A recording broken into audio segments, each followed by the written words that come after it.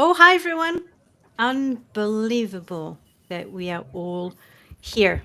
I'm Rebecca, CEO of Source Elements, co-founder from all the way back in the beginning. We'll talk about that in a bit. And we're here with Ross Hello. and Kike Hello everyone, hola todo el mundo.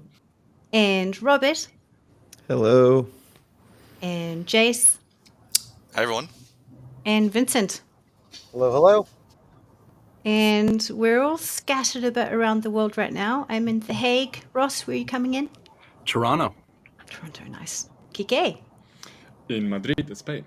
nice. Robert, Chicago. Yeah. hometown. Jace Also in Chicago. and Vincent, do you know where you are? I'm currently in Connecticut driving down I 95.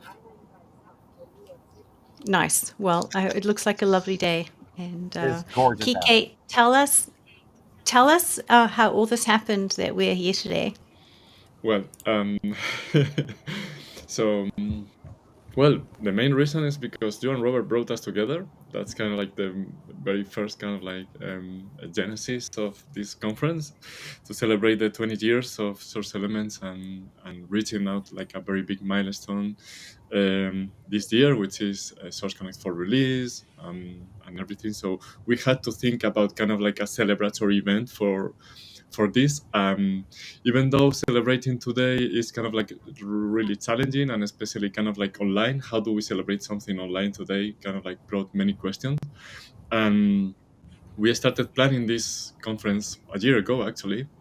And yes, and we were kind of like thinking how to create something that brings kind of like a lot of inspiring people and people who is close to us, and something that we could create kind of like a stronger and more inspiring momentum together. So we said, okay, let's show how diverse and inspiring and rich is our kind of like industry. So, and community partners and everyone around us.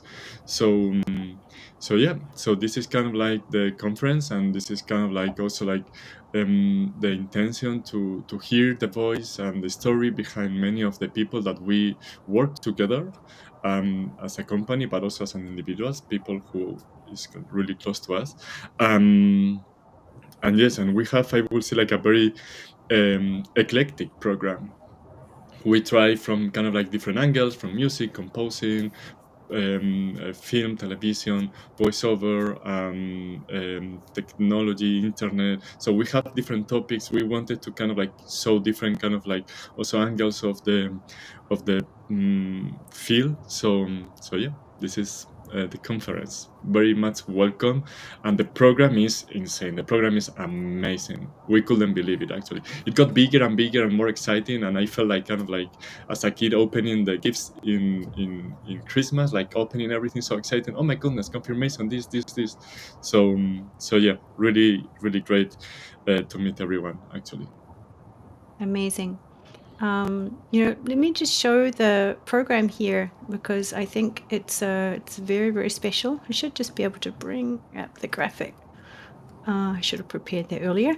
But just while we're doing that, if everyone also is aware, this is our first time, doing something like this on this scale. We've obviously done lots of, webinars and everything, but I should be able to show the program. I will show presentations for a screen share. Here we go. All right, so here's our program here. And we start here, obviously the opening ceremony. And then after that, oh my God, Ross, do you want to tell us about All Mic'd Up and Everywhere to Go? Yeah, I mean, it's just one of the many amazing conversations, but it's particularly special just to kick things off with a couple voice talent that are fairly young, and contrasting that with Rich, who's been around the block a bunch, and it was awesome to see them get excited. I think things open up with Rich talking about working on Pokemon, which kind of amazingly comes full circle to some of the stuff that they're interested in working on. Yeah, it's really special. There's no shortage of incredible conversations that we've got here. But I just want to say it's been such an honor and a treat to be able to talk with all the community and see all the different ways that Source Connect has touched people and their experiences with it. So yeah, we've got a lot going there, but I don't want to spoil too much about the content that's coming. I'd rather everyone watch it, but I'll just touch on it a bit, because then after that I get to have a super fun time, Yeah. a whole hour talking to Joe Cipriano. And Joe and I have known each other 20 years, and we've got a lot to talk about. And then a very, very fascinating chat with Salome and Marcella, who are incredible engineers and have also so much to share. And Kate Ziegler. I think, Ross, you spoke with Kate? I did. Yeah, it was great. That conversation actually ended up being a lot longer. We just had so much to discuss. So we're going to only air about an hour of it. I encourage everyone to just subscribe to our channel, and we'll post the full conversation after it kind of ends right as things are getting into, I think, a lot of topics that people are going to be super excited about. So yeah, I'm really grateful that she was able to join us, and yeah, I'm looking forward to what everyone thinks about that one. And Kike, Tu Voz Sin Fronteras. Yeah, I see also tema. Memo is here in the chat with us. So Tu Voz Sin Fronteras.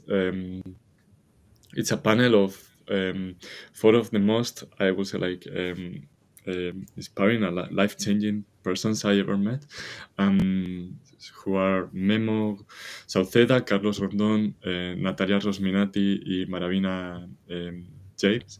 And they, so if I will start now as a voiceover, I would like them to tell me everything they have kind of like learned, or everything that they are doing and how they are doing and everything. So yeah, so they are kind of like super professional, super charismatic, super kind, super creative. So yeah, I think it's a pleasure to talk to them. It's a pleasure to listen to them, and it will be in Spanish, so that will be also for our Spanish community, which is really, really big and exciting community. So yeah. Genial. Fantastic. Mhm. And then we have the always enigmatic George Whittam, Issa Lopez, and Stefan Johnson. Kike, maybe you know more about that one? Well, Ross is going to host that as well. Yeah, I'm going to join. I mean, George is one of the most professional hosts out there, so I'm hoping to learn a thing or two from him, and I'm just excited to join that conversation. Issa and Stefan both have such incredible careers and are just such big personalities that I think that should be a real fun one. And I can't say much about it yet because it hasn't happened, but I'm really excited That's gonna be live. Yeah. Yeah. So tune in. Wonderful. Yeah, and then following that, everyone's excited. Yeah, Troy Baker. Amazing. I don't know of any other, I can't think of another story like Troy's, in the sense that he, it's very timely, with The Last of Us being such a big show in pop culture, but to be a voice in a game that has had such impact that Hollywood decided it was going to go and make a show about it. I can't think of any other thing, obviously there's something like Fallout as well, but I think Last of Us was first in that, and Troy is such a huge character in that game and so many other games. Really, really amazing conversation. So yeah. And I'm so glad that we pulled these 4 people together. I know you talk, every week, Robert? You have your podcast, or is it every month? It's it's usually once a week. We do one. We have an episode. So this will be the live episode, right? Yeah, it will be live. So we'll see what chaos ensues. It will be chaos. Great chaos. You guys are always fun. Yeah. Thank you. And then Kike, I believe we talk with Nava and Kava. Yeah, to our we call this partnership spotlight because we collaborate with a lot of partners, not only in the voiceover industry, but Source Elements collaborates with a lot of partners across different kind of industries, so different community partners, and two of them who are like really close to us as well, and we do webinars, and our kind of like users are kind of like also like part of their kind of like member base are NAVA, the National Association of Voice Actors in the States, and also CABA, the Canadian Association of Voice Actors. And it's really interesting because they might be kind of like similar but not. So I'm very curious also to learn and to know more about kind of like what can this conversation together can strengthen the community. Yeah, absolutely. Yeah, and then the And, next one up, this has been a dream come true for me in many ways. One of my first experiences with Source Connect that just blew my mind was seeing an orchestra done across the world. So there's a couple things going on here that is so incredible. Like Jay is at an interesting spot in his career. He's already, pretty acclaimed composer and on-screen performer. Did Blackberry on-screen for Nirvana, the band, the show. Is doing the Anthony Bourdain biopic, and Bernd is the head engineer over at Synchron Stage, really famous stage that has done every major movie. Oscar is Hans Zimmer's orchestrator, composer himself. He's worked on with so many amazing composers, and Berger, that's Bjork's music director. It's incredible. It's such an honor for me. I mean, behind me I have all of Bjork's discography, so I'm giddy. That one was really fun. Yeah. Well, then arguably also so much fun and probably going to be ongoing for a while, because I just found out how much I love this. I got to really go back in the archives and, look at people who've, I felt were really important to our development as a company, or people that we, did really interesting things with the software going all the way back 20 years, some of them newer, some of them older. And so this is just a beautiful collection of interviews. Very, very proud of. In Australia. Yeah, same thing. Partnership spotlight. Let's get kind of like to know. I know them very well, so we will be kind of talking with Laneth, Simone, and also Teresa from AVA, the Australian Association of Voice Actors, and yeah, same thing. Let's get kind of like to know them and what are they doing for the voiceover community in Australia. And keep going, Kike. And we keep going. This will be very just kind of like early morning in the States, and so more like looking into the other side of the world to be live. So we have a section streaming for five kind of like really incredible voiceovers that are doing really incredible things, super inspiring, and I think getting to know their stories was kind of like also like life-changing for me, as a part of Source Elements, but also as a part of the world. So yeah, we have Yukiko from Japan, Dave from the Philippines, Nurhan from Egypt, Rames, who is in Spain, and Kim from Lagos, Nigeria. Then we moved towards kind of voiceover industry in Europe and in the UK with Estelle, Jessica, Posia, and Maxime. So Europe might be kind of, or might have the impression that it's one thing, one continent, but in fact, no, it's kind of like from city to city, from country to country. We are really kind of like close to one to each other, might be kind of less than 100 kilometers, but the thing is really different. The industry is really different. We have lots of different accents, hundreds of accents, hundreds of kind of like different language. So also it kind of like implies a different kind of like dubbing industry, different ways of recording, different like technology, and all this kind of like really interesting thing that we will have the pleasure to talk with these kind of like super prominent voice actors from Europe and the UK. Yeah. Then I have another amazing live talk, Alexander, Caroline, and Martin. We're going to talk about just the power of the internet. So these are people who really have pushed the boundaries of the internet and collaboration, and it's going to be a very, very interesting conversation and moving really nicely into our live performance. I've been working with these three musicians for a while, and we've prepared some new songs that have been written specifically for, we're using Source Nexus to play live on.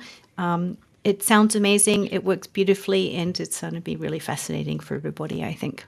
Can't wait for that. Yeah, and then we have our second panel in Spanish. So the first one, Tu Voz Sin Fronteras, are voiceover based in the States, in Los Angeles, Miami, and Hollywood. And this one are also like voiceovers, but based in London, Mexico, and Spain, and they work in Spanish as well. So it's really, for me, it's really interesting to see localization as well, like from different kind of like countries, using or working in the same language, but kind of like different markets, different, of course, remote kind of like stuff. So that's kind of like also like really interesting with Ana Viñuela from Madrid. Was the founder of Bole, the most incredible conference in Spain that has ever happened. Patricio Bautista, lives in London, but I have met him also in Madrid and in London as well. And then Rona Fletcher in Mexico, and Marlon Rosales as well in Mexico, and both part of Gravy for the Brain LATAM, and doing really incredible things. Yeah, next one is with Simone Torres, who's just an incredible vocal producer, big time Twitch streamer. It's an incredible conversation. We touch on everything about how she got to where she is, where she's headed. So yeah, that one's really great. Looking forward I understand she also loves Source Nexus. Yeah, she's a talks about how she uses Nexus inside of her live streams, and it's just a treasure trove of information there. I don't know if anyone's familiar with her channel. It's check it out. You'll learn a thing or two about how to make a vocal really pop. Yeah. Oh, great. So, Robert, I have a question for you. Okay. Where is this here? I'm going to show you something that we'll see if you remember this. Oh boy. I've not seen this. Yeah, I remember that. I was young then. 2004. We were, Yep. yes, in same here, but different color. Yep, Yeah. definitely. There's your cello my- too. Cello there, yeah. Somehow I found time to take cello lessons. Those old computers and the 25th floor view across the river before it got blocked. Yeah, you know what's funny is not there is the Trump Tower. Yes. Yes. We I had. have- Yeah. Do you remember our first days when Source Connect came out? And I mean, even the building it, Oh yeah. it was like a movie. If I look back, sort of classic. There was a pressure of startup. time we had because Yeah. otherwise, like every startup, you're going to run out of money if you don't ship. And there we are a year and a half later, and I don't know how we did it. It was like I remember all kinds of funny things, like the first version we made, and the first latency was like 30 seconds, and we were wondering, where is it going? Like, what memory is that audio going into? Is it Yeah. going to Mars and back? How is it happening? Yeah, How- great how questions. did we- Speaking of questions, I'm kind of curious if I can ask you both one right now about that moment. I'll take that as a yes. Were you guys was that the genesis of that, trying to solve a problem, or was it kind of just like born out of like, aha, I have this interesting idea. Like what? Sky. Yeah. It Well, was I was at Cutters for probably about, let's see, that's 2004 or so. I was at Cutters by then for like 5 or 6 years, and I had had this idea for a few years before then because Cutters was doing just tons of ISDN connections, and they would always complain about the ISDN bill, and then at the time Cutters had a T1 line, and that was at the time that was just this amazingly huge internet connection. It's nothing now, of course. And if you remember, ISDN was 128 kilobits, so Cutter's entire T1 line was 1.5 megabits, and I just kept on. I just didn't get it at first. Like, why is this like little tiny ISDN thing so expensive? Yet you have this big, huge internet pipe, and I just kept on pushing on the idea of like, why can't this happen over the internet? And really, there wasn't any voice communications over the internet at that moment. Like Skype was just a baby. beginning to happen, barely, and there was internet streaming. It all sucked. It was, like really early days. But I just kept on. Everyone I would talk to, especially, I'd done a little bit of programming in college. Not really, like Yep. computer science-ish stuff, but.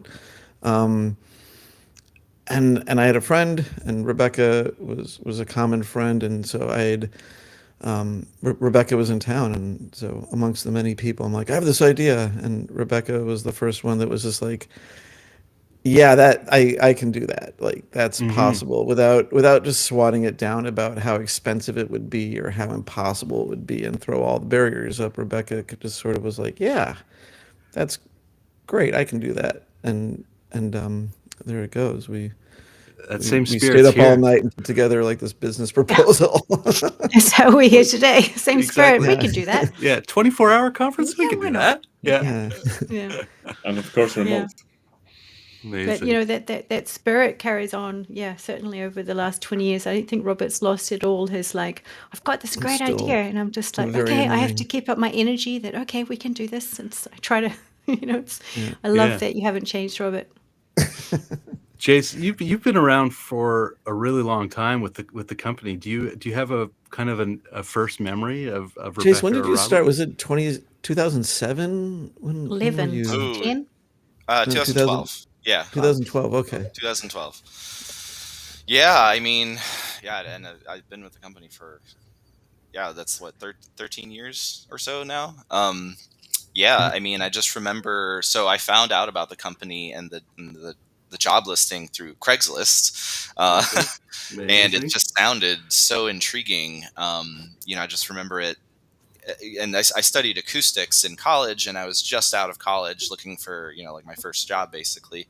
And I found this job listing, and it was audio related. So that immediately, sparked my, my curiosity and my interest. And the more I found out about it, the more interested I became, because like, oh, this is cool. So this is, it's audio related, it's software related, which I was also interested in and also studied in college. So right away I was just like, okay, this is like perfectly up my alley. And then, I remember, having a call with Rebecca, and it even more, like I was very drawn into it. And then I started very shortly after that. And, that's when we still had the office in The triangular room. Well, that first office in that picture, they'd moved us out of the office with the windows. Yeah. Oh, yeah. Well, because they had. I don't know if they had built the other sound room that happened in that area. So that office, we lost that office, and then we were in the triangular room that was in the middle of the triangular building. Kind of funny. Yeah, I didn't think about that. But immediately I started using the software, and I was just like, this is really cool, and everything about it was awesome. And the more I stayed with the company and learned more about just audio streaming over the internet, and it's I've always thought that the technology was really cool, and like what we do and what we enable people to do with it is just it's really cool. And and I've always just found, audio and recording and everything very interesting, and especially the technical side of it. So, This is what Source Connect looked like when you joined. yep. Yeah. That Yeah, was we one were of our still first. Yeah. on the That's plugin the- version, I think, or maybe Yeah. just around the time I joined was when the standalone version first existed. Is that when we made the standalone? I forget when Had a good Yeah. byline though. I've got a big list 3.7. here. Standalone came out in 2010, or 2011, Okay, so- so it was just new. Yeah. Yeah. Just 2 years before that. Yeah. I Interesting. remember that GUI. Yeah. I hear you guys say often that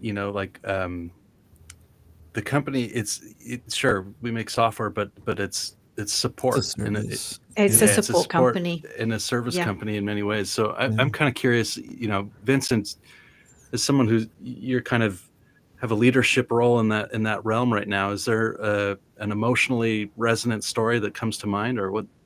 Do you have any profound kind of memories of when you've really touched someone and affected them? I mean, I'm sure there are. There's a ton of them. Hard to Countless? pinpoint one. Yeah.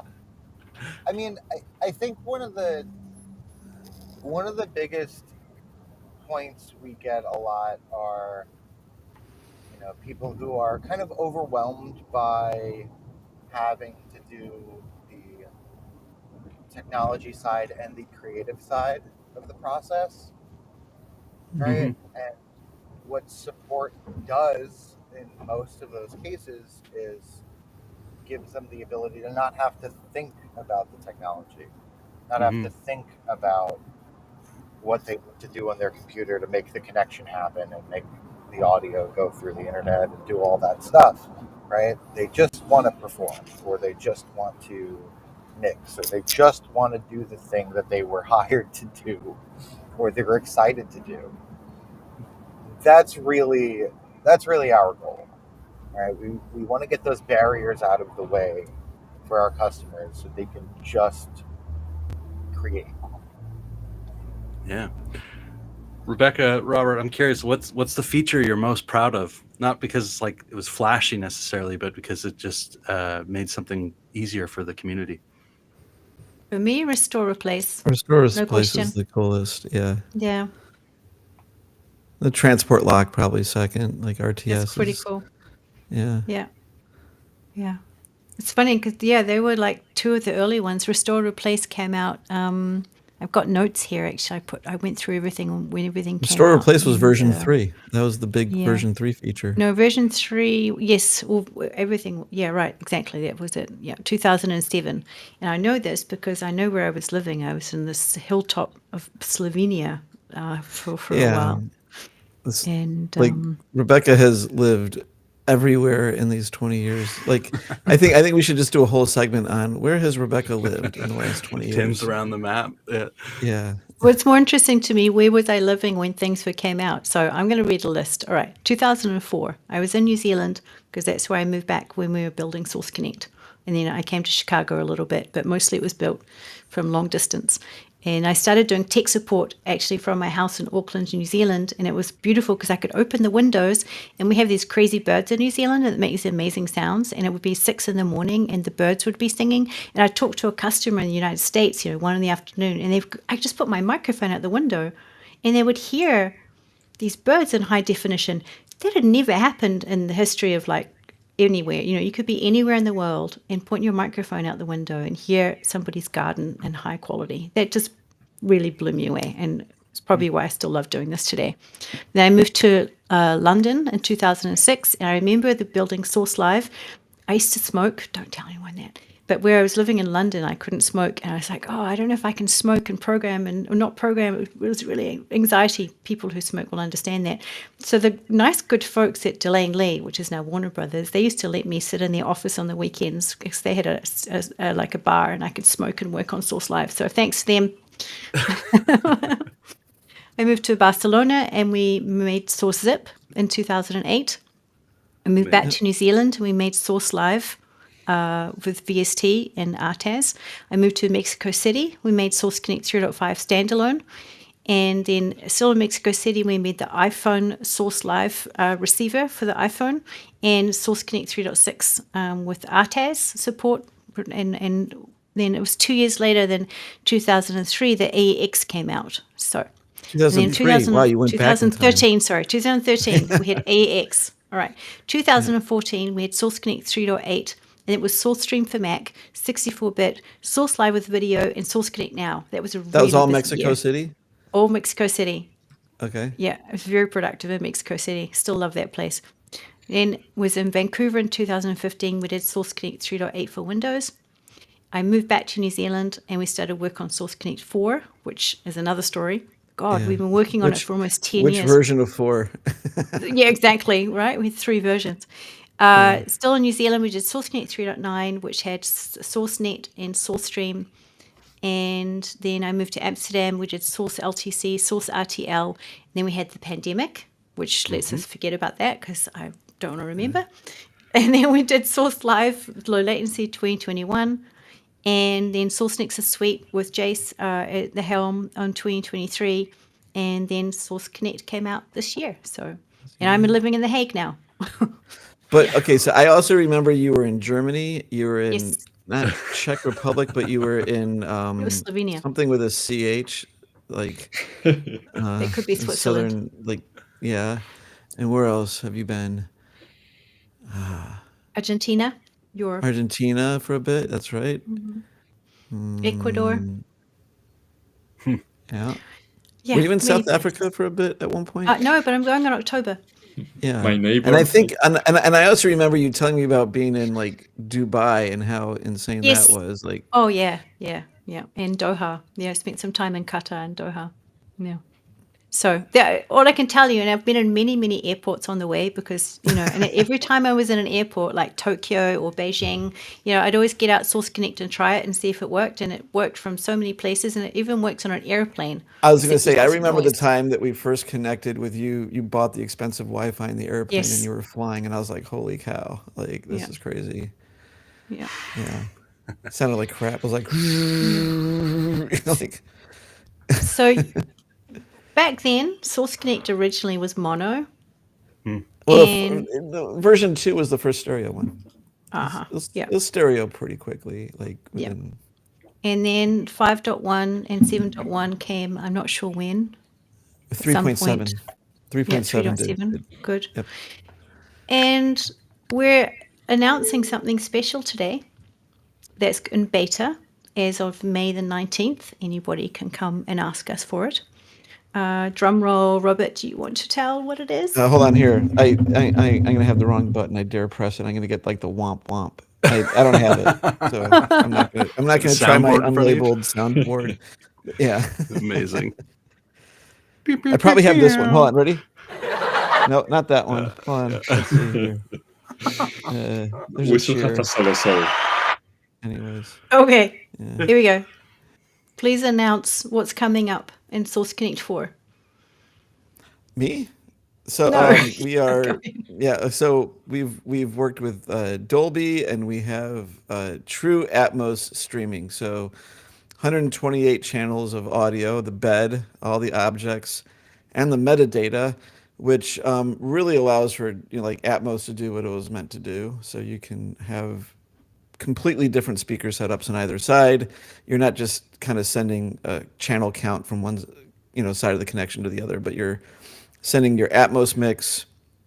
And then really the most exciting workflow here is if you can imagine a feature film being mixed. You have a mixed stage, say in California, with they have 60 speakers, big Atmos setup, and the director, the producer, I don't know who, they're in London, and over there they have a 40 speaker Atmos setup, and so now the whole mix can be interactive across the world with these massive speaker arrays, and they can get creative together and make movie magic. And this is a huge feature.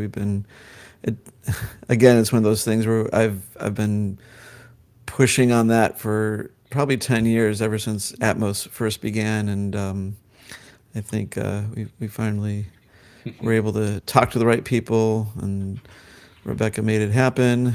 Also, we really have to throw Voss's name out here too. He's been True. amazing. Mhm. You know, Yeah. Voss was what year was Voss? He joined us 2008 when I was living in Barcelona. yeah. Yeah, he was here before me. Yep. So huge feature though. That's like that really kind of ups the ante, and we're excited to see what gets made with it. All the Well, things that yeah. will be like, we can't tell you because it's all top secret, but thank you. But also, it's not just Dolby that we use 128 channels. I'm doing a project with multiple organs around the world. There's an interview later on with it where they're using 20 channels just to send all their microphones to each other. So, there's many, many uses for this multi-channel setup. Yeah. It's crazy. From mono to 129 channels. I think it's unbelievable where it's at right now. I think the funny thing is during the pandemic we did the video that we made with Synchron Stage, and there's a quote where I'm like, and here we are in 2019. Who would have thought 5.1 and 7.1? Like amazing. And then whatever 5 years later, it's like, let's multiply that by 20. We're gonna start our program shortly, but I'm curious to if you could start this company again in 2025, what would you do differently, and what would you keep exactly the same? Or gosh. one or the other. Pick whatever one feels right to you. I don't know. It's hard to say because you have to take the good and the bad, and ultimately it's been a pretty amazing journey. And I don't know that any of it happens in the same way. If you take out one piece, it's sort of like even like the little butterfly effect. That, I mean, it's pretty cool. I would, there's definitely things would do differently, and we would have made only one version of Source Connect 4 had we known all the things we knew before we stopped and started over and stopped and started over, and those kinds of decisions. But our journeys, I in general, I don't know what I would have changed. And I mean, even the things we didn't do, I think were good decisions. I would have gone to Wuhan and said, please don't open those doors and keep the virus intact.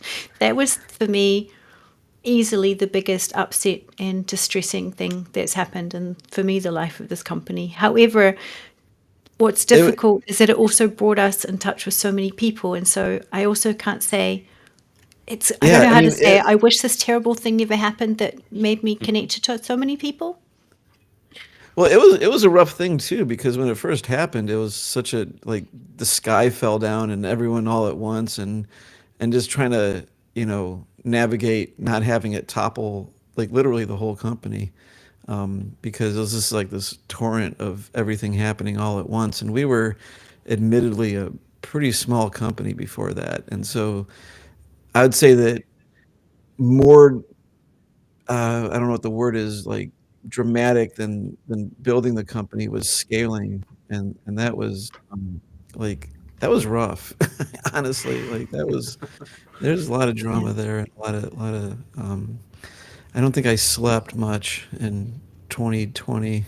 I mean, it's a theme that that comes up a lot in this. You can't help. It's in a lot of people's minds when looking back at the past 20 years. It's a real standout moment and profound. Jace, Vincent, Kike, you've all been at the company for quite a while. What keeps you coming back? Don't ask them that. They might. Yeah, Jace, like, 13 years. Well, yeah, you gotta speak to this, man. Yeah, I mean, I can absolutely. I mean, like I was saying earlier, like just the products and the technology that we build, I'm fascinated by it, and it's really enjoyable to work with. And I mean, ultimately, I would say though, what keeps me coming back is everyone at Source Elements. Just the company.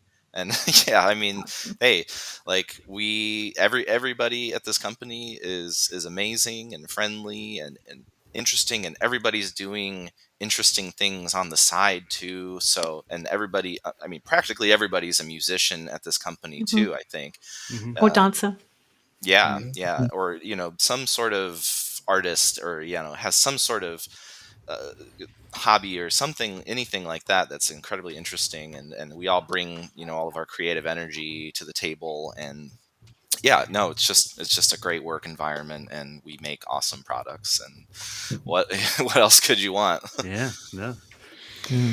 Ross, I think your story is pretty interesting because we sort of, in all the insanity of the pandemic, we missed you on the first pass. You reach out to us and you just get Yeah. at the bottom of I a mean, pile of paper or something. I don't know what happened. Everybody was flying a mile a minute, including myself, and but yeah, I knew I just had a front row seat to how important of a tool this was going to be.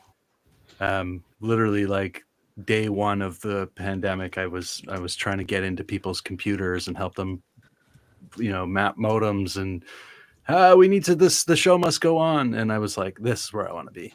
This is absolutely where I want to be. I want to be on the frontier of making this a reality beyond the pandemic and beyond need, just to the point where it's like something that we can.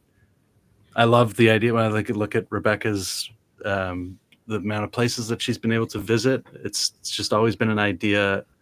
I love the idea of being highly professional and mobile at the same time. So anything we can do to empower that. Vincent is literally on the road right now. Yeah, I love it. Being a pro. Well, Vincent started out in Chicago and he's been driving ever since, right? Yeah. No. Yeah. Pretty much. But yeah, Vincent's been in, well, since we've started, you've been in 2 bands, is it? Because Burst and Bloom, and then Yeah, I mean, yeah, Even Thieves was the first one, and then Burst and Bloom, and, you know, countless other projects that I helped work on and yeah, do a bunch of stuff with. yeah, that was just a proximity one. We were just, you know, flooded with everything, and it's like, who knows anybody who knows anything about audio? And Vincent was one of the engineers that was working and renting out of my studio, and I'm like, hey man, you want to like help people with you? Yeah. You pretty much know all this stuff, you know, like, and so he just kind of jumped right in. Been so privileged to bring in so many people, and thank you all for coming for this opening ceremony. We're going to move now to Thank you, everyone. what's next. Right. Let's bring it up. Yeah, all mic'd up and everywhere to go. And just, you know, keep an eye on the calendar. We're good. Oh. No, it's all good. No, we're here. Yeah. Keep an eye on the calendar. There's been so many great conversations, and we're going to keep filling it up there. So amazing. Thanks. Without We'll see you further all ado. soon. We'll be back. Thanks, everyone. Yes, see you during this day. Ciao. Previously, I had the opportunity to sit down with voice actors Nathan Noakes, Griffin Puatu, and audio directors Tyson Kutei and Rich McCarr. We discussed their careers and explored the shift into remote recording and where voice acting is headed. From AAA games to classic shows like Pokemon, they shared their stories, challenges, and how tech like Source Connect is changing the game for them. We also touched on the rise of AI and why the human touch still matters most in voice performance. I hope you enjoy it. But you, Nathan, where are you based? Where are you based out of right now? And tell us a little bit about yourself. So I'm here in Houston, Texas, but in August we'll be moving to New York, so a little bit of bigger pond for voice actors. So yeah, I do mostly commercial. Been in voiceover for about 10 years, full time for about 5. Work with Genshin Impact, some a AAA game, and a few other mobile games, and mostly commercials, phone systems. I do the occasional button book. So, you know, if they need my voice, then I'll do it. Other than audiobooks, I do pretty much everything. Nice. What is a button book, if you don't mind me asking? So, you know, like when we were kids and you have the button and there's this picture and then you press the button and it says, you know, oh, press this button. And it's like Allosaurus, you know. Yes, press I know it well now. So, my yes. kid. Yep. Those Nice. are the ones. They'll be over the moon. I'll be like, I got to meet a huge celebrity today. Please. How about you, Griffin? Where are you? Yeah, my name is Griffin Puatu. I'm based in Portland, Oregon. Was based in Los Angeles. That's where I started my career. I'm a voice actor who works primarily in video games, animation, and anime. I've also done commercials. I do a fair amount of audiobooks. And I also have a background in audio engineering. It's what I went to school for. And I've done some voice directing on some shows as well. That's kind of the breadth of the work that I do. Wow. Tyson? I love it. Yes, as Ross was saying earlier, I'm at Grayson Music Group, where I am a voice director, a music director, partner, and also am part-time voice actor as well. I always hated my voice, and when the pandemic came, I was like, you know what? I got some extra time. Let me try doing some auditions, and just landed a bunch of work. And I was like, hey, maybe through the direction, I've learned a few things about voice acting. So hats off to all the real voice actors out there who I steal all my techniques from and make money on the side from. Hey, we do the same thing. So that makes you a real voice actor. Hey, Welcome to the family. That's it. That's it. And yeah, I'm honored to be here with this group because every one of you are awesome. And I hope to learn something too. Nice. How about you, Rich? Oh, I'm the owner and operator of Button Sound, and we're going on over 30 years. Been in New York a long time, done a lot of things in the digital world, including the first 52 episodes of Pokemon in 1998.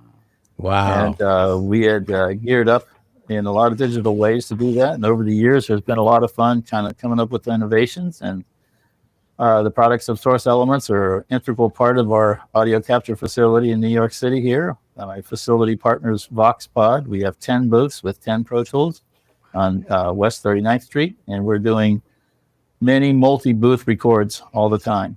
And I have a studio in New Jersey that I can control all these 10 booths from New Jersey, and we use Nexus all the time. And I support all the systems here, so I'm here today. But it's I'm not a voice actor, but I've recorded too much voice, so Too much. I know what all that is and the problems, and we're still solving problems today. So it's a fun thing. I love it. Wait a second. Do you record button books though? Nope, we don't record button books, but we do make buttons, sound buttons. I think you're missing out on a whole industry with a name like Button Studio. Let's go. Yeah, exactly. It's really funny because we coined that name in the late 80s, and it's just kind of stood the test of time. Wow. So it's Buttons Sounds. So it's kind of got its own little story, but been around the mulberry bush quite a few times. Yeah. So things have changed a lot, and digital is happening beyond. The buttons are in the box now. Everything is digital. So, Yeah. I mean, that might be an interesting place to just kind of jump into this. So, Pokemon, you said the first 90 episodes or something like that? 52 episodes. We produced in 1998, if you can imagine this, I had the first VMod 100 that would allow it, which was a digital video box that would chase the time code. And we were using the Spectral Systems digital workstation, which was the first 16-track digital workstation that went on to become Euphonics and the R1 later, and Avid ended up buying them. But the Spectral system put out timecode when it was in play, so the VMod 100 could chase, because keep in mind that Pro Tools couldn't chase video at the time. Mm-hmm. And so we did 52 episodes in 6 months. We did 2 half-hour shows a week. I had 4 guys. We rotated 36 hard drives. We were a machine. And I had 3 studios, and we were rocking. And because we had done a bunch of anime before that, Golf Force, Slayers, a bunch of things, because anime wasn't anything at the time. And Pokemon knocked on the door. It was just another thing. I tease people all the time. I called my first daughter Pikachu before anybody knew who Pikachu was. Right. And we were doing Pika Pika back in, I remember my nephews coming to watch an episode in 98 because they were visiting. And I said, what do you think? And they said, It'll never stick. Right. Yeah, I thought, well, this is kind of wild. And so, but we did it. We didn't miss an air date, so I'm pretty proud of it. Was it imaginable in the 90s at that point? Like, if somebody couldn't make it into the studio, was ISDN kind of reasonably? Did you guys ever have to do something like ISDN for Pokemon, or was it kind of like almost expected at that point that you would go and you'd set up shop in New York if you're going to be a voice for a show like that, and that you or would you reliably lean on something like that and for a series that long? Well, the technology, ISDN was here. We did do technology, the ISDN, but not the ISDN for Pokemon. Pokemon was a very personal thing.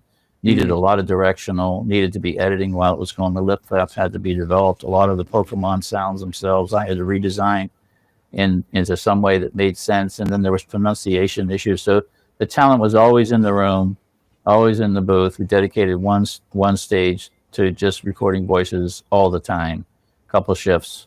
And then we were editing constantly and mixing constantly in other rooms. So yeah, everything had to be on site.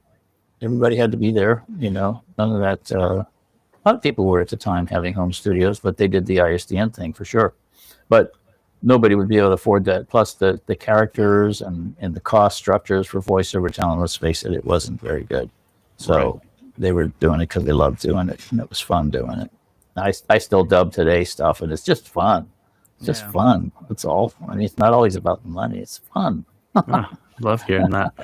Well, this one might be aimed at Nathan and Griffin, I guess, because forgive me, I really don't understand a lot about the video game world or the animation. I have a lot more experience in the commercial side of things, but like, what does anything strike you as fundamentally different from what Rich is just saying there? But like, have you, when you guys are working on like a game or an animation type thing, are you mostly in the studio, or do you get to leverage your home environments?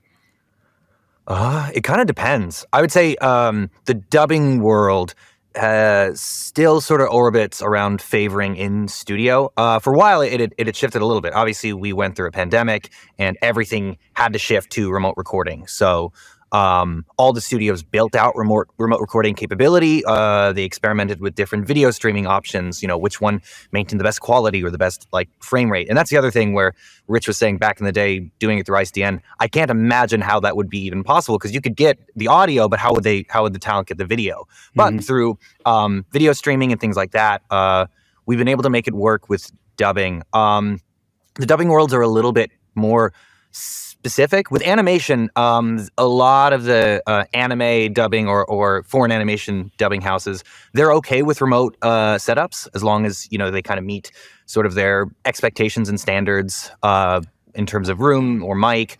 Live action dubbing, for whatever reason, has more of kind of an insulated and kind of particular world. They want to mic you as if you're on set. So they want to have, the Sennheiser MKH416 pointed at you from a certain distance. They want to also have a lav microphone as an option, and then maybe another mic closer to play with the different proximities and distance based on the shot. So all that being said, is it's most do not like working with remote talent in that aspect. Even if you build out a room or a setup similar, it's just they get kind of finicky and tricky. And then with video games and then original animation, those are a lot more open to remote recording for sure. And yeah, I mean, they're both a little bit different. Video games, you're doing like 60 to 90 lines an hour, because these video games have all of these dialogue options and all of these, voice moments that they have to fill. So you learn to just work at pace. Right. Yeah. And then with animation, it was weird. For a while, animation was all about ensemble recording. They wanted all the actors in the room together, playing off of each other, doing it sort of like a radio play. And that was very much driven, I think, by the culture of Hollywood and radio plays from back in the early 20th century. So the know-how in the studios and the directors and all of that built up a culture over a while. And then once just production became there was just more shows being produced. It was just impossible to schedule people. So it became sort of single in-person recording. And then when things started shifting to remote recording, they've sort of played with different options. Like, we can have everybody on a Zoom call and sort of do an ensemble recording, or for scheduling purposes, we can sort of do one-on-one. So in that respect, I've done a lot of video game and animation stuff remote, did a fair amount of dubbing remote, but then that's sort of shifted back into more, they want it in-house and sort of done. And a lot of it has to do with what Rich said. The production pipeline is so fast. They need the recordings today, and then we need to edit the episode now, and then the mix comes this day. So these tight deadlines mean that they just want, if they can handle everything in-house and they don't have to worry about this studio, remote talent studio, like internet connection didn't work, so we have to pull everything from a backup, and then like trying to like replace everything. It gets more complicated. But yeah, that's kind of the lay of the land, at least for me, in working with it. How about you, Nathan? Are you seeing any kind of sweet spots where remote really seems to be unlocked for certain types of mediums that you do? Yeah, so in the 10 years that I've been doing voiceover, I have not stepped foot in a studio once. Amazing. And it kind of makes me a little sad because, being in the studio is like, we all are kids in a candy store. But having a program like, Nexus or Source Connect 4, Source Connect 3, those allow me, because I'm in Houston, Texas. I'm as far as you possibly can be from the two major hubs. And there's no way that I could make it out there and make it, financially reasonable. So for me, having Source Connect is incredibly important. Being able to do the ensemble recordings even through Zoom or any of these other programs is really, really helpful for me. And I mean, like Griffin said, you can start to see that they're wanting people to go back into the studio again, simply for them to be able to, react off of each other's lines, maybe do an improv or two. But for me, being remote is worked out pretty well. Most of the video games that I do, it's all, here's your lines, let's record it, be done, and, have a good day. So I've never really had to do any ensemble recording. I mean, I've done training on ensemble recording, which is fun. But I've never had to do it. But Source Connect is instrumental, and having a good hardwire is very important. Right. Yeah, that is true. Tyson, I don't mean to pigeonhole you, but I just think you'll have a unique perspective on this one. With short form, there tends to be. I'm just kind of curious how the dynamics must be quite different from what we're hearing here, right? Because I think of lots of stakeholders, and it's actually harder to get that circumstance that Griffin was talking about, where you might have 3 different jobs in the shop in one day, and getting all those people from different parts of town might even be more difficult. Yeah, I was, I grew up in the world of, orchestral recording in the room. We're all together. And there's definitely something special that happens when all the molecules are mixing in the room together. And so I guess I missed that, but I can't deny that it was a completely inefficient process compared to what we do now in terms of getting things together. Now, I think the thing that's been most exciting for me, seeing how Source Connect 4's release, is the fact that you can get back closer to that, where we would just make do with what Griffin was saying. Hey, let's just record everybody's lines one by one, and we'll piece it all together in the studio. Engineers love that because that means we get to play and we get to kind of manipulate it anyways. And so, a lot of times, rather than me as a director asking for an additional take to make a slight adjustment, I'm just like, don't worry, we'll just edit it. Just read it 3 times and we'll piece it all together ourselves because we want to get in there and play with the bits. But it's just the efficiency that you get with being able to not just utilize local talent, but use talent from around the world and get them into the session instantly. I can record, a lottery spot where I'm going to have multiple talent and multiple numbers of jackpots in one day without having to make an actor have to leave their home and be out of their home for 8 hours, right? That's special. And if there's a revision, nobody has to wait for somebody to come back. There's been oftentimes, oh my gosh, we forgot this whole script, or somebody said that these scripts were all common, but it's a different region. We need to get the actor back. Okay. A lot of times that means they're either not able to come back that day, you're going to miss an air date.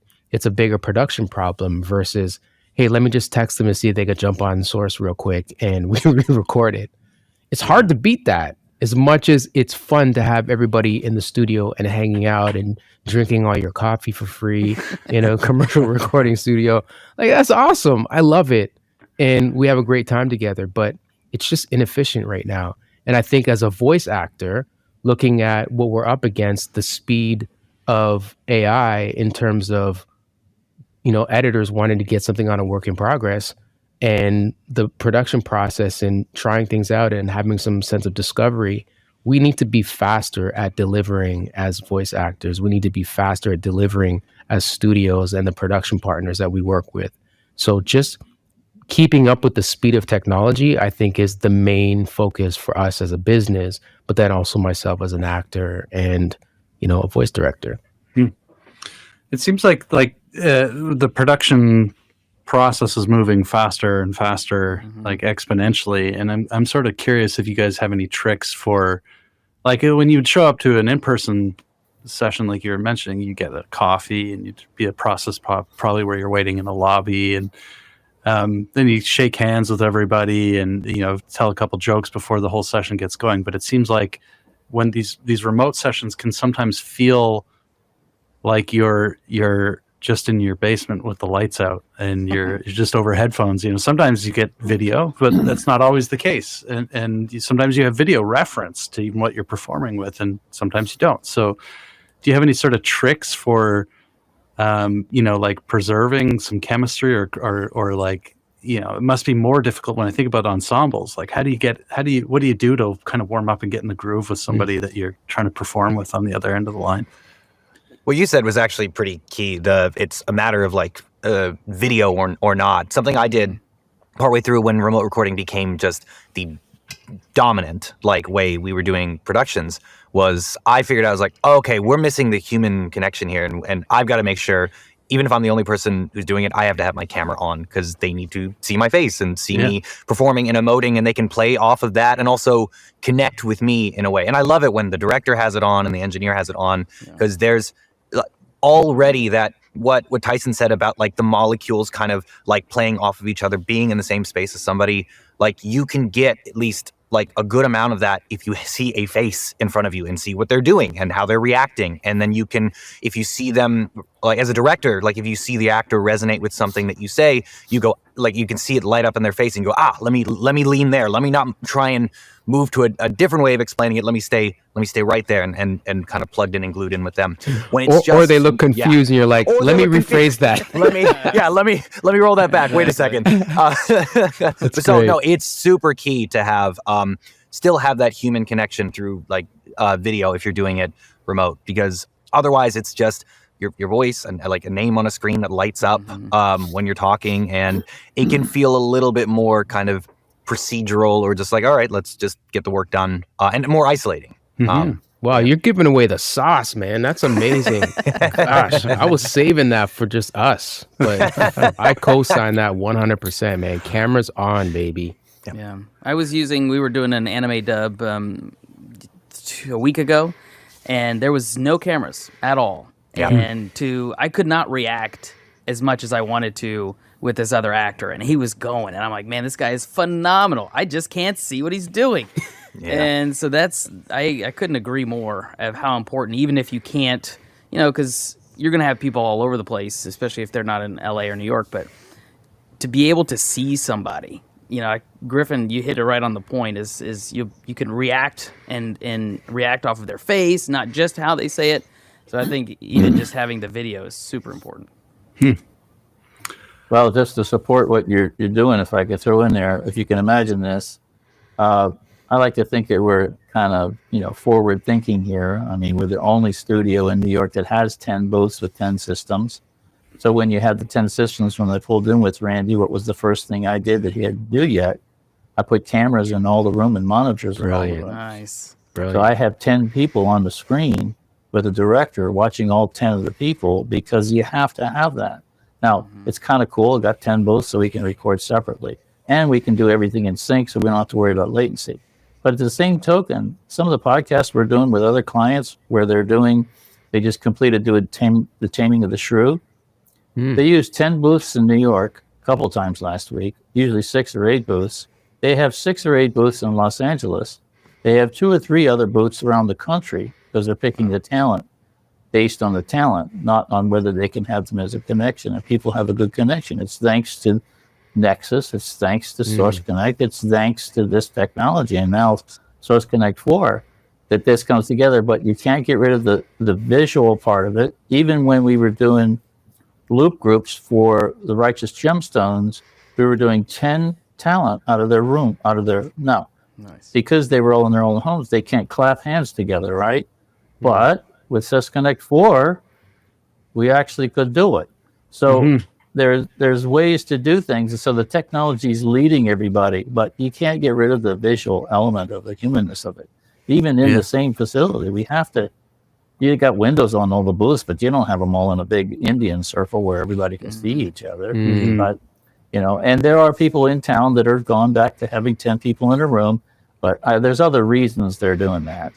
But it's not going to last forever because everybody wants a specific talent, and it doesn't matter where they're located. They want to work with Nathan, or they want to work with Tyson, or they want to work with Griffin, and they all have good setups. So we're working hybridly all the time. Yeah. I'm working in New Jersey. We're recording in New York. There's somebody in Los Angeles. There's somebody in Chicago. Everybody's using Zoom for the picture and then using Source Connect for everything else. Even though Nexus is great, it still just works out the other way as well. You don't use the picture because so I don't have to move to New York. You really don't. You really don't. I mean, you should come here because there's great plays and films, and there's a great amazing community. food. Yeah, there's a lot of other reasons to be here, but it's interesting because I think Source Elements, we've got our hands in a lot of different solutions, and often they look like they're all chopped apart from each other in certain ways. And I think I imagine many of us at the company, if we were starting from day one, we would probably be trying to figure out how to boil this all into one thing. And we don't, because we really touch a lot of different industries at the same time. And it's not to say that we're not driving towards trying to make this all cohesive. And I think a big challenge is burdening people too with are you going to read this 20-page manual to understand how to do video production when you're just a music producer who's just trying to play a mix to somebody on the other side, and I've got to think about SMPTE and all these other things that the video people are concerned with, and so we try to build things out so that they're completely applicable to as many industries as possible. And now I think we're trying to tie the bow back around it. So really, in an ideal world, I think you would be using Source Nexus at the same time as Source Live and Source Connect. I understand all the reasons why that's not always possible, but yeah, it's interesting. It's really, that's when you start to see the full thing come together, and it's hard. I think a lot of people, I'm guilty of it. When I was at Grayson, I didn't even know half of the tools that we made. I just didn't have time. That was my question back to you. Who do you think is the one that spearheads that progress? Is it the engineers or is it the talent? I don't. I mean, it's really hard to say because the talent seems to drive the innovation, because when you look at the type of personas that exist with talent, it's such a huge, huge demographic. You've got 70-year-olds that are valued for their voice being the characters that it is, that have a completely different tech experience possibly than a 20-year-old who's, Source Connect is going to be 20. It'll have been as old as they are. And so it's second nature, some of these things, and getting into your modem to optimize things. And so we really have to look at these extremes and figure out a fit that's gonna make the most amount of people happy or give them the least amount of headaches. So I think the voice people tend to drive the amplification, if you will, of making these things a little simpler to operate. Yeah. But then when I look at, we're really fortunate we get to have conversations with some extremely high level production entities that are, on top of the standards of what these things are, and they have really, really amazing insight into the blind spots that are there across all the tools. And so they get to contribute and say, hey, this is the missing link for us right now. We need something that can do this really well. And so it's not really that easy. I mean, one of my favorite challenges that I get to do is sort of distilling the user experience between development and the user experience, really, and just trying to figure out what can I do in the UI to help you understand that this feature doesn't need to be thought about by you. It's like turn the switch on, and the rest of this is seen. Okay, that's it. Cool. I don't need to deal with RTS. I don't want to see it. That's it. Things like that. So thank you for that. Hey, you guys, you're really underselling yourself though, because you guys are the leaders. Okay, quick story. Happy Feet 1. I'm connected with Australia with Wayne Patchley, big time sound supervisor there, Elijah Woods in New York, and they want to use Source Connect because ISDN they didn't want to use. So we do some testing. This is quite a few years ago, and we learned real quick that we have to count to 7 after we do our record. You have to count to 7 because we accidentally stopped our RTS at 6 seconds, and in Australia, it went right up to 6 seconds, and then it stopped. They didn't hear the tape. So we had to establish how many seconds were we going to wait before we push stop in New York so they could hear it in Australia. Wow. Now, that was mind-boggling to us. And now we're talking so short. You guys have led this thing so that people could do this. You are the leaders. You did it. You gave people access. You connected us. You let us connect. And that's just an example of everybody dove in the pool when it was just getting started. And it happened with many films in Australia. And then it's to the point where we can connect and get almost latency free. Almost. Sometimes it's like really darn close, like within a frame or less. It's amazing. Yeah, well, this is one thing. It's funny. Like, I feel like most people don't know what this kind of workflow is that we're touching on here, and it's basically like a distributed media workflow. And there's a couple of headwinds for it. And I'm curious if Nathan or Griffin, if you've done one of these sessions, and it's basically where the client gives you the media that you're going to perform to, and locks up with you so that they're controlling your timeline. So you just theoretically open up any sort of, I believe we could probably even do it with something like QuickTime or VLC, but typically it would be like inside of a DAW.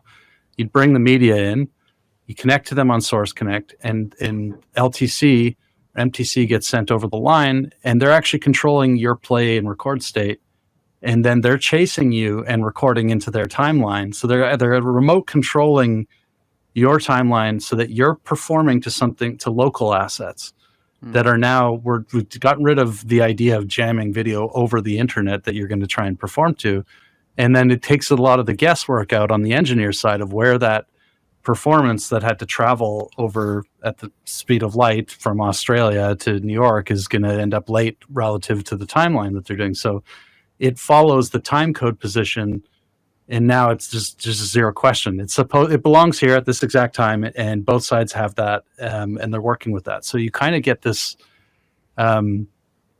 this really like perfect quality scenario. Now the headwinds there are that the major pictures production companies of the world don't really want media living on station anymore. I believe that is the big thing that has stopped them from really using the features RTS, right? That's what. Yep. It's called.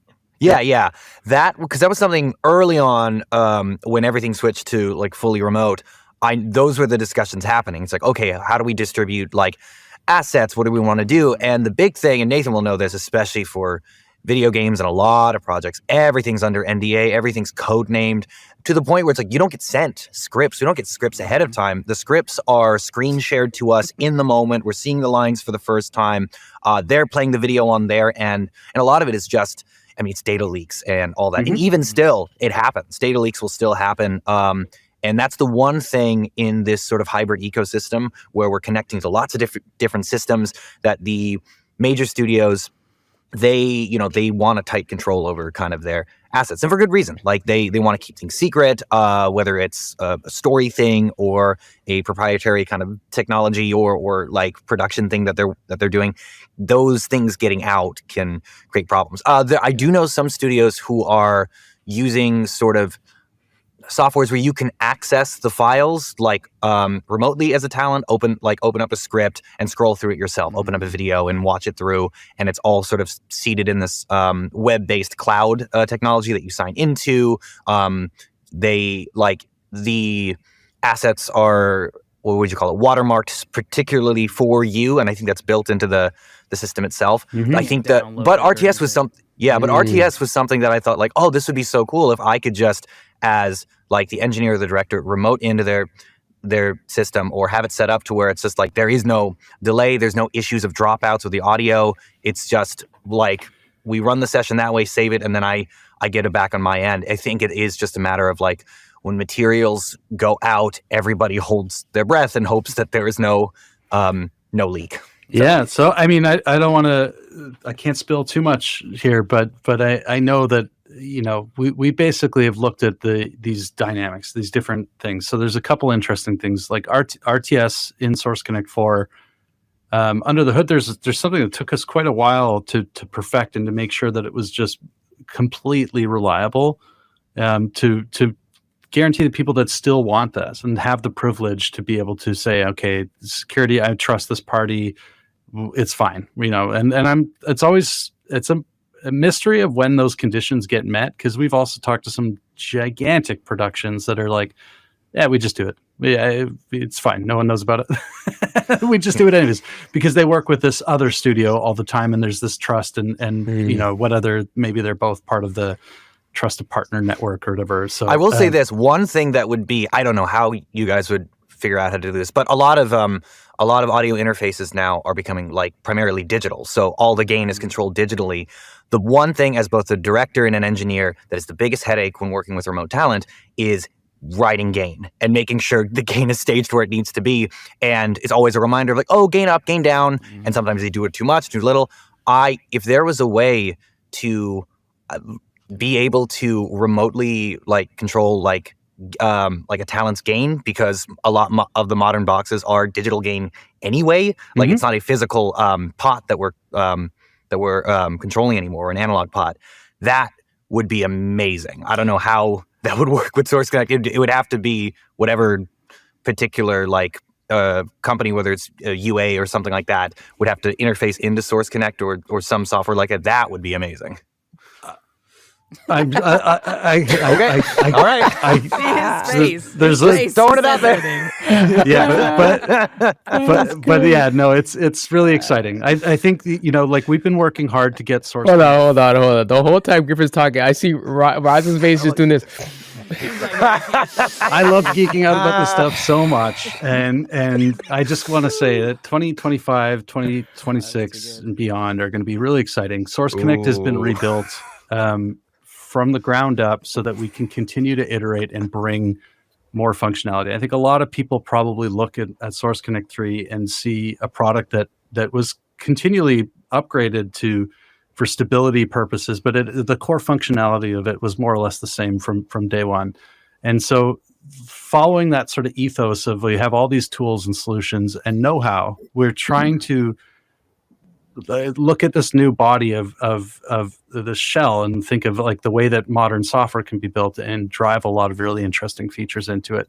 One of the products that we made that is coming back in a different form, I can talk about this, is RTL, which was Remote Timeline. And I never got to use this as an operator. And when I joined the company, it was sort of just like, what? Well, we have this, and it's incredible, and it's basically like the Mission Impossible like burn after reading type thing. So you would give the talent a zip folder that you would generate from your media, and it would be a very specific chunk of the timeline, and the engineer would be able to control it remotely. They'd unzip it, they'd open it, they'd perform. That asset's local. Engineer says, I'm done. Poof, gone off the talent system. Wow. And it's just like this, and Tyson will be able to attest to this, and I'm sure Rich as well, like the ability to give a turnkey solution to VIP talent that you're trying to white glove into something. Like we've the amount of projects that I've done where it's like, okay, I got to go buy an iLock, we got to find a laptop, we're going to get a flight case, we're going to send it to this talent, I'm going to use TeamViewer and remote in and try and control their system to do all this stuff, and we want to really make it dead simple so that you either can click on a link or a zip file and contribute and take all that tech burden off and put it right on the place where somebody geeks out on controlling all that tech. So that's usually the engineer. So lots of really, really, really exciting stuff. I did not imagine that we were going to get into this type of discussion here, but I really but we are yanking it out of you. Yeah. We love it. I think one of the ways that I've always liked to work on the voice talent side for this is asking for a lot of the elements ahead of time. And if there's an issue with it, or if I need to sign an NDA, then fine. But most of the time I ask, the producers will give it to me. Hey, do you have a picture that I can look at? Because it informs so much of the context. Now, I'm primarily doing commercial VO. So for them to send a 30-second spot, it's pretty simple. I can't imagine it's that easy of a yes when you're dealing with, a feature film or a video game. But in my world, I would just ask them for the project. And because I have an engineer's background, I'm throwing it in a Pro Tools session and through Nexus, sending all the audio back, and I'm basically editing and mixing on the fly for them to view. And man, I tell you, that keeps customers coming back because we've essentially taken a step out of the process where the voice talent can also be the engineer, can also play back the video for you. And there's just this sigh of relief from the client when they're like, oh my gosh, this feels amazing. Like we can see it in context. We don't have to make a guess. And then we find ourselves going from doing 50 takes to 5 takes because we've already proven that it works. We don't have to get another one to keep in the can. Can I get another one to keep in the can? Like you can see all the options. You can see it play out the picture. And if you can add the additional element of being able to play the music track with it, because you can pipe it all through and give it all a mix through Nexus and, mute your voice, play back a take while you're editing another take, turn it off, turn it on, all within session. Amazing. And then for me as a director, I'm doing all of my sessions remotely now, every single one. The odd time I'll fly to New York and we'll do something locally, but for the most part, for timelines in commercial world, they're insane. So we just all hop on a Zoom. I will route all of my audio through a Pro Tools session using Nexus, because that allows me to do other things in the background. So between takes or while we're waiting for a client feedback, I can jump on, still be on camera, do everything I need to do, but I'm writing a track in the background that I can hear through my headphones at the same time, but nobody else can hear it because I'm not patching that through. Yep. Right. So giving us that ability to be able to manipulate what you hear on a broadcast like Zoom or Restream or whatever you're on, and nobody else hear the other stuff that you're working on, reviewing a YouTube link, checking mixes, listening to music postings. For me as a music guy and a director, I need to be multitasking. And this software as a whole other use case gives me the ability to choose what I'm porting over to Zoom or whatever else. Well, I got to geek out on that for a second, as much as I don't want to take too much time on this, but we quietly released a component or plugin as part of the Nexus suite. I say quietly because it's relatively new. We just haven't had we're the marketing cycle for it. We've been just thinking about Source Connect left, right, and center a bit lately. But it's called Mute On, and it's basically designed to take all this octopus work that an engineer has to do, or anyone really that is in a DAW and is trying to do these complex sessions. You've got all these luxuries that you would have in person, right? I could look through the glass and see you talking. I could have this glass separating talent from the clients behind me. And so if they're chewing chips and eating sandwiches and all this stuff in the middle of your take, it's not going to bother you. And we lose a lot of that when we move into these meeting rooms. So Mute On basically is this has 5 states that allow it to control any channel that it's dropped on inside of a session. So it's basically like on play, on stop, on record, on a MIDI key control input, or a keyboard shortcut, perform any of these things, either dim it, mute it, unmute it, record arm it, solo it. And so you can kind of set up like what you'd often see in a studio is a garage door opener type thing that someone would press, and it would open up the channels for communications. And so Mute On kind of is like that idea expanded by a multitude, where it says, okay, now actually in these virtual meeting rooms, I may need to whisper to the client. So I got a key command for that. To like, I don't think the direction that you're giving them is really landing. Maybe you want to try and modify something. Or I need to, talk to the talent like, hey, sorry, they're distracted, they're on their phone. Wait a second, and all these kind of things that we take for granted in person are very difficult to pull off in a virtual session unless you have octopus arms and you're feeling out all these different routings. Oh, I need to mix this. I need to mute this one, solo this one.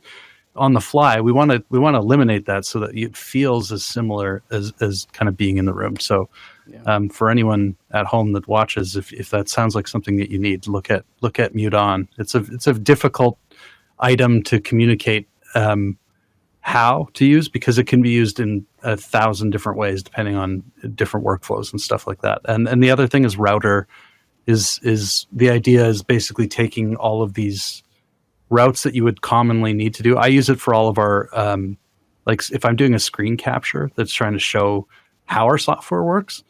There's a lot of challenges I'm facing there. I've got my web camera, I've got my voice that I'm speaking to the camera, I've got the audio in Pro Tools, I've got YouTube or some other element that I'm trying to bring as an asset, as a part of what I'm showing. And all of these different things have different audio outputs. And when I hit screen capture on Mac, I have one audio device that I can pick from. And anyone who's tried to do a screen capture who's hoping that they were going to get something and hasn't, this is the solution for you.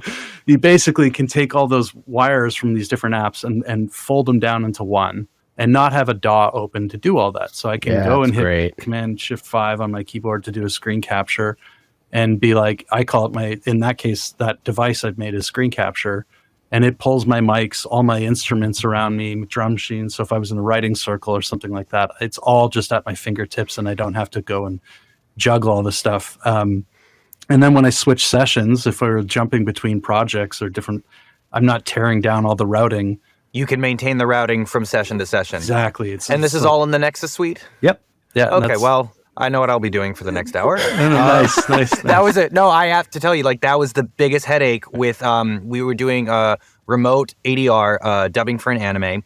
And sometimes talent is in studio in LA. Sometimes they're in studio in New York. Sometimes they're remote. Sometimes the engineer's remote. I'm here in Portland directing, and switching session to session, the routing is always different depending on who opened the session last. Like, what room was it in? What routing do we need now? To have one app where we can just set the routing and then not worry. Oh my god! I have all these presets. Freaking amazing. Yeah, it's I jump between them. There's it's unlimited flexibility of things that you can do with it, and there's lots of cool plans for that thing coming too. So it's like a patch bay. It is literally we're just trying to build the luxuries of all these in-room studio experiences. That's literally a patch bay. That is amazing. Who would have thought that would have been missing from our in-the-box workflows? So let's see here. I've got a bunch of questions. I feel like we've gotten into a lot more of a technical realm, which I'm happy to do because I know it well. But here, let's bring this back to some of what of a performance kind of spot, because I know there'll be a lot of voice actors watching. What do you listen for in your own work that tells you that a take's really landed? I don't know. I think for me, it just because even, and maybe Griffin, when you're coaching with your coach, it's like, how did that feel? That's all. At least to me, it's like it either feels right or it doesn't. Mm-hmm. And when I'm going through the recording, the second I finish that sentence, I'm like, nope, that wasn't even.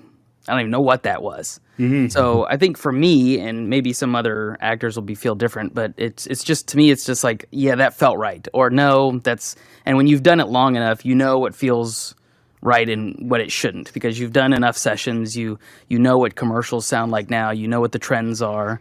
So it's like you start to understand what engineers are looking for, what the casting directors are looking for, and what the client is looking for. Mm-hmm. Yeah, for sure. Feel is absolutely paramount, because as an actor, what you're doing is acting is the art of human life and human experience, and you have to be in your body. I know with voiceover, we were talking earlier about the necessity for having a camera on. Part of that is also that just because you're in a box and the performance is coming through your voice doesn't mean the other elements go away.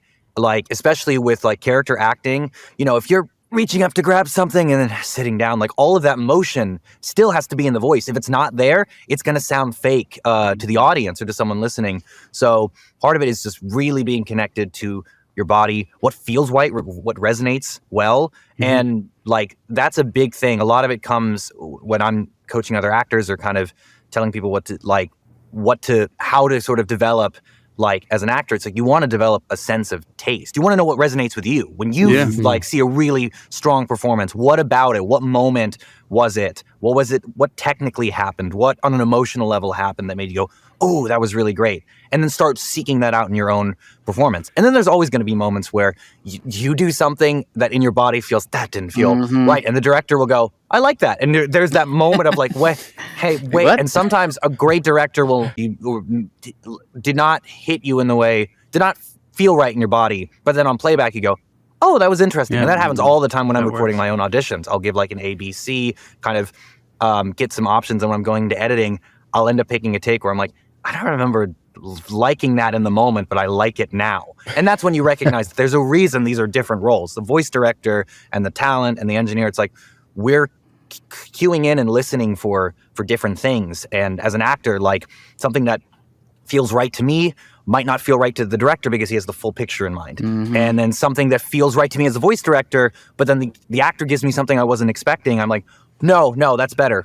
Like screw my vision. That's like that takes precedent. And that's the interplay of like all of those different roles and what makes this really, really fun. But that makes it tougher for you guys, because when I think about the evolution over the last 40 years, it used to be there were very good directors in sessions.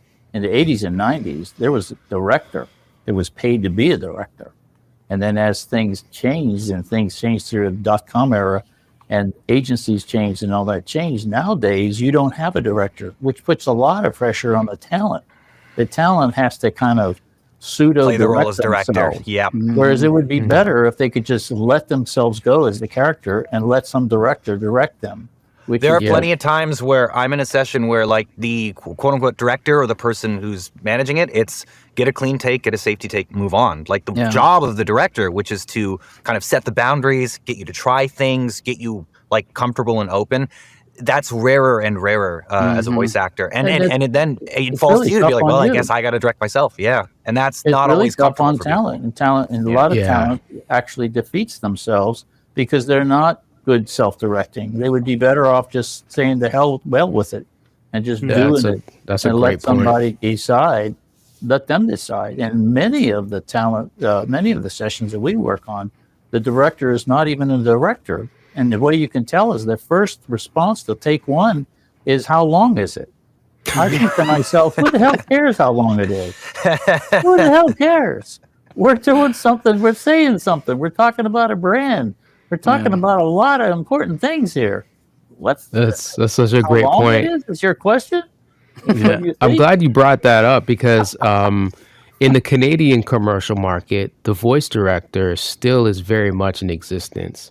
And Will, as a company that has roots in Canada, but then also U.S. offices, we're trying to push that in the U.S. market big time because there is such a need for it. And I actually did a session, one of the sessions I did in New York not that long ago.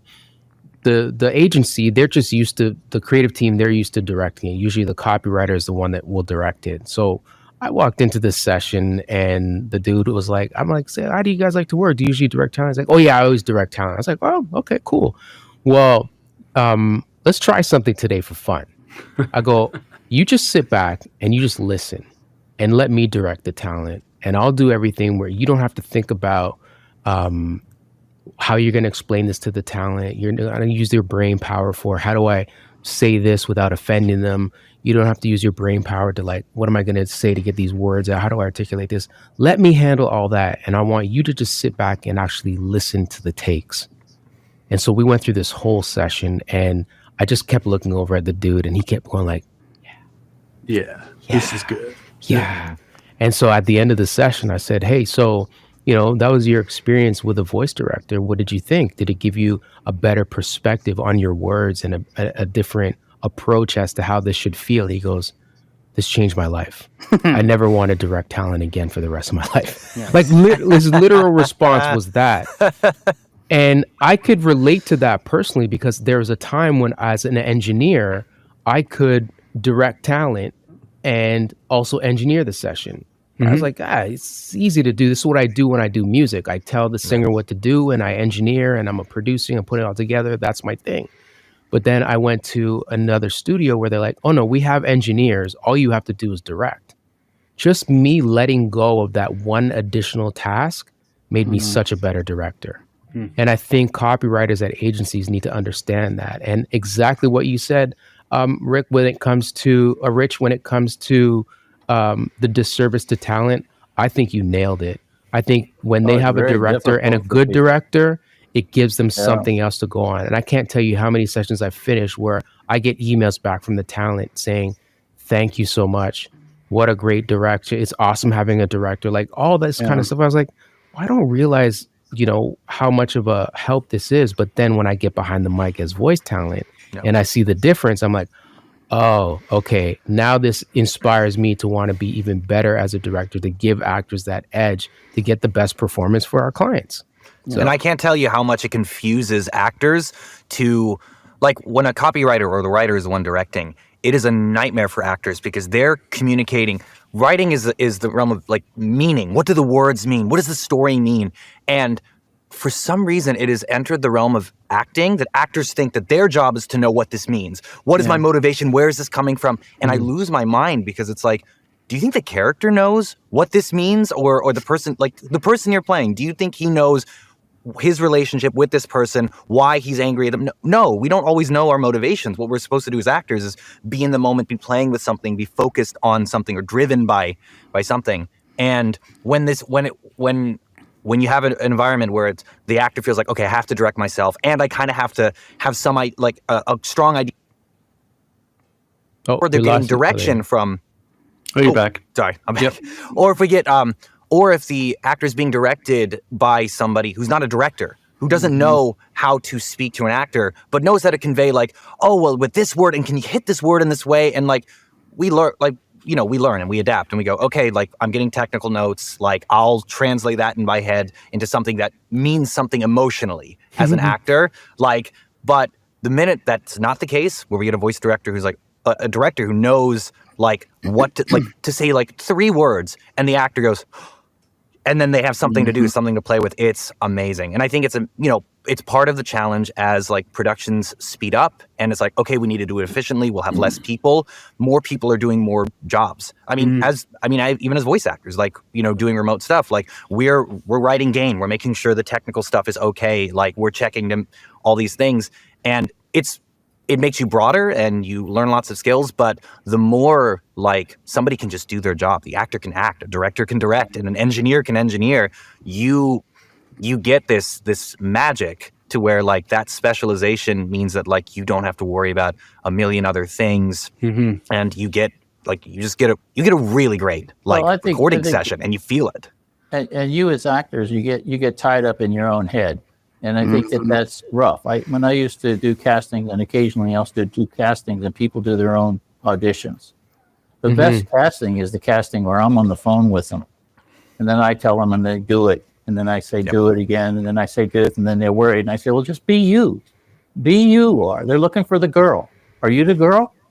Because I can tell you, they're going to listen to 20 voices, 30 voices, and they're going to say, that's the girl, that's not the girl, that's the girl, that's not the girl, it's not the girl. So just be the best girl you are. Yeah. Just be who you are. And most of the time they don't get that. So they second guess themselves instead of just be themselves, because they have the other side that's paying them. And so you guys are working and using energy to do things you really shouldn't be doing. You should just be acting. Just be the voice. And that means more than anything. So a lot of times it's about letting go. But I feel sorry for you guys a lot, because I'm engineering sessions where I see the client is just like, oh man, you're being so rough on these people. They're doing line reading after line reading after line reading. My God, if you could do it so good, what do you need them for? Let them do it. Let them be them. You love their voice. Let them do it. Just do it. It's interesting. I mean, so much of what we make is really trying to make everybody get together in real time. And I think when I a lot of this thematically seems to come back to me when I think about, or everything that everyone's saying makes me somewhat sad to think about the casting and audition process, because I remember I did a lot of casting sessions, a lot of them where people came in and were nervous. This is my first time. I'm going to throw up or whatever. I can't believe I'm going to get to work with.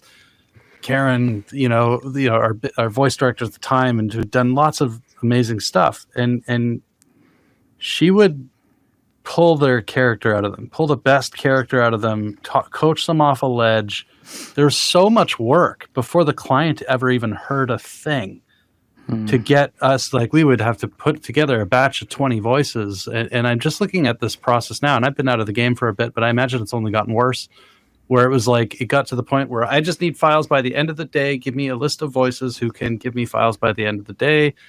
And I hope that we can kind of hopefully bring something that moves recognize the industry is probably not going to, that toothpaste isn't going back in the tube of us wanting to move that fast, but hopefully we can move that fast that we can have this audition process happening in such a way that doesn't feel like it's a burden to do. I'm not sure. I think we have a role in it, but just sort of curious your guys' thoughts on that process of what have we lost, what have we gained when it comes to the very origin of getting a gig, getting from an audition to a gig. The previous question I asked was about really knowing when your performances landed, and it's because I was sort of thinking, like, you've got all of it in your hands now. You're the recording engineer, you're the network engineer, you're going to be your own director, you're going to get all this stuff, and you probably need to do your own psychotherapy to talk yourself into a positive headspace when no one calls you back. So, where are we at with the casting and audition process, and do you have any tips for anyone out there to help them do it better, both for the studios out there, for the talent? Anyone, any thoughts on this? Just forget about it. Audition and forget about it, because your mental health will go. Because the thing is now, especially with the pandemic, there were so many new actors coming in. Some with amazing training and talent, and some not so much. Mm-hmm. And so now they're getting these auditions, and now, people like Sound and Fury and all of these other ones are having to listen to 1,500 to 2,000 auditions, and they're just boom, boom, boom. They don't have time to talk to people, to sit there and listen to your entire audition. And, you got to knock it out of the, in the first 5 seconds. They got to know. So that's one thing is, and I wrote a blog about enjoying the journey, where it's, voiceover is not an overnight thing. And so once you get that in your mind that you're like, oh, okay, I'm going to send an audition, forget about it, and move on to the next one. Because if you worry about it too much, your brain is just going to turn to jelly, and then you're like, screw this, I hate voiceover. So you want to do it, one, because it's fun, because you won't make $1 million doing this. Maybe the 0.5% will. But just worry about your mental health is, I think, especially sending auditions and not hearing back, or sending submissions to agencies and not hearing back, is just, my biggest thing is send it and forget about it. And if you get an avail check, or if you get the job, you're like, whoa, wow, and it's just an extra surprise at the end. Yeah, I mean, playing off of what Nathan said, like, that's what I tell people who want to do this as a job. I'm like, know that the job is not going into the studio. It's not the booking, it's submitting. And so you have to have a really, healthy, solid work ethic and a good, healthy relationship with yourself to be able to do that. Submit and forget. And then bring it back to what you were saying, Ross, is we're talking about how these changes in technologies, are making productions move faster and more seamless. We can reach more people. We can bring in more talent from all over. And I think the one thing that doesn't catch up with the changing in technology is the culture shift around it. As things become easier and simpler, oh, well, we don't need to have the talent in studio, and we don't need to have the cameras on, and we don't need to have this and this. And I think what we're trying to do is we're trying to bring the humanity back to these technological changes. And what's cool about it is it's not like it's a one or the other.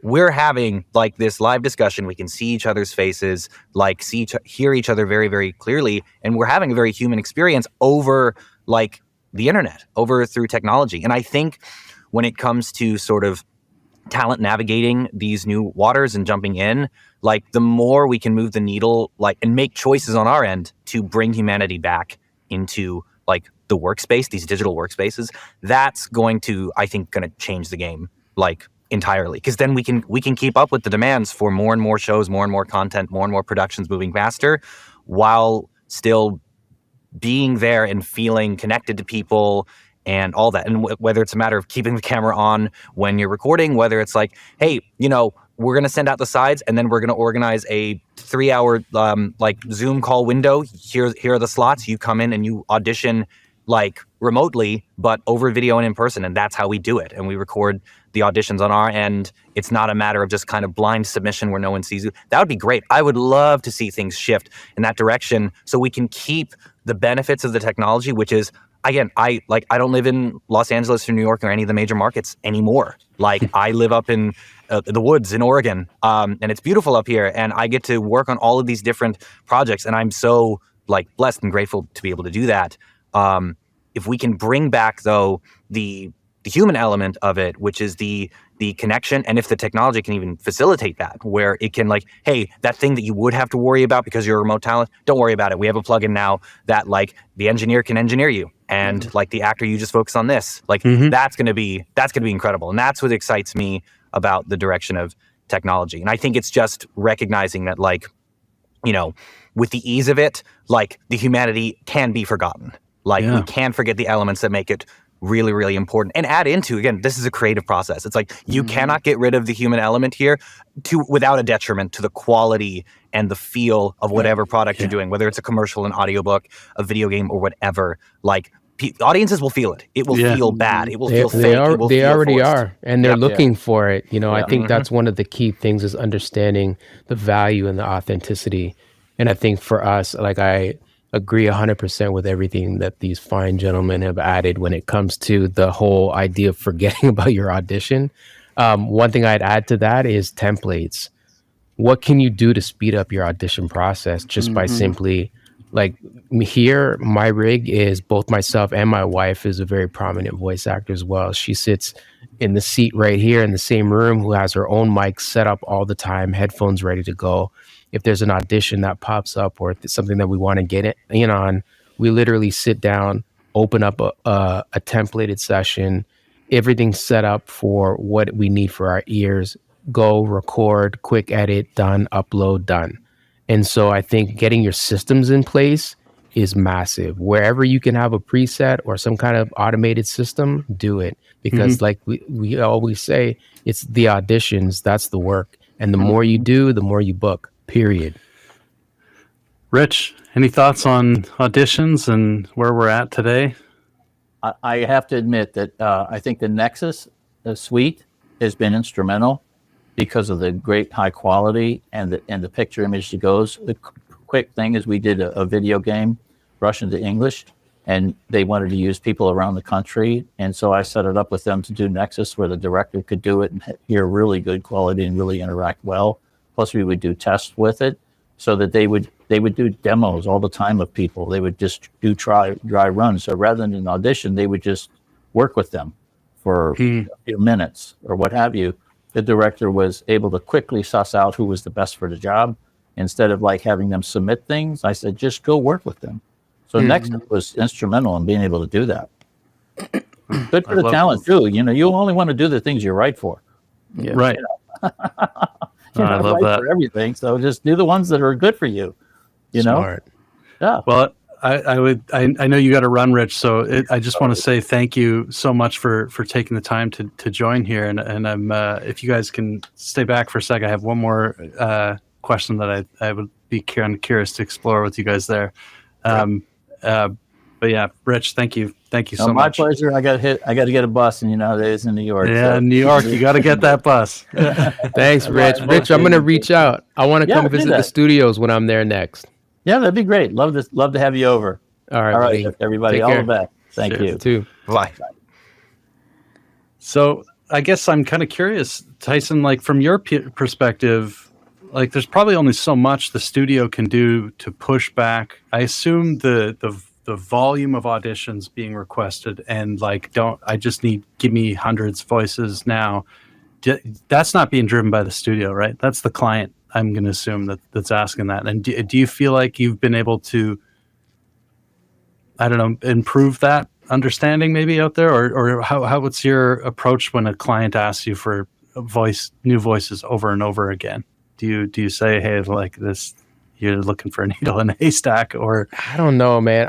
I'm just as interested in the discovery. So if we can't find it in the first 1 to 30 and we got to go from 31 to 70, I'm all for it because that exists out there, you know, Right. that one.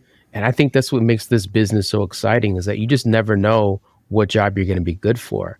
And I always go back to myself as the example. I've always hated my voice. I hear my voice now when I don't have an amazing microphone and it dialed in like an engineer. And I'm like, I hate my voice. Like I sound like a pubescent child. It's ridiculous. And well, you know, I'm sorry, Nathan and I are both here, and we sound like pubescent children, so I don't know what you're talking about. I honestly, you sound great. That's a beautiful thing. Like, so here you are. You think that you've got something that doesn't work. Meanwhile, you know, you're looking at two actors here that are full-time voice actors. It's incredible, right? And like, you know, you just never know who's going to book or what becomes the trend or what's perfect for this one product or this one character. So like the discovery in that is incredible. And I think the more options that the client has or we as an industry have to tap into great talent and making that one person who thought they'd never book a gig in their life to book something is amazing to me. And so I don't know. I don't see it changing anytime soon. I don't see on my side of the industry, the advertising world being excited about using AI voices. I know we haven't talked about that much at all during this talk yet, but if we're talking about trends, they still want to work with real talent. They understand the ability to pivot in somebody who's got real talent. And, hey, can you try it like this? Can you try it like that? What if we did it like this? To be able to have that real-time pivot, you just can't get that in an AI voice, not without extensive time being wasted. I mean, I kind of think of it like thinking about the people that are like clients asking for more voices. It's like I've got countless sample libraries of snare drums.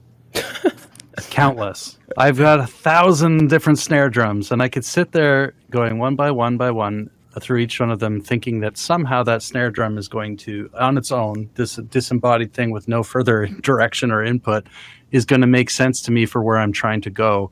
Like, I know a lot of actors have a lot of different voices, and if the direction on the brief for that audition is wrong, and that's why client is looking for 1,000 things that they haven't received yet, you know, is there a relationship there that I certainly, this is where I see AI falling short, is like, at a certain point you need to have this two-way conversation between people. And when I talked with Troy Baker last week, it was very, he mentioned something. He was talking about forcing his way into a real-time audition and refusing to do a read and sending it over. And he's like, turns out the director also valued the real-time read too, and it was that actually somebody in the middle was trying to move the process along faster and was just saying, no, director won't see you, they don't want to hear you, they just want this file. And so yeah, it was interesting. I was working on a small Toyota anime, and for the first season we didn't get any direction. They're just like, give us 4 or 5 takes and we'll move on. And then for this last season, they brought in the writer and the director and the engineer and everybody, and we were all in it. And I mean, it was like, you know, the angelic chorus started. I mean, I think I could bring the character more to life because now you're getting the creator of the show and you're getting in his brain, and he's like, okay, let's try this. Well, he wouldn't think that, but he is trying to say it because he's trying to impress this person. And you're like, man, to get that direction, you know, even if it's a directed audition, if I do a directed audition, I'm there 100%. So being directed is going to be, you know, to me is 1,000 times better. And even if it is on Source Connect, I'm like, let's do it. I mean, I'll do it any day to be directed. Awesome. Yeah.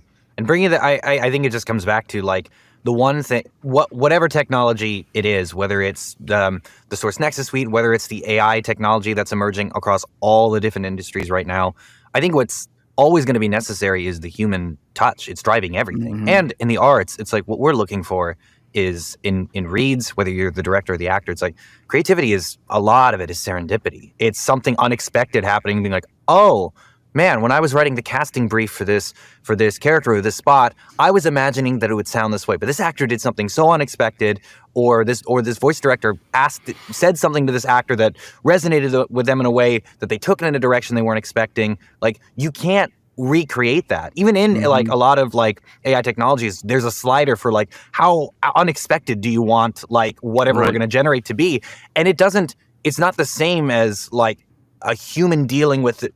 Unexpected for a human is like, okay, dealing with discomfort and then something emerging from that. It's not the same with an AI. AI just goes like, okay, do something different from outside the norm. And that could be something completely ugly or weird or just out there. You have no idea. What I hope to see with AI is making the process, accentuating the process for everybody. One thing I would love, and this is the big challenge of remote recording, is that everyone's on different systems, on different mics, in different rooms. I would love to like have a plugin built where we could get everybody sounding as if they're on the same mic and in the same room.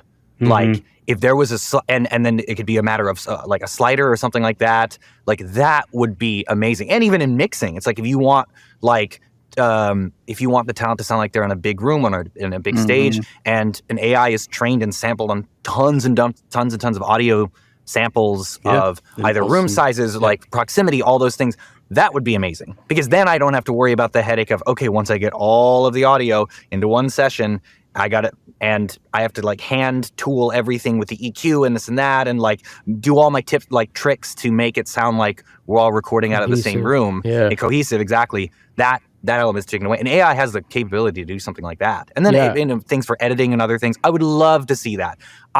I'm the more I've seen the AI technology, though, I'm more confident that it's not going to replace humans, because it can't. The thing that you actually need for creativity, it can't do that. It can accentuate creativity. It can help drive creativity by giving talent tools. So that's what I'm hoping to see. That's exactly where my head is at. I want the ability to scale. Like, how do you get me to do more auditions faster? How do I get to, I think, Nathan, you said it earlier, is like, I don't do audiobooks. Yeah, because it's such a time suck and doesn't seem like it's worth the money. But if you could do an audiobook and you could transcribe all that edit it all by transcription the way they're doing in video now, but with your audio, how amazing would that be for the audiobook industry? Because now all of a sudden the editing time gets cut down or sped up 10x, and you can fit more audiobooks in to actually justify what the budgets are for an audiobook now. You know, and then when it comes to AI, you look at, I don't know if you guys got to see the Hank Azaria thing that he did on can the AI voice The Simpsons? Oh, you got to watch it. It's phenomenal on him showing the dynamics, the things that he does with his mouth and his throat, and all the techniques that he does to get creative with those things. And like you were saying, Griffin, the serendipity that comes within that and discovering a character, like it can get there, sure, eventually, and it can give you some kind of usable result, but not to the level as somebody with that kind of experience brings to the table. You know, it's interesting because no matter how powerful it gets, there's no way I would have rather had a conversation with 3 AI versions of you than right now. Right? Really, really appreciate you all. Thanks so much. Thanks, guys. Thank you. Great talking with you all. Awesome. Adios.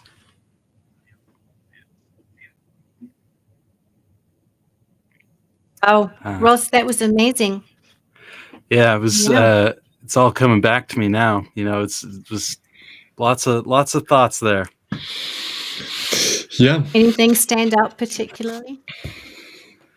I mean, it's just amazing how, you know, I go into these things and sometimes I don't know these people. This is the first time meeting them, and you go in with some preconceived notions about what matters to people and what's on their mind. And you know, someone like Griffin everyone, they just blew my mind, and their how they use our software. Even like I kind of assumed that Nexus would be an afterthought. So it's just amazing to see how applicable it is. And it's easy to forget that most people that are in this industry are wearing many hats, interested in music as well as voice acting, as well as engineering, podcasts, and all these things. So yeah, pretty special.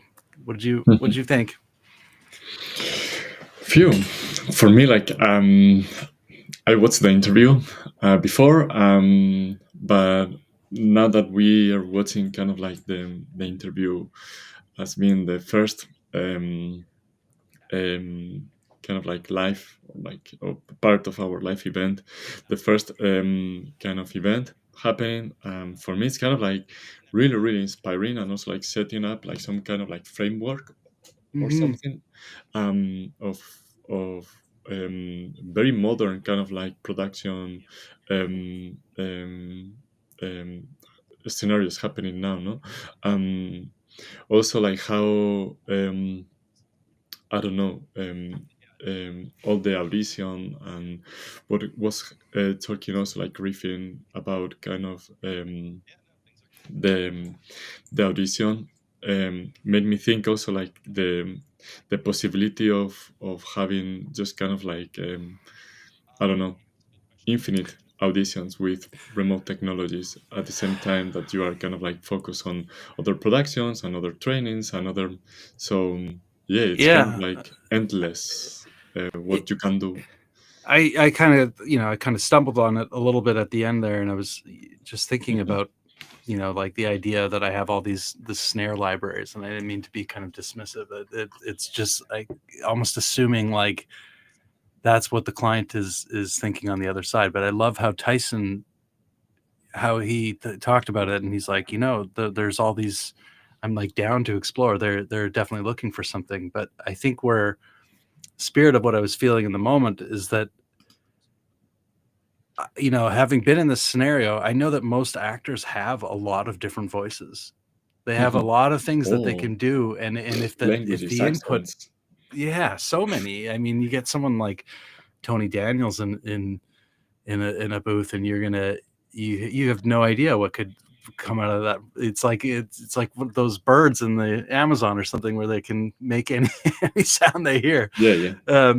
So there's something really special when you get that live engagement between a director and a performer, and it's even more special when the client, all three of them, are in the room at the same time. So I really like the how Source Connect 4 is sort of set up for these group dynamics in a much better way. So yeah. And I want to kind of like also kind of like continuing with how you ended, Ross. Like it's so fascinating because we haven't met many of the participants before interviewing them. Yeah. Like in this conference, and somehow AI, like when I have kind of like interacted, or when I'm interacting, it's kind of like very predictable, no? And I'm finding, like, for example, like meeting Griffin, Nathan, Reed, and Tyson, that they blew my mind. Like I was in love with them. I was like, oh my goodness, like this could have not been better. Like they just surprise me, they inspire me, they just kind of, so yeah, AI can do many things, but like people have this gift to inspire and to motivate others. Amazing. Thanks, guys. Well, I'm going to move on to the next panel. Definitely. We're excited Great. to have Okay, this is going Joe fantastic. Cipriano. All right. Yeah, See you guys. Thank you so much. Enjoy.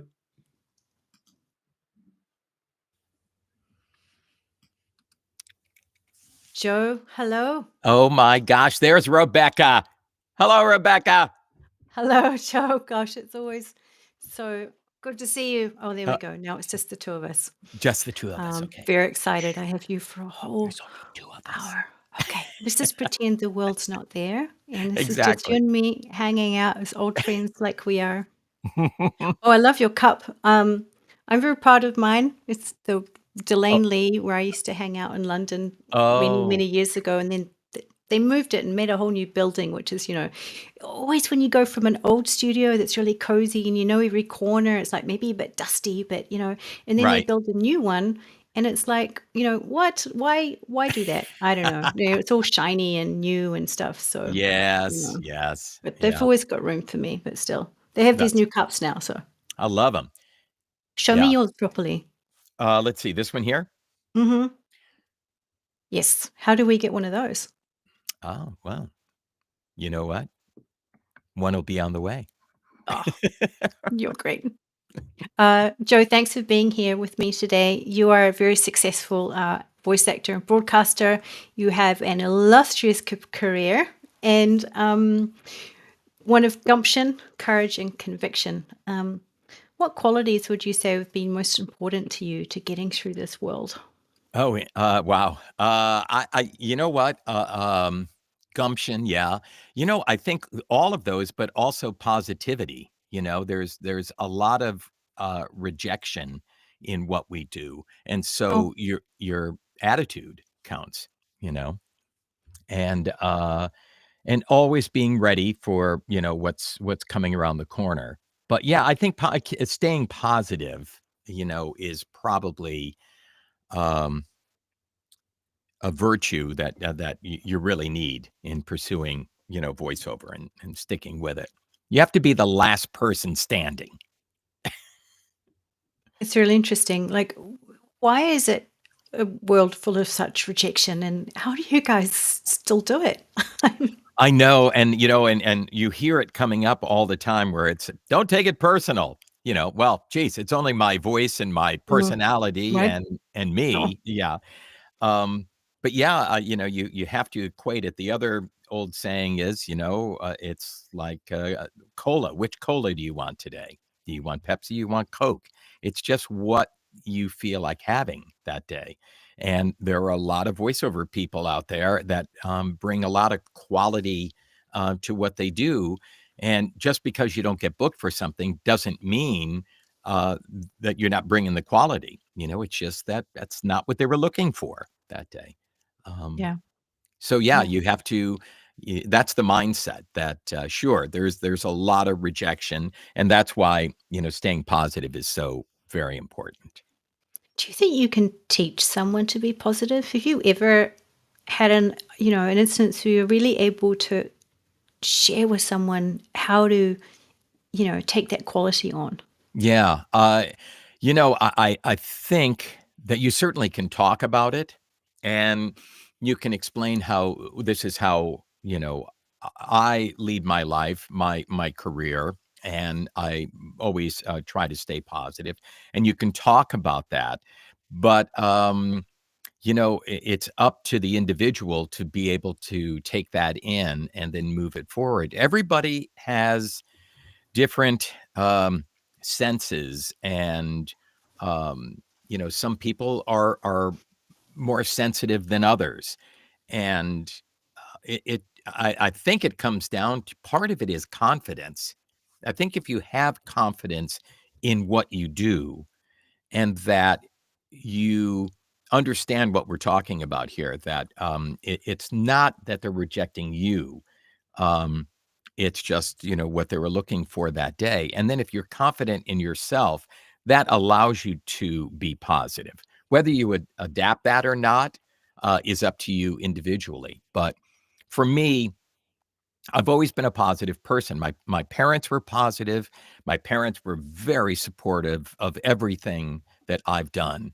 Going way back, the story of being 14 years old and calling up my local DJ, and my dad could have said, well, no, you need to do this, rather than that.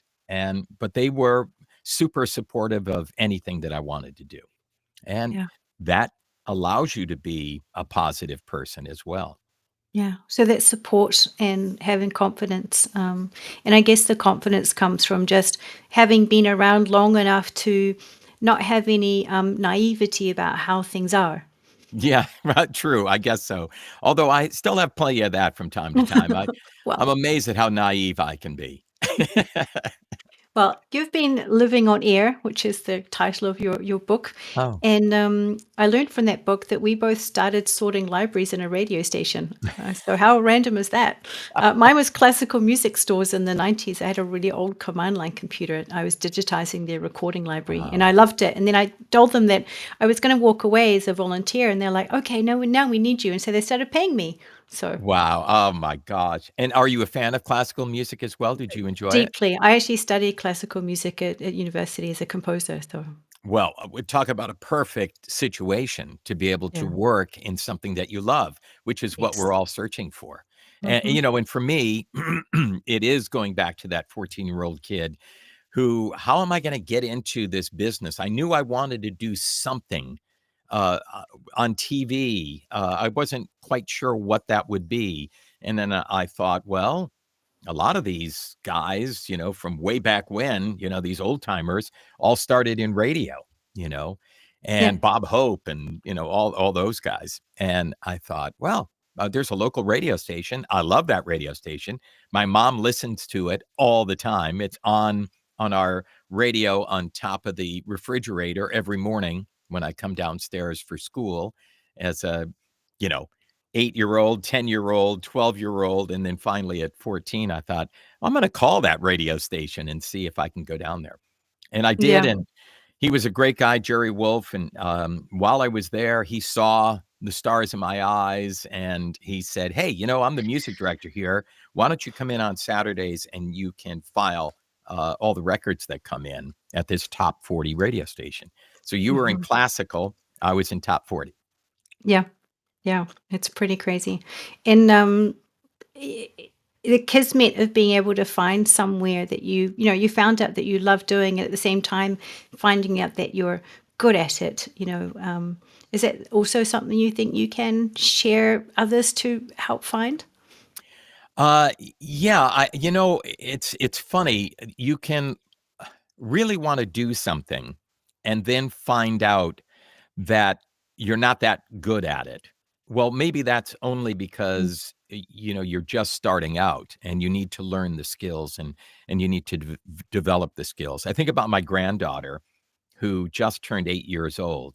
She is such a good dancer. At 7 years old, at 6 years old, she was doing solo competition uh, dancing, and she just won second place in this competition. Down in West Palm Beach, Florida, and doing a dance, a solo dance to "These Boots Are Made for Walking," Nancy Sinatra, and it was the cutest thing. But the choreography was so good.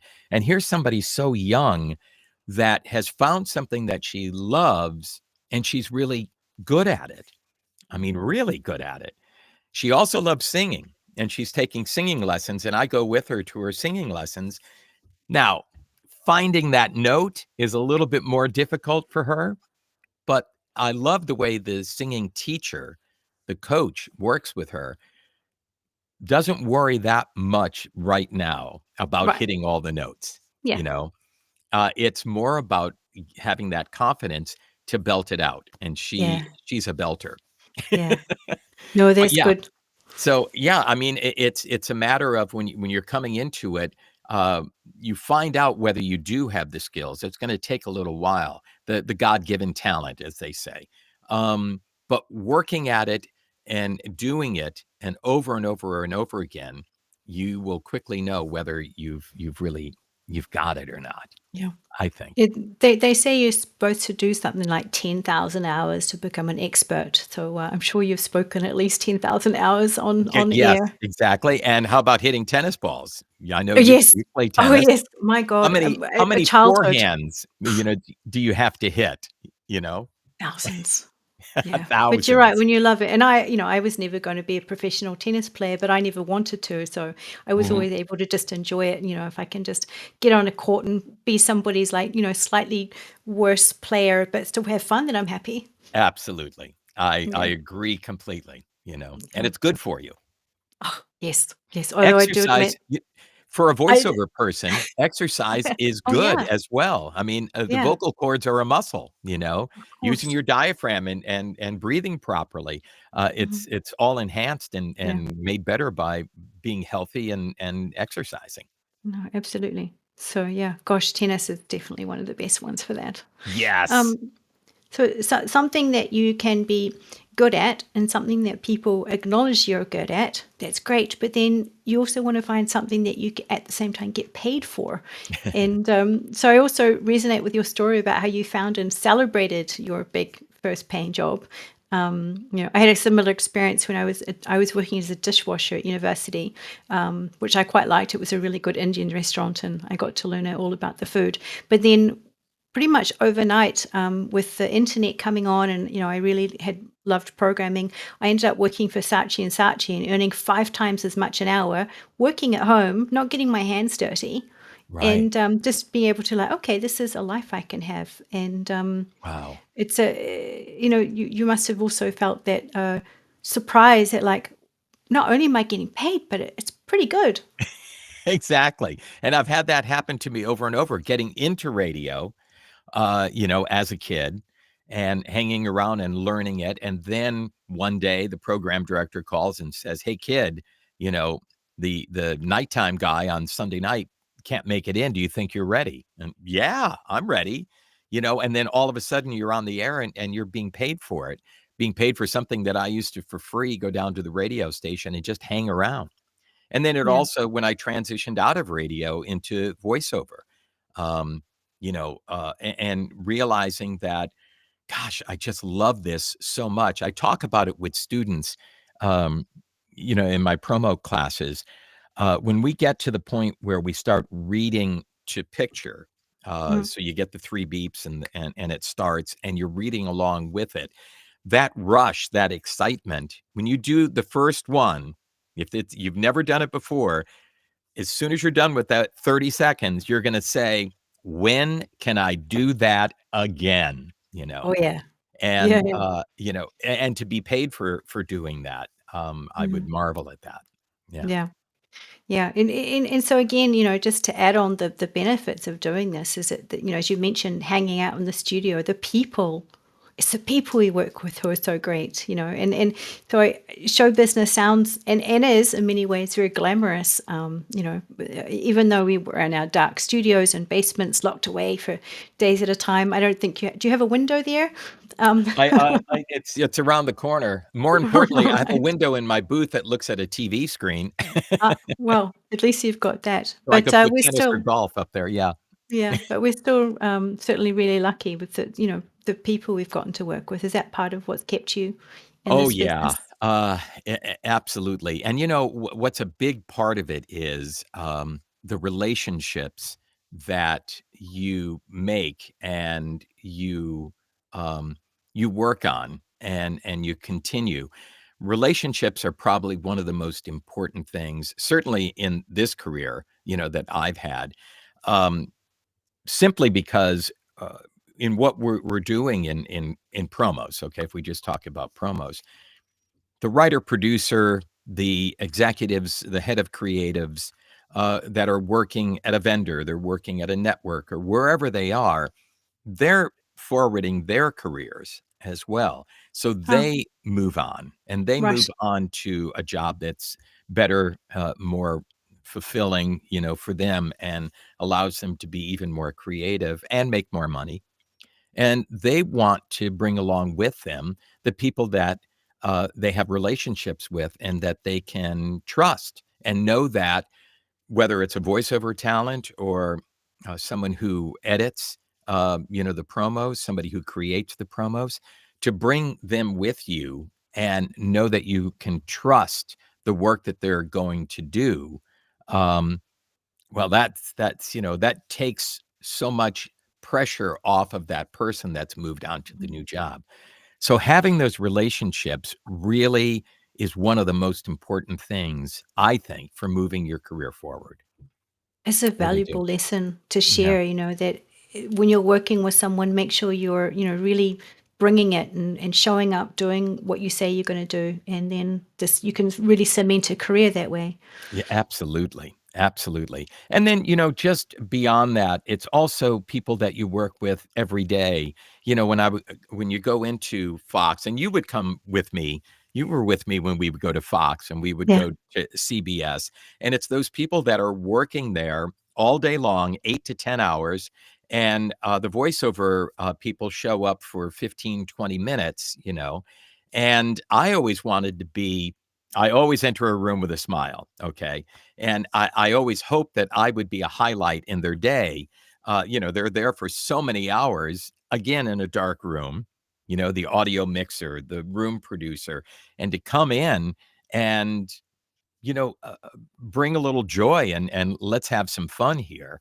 That goes a long way. And it also goes not only in friendships, in making friendships, and again, going back to tennis, I play tennis with a lot of people that I work with, have worked with at TV networks in promo. Dan Greenberger, who's a writer producer at CBS, he and I have been playing tennis together for over 20 years. David Alden, who's a room producer at CBS, same thing. So it's those relationships and those friendships that you make that means so much, both professionally and then personally. Yeah. I can attest to that. We've known each other since 2005, and immediately, your warmth and openness makes it so easy to be, and have that friendship begin. But and as you mentioned trust, I really instinctively felt that I had to make sure that I did what I was going to say, that I made sure that what we did was reliable for you, because you were Right. relying on us, and that pressure also folded back into what we were doing, and I have to thank you for that. Oh, thank you, Rebecca. And I'm so fortunate that you and I have been friends, and we've gone through the very beginnings of Source Connect, and now where we see where we are. But we're talking about the pressure and that it has to work.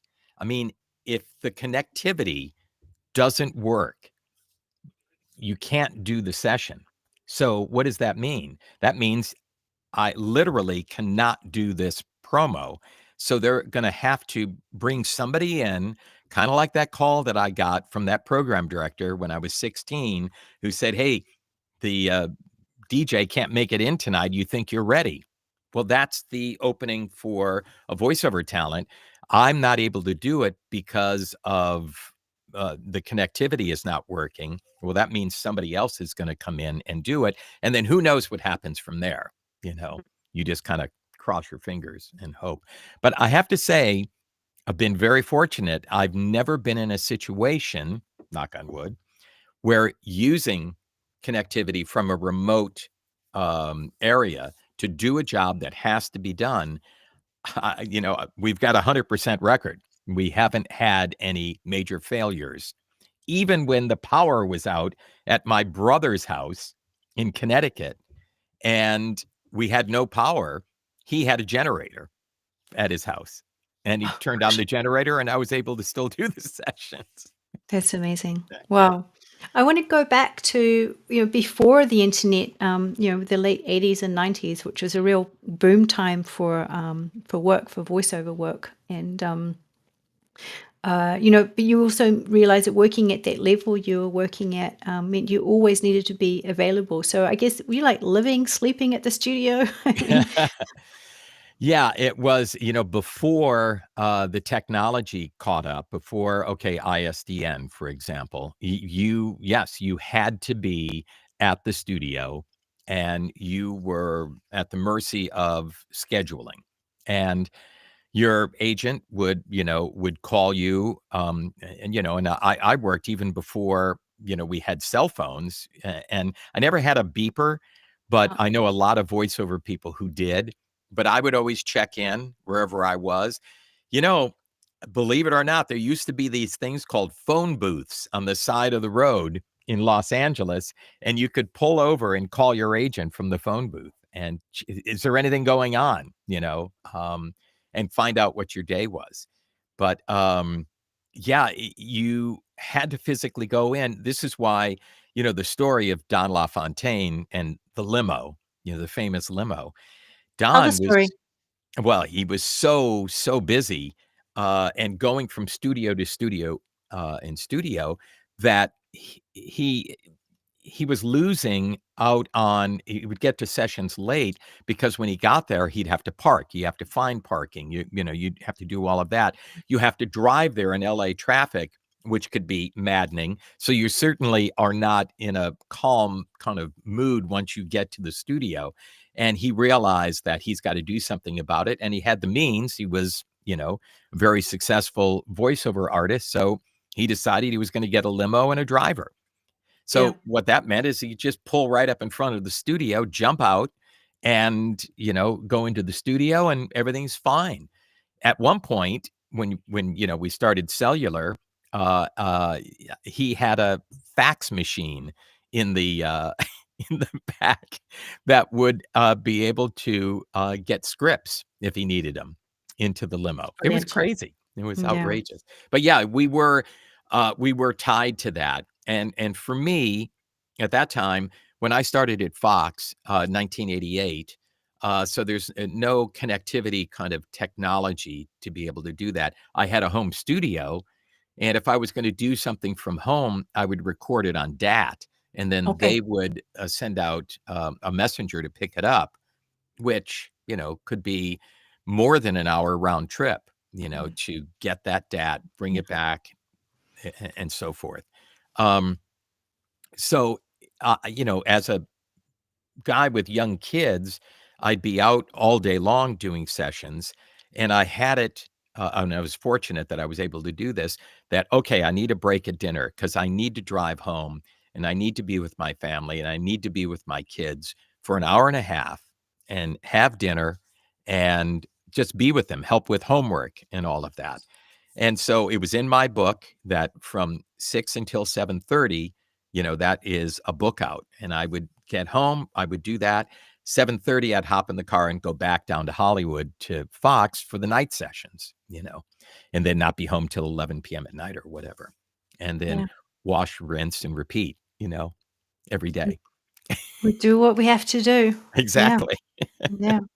I had the pleasure to visit your Beverly Hills home, or Mhm. Bel Air, I think, sorry, where Bel you Air, had yeah. the beautiful clubhouse studio in the garden. Was this when you first got ISDN, and how did that change your life? Oh boy, ISDN changed everything. And you know what, Rebecca? It was way before that. Oh.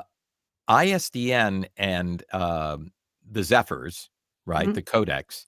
Yeah. That was 1993. So that was quite a long time ago. And I remember hearing about it and this technology. I didn't even have ISDN where we were in Pacific Palisades. We had Switch 56, which was an analog kind of version of ISDN. And you had to have an extra box on your Zephyr, a CSU DSU, which would convert, from digits to analog or however it worked. But when I heard about it, I said, all right, now I've got a studio at home. Now there's something that can connect us. It's almost like a phone call. So I talked to Fox about it and I said, listen, you buy one, I'll buy one, and let's give it a go. And I remember Steve Weinheimer, who was the head of operations, he said, I don't know about this. I think that if we start this, we'll never get you into the studio again. You're going to work from home. And I go, that will never happen. Never. Yeah. Home studios. What? But I have to tell you, so they went for it. And I got one, they got one. And I'll never forget the first time that we hooked up and we were going to do a session. And we connected. They called me, blink, blink. We're connected. And they go, Joe, can you hear us? I go, yeah, how you guys doing? Yeah, how you guys doing? Hello? Hello? Wait a Gonna minute. loop. Wait a minute. There was a delay. We never expected that there Oh was my going to be a God. delay. Right. The first time you hear the delay, Yes, a delay? and Yeah, they've it's got you on got a speakers. right.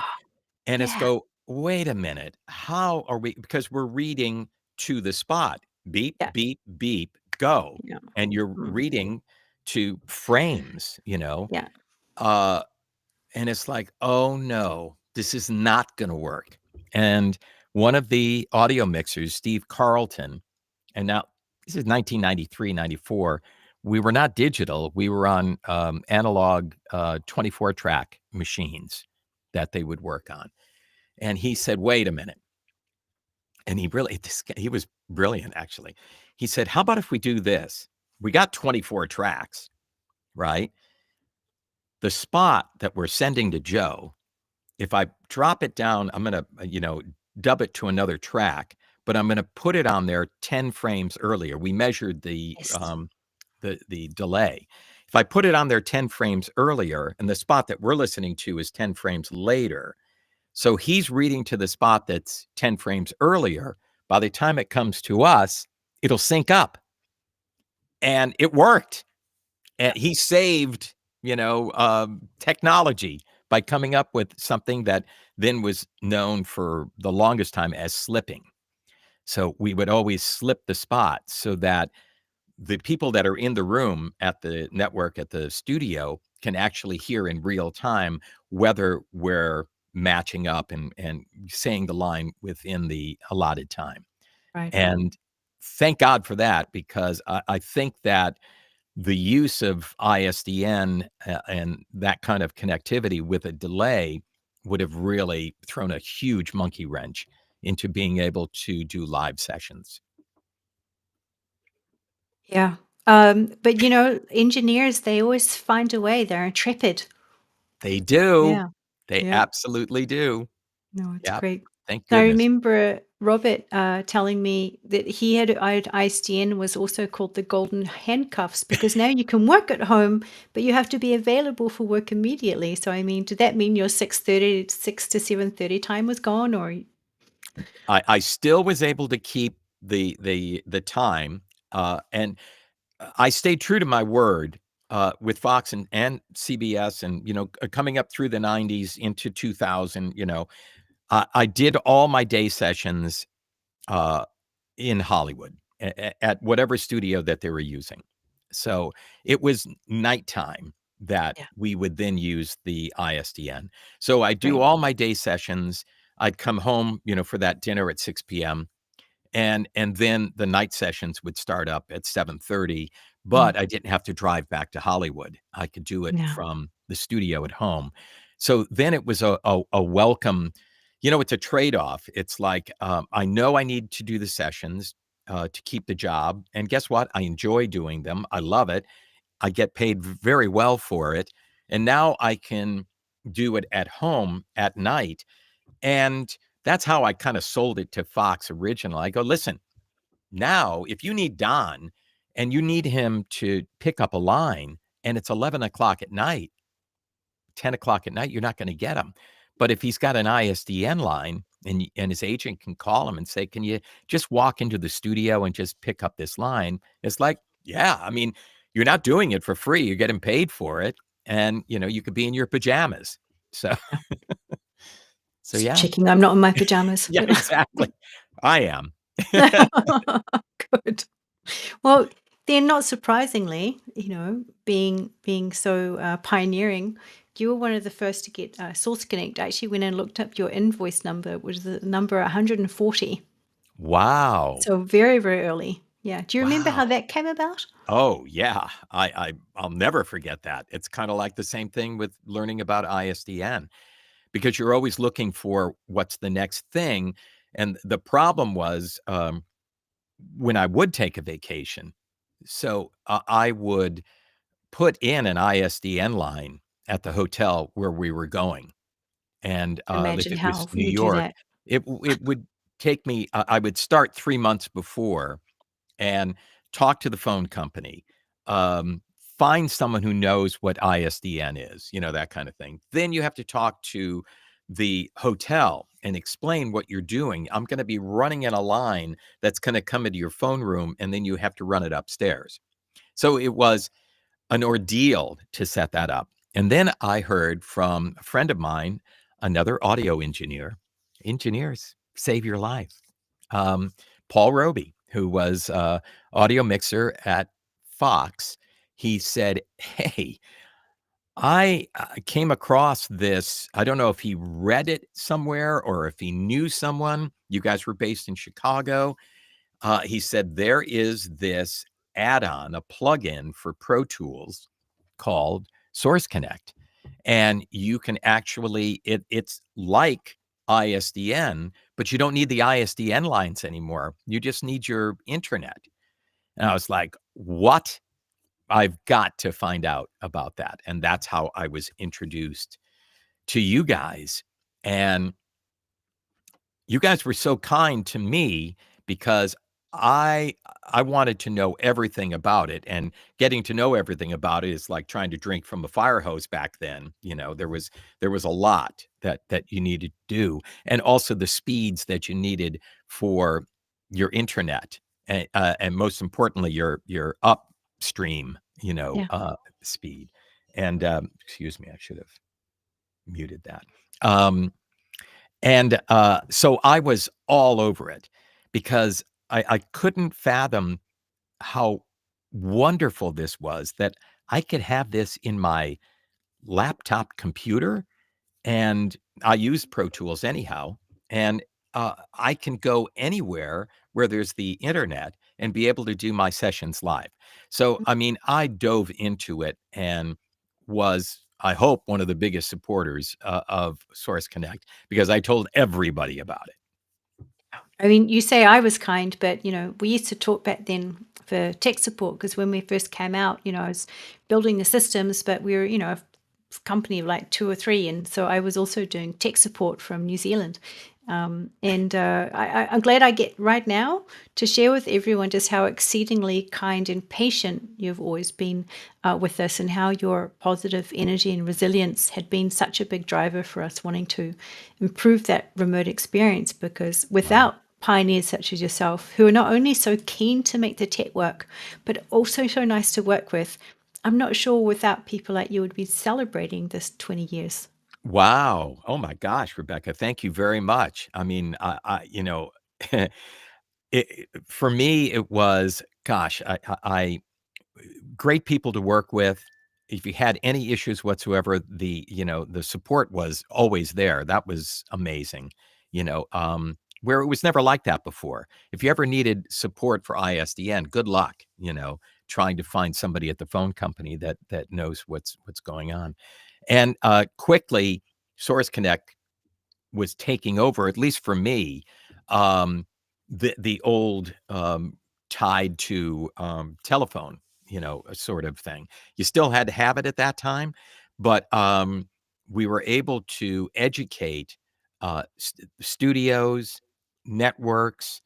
How many times I mentioned going into the networks to try to show the benefit of this, and how this works, and how easy this is, and a cost saver for them, because they had a bunch of these digital lines that were getting more and more expensive, and Yes. to be able to have this, and eventually very quickly became a standalone. I remember when it went to being a standalone, it's like, wow, now we're talking. This is incredible. Usability. Yeah. So,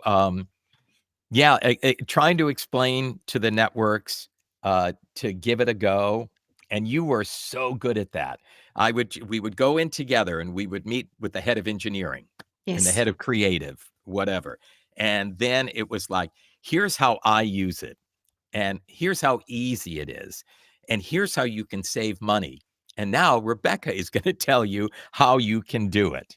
And you had to deal with a lot of, we were talking about positivity, a lot of negativity that was coming back because they were afraid. Yeah. There Yeah. I was mean, fear. but that was clear to me because we had so many people like yourselves making it work. And I'm just like, just have some courage. Like, yeah, just have some guts and, try it out. But also, engineers are also very conservative. They're still running an old version of Mac OS. I mean, a window, like they don't want to upgrade their computers, they're Right. only when they're forced to. It's like, oh God, it's going to take me a year. All my plugins, geez, they complain. But I get that. So stability is important. But when something comes along, and someone like you can show them like, look, this can make a difference, then they'll usually give it a go. Yeah, absolutely. And eventually it did take a while, but eventually they did come around.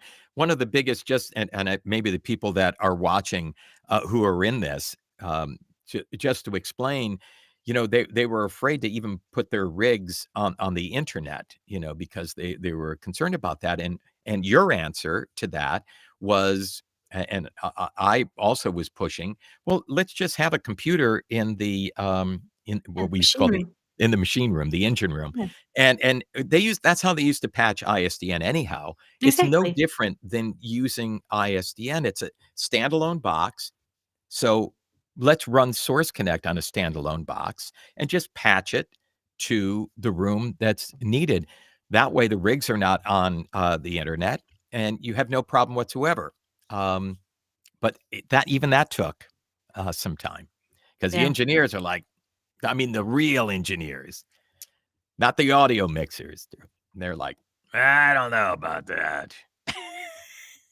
Well, they weren't the ones who had to travel every day and really had the big need and goals like you did, like Right. one of my Yeah. favorite stories is you telling me, we may have even spoken, you were on a yacht. How did that happen?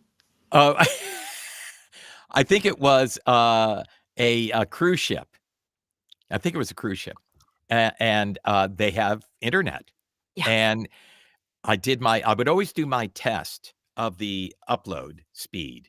We would run a test to see and at that time, I'm going to have the numbers wrong. We needed 60 or 600 up. I can't remember.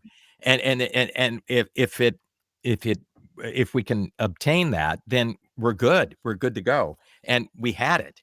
And so I actually was able to do the session from this ship out in I don't know where we were, but it was incredible. It was remarkable, Yeah. So you're out in the Mediterranean, or wherever you are, calling back to the States. Do you also work with non-US customers, because now we have this whole international thing? Yeah, I do not as much. But I have done a lot of work, to the UK, and it's so easy for the connectivity. But yeah, I do. But most of my work is all around the US and also Canada. And if I'm going to do a directed session, say I do a lot of radio imaging. So if I'm going to do a directed session, I will always say, let's hop on Source Connect, and do it that way. And everybody has it. I mean, if you're in the business, you have it. And especially if you're in voiceover, you have to have it. You have to have whoever you're working for. And if you're working for multiple people, you have to have available to you what they want to use, So, yeah. No. So just to jump into another topic that's important to both of us, which is community. Obviously we get to spend a lot of time, with actors and artists and creative people and, engineers who are also, they're crazy brains. What is it about this creative community that's so welcoming and supportive? There's something special about audio people. Yeah, there really is. Audio people and voiceover people. I remember hearing from the director of the Screen Actors Guild Foundation when we were doing a fundraiser for the Don LaFontaine Voiceover Lab, and she was saying we don't see this in the on-camera acting community. Yeah. This feeling of community where people are helping one another. It's a little bit more competitive, and there is that concern, and maybe it's because when you're on camera now, the rejection is what you look like. I mean, ouch, and that there are so many people, and it's not as much of a supportive sort of community. Whereas in voiceover, I'm not sure why, and among audio people, there is no hesitation in helping someone else, putting out your hand to help someone up and share your knowledge and share things like, I got to tell you about Source Connect, or I've got to tell you about, this, whatever it is. There's something very special about that. I can't put my finger exactly on why.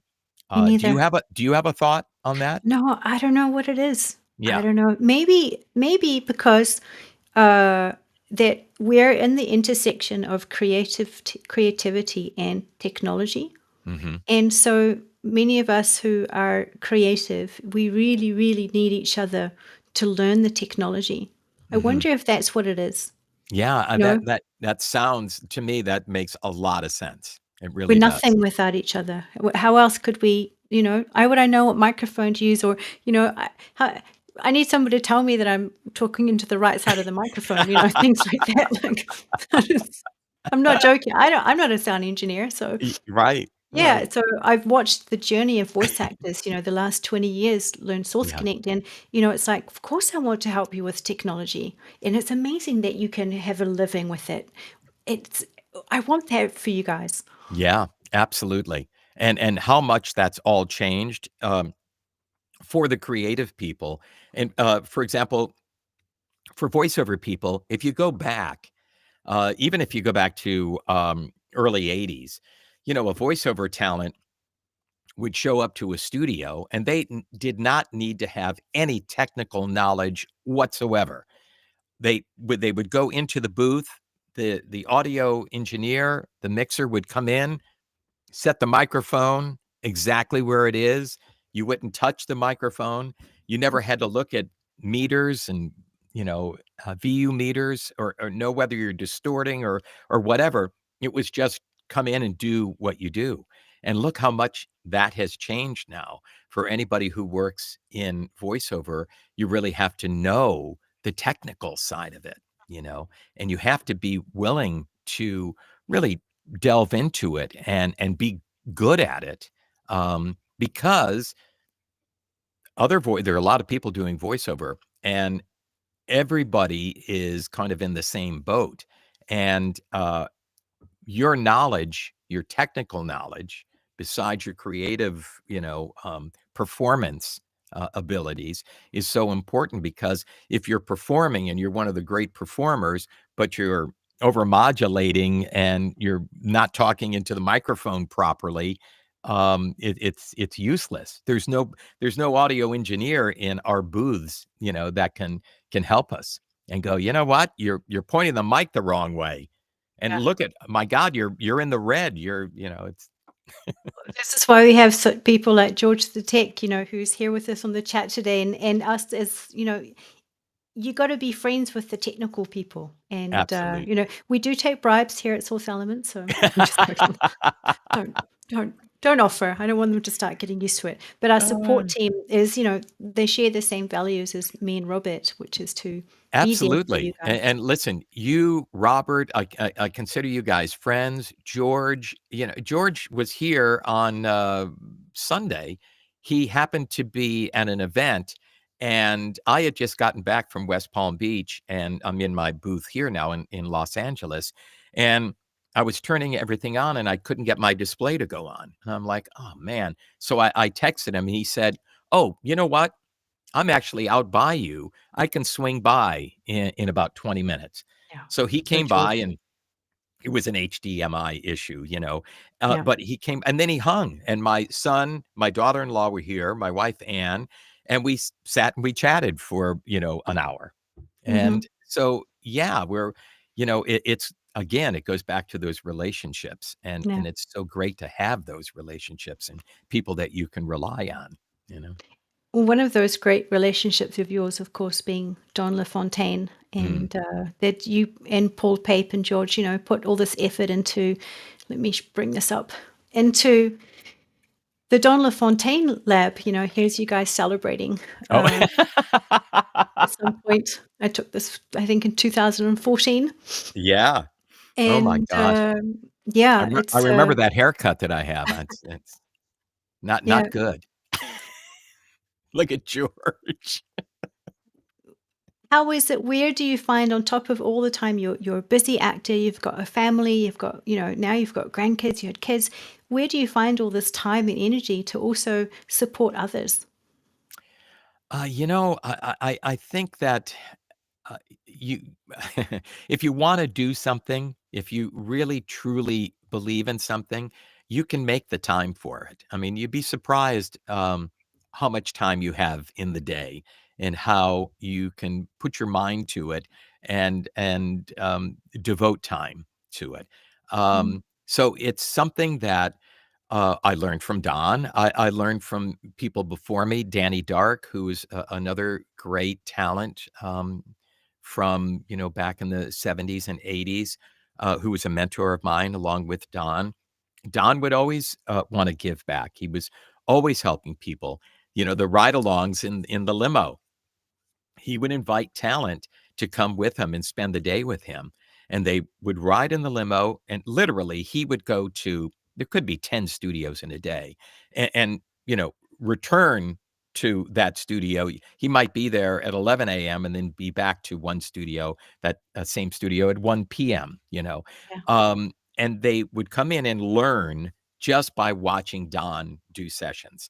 And then in the limo driving, they can ask any questions they want. Don could, talk to them about, his thoughts about voiceover. It was an amazing opportunity for young people who then became voiceover talent, very successful voiceover talent, who started off, on that limo drive. Yeah. So yeah, I learned from that, and then it was Paul Pape when Don passed, said, "Boy, we have to do something to honor Don, who has done so much for over the years for all voiceover talent." And we had a few different ideas, but Paul was the one who said, "How about like a lab where we would have a studio where anybody could come in and learn the craft, or just book the booth and go in and play." That's exactly what I did as a 14-year-old kid at the radio station. I would go into one of the recording studios, the production room, and play. And Yeah. that's, how we did it at Don LaFontaine Voiceover Lab as well. Yeah. So yeah, it was, you could do it. You could fit a lot of stuff in a day.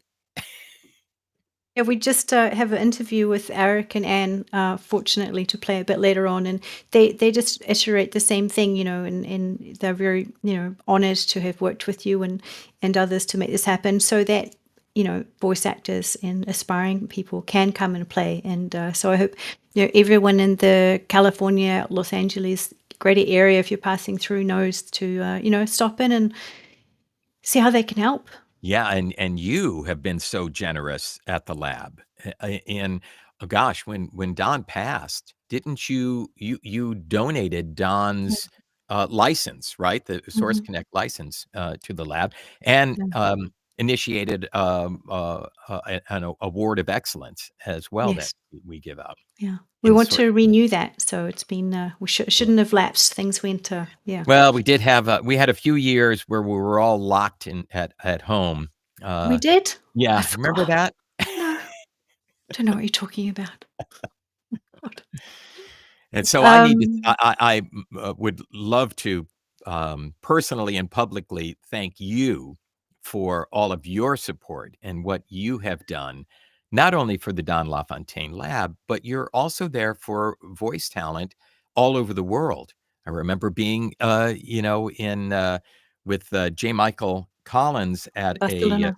voiceover in Barcelona, and I had said to you, "Hey, we're in Barcelona." You said, "Oh, I'm nearby as well." And I said, "Gosh, would you like to come and, talk about Source Connect and interact with the voiceover people?" And you did, and it was wonderful.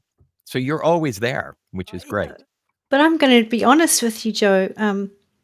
We, as an artist, we also love beautiful things, such as you love cars. You've spoken about your beautiful cars, and it can be pretty glamorous after all in this business. Like visiting you and a group of fellow actors in a gorgeous country villa in northern Spain. I mean, enjoying the high life while running classes and workshops, and it's not just me who enjoys a fine meal and a good bottle of wine. And I wonder, is it the artist part and the voice artist that makes us appreciate fine living? Wow, how interesting. Yeah, it's almost like a reward. I don't think it's a prerequisite that you need to be an artist but it does No. lend itself Yeah. to appreciating.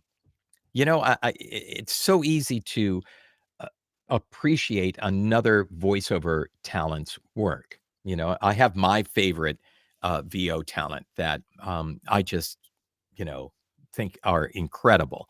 And so, yeah, I mean, it's an appreciation when something is done well. Yeah. I mean, you Mm. really and appreciate that and understand the work, the skill level, the education to how to get to that point where you're able to cook an amazing meal, Yes. or be a vintner and have this amazing wine. I mean, it's the result of many, many years and their own artistic endeavors and their creativity and just sheer knowledge and ability. So, yeah, that's very easy to appreciate that. Absolutely. Yeah. And you're speaking of the word artist, I often wonder, there's many words for what you do: actor, talent, artist, voice actor, voice talent, voice artist, voiceover. The community uses so many words. What do you feel best describes what you do? Well, it depends on who you're talking to. If I'm at a party or just with a group of people, maybe I'm with my daughter and her husband, and they're a group of friends, and somebody says, "What do you do?"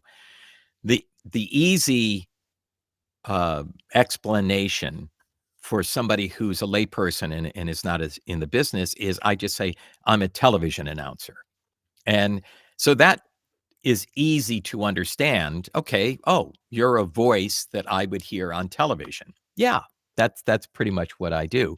In our industry, we say that we're a voiceover artist, or we do voiceover, and we usually keep the announcer part out of it. Is that But it what you makes do? now there's me at 14. No way. Yeah. Oh, I love it. Yeah. Oh my gosh.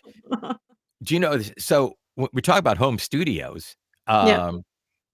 that was my first home studio when I was 14 years old. Uh, and what year would that be? That's got to be around 1970, somewhere around there. That's a corner of my bedroom. I love That it. lamp that's hanging down there. Yeah. That's my dad had brought that home. He worked in a factory. He was a foreman in a factory, and that used to be on his desk. And he brought that home. No. And I What built about that this little piece? audio board out of Oh, plywood. amazing. Yeah, yeah. Ah, well, Oh, it's can you Source Connect. see Source Connect? Oh, That goes back. That's around. Let's see. We're talking Source Connect began in 2005, yeah. so it's pretty early on. I would say. Can you tell from the hair? I think that's in Positano, I believe.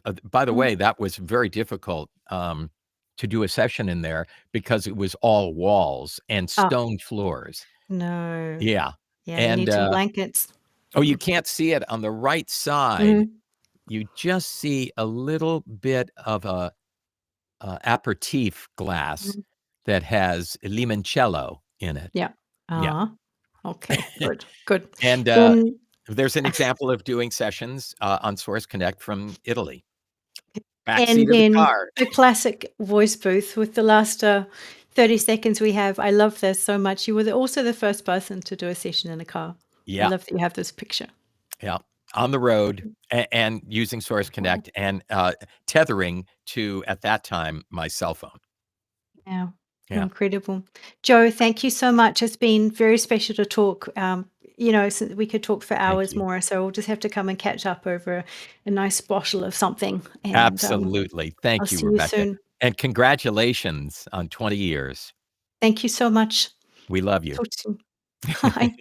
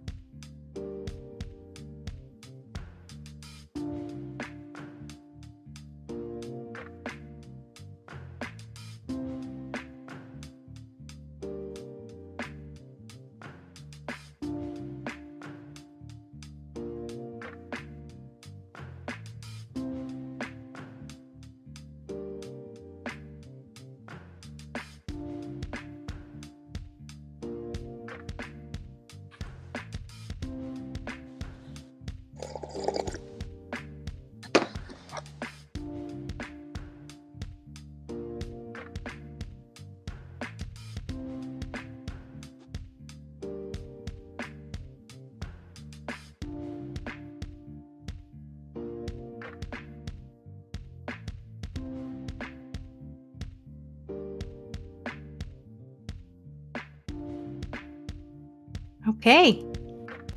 Here we are. Hello. Hello. Hello. Here we go. Salome. Hello. Lenice. Hello. We're just waiting for Marcella, and I know she's just over there on the other link. So we'll just wait for her to join. Lenice, thank you so much for coming today as our very, very special guest. It's a surprise for everyone, a very welcome surprise. I don't know if Salome, Lenice, do you know each other? No. Ah, Well, thank you for inviting me. of course. Well, you We do now. But, Yes. pleasure to meet you. I'm hearing some weird thing. I don't know. Oh, Salome, do you have headphones perhaps? Yes. Yes.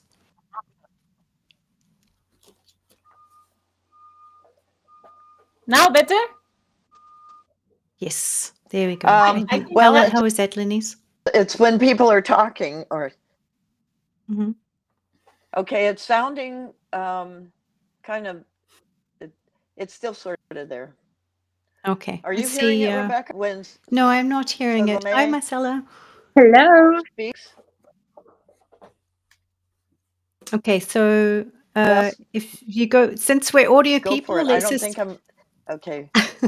there. If you go to the settings at the bottom, Hi, there's a settings at the bottom right. Make Marcella. sure that make sure your audio, echo cancellation, and noise suppression is on. So let's be good audio people and put those settings on. So Okay. great. And Lenice, let us know if it sounds any better. Okay. It was. I can see me on the left, but I can't see me in the. Let me look in. Is there a way to get me in with the group? You're in the show. Everyone can see and hear you. Okay, that's nice. Let me see if I have any options. And name video settings. Edit avatar. Am I in the stream? Can you see me there? Because Yeah. I can see me Yeah, on we the see you. left, but I Coming can't in. see me. Yes. So all four of you. Okay. Yeah, we see you all, so we're all good as if you can see us. Marcella, your face is very close up. Oh, is it? Great. I just want to check my lipstick right now before we started. I'm very close up. It's fantastic. Right. Love it. It's fine. Yes, you're very, very close. It just Ooh. very close. Oh, Lenice, we're having some network problems where the internet might be. Oh dear. Yeah. Well, Oh. I'm just sharing We it. are but some I'm not Tunisians. Yeah, I'm that's just, great, I'm right? just giving I'm not you. technical at all. I'm giving. Yeah, I'm giving you feedback so you'll know, like maybe why something's happening like that, because Okay, that's what we do. it's all good. I'm just gonna get started, and Marcella should be back in a minute. So, Okay. Lenice, you're a pioneering recording engineer and producer. Your career spans over 4 decades, and you made history. I'm sure this gets repeated all the time, as the first woman to get an RIAA Platinum album for engineering Blondie's Auto American. With credits such as Steely Dan, Supertramp, and Fleetwood Mac. And beyond music, and maybe we can chat about this later, you know, you moved into post-production, and so doing foreign dubbing, films like Shrek and Spirit. So it must have been a lot of fun to have moved through all of these sort of diverse areas of music and technology. And it is, and I'm a variety of things, and including music, but I do sound. And recording Foley is always fun. I did a lot of that when I was doing Me too. post-production before. I was a foreign dubbing. Yes, but that's right. Oh, and also I do a lot of audio repair where things aren't recorded quite like we hoped. Fixing less than desirable audio tracks is also as well. And just like all the process of talking about it. So thank you again for having me. Gosh, I had no idea. You really have touched on everything to do with audio. I suppose you've even recorded IVR for like phone lines and stuff. I don't know. Maybe. And Salome, if I can introduce everyone to Salome. Hello. I love your album that you released recently, Salome Fruslerias, and fantastic album. Thank And you're you. also a lecturer and professor, as well as president and founder of PI Audio. In Spanish it would be Iberoamerican. What is it in Spanish? I'm not trying to think. My pronunciation is not very good. Someone else should say it. Productoras Ingenieras de Audio Iberoamericana es una Thank you. Ibero-American Women Producers and Engineers Association.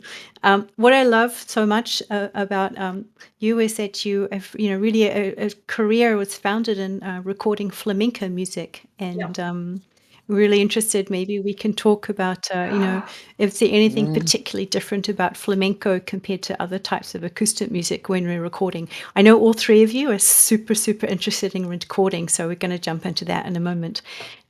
Marcela, you're also a talented and accomplished engineer, educator, and you've recently founded a really important project called the Immersive Lounge, an artist-focused immersive music production collective based in London or the UK.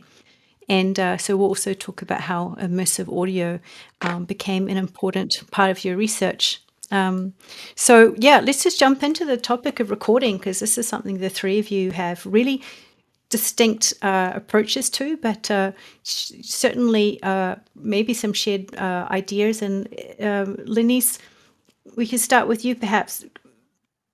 What was the first band you recorded, and how did you learn from that? The first band I recorded as an engineer or as an assistant. Oh, well, we probably all started as an assistant, right? Someone, because that's learning. I was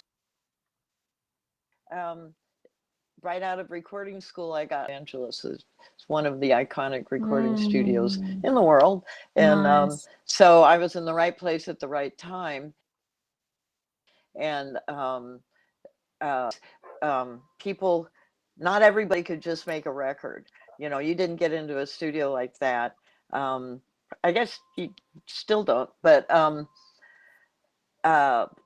people had to prove that they were worth investing in to make a record. So there were some just amazing artists and bands and who came through the Village.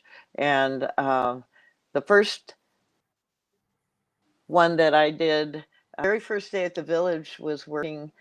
I was assisting the assistant because it was my first day. So, but my first paying gig was with the amazing high priestess Alice Coltrane, who was the wife of John Coltrane, and she is a renowned jazz pianist on her own. And they were doing a tracking date, which back in those days meant guitars, keyboards, percussion, was in there. So that was my very first, which was pretty phenomenal. And then my very first band that I recorded, it was the day that I got the big engineer's chair, because I've been working with this band and this artist named Jacques, so electronic violinist, had a big jazz following, and we were recording for 3 weeks on his cutting up basics again with the best musicians in the city. And then and I was the engineer was letting me do a lot of this one day. The engineer doesn't show up is because he was in an automobile accident. He wasn't hurt badly, but he couldn't make the 10 o'clock call with the musicians in there. So Jean-Luc just said, you can do this, sit Ooh. down. Yeah, fortunately I was opportunity arose, and so that was my role in the chair day. Bigger. It's amazing. And then Salome, with flamenco, obviously you are from Spain, so I imagine you grew up with flamenco. But how did you get into that being your specialty? My brother was the owner of the studio, and he has a lot of work, and he needed an assistant, and he asked me for help, and I said, okay, I don't know what I'm going to do, because I wanted to study German philology, so okay. And I say, okay, it's a job, and he mainly record flamenco. So that's why I started with flamenco. I grew up in a city where flamenco is all around. There is a birthday and we play flamenco. There is a wedding and we play flamenco. And so I am very into flamenco because I grew up with flamenco, but it was for Fluke. Which Fluke? Yeah. I started working in a studio that they were recording flamenco. So that's why. But I love flamenco. Did they teach you what was special about recording flamenco? I learned by doing. The main thing of the flamenco is the range, of the dynamics of the voices and the percussion and the guitar. That the singer can start like really low and into himself or herself, and then suddenly they explode, so you have to be careful with the dynamics of the voices or the other instruments.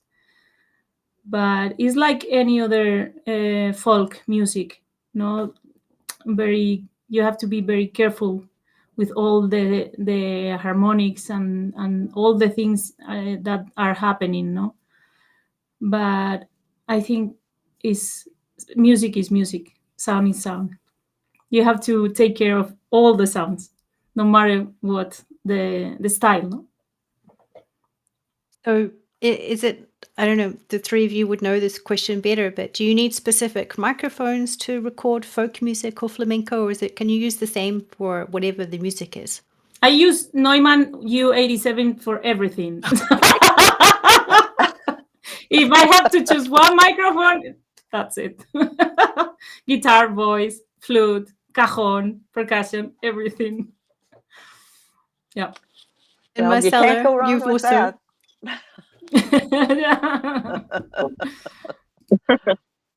Or the best microphone is the one that we have in the studio. That's another thing. That's right. You have to adapt and put in the right spot. It can Yes, be of very course, well of the course. best microphone, and to use anyway. Yes. So.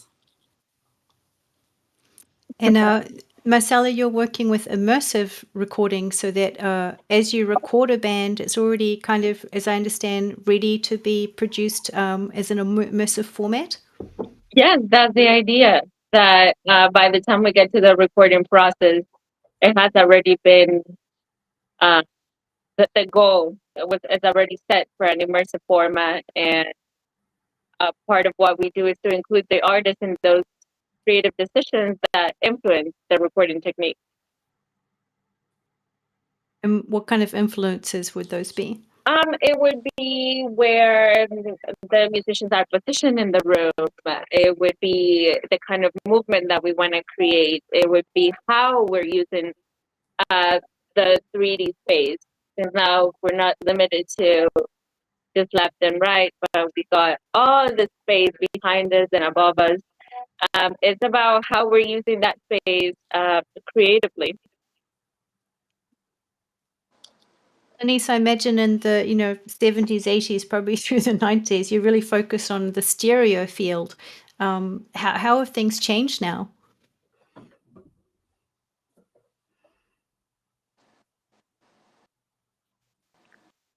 Well, what's changed is exactly what something about it. From mono to stereo, there was a short time where it was quad, where there were four speakers. Then it went to, which was 5.1, and then that escalated to 7.1, meaning 7 speakers with a discrete 0.1, meaning usually the subwoofer or the bass, or is somewhere else. But and then where else could we go from there except surround was still on a linear plane, where when immersive comes in, the here, and we got up here, back here, and we got down here, back there, and you can immerse yourself in speakers as you want to areas. But typically, what it is, it 9.1.4 or 7.1? 7.1.4. Okay. That's kind of what, yeah, because people just may have that in their home, for their homes. People who are interested in immersive and want to listen, other than now, when you mix down, do you mind if I ask her these questions about immersive, Rebecca? I'm just curious. When you mix down and you're listening on the headphones, are you mixing down to binaural in or ambisonic? Listener, and who are you mixing for? Ooh. Wait, is that for me? Is that question for me? That's for Marcella. That's for Marcella. Yeah. Yeah. So I mean, everything. Because you're mixing you're mixing immersively. So who are you mixing for? Who are they? Who's everybody is our listener. Oh my goodness, it's fine art. Basically, if it's something that's going to go on streaming platforms, it'll be decoded to binaural, and that decoding is done by the streaming platform. And it depends on whether you're using Apple Music, Amazon, or Tidal. But eventually, yes, when it goes out on headphones, it'll be binaural. The Dolby Atmos file adapts to your playback system. So if you're using a soundbar, then it would need to be Dolby Atmos enabled, but that it would adapt to that. If you're simply just using speakers, and it'll just stereo speakers, it'll adapt to that. So the idea is that you know what kind of settings you would need for your playback system, but it'll adapt to whatever you're listening from. Excellent. Thank you. Yeah. And Salome, are you also working with immersive formats? Not myself, because I cannot, my head is full. Because I do, I stop in mix. I don't do mastering either, because this is something that I need to in the step where I need to let go the project. I cannot produce, record, edit, mix, and then do the master, and then do immersive audio. My album is in the process now, so I think next month is going to be released in immersive. But I think it's really fun to watch the green balls, But no, I because I do film also. I do sound design. I do mix. So I teach too. I just open my label. I'm doing now propiedad intelectual. How do you say that in English? Intellectual, well, Marcella. Property, intellectual property. Yeah.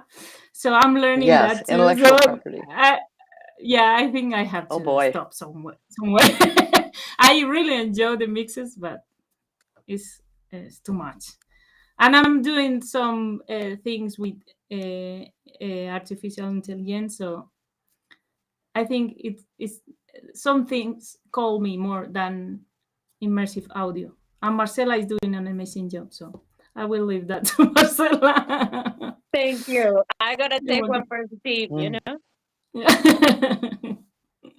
Marcela, could your research then be applied, later on to what Salome's doing? Could you in some way reformat it? Could my research be applied to what she's doing? Mhm. In terms of production? Yeah. Of course, yeah. My research, the idea is to write about creative workflows. And so if you're working with artists and they're perhaps not familiar with the technology, for me, a very important part of it is to target that knowledge gap, to provide the tools and the knowledge that's needed for the artist to be a part of it, for this to be a part of the production, for a part of the writing, the composing, the arrangement. So then that can inform the recording. And if you're doing a live recording, how would you capture that so then it will translate well to immersive formats?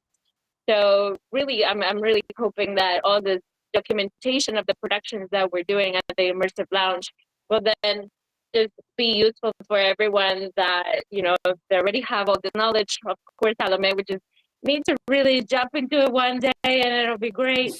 Okay, I will try. And honestly, the idea is just, so because I know that perhaps what you were saying, I'll leave it for, the ones that, but the thing is, it needs to start from the beginning, from when we're writing the song, You're right.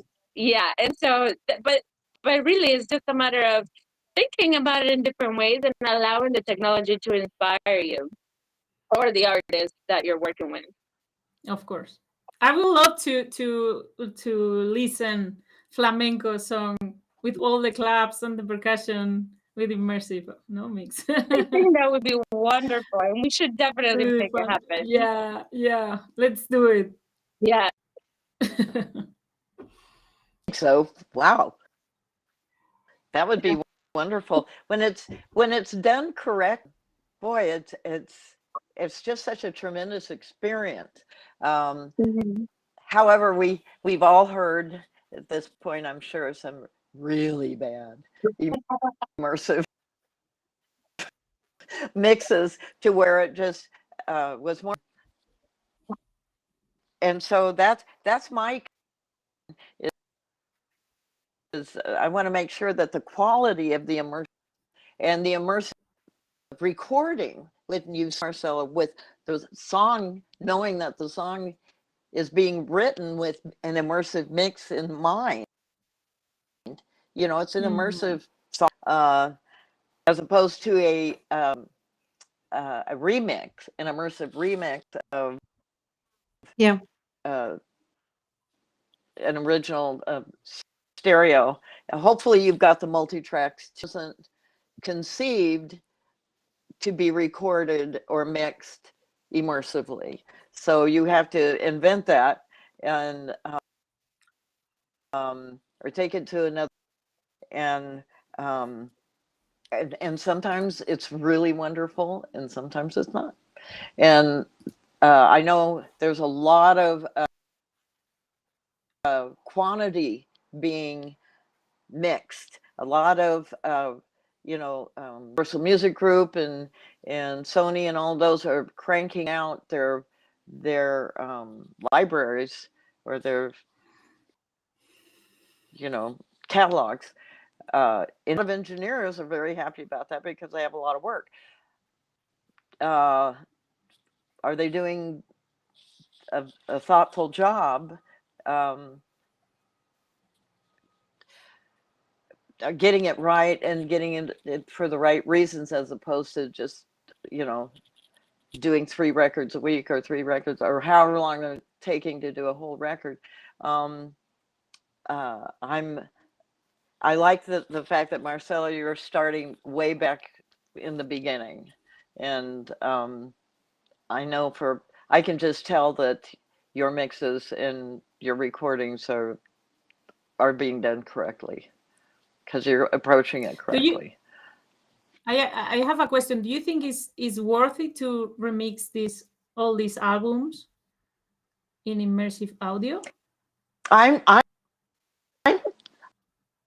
not understanding it myself. Okay, who are you mixing these for? And Yeah. And what about like you, you were saying, Marcela? What do you Marcela, think? I yeah, think, what do you think? yeah, it's a big challenge if you only have stems and you're having to deal with stereo buses and things like that.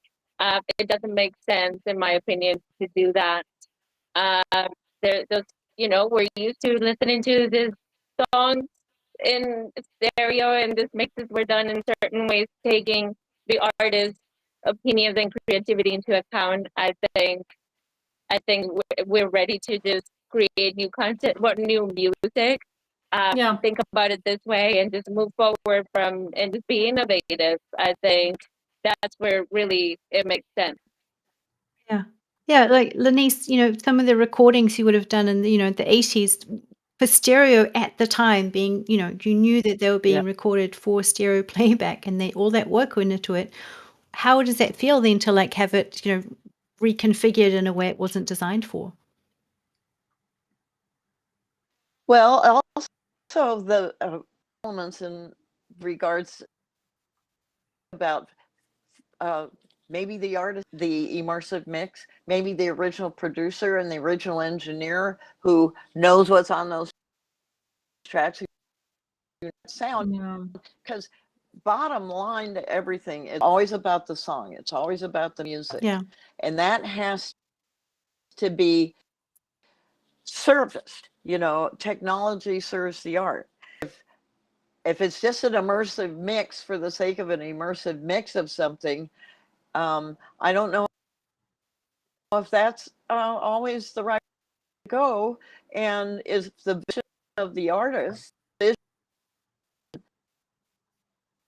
a big issue way back in when surround came out.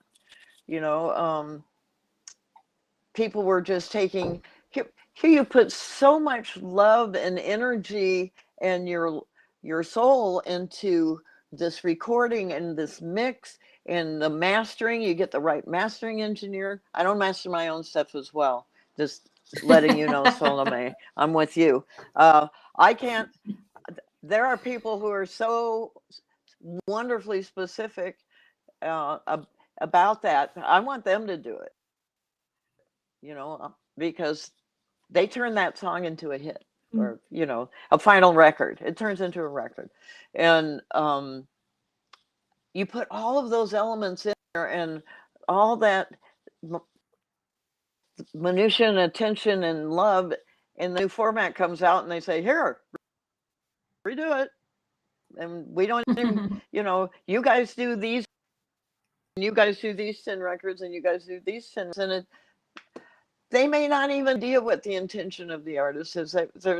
I don't know if that's appropriate. What do you think? Anybody else? Is there any producer involved in those process, or is do it what you want? I'll chime into that because I mean, when it comes to redoing the log, all that kind of stuff, if it's to meet a requirement, I don't think it's worth the trouble. But also, perhaps some mixes have been successful in that now we're hearing things that we didn't hear before, for example. Yeah. So yeah, there's some songs that people have heard now in immersive that they have been listening for decades, and now they're like, oh, there was a synth there that we didn't hear. There's this there that we didn't hear. It's true. So in that way, it's a new experience, and that's great. But to answer your question, Salome, about a producer, normally no. So that this is very new for producers to also think about, and so that's what we do at the Immersive Lounge. That we bringing a producer who will help artists and think about the musical part of it, while I focus on the technical part of it. For example, so while I'm thinking, okay, this is gonna work in a 714 because frequencies and all the things, then there's someone who it should also be a part of this process and say, musically, this works, you know? Uh-huh. Okay. Well, you always want to get that Nice. emotional response is done correctly. Boy, is there an amazing emotional response where you feel that it is better than before. You know, you really feel Yeah. like you're there, and it's magic and it's wonderful. And then there's the other ones where it's not. And this actually would happen with even remasters of records that maybe it has a, you know, they gave it a new modern sound or something, but that wasn't the intention. We worked really hard to get those songs to have that sound, and Yeah. And suddenly that sound's gone. It's just suddenly become a modern pop, you know, overcompressed, you know, whatever. And it works, but I have not been pleased. I just have to say, record we made. Yeah. I think that's important, you know. But like you know, you all say, What's the intention of the art? yeah, you need an artist to do that creative process, you know, and maybe there's some elements of here which are, you know, the economics of the music industry gets in the way sometimes. A lot of times. No. But So just to change the again, subject. it's a fabulous. Go ahead. Yeah, it's a change, and people are learning, and they're trying, and they're experimenting. I mean, when 2 years ago, so many people are learning, or how to mix it. They learn. I remember this one.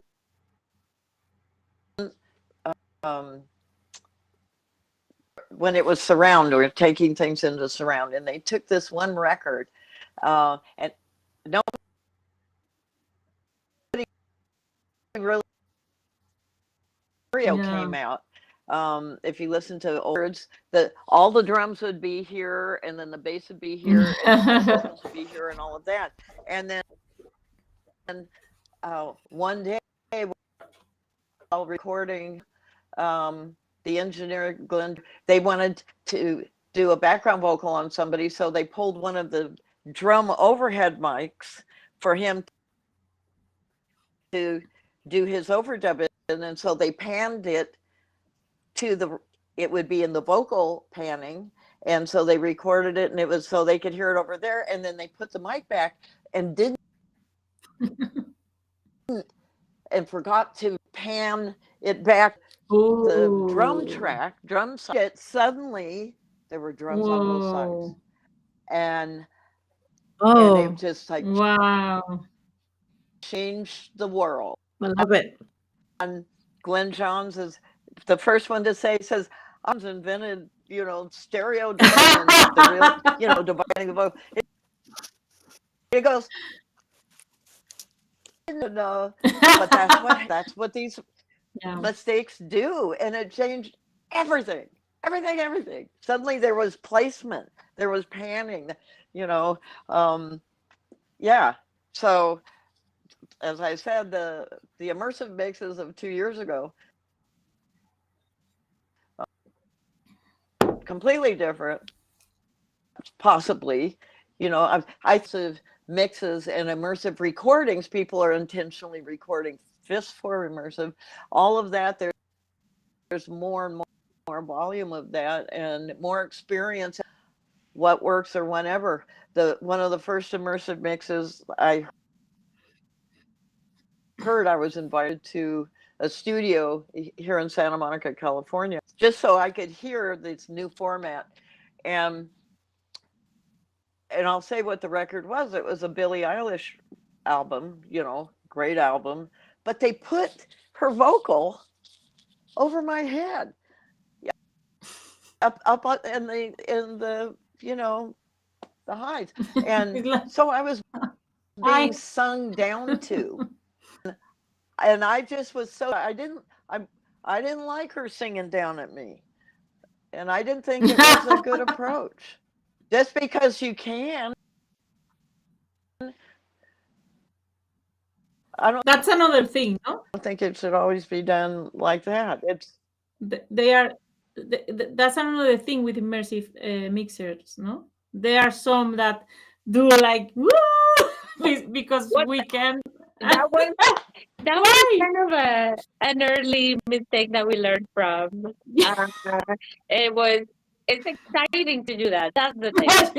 That It's when very you fun. use the technology and you realize, oh my gosh, I can do this, you exaggerate it a little bit. But I think I think as you realize, okay, that's crazy sometimes, and sometimes it doesn't work. Sometimes the really fast movements also don't do what you are intending to do. So there are all these things that are trial and error in this process, and that we're learning from, and that's the part of my research to perhaps avoid the trial and error process for people moving forward. But yeah, that's just kind of a thing that you are going to do naturally as you test the technology and you realize that you can do that. But should you? Yeah. Speaking of things you can do. Yes, but it's to what you want to keep people engaged and song and into the moment, and movement enhances that. That's fantastic. But I was listening back there in a familiar, very familiar record that we all know, and suddenly I'm, my head's snapping because there's something else back there, and I'm just, natural instinct, do we stay here, when something's behind us, that we're in danger sometimes. And that's our instinct. So to be listening to the song and suddenly the guitar solo is back there, and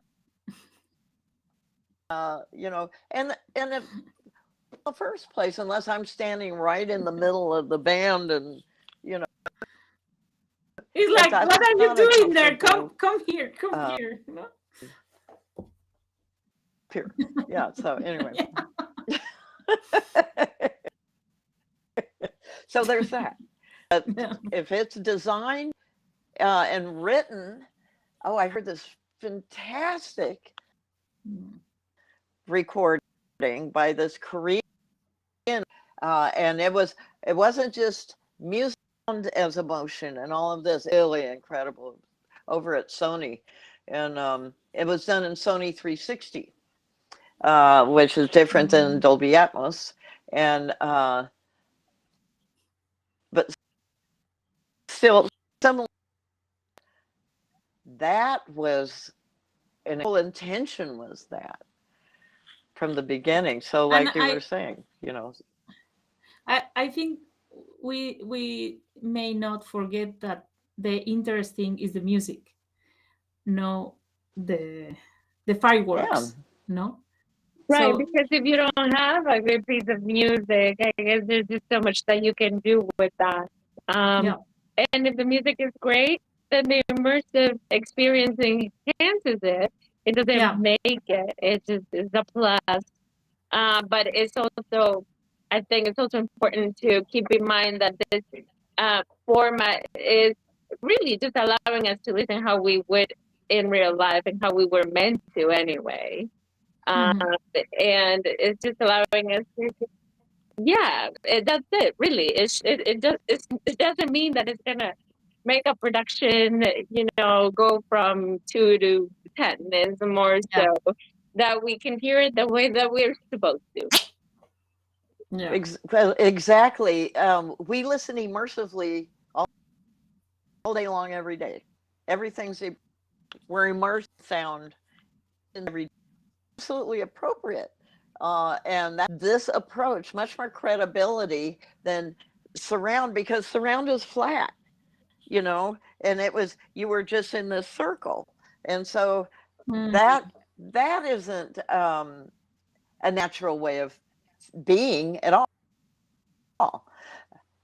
Immersive is. Yeah. And that's why a chance of, you know, being around for a long time. Yeah, certainly. So, one thing, you know, the topic that's come up a lot in this last, you know, half an hour talking about immersive, you all keep coming back to, like, you know, teaching and learning and, you know, evolving the craft, which involves education. So what drives, the three of you are very strong educators, and we'll start with Salome. What drives you to be an educator? You're also a professor in music and... Well, I have to say Marcela was my student for 2 minutes.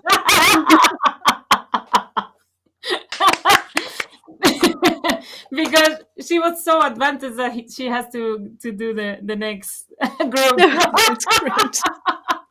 I was in that med class once. He was in Berkeley, Valencia, and I loved it though. I loved it. Yeah. No, but the first time that I teach, it was like, what am I doing here? Like, what I have to teach. I was a little bit lost, but I had to study to teach, because I knew things, but I didn't know how to explain out of phase, for example, no? And it was amazing process for me to start teaching. And I think it's a way of giving back what I received, no, during all my years, no. I didn't study in the university. I study 1 year course, and then in the studio. I learned in the studio, no, by doing. In the studio that I was, my brother was self-taught, so I learned things wrong, so I had to relearn the things. But it was a nice process of, okay, I leave this studio and then I go to another studio, and then I learn. I keep learning every day.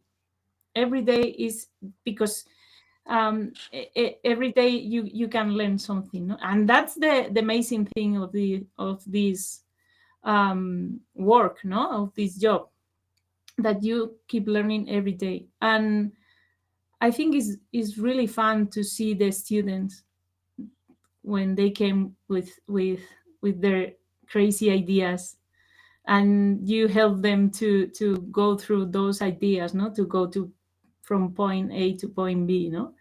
And I feel like I feel good when I'm teaching. I think it's a very nice feeling. Yeah. And I teach them. Yeah, I agree. The technical part, but I teach them how to be in the studio, how they have to treat the people. More the human part, Well because done. Yeah. everything else you can learn in YouTube. Mm-hmm. But that human part is only human. In this moment, I don't know, in 10 years who is going to teach. Oh. Yeah, that's my approach of teaching.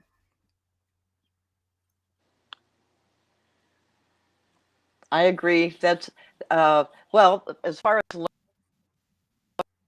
learning all the time, there's so much to learn anyway, and then there's new developments and new things to learn all the time. So and there's no way we can all and do, and I you know, a lot of it I don't need to know. But teaching, again, I'm with you, Salome. It's a wonderful experience, and I learned so much from the students as well. And they present me with challenges that I wouldn't have addressed otherwise. So it's like, wow. let me figure that out, or what a good, and yeah, and new projects. Every project I work on has its own unique challenges, and each one is a learning opportunity, and I really appreciate that aspect of it, because you can't sit down now, gee, what am I going to learn today? And it's so much easier when the project or the students present you with problems to solve, learn. You know, it's like, oh, I wouldn't have thought of learning that, except now I need to, and so now I am.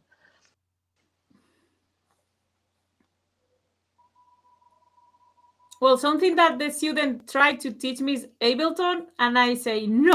Thank you. I keep with Pro Tools. Yeah, I have not used Ableton either. Uy, no, I respect Ableton. It's very nice, but I keep Pro Tools with. Marcella, what's your journey? I've got my hands full. Yeah. I could talk about why education is so important to me for a long time. It's a big passion of mine, and I think there's just so many things that are valuable about being an educator. And it's about, lots of the things that you already mentioned. That it, for me, it's also keeps me doing the research, so that I stay informed about every single, development that is relevant to what I'm doing. And I think even if you're not doing research, this is something that we have to do constantly, because we're in technology, and technology develops, and there's things coming up every day, like what Source Elements is doing. So we really need to stay informed. So that's one thing about teaching, that you do the research, so you teach what's relevant and you stay updated. So that's a very valuable thing about that. But very much on the human side, I've grown so much as a person, and it's an environment where it feels very rewarding when your students do well, when they have ideas, when they discover themselves, when all these things happen. It's also very important. But yeah, and also for me, using what I do in academia to inform industry is also important, and I think there's a lot of value in that. And that the research, for me, I'm hoping that it doesn't stay in academia, but that it branches out, and it can help everybody who wants to learn, basically. Yeah, I think it's well said that technology teaching helps us understand ourselves better, and it's something I recommend to everybody. Get into teaching in some form or other. You will learn so much about yourself, and it pushes yourself to, as you were saying, Salome, how do I talk about this? Yeah, it's not easy to teach. No. It's very tiring to talk, but when you see the face of someone, when they understand something, it's like, it's amazing, no? Those moments. Yeah. Yep. I taught 2 technical classes and 1 studio protocols and protocols and procedures class. It's exactly what you were talking about, Salome. Who are the people in the studio? Who are the people in recording session and on the creative team? And what are their responsibilities? And it could all be the same person. If you're recording yourself, you're the producer, you're the engineer, you're your own assistant and your own intern. You make your own coffee and clean up after yourself. But in the studio situation, the artists feel safe.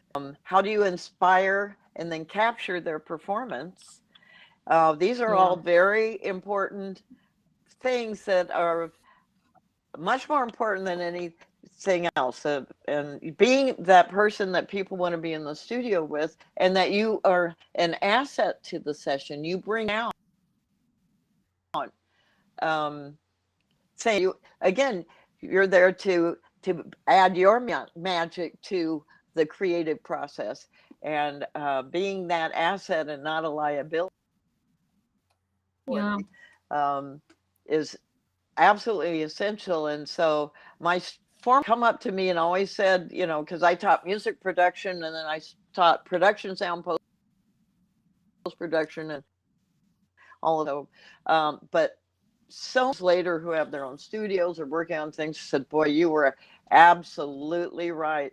Says it's not about what microphones you have or what the you know, if you have Pro Tools or what your console is. All they want to know is do you have sports on the TV, and you know, can, you know, and their lemons are cut in quarters, not sliced, you know, whatever that service is, whatever, safe and want to come back and they like the vibe, and they, because of your environment, than they would have otherwise or with somebody else. You know, that's the key. That's the key, because all those other things, like you said, anybody can have those, but if nobody, then forget it. You're not gonna go do something else. Yeah, Marcella, part of, I know what your work is, you know, the Immersive Lab is also making that space for the artists, you know, the creative people to feel, you know. So how does that sort of research tie into, you know, the recording practice? Well, it's very much about having artists think about what they want their listener to experience.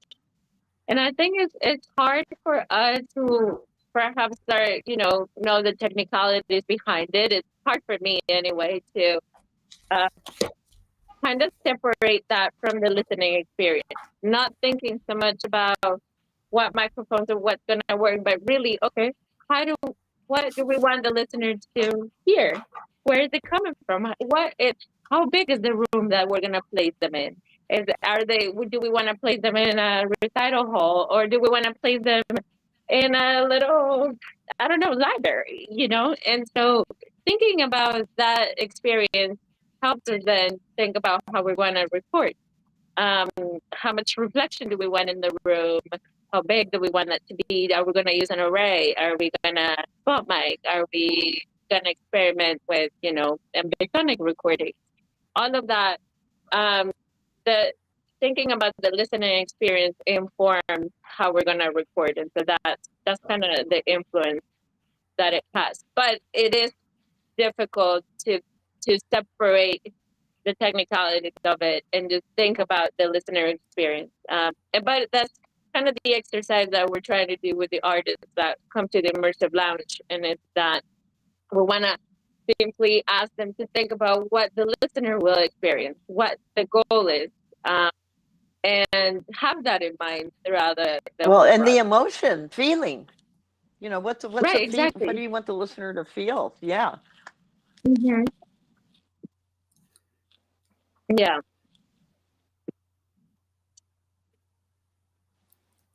Something you said earlier, Lenise, so people have to prove they're worth making a record. Well, certainly back when it was more, expensive to get into the studio. But how do you all choose who gets your attention? How do I do what? How do you choose? How do you choose who gets your attention? Oh, I like their music and I like them. That's another thing. At this point in my career, I make choices. So everybody that I work with, or musicians that I hire, well, they have to be kind. That's the number one, second, I go out and I hear live music, or how does music come to me? And I'd love to record them, and I'll let them know that, wow, if you ever want to make a record or record, let me know.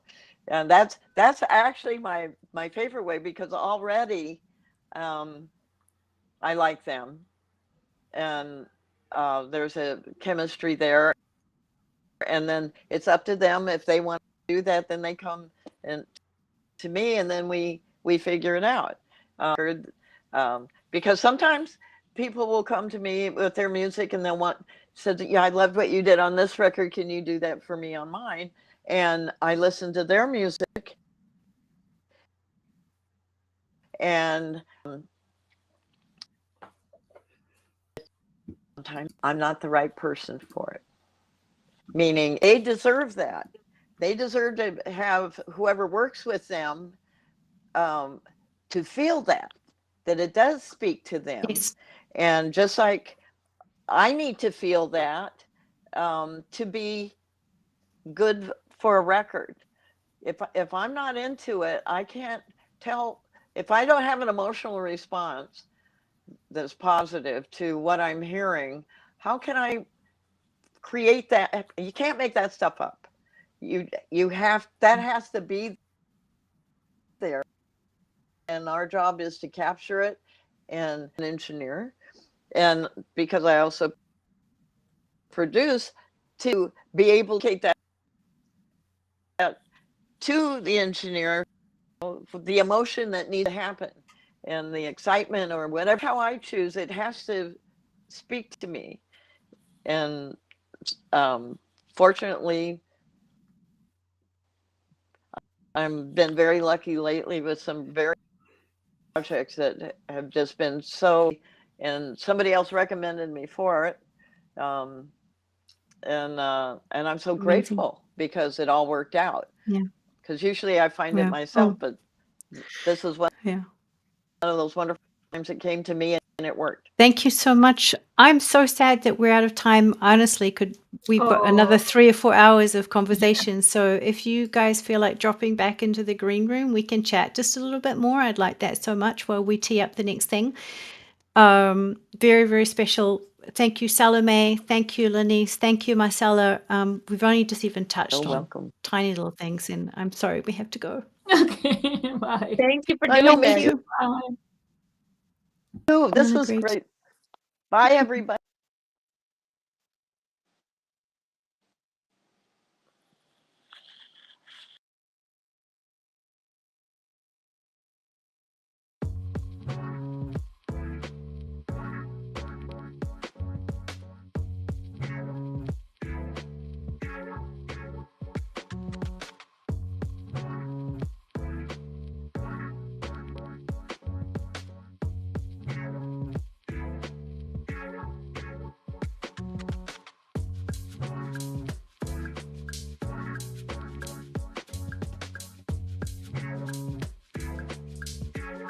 I had an incredible opportunity to sit down with Kate Ziegler, the president of ACTRA Toronto, and we spoke for about an hour and 45 minutes. And unfortunately, I can't air the full conversation right now just because of time constraints.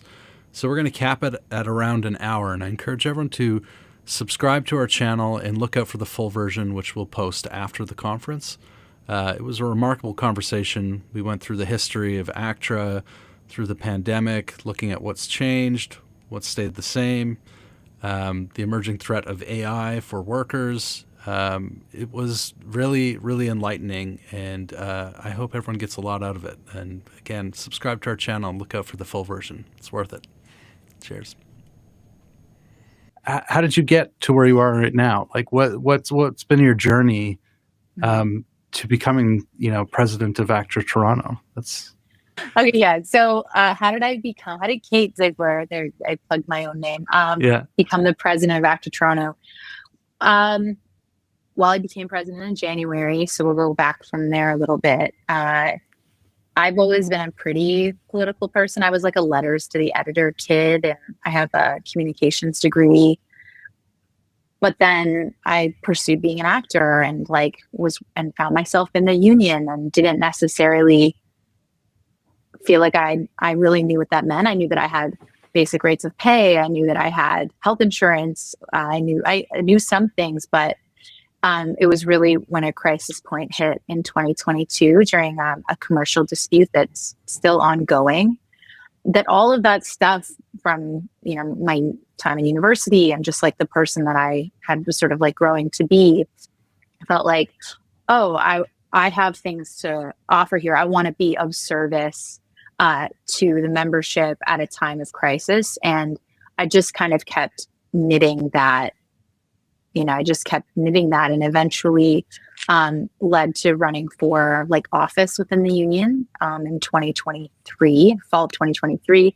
And then in this past January, I, with the support of a lot of members and people kind of in my circle, they were like, you should run for president. And I did. And it's been a wild few months, like right out the gate. Do you feel like there's anything kind of special about your, time within the industry and the time now that brings you kind of like any unique perspective to your position? Well, there's one thing that always kind of stands out to me, that if you go back and look at the history of ACTRA, it was started by voice performers, by voice actors. Mm-hmm. And, I don't know if it was like the talkies or radio productions, I think, to be honest, where it was a thing. And so I think there is something in the voice performance category, those of us that work in this space, that there's just an extra level of like engagement for some reason. I don't know. I'm not really sure. Maybe it's because we're like a smaller contingent of the membership. There's something about the history of the union beginning with some really niche arts and voice. We have puppeteers in ACTRA. Mm-hmm. Wow. and dancers and people that have like these really niche specialties within like the stunt community. Like there's a lot of really incredible, very, very high level artistry going on. And I don't do animation, but our animation and our game performance members, like it's a pretty phenomenal thing when you look at the landscape of the membership. But I feel a real connection to those that history of voice actors for sure. Right. I mean, this is probably just my own DNA and makeup, but when I first kind of got into the software space, I was like immediately like, oh, I have all these ideas that I'm going to do. Like, let's just bring blockchain, like these huge ideas, and just realizing that you've got to pick your battles. You can't boil the ocean, is a phrase I find myself saying often and checking myself with. So like as president of, it's probably the largest chapter in Canada, how do you balance, like, is there a balancing act there between like local concerns and these sort of big, broad things? Yeah. What's that like? I sometimes think about it like, there's a house and you're maintaining this house, and the collective agreements are sort of like the foundation that everything is built on. Mm-hmm. But there are rooms in the house that every time a new council or a new president comes in, I'm like, oh, let's go flick the lights on in there. And you're like, oh, there's stuff in here. Like, let's try and do this or let's do that. And it's like, oh, but also you should probably just go to the kitchen and make sure that the taps are working. And right. So there's like some really traditional union stuff that I feel really committed to, like grounding and like more union meetings. That feels really important. I think getting members talking to one another. And I think we'll probably get into this, but certainly through the pandemic and even before, you had more collective spaces, more shop floor spaces where the members of the union actors would come and meet and talk, and you'd have a little check-in.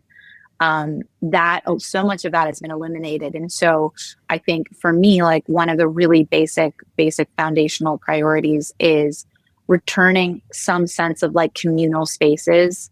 I always loved the idea of like symposiums, when I think of a philosophy minor, and just thinking about like bringing people in for discussion and finding consensus and challenging ideas. And I really like facilitating those kinds of conversations. I think that's part of what I was drawn to. Mhm. But then, of course, there are these like macro problems that we're trying to solve, specifically like this commercial dispute, but also like the big threats that are facing our industry, whether that's from like an economic and political perspective, certainly the AI perspective. And so I'm having to, as you say, like come in, you're like, oh, I'm going to do it all. And it's like, you're not. Pick the things that will provide the greatest benefit to the membership in a consistent way, and then start to help facilitate and like enable others to come closer and take on some of the extra jobs that I literally can't do spread too thin. I think I have a pretty good idea of what terrifies you the most about the future of remote performance. Terrifies me the most. Yeah, right. Yeah, that's. I mean, that's interesting. I don't know if you have any thoughts on that, or if it's too soon to really even like. I was looking at the news today, and I couldn't wrap my head around how it could work or anything. But obviously, you're in a world where I think there's so many, industries that touches. Has there any red phones ringing off the hook today? Like what's... Yeah, I would say they were. I mean, I would say even last night I was receiving messages from people saying, have you seen this? And, just to be really clear, this announcement that Trump put out about applying 100% tariffs to the film industry, but then not like laying out any real sense of what that would mean, or as you said, like, I'm not really sure how this would really apply. And I think, and this sort of connects both, like probably the fear that when we were planning this, you're talking about, which is maybe more artificial intelligence or generative AI, like these things. Mm-hmm. There is a connectivity between the tariff stuff and that, which is that like this kind of like constant feeling of like chaos and uncertainty is really hard. Like artists, we're used to having really like uneven schedules, and our work it moves, and we have to be able to like ride that out. And there's there's highs and there's lows, and making comebacks is kind of like part of the program that you take on. Mm-hmm. And because of that, it can, I think it can like add a heightened awareness about like how precious every moment is in life and all these things. I'm not saying all actors or all performers all the time see it that way, but from my perspective, there is something about the vulnerability of our working lives that like it adds a bit of like edge for artists. But the stress of the unknown of how AI will impact performers, how the tariffs could potentially impact the sort of economic relationship between the film industry right here, like in Toronto, in Ontario, but on a national level. And then just like the overall contractions, both economic through like, after the strikes and stuff, but also the contractions or the sort of like peaks and valleys of seeing our industry change from an advertising or a marketing landscape, from linear TV through this new digital phase. And it's like all of these things together, I think, are making it very hard for creative tradespeople, mm-hmm. people working in the sort of theatrical arts, whether that's the crews or those of us in the performance space. It's just kind of, it's further challenges us to kind of know, like, where will my work come from? And yeah, there's been consecutive blows. I mean, speaking about Canada specifically, and I know that a lot of our viewers are going to be from around the world, but walk me through that timeline a little bit. So there's basically, it's like, am I missing something before the pandemic? But it's basically like, well, I mean, so when I started as an actor, like auditioning and stuff, you were just fighting for these like in-person audition opportunities, casting houses, that's voice and on camera, like all over the city, right? Mm-hmm. And then relatively early on, starting out for me, there were like occasionally couldn't get in the room, but they would let you tape, right? There was a self-tape option. Mm-hmm. That didn't exist in the voice landscape. And a little bit right before the pandemic, I could send a voice recording, but I didn't have an at-home studio. Some actors probably, I mean, I had I had a boyfriend that had like an at-home audition studio, but that was for production. That would be thing for say, like he was auditioning for something in California. Mm-hmm. So there was a move a little bit, but it was more like an added opportunity versus like a transfer of the labor. At least that's how it felt at that time. Like I didn't mind. I would pay $50 to go and hire someone at an independent studio to record an audition for me, run the camera, edit it, read, and send it to me and my agent. I mean, it was actually quite an economical thing and fine. Then the pandemic, everything changed, right? Right. Is it fair to say the pandemic is sort of like the first moment that had you go like, something's changing here dramatically? Like obviously a lot was changing in the pandemic, but it sounds like you had an inkling that the technology was shifting the landscape a bit. Like it's certainly from my POV when I was engineering things, I could start to see that people were able to move faster with the internet. Productions were moving faster. Clients were wanting more voices and just more and more and more. And the internet was clearly helping us meet those demands. But it seems like, obviously, like I think the moment the pandemic hit, it was just like, oh, this is, we some people had an inkling of how the solution was going to go, but it seems like it just got dumped on voice talent almost immediately. Like, Yeah. you need to have a fully fleshed out home studio. What was the first moment that you felt really pressured to engineer your own work? Right away, Ross, like right away. I vaguely remember, well, let's say, okay, there was a moment, I don't know, between February or March and say May. No one's checking the gate on that, but like, let's say where we were all going like, oh, we're just supposed to stay home. We're not, I don't know in the traditional work landscape, like if people were still going to work, I don't really know, but I think I was like, okay, we're all just gonna pause for a moment. And then when it became clear that no, this is like, we're going to have to figure out how to adapt our work to the needs of what society needs from us right now as citizens.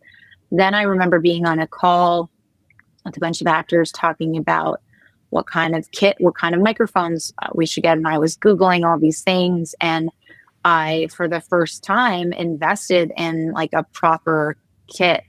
I had to buy a brand new computer, and it was like, because I bought like a Universal Audio amp and a microphone that needed a bigger computer. See, I'm a professional voice actor. I still struggle to talk about the technology. It just, Right. it still feels like, really, am I like this person that knows these things? But a lot of people already did. I think a lot of people really understood, and I certainly knew I would have my favorite places to record based on like the microphones and things that people would use. So I knew there was a difference, but that initial startup cost was not nothing.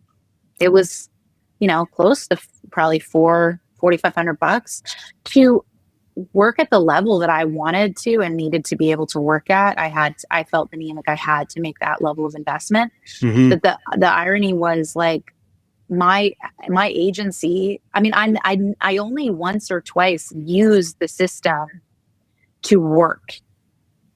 Right. I still use it to audition, but I was still going into the studio, and I don't remember when I started, but I know the first time I went into work during the pandemic was at my agency. I went in the back door. There was plastic up. It was a scene. It was like a real. It's weird that, like, I don't know if you have that. Like, you think about it now, and you're like, wow, we were really trying to protect ourselves, you know? Oh, definitely. I mean, I remember going into the grocery store and just seeing people in like full on, you know, hazmat Like an at-home suit. hazmat, yes. Yeah, and my anxiety slowly escalating, being like, am I not doing enough? Am I am I crazy? Am I gambling? I'm kind of curious because we often explore the part where people are forced to be remote, but do you know of any people that were feeling the inverse pressure to go in when they didn't necessarily want to, and how was there any sort of? Oh yeah, I think people definitely had that. People felt like, why are we capitulating to capitalism in this way? You know, to be like, really, like, what's the thing? I think there was a lot of people that felt like this doesn't seem fair to be, and in many ways, like, it was quite ableist, and you know, there was a lot of like privilege wrapped up in these requests, you know. I kind of don't, in some ways, don't think that has a lot of that stuck around. Like, do you think technical skills are kind of a barrier to entry for a lot of people? Oh my gosh, 1,000,000%. I mean, I'm a pretty capable person. I know my way around technology to as much as I need. I feel very challenged to even operate my system sometimes. Like, if there's a glitch, I'm so lost with how to fix it. And I remember making calls and looking up tools and watching videos and all these things. And that's me as a relatively, you know, confident, capable, very experienced voice performer, right? For people, and you add in like age, or if you have economic barriers or any kind of disabilities, like there's a big conversation that's not being had about the way that transfer of labor disproportionately affects you know, underrepresented or already marginalized groups of people. Like, that is, to me, that's a major red flag. And in voice, you had to figure out how to participate, or else you were going to be cut out of the opportunities. Yeah, I think I know it's very important to us as a company to, like, every opportunity we get to simplify it. You know, 20 years ago when Source Connect first came out, the internet plugin users were a different beast. You know, like I think we kind of everything's been Appleified, and there's this expectation that you should be able to pick it up and use it, and we want that. We strive for that all the time, and I think that's what's exciting about where we're at now. Is that it to me it feels that way, but I know there's still like I mean, it just takes a couple texts with my mom and I'm immediately brought back to reality of like where's my Google? And sorry, Mom, if you're watching, but like it's humbling all the time to understand like that there's so much that we take for granted. Like, I don't know. I'm just thinking about the time she asked me what her desktop was, and it blew my brain up. I was literally like, it's the screen behind all the other screens, but it's a way of thinking that I just kind of grew up with. And I think that of course, there's certainly, I've heard lots of stories of people saying that, you know, remote stuff gave them a leg up. And I've heard the stories of people that, you know, have feel that they're maybe on the outside of this. So it's certainly like our goal is to basically have an incredibly inclusive design, and so I'm really happy with Source Connect 4 that there's no more like port forwarding, no iLok. I think there was a lot of things there between those two that were welcomed by a lot of the engineers, but confusing to talent like in a lot of cases. Everyday users. Yeah.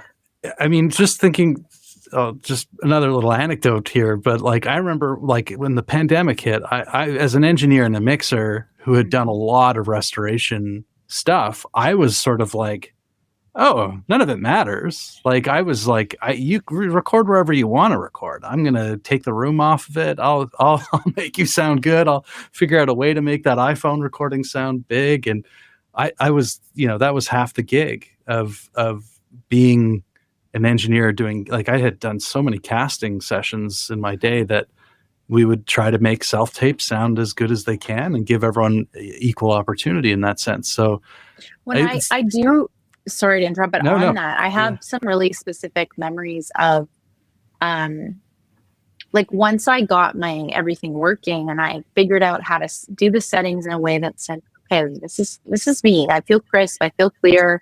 I feel resonant. Like I can hear myself in the right ways.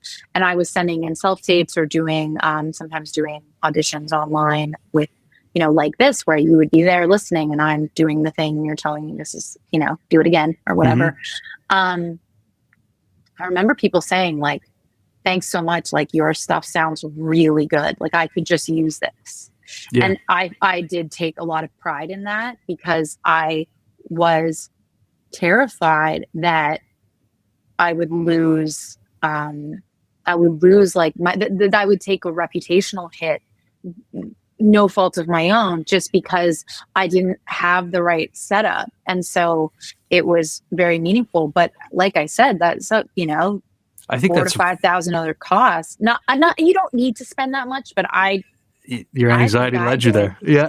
Yeah, for sure. I mean, I think it's very real, even as much as I'm like toot my own horn about being able to clean something up and make it better. It's at the end of the day, there's only so far you can push things relative to somebody next to a really great microphone and in a great room and all that stuff. And I think that the subjectivity, like you never know what is deceiving the end client, and they're listening to things. They sometimes just like something because it's louder, right? But it's a big thing to try and make. Yeah, I have had auditions before and been called back for, which is great. I'd love to be called back, but the note, I'm like, do you just need to turn the volume up? Like, what the hell's going on?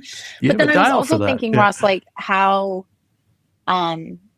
sort of like, I've never heard people talk about this, but the relationship between a voice performer and an engineer. Yeah. Well, like how important that is and how much of a, like, we are working in concert. I feel like so fortunate to have worked with so many wonderful engineers in Toronto over the years. And when I was in LA, I had the opportunity to work in LA a little bit, and in Calgary, I've worked at some studios. And like, just shout out to the engineers, because you really do something special and help us feel confident to get a project across the line. And I hate doing the job without you. I do. I hate it. It stole my next question right out of my mouth. Oh, really? It was basically like, I was curious, like, do you feel, because we've talked about some of the tech debt and feeling like, that's probably not the right word, or means something totally different to. Well, I think you said like tech load or tech burden, whatever it is. Yeah. But I think like in a remote session, it must feel a sense of relief on the talent side to connect with an engineer on the other side versus a self-tape. Hugely. Yeah. Hugely. Right? For me, I mean, I had a conversation with an actor who does like quite a lot of like film and TV work, and then also had a relatively stable like voice career as well. And he was saying to me that like, and I was kind of surprised, but then as I thought through, I was like, yeah, no, that makes sense.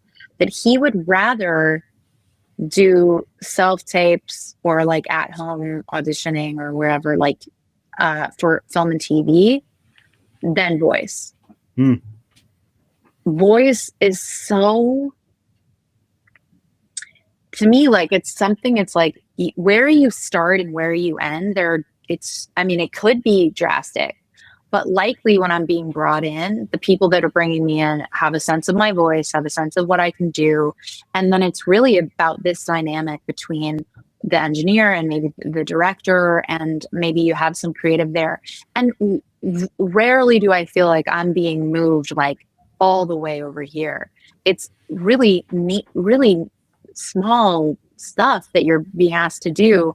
And it's very, very hard to do that on your own, to move yourself a feather to the right to like a slightly brighter space, or like, you know, to the left. Like I find it challenging, and I can do it in the moment when someone else is there. But when I'm on my own, I'm like, is my baseline centered?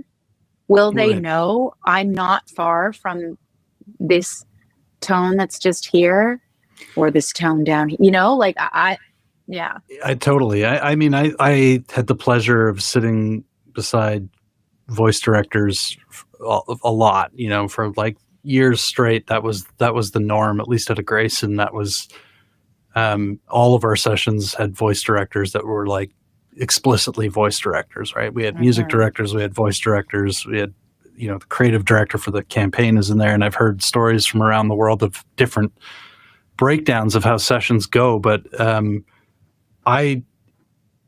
some of the voice directors were not engineers whatsoever. They just understood everyone in the industry and had such close relationships with them, and understood, like it's such an art. It's just such an art, and I don't know how anyone could rationalize losing it, because the memorization of every little inflection on like, oh no, like things would be moving so fast, and when I was like a junior, they'd be moving faster than my fingers could go, and I'd be like, I think this was take 3 because I forgot to label it properly, and I'd put that in there, and the voice director would be like, nah, that wasn't take 3, that's take 4.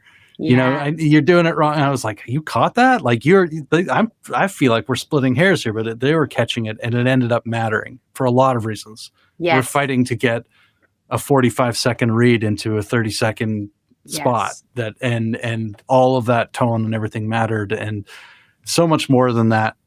Just fitting things in and memorizing things is like emotionally understanding where someone is in the booth, and how they're interpreting direction, and really helping them get to it. It was so efficient, always having a voice director in the session, and without them, music was my wheelhouse. So sometimes I would, you know, if for whatever reason we were swamped or whatever, I might have been tapped in to do a casting, and here's the script, you know, just here's the direction, you kind of police this one a little bit. And I jack of all trades, kind of master of none. So I knew enough about it and was interested to kind of take it on sometimes, but it's a real craft. And it's like to get a really amazing casting together to satisfy the clients and art all together too, pulling all these different voices, getting all this different range. It's not just reading off the paper and asking different humans to come in and expect different, or that it's all going to come to life. So.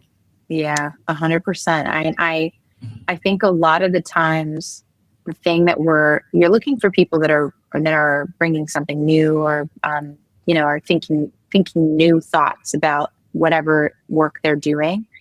But ultimately, the best times that I've had in you know, many sessions that I've done have been where I've felt a sense of shared confidence in what we're each there to do. And I was so fortunate in my early days of my career to work with Jody Claire. I don't know if it's okay to just talk about people, but to work with Jody and oh my goodness, and Karen Gora. Karen Gora is who I'm talking about. She was. I had some genius level stuff going on with the voice direction that I couldn't. I never.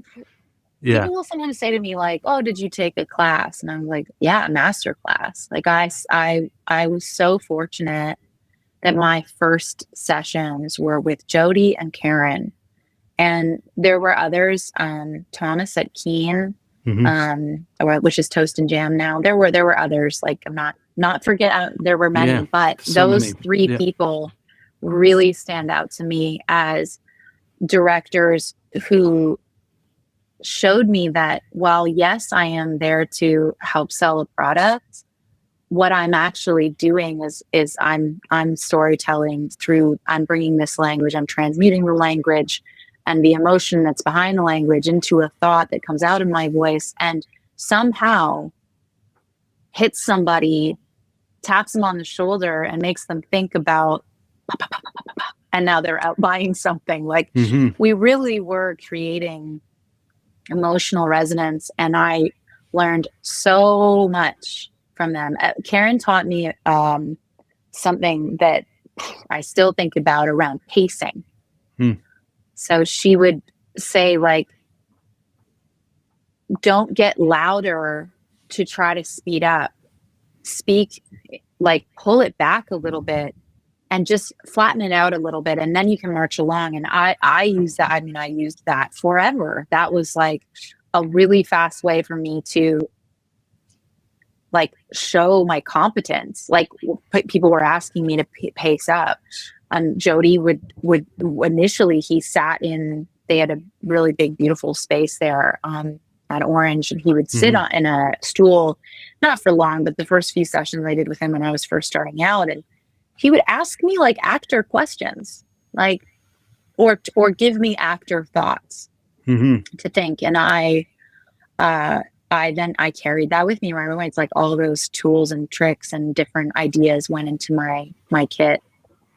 Are you getting any of that today? Like, I'm realizing how important all these things are that we're talking about, and I'm like, and I don't mean to put you on the spot. Obviously, you're one person, but like, do you get a sense from your peers and stuff that this is happening today? Like, when people are getting on a Zoom session with each other, is this being brought there? Because I know that it's a lot harder to whisper to somebody in a virtual meeting room, you know, to pull it off to the side and kind of in between takes, have your own conversation while people are doing things. Like, is that time being created and that space being created for that intimate relationship in between people in the production space, or is it just barreling forward and saying, we'll figure it out later? There's probably a few things at play. So like the first is like, so since the commercial dispute started in 2022, you know, we're down like a massive amount of production. So I honestly, I haven't worked a ton over these last 3 years, which has been really hard on me economically. Thousands and thousands of performers experiencing that. But then you have the tech piece, and then you also have the my experience piece. So like when I am there, I feel like I'm getting a little bit less of that because I'm coming in with more confidence maybe, but I think I'm trying to think of the couple times because I haven't worked a ton through the Source tools. I think like remotely. Right. A lot of times they've been at play when I've been working where the director is like in the UK. So I have an example that I'll give you from that. And I know that Source was being used then. And so there were clients from France, I think, and the director was in the UK and the agency was in Toronto. And I was taking notes sometimes from the clients. Agency was offering their perspective on the language, but then the client would sometimes come in and add a note. And then the director was working, and then I could hear him working to set some boundaries around what they were. And I wonder like what the lack of visual, because I wasn't on camera, like it's just my voice. Like I sort of felt like there was an added sense of fear coming through to me, like, oh, are we going to get it? And I was so thankful that I had a confident and very competent director to say, you know, we could ask Kate to go all the way over here, but it's not, you don't want her to go that far, and you're barely going to tell the difference. So I don't know if that's really answering your question, but I feel like, again, it comes back to having these people that are really skilled at their trade, you know? Yeah, and I think it's in some ways creating space to, you know, like I think it's reasonable to kind of say you haven't had one of those types of sessions that I'm talking about, because I don't even know if it fully has been realized yet. I think, you know, what we're building towards is sort of having this control room and isolation booth software all working in tandem really well with each other, so that we can kind of rebuild the dynamics of a recording studio and have all of that happening in real time and remote. And I love that. Yeah, I do. mean, And Ross, like, I did a job not that long ago where even in the booth, they had people on Zoom. right. So And yeah.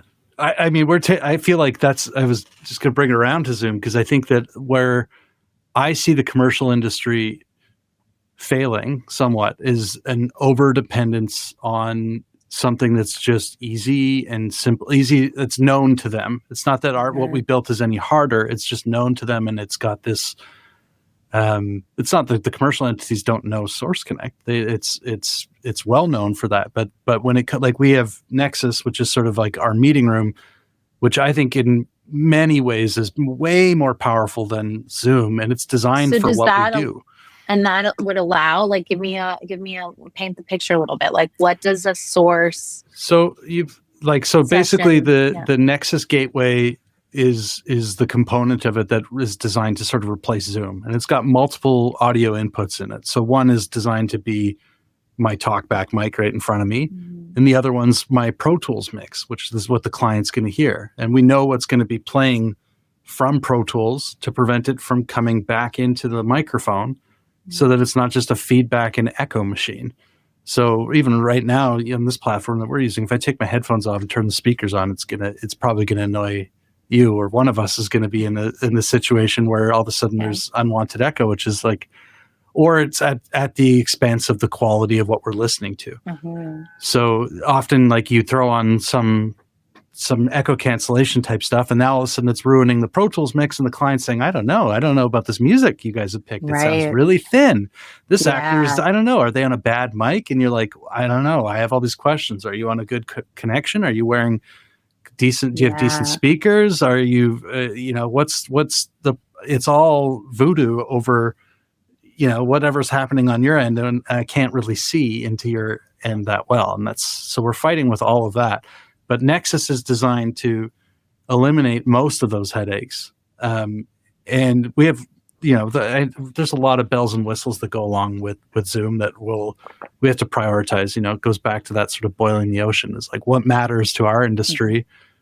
Let's deliver it. And then there's uphill battles, right? Accessibility. And sure, you can go and build a Ferrari that only the world's biggest studios can use, but then we leave out everyone else. So, trying to make an economical or democratized platform in that sense that works to include the most amount of people is important to us. And I think that's where Nexus kind of comes in. And then Source Connect, the idea is that these things work together, and there's going to be even greater linkage in the future of how this all works. But that's the move. I'd like to see directors participating in the remote. Right now, you kind of like, if I go back 10 years ago, think about how it would work. It would be a studio connecting to another studio on Source Connect, and then that voice performer would be asked to go, like if they're on holidays and they need to do a pickup, I would open up Source Connect and I would go and look through the directory and find a studio in Hawaii, call them up and say, I need to book this talent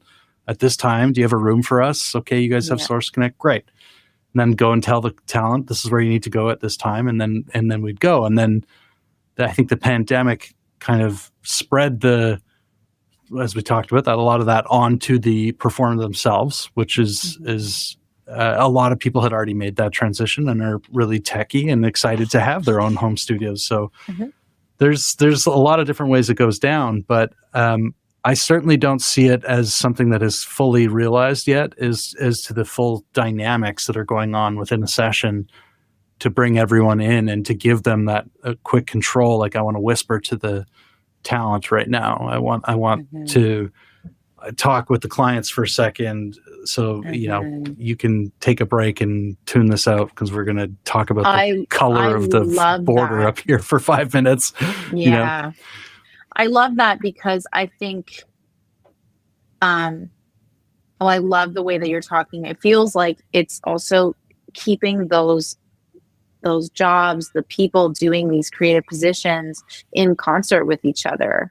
There's something missing, I think, when you're all on a Zoom screen together, but it doesn't necessarily feel like a communal space, and it sounds like what you're building and what you have available and what is, growing and on offer to the community is like adapting what we used to do in person to just where we are now. This is where we are.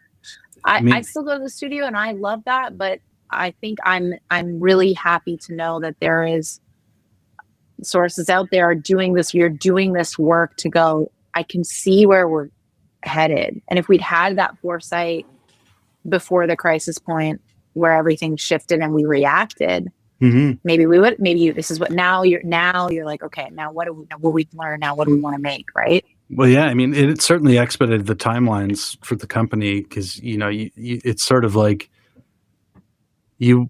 there's like, if you've ever met Rebecca or Robert, the founders, and we'll have to organize a hangout sometime because you'd see it's basically, in some cases, it's like we're archiving a workflow that was at its best, possibly, or at its peak, which may have been like 20 years ago. Think about what software was out there and available. It's like Skype is like a year old, and Source Connect's out there.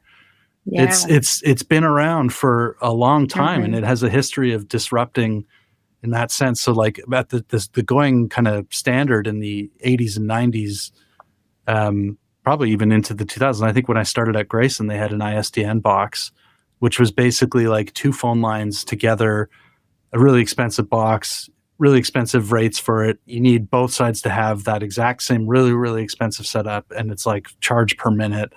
It was like really almost for the elite only, and then Source Connect comes along as this sort of disruptive, VoIP on steroids kind of alternative, and it really slotted in there. But I back to my point about like almost like an archival is like Robert and Rebecca had been around so many of the workflows and witnessed the workflows transition in the industry that a lot of our IP and just the building of everything is modeled around how an ideal session would work.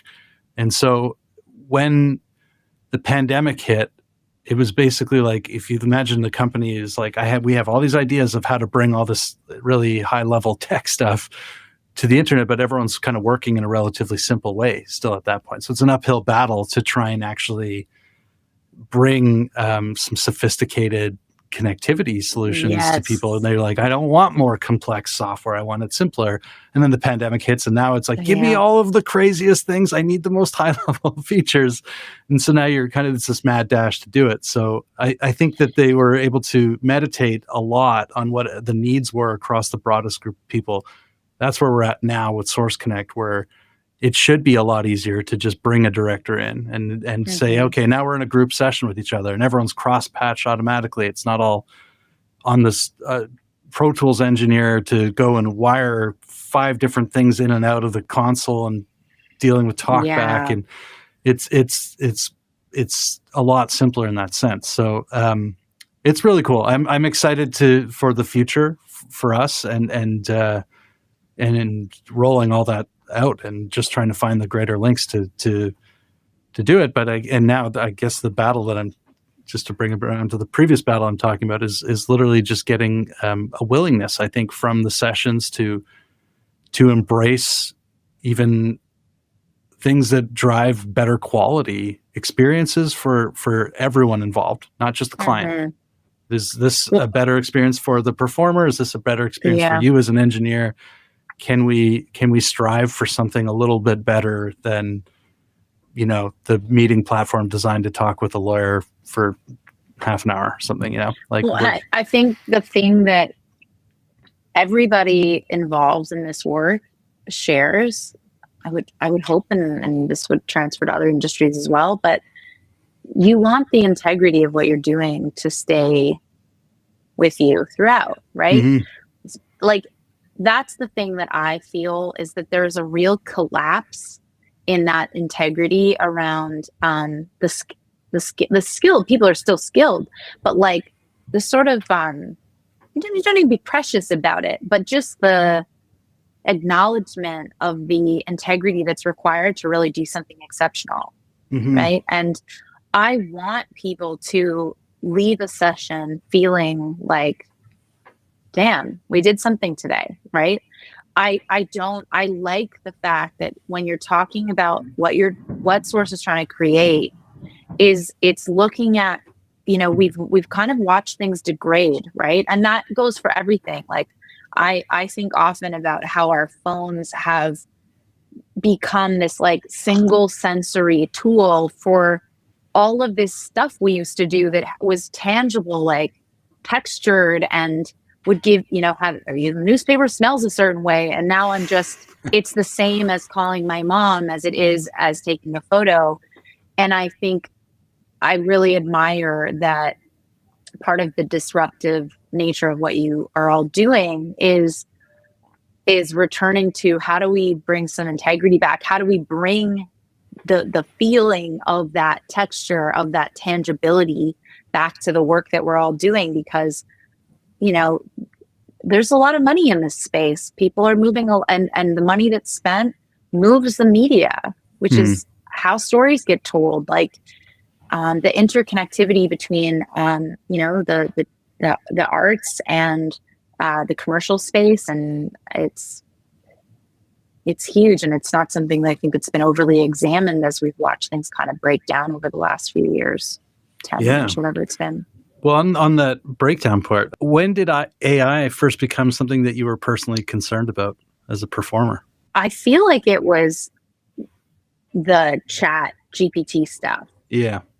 I think that's the moment for a lot of us. That was the moment. Yeah. And I was like, whoa, what is this? And I don't know if that means I was really behind, but I feel, okay, this is a kind of a silly example, but I remember being in Paris. I was there for my very first time. And I was like, I don't know, 26 or something. And I was shopping for something, and I found kale, and I had never seen kale before. And I was like, I am 26 years old. This is a vegetable. How do I not know about kale? And it was like very fast. And then suddenly kale was everywhere. And now it's my favorite vegetable. And I'm not probably likely to have the same experience with AI, but I felt a bit like, am I just learning about how am I just learning about this? And it's here, and it's so realized, and it's like so far along in its life, in its journey. And it is this massive sort of like, it felt catastrophic in nature when we started looking at where it was headed, especially when you start looking at the generative space. And like, just to bring it back a little bit to like the union and my role and the role of collective agreements, like we have things for on-camera performers in the IPA. Oh, and also animation performers around like consent, compensation, and control. And I think, and I remember hearing about, or hearing a podcast episode between two AI hosts.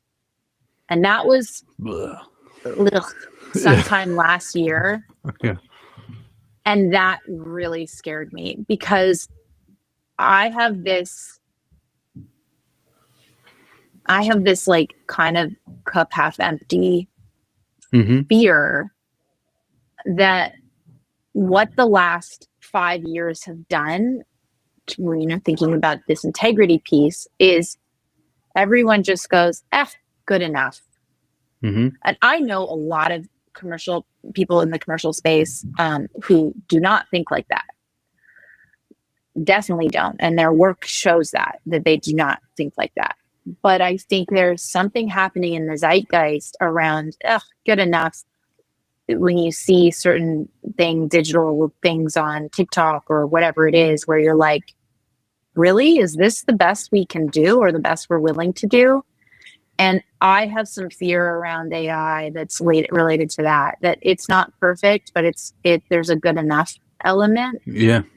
that really freaks me out. And our executive director, Alistair Hepburn, made a video the other day of himself talking to a voice tool called like Mimi or something. I think the program is Sesame. I haven't used it yet. I was like, oh my God. He said something like, oh, it'll be slightly disturbing. And I could barely listen to it. I could barely listen to it. And so the learning about AI came in hot and fast, like the kale. Like I was like, whoa. And now everyone knows about it and it's everywhere. But between that point, a year and a half ago or 2 years ago and now, it's like, whoa. We're watching the unions. Mm-hmm. Because when the WGA was on strike, I think it's like was roughly the same time as the ChatGPT stuff really started to blow up in the public sphere. Yeah. And almost like the SAG strike was like, it's like they were the first ones to start talking about. We were talking about it a little bit, but the first ones to be able to talk about it through the lens of collective bargaining for performers. I mean, this is going to come from a pretty naive place because at the time I just remember I was still wrapping my head around all these different bodies that represented the industry, and Mm-hmm. I remember being kind of privy to a conversation from more senior people than I that were just like, oh, I'm going to go and attend a SOCAN meeting. And the SOCAN, and not to throw shade on SOCAN, I love all of our Canadian institutions that help try and create a better living for the artists and creators out there. But it was like, if I'm getting this right, I think this is around 2014 or 2013. And they were basically like, so we're thinking about monetizing or collecting data and monetizing the internet. And I was like, you're thinking about it? You're just you are entering this space. I was like, you are way late. Like there are millions of people making YouTube videos and millions of real IP that has just been ripped and thrown up on there. And my biggest fear right now is that the same thing is going to happen again. And I feel like I talk with people, and I don't meet a lot of people that are suggesting that we move forward at light speed and that we don't worry about it. It's all going to be okay. If anything, I only mostly hear people concerned, which is promising, but I'm sort of curious if you're seeing anything that gives you optimism right now that we're going to be able to catch up with this. And even if we don't, I can also see how like it could get really ugly before all of a sudden it starts to get beaten back into its hole a little bit. And that there's like, I've seen, like, maybe let's look at, for example, the lockout, for example. Like it seems like some of the agencies have come back to being like, we want to be known for these higher standards of things, maybe. There's been some agencies that have come back and said like, we are interested in working with the union. There could be a plethora of reasons to why that happened, but sorry, go on. I feel like that was I'm sort of curious, like, because it seems like such a big task, and so I guess I'm curious about a lot of things, because again, I'm just sort of green in understanding how some of this works. But is there any example of kind of like cross-border partnerships, say between SAG and ACTRA? I imagine the sharing of ideas, but does it seem like this is the pressing concern for everybody? I think the answer is yes, and the answer is no, and the answer is collective agreements and organizing around collective agreements. Like things happen, yes, you're reacting, but to react with a collective agreement process as fast as this technology, it's impossible. It's just moving. It's I think that from the day they warned us that it was going to be like, this is the kind of thing that could move fast, it was already on like, and here's Gen 2, and It's here's almost Gen like 3. you just are this, no shade to SOCAN. You are the SOCAN in the conversation going like, I think we should do something about this. It's like, it's done. It's rolling. And when you see the amount of like monetary, like the amount of wealth that the tech industry was throwing into this, it feels like it was this like really like growing beast. And yet it was sort of in the shadows until it wasn't. And by the time it came out in front, it wasn't like when I first learned about AI, I went, we've got 5 years. It was like, I worked with, I worked on a SAG contract last year, and which, we can do, we have reciprocal agreements. So it was one of your questions, like, does ACTRA and SAG, are they in conversation? The answer is absolutely yes, especially through our national branch and the national branch of SAG, I think national board. And then even in bargaining, there have been in recent years representatives from ACTRA that get to sit in on bargaining sessions and in reverse. And then on the level that I feel most connected to, at the rank and file level of the union, there is a lot of international worker solidarity across conversations happening between performers, just the rank and file members of SAG and ACTRA. I'll just use that example because that's the one that I know the best. There's a bunch of levels where this is happening, but to me, the collective agreement process is one that gives me hope. Right. Like, I do believe in the power of working people to come up with ideas, and whether that's through industry stakeholders and allies that are like yourselves, who are like, we're looking at this, we're looking at ways to kind of maintain and elevate the work that we're doing and continue to attract people to do this work, and then you add on collective agreements, and across Canada there are 30,000 ACTRA members. It's not a tiny little union. There's a big number it's a large number of members. SAG has 160,000 members across the country. There is definitely, I think, some hope in thinking about how we can talk to each other through our collective agreements, talk to employers. And then I went to a labor conference last April, and they were just starting to talk about AI, but also like in other sectors, and even in our own, but certainly in other sectors, they've been battling automation, forever. Yeah. There are workers that have been out in front of us who have combated sort of the tech threats. And one of the things that was probably most profound about being at that conference through an organization called Labor Notes, they do it in Chicago once every, I think, 4 years, realizing we are not so different, and to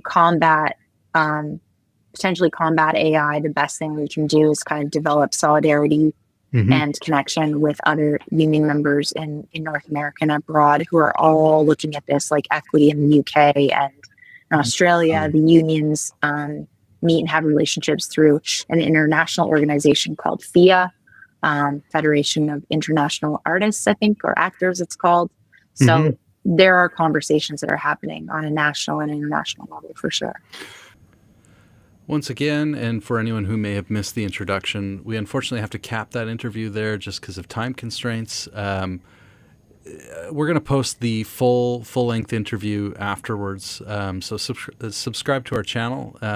It's a fantastic conversation. It's just starting to get into some of the topics that I imagine are on a lot of people's minds, so look out for it. And once again, thanks to Kate Ziegler for joining us.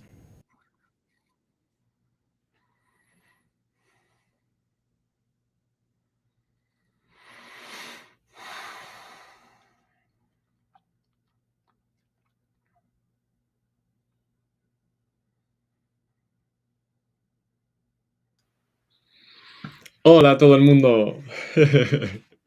Ya estamos aquí. Hola, Quique, ¿cómo Vale. estás? Hola, vamos a que aparezca Memo. Oh, Hola, Maravina. Hola. Natalia. Hola, Quique, ¿cómo estás? Hola, ¿cómo estáis? Súper Muy bien, gracias bien. otra vez por esta Ay, oportunidad. Ay, encantado de veros. sí. Igualmente. ¿Qué tal? Igualmente. ¿todo Bien. bien? Todo bien, Emocionada. todo bien, Felices. todo está yendo muy bien, muy bien, muy bien. La verdad es que, bueno, pues también muy sobrecogido con todo lo que está pasando, porque desde que empezamos a planear esto hace un año, a cómo se ha ido sumando todo, yo me acuerdo que incluso cuando nos vimos Memo y yo en Miami en noviembre ya le comentaba y todo, ¿no? Entonces, al ir como formándose todo, ha sido como muy emocionante ver cómo todo se iba construyendo. Así que muy contentos por el aniversario y bueno, yo muy contento de poder hablar en español con vosotros, de poder... Lo siento por mucha gente que a lo mejor nos está viendo en el chat también, en el stream de YouTube Wow. y nada. Y os voy a dejar a vosotros ya que estéis tranquilamente aquí, que tenéis muchas cosas de las que hablar. Sí. Así es, Quique, no, mil gracias, Quique. Tú me dices cuándo empezamos. Pues a ver si me deja cambiar la pantalla y una vez que me deje cambiarla.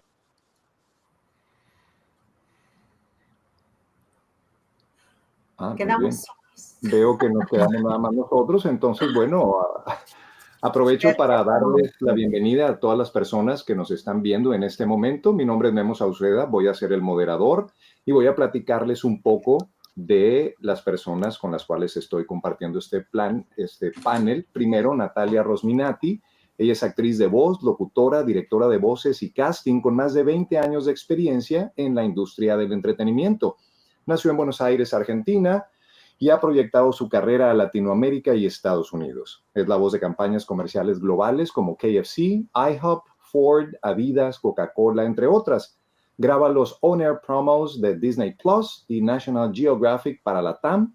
Trabaja en animación, videojuegos, doblaje y clips musicales y ha dado vida a Barbie, Hello Kitty y Riley and The Last of Us y a las actrices Margot Robbie, Jennifer Aniston y Cameron Diaz. Maravina James es una de las voces bilingües más versátiles de hoy. Es presentadora, actriz ganadora del premio Emmy y locutora.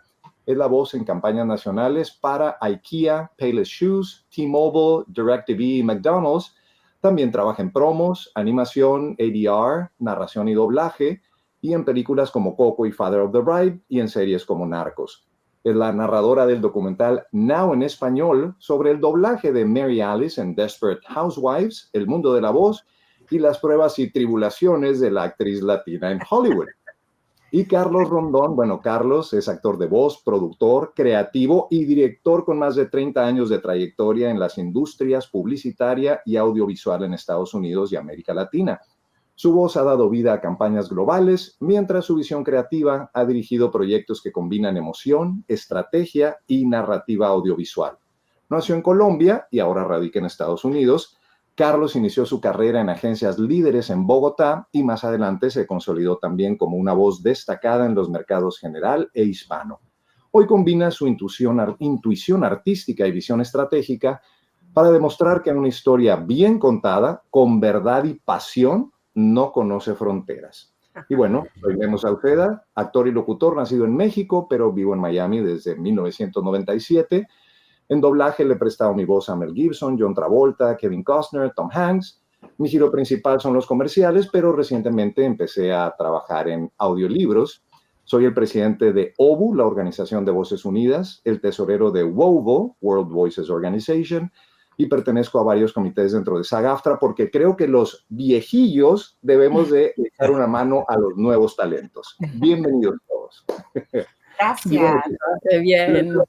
La pregunta de todos en este momento es, ¿cuáles son los orígenes de las carreras de ustedes? Entonces, las damas primero. ¿Por qué no empezamos con Maravina?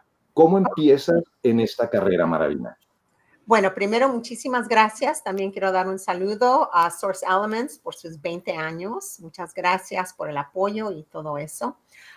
Yo soy México-puertorriqueña, nacida en Estados Unidos, y yo empecé en voiceover. Empecé haciendo comerciales desde muy, muy pequeña, y tuve la suerte de tener una mamá de Jicotenca, Tamaulipas, un papá de San Juan, Puerto Rico.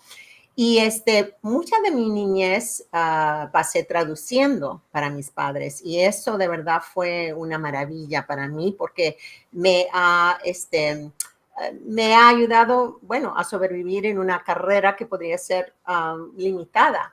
Sin embargo, ser bilingüe me ha ayudado muchísimo, y también he aprendido, bueno, todos los géneros diferentes de locución, animación, doblaje, narración, ADR, dirijo también voces, y creo que no hay límites con voiceover, seguro, no hay límites con locución. Y de verdad estoy súper contenta de estar aquí celebrando, ayudando a celebrar los 20 años de Source Elements, porque Source Connect también nos ha dado tanta posibilidad de seguir trabajando, y ahora sí a un nivel global.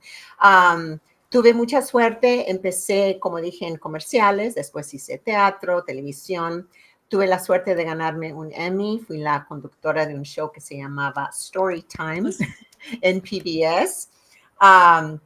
Se trataba de literatura y juegos infantiles, y eso siempre me ha encantado.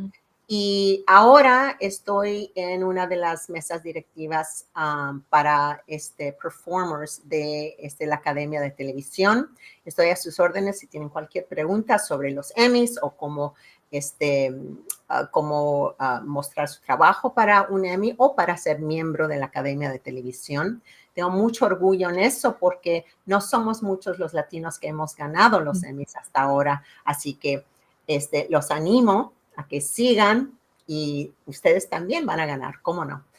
Estoy súper feliz de estar aquí, y de verdad espero que pasemos un ratito muy, muy lindo animándolos a todos, y platicando de las maravillas que todos van a ofrecer. Gracias, Baravina. ¿Tú naciste en Estados Unidos o en México? O en... Yo nací en Glendale, California. Nací al lado de Portos. ¡Ay, qué buen lugar! De Glendale, ahí es donde nací. Muy bien. Y muy orgullosa de ser bilingüe y bicultural. Bueno, puedo decir tricultural, porque mi papá era de Puerto Rico, mi mamá de México. Pero la importancia no solo de ser bilingüe, pero trabajar esos mundos a la vez, súper importante. Yo creo que los actores somos como árboles, más ramas, más oportunidades. Con muchos alumnos que he tenido y en producciones que he trabajado, siempre intento, que las traducciones sean dignas, ¿no? Y culturalmente que tengan sentido en la cultura en que están, para que van, ¿no? Las traducciones. Eso es algo importante. Carlitos te puede decir mucho más de eso, porque con él he trabajado muchísimas veces, pero yo creo que es un superpoder ser bilingüe. Claro. Es un superpoder poder atravesar tanto mundo con más de un idioma. Y otra vez quiero agradecer a Source Connect, porque hemos visto cuánta colaboración se puede hacer mundial, y también cuánta oportunidad creativa hay para personas que entienden la tecnología y también entienden las culturas y cómo interpretar ciertas ideas para las culturas. Y de eso vamos a hablar más adelante. Pero ahora, ¿cómo empezaste tú, Nati? Ay, bueno, gracias, Memo. Estoy súper feliz, emocionada, el corazón en la boca, ¿no? Con mucha emoción, festejando los 20 años de Source Elements. Muy contenta por la invitación también, y feliz de que acá veo tantos amigos en el chat que están escribiendo. Es muy importante también que nos apoyemos entre nosotros, y su presencia nos da fuerza a todos. Y bueno, en mi caso, empecé hace 20 años, y en el 2008 empecé como locutora internacional. ahí fue donde se me despertó el bichito. Y hace 2 años me establecí en Los Ángeles, me siento muy nueva, siento que fue ayer. Gracias.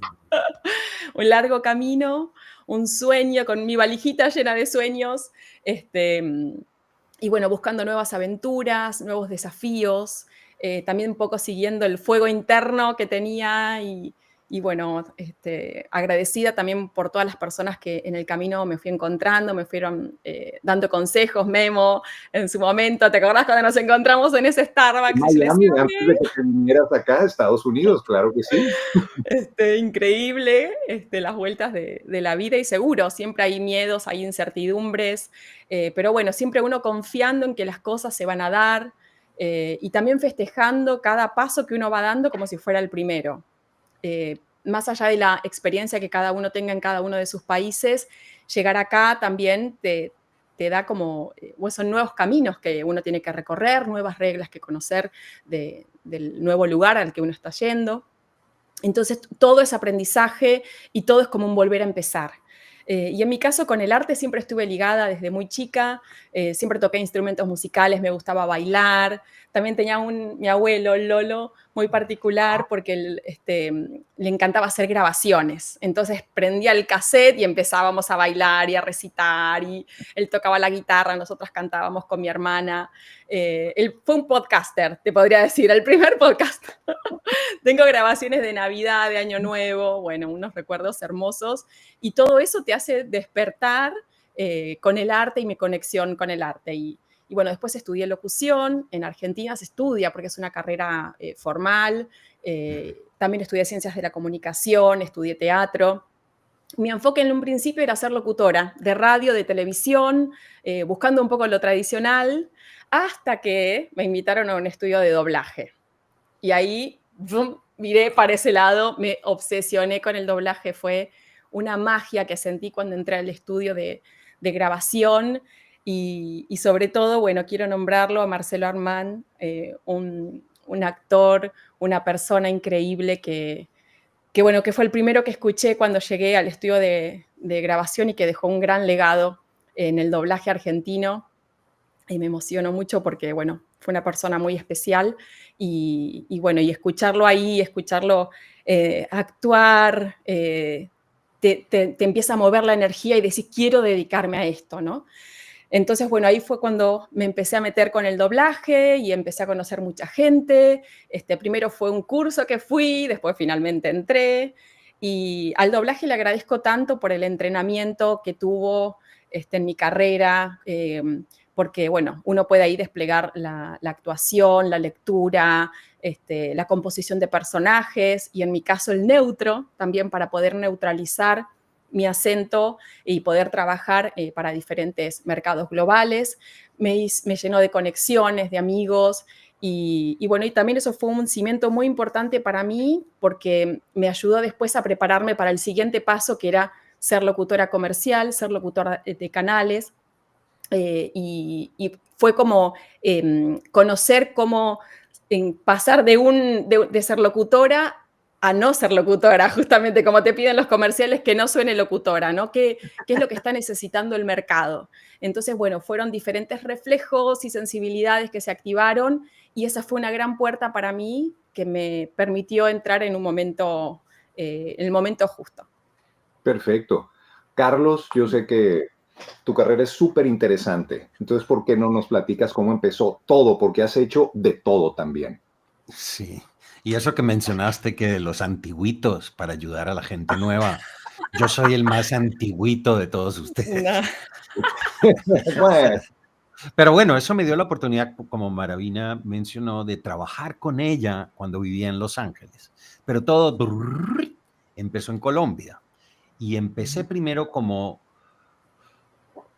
trabajando en lo visual. Y era fotógrafo de alimentos, fotógrafo artístico, hice un par de exposiciones con un fotoclub que teníamos y trabajé en agencia de marca inicialmente en procesos creativos hace mucho tiempo con 3 personas impresionantes. Toda la parte de marca y desarrollo de marca yo diría que la aprendí con ellos. Manejamos cosas tan interesantes como campañas políticas como la de Luis Carlos Galán y un montón de cosas increíbles. Luego me robaron, uno que se fue y me robaron para otra agencia, entonces ya empecé a hacer copywriting, y a manejar y crear la producción. Y lo más increíble fue empezar a dirigir live television. Entonces fue un programa que hicimos 5 fines de semana, que era un telebingo, que era, la gente compraba como la lotería aquí en los Estados Unidos, compraba su cartón en la calle y jugaba desde la casa. Entre juego y juego teníamos artistas de todos lados, o sea, Verónica Castro, no sé qué, y gente de todos lados. Entonces, ahí empecé a dirigir live action. Luego, ya en agencia hice las cosas al revés. Trabajé primero y me fui a estudiar a Los Ángeles. Me fui a estudiar primero ingeniería Broadcast Engineering por 2 años y después 2 años para sacar el bachelor. Saqué mi bachelor en cine. Y ahí es donde ya regresé después de salir de la U a trabajar en agencia de publicidad, pero ya a manejar el departamento, primero como productor y después a manejar el departamento de producción en Casanova Pendril, que fue por casi 7 años.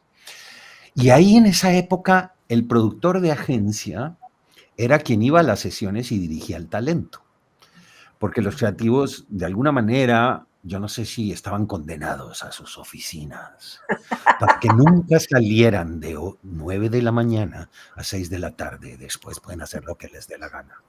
Pero bueno, en esa época era uno el que dirigía el talento y de vez en cuando iban los creativos también a las sesiones, pero bueno, era Rondón, dile que haga esto y esto porque, en fin, De alguna ya uno manera.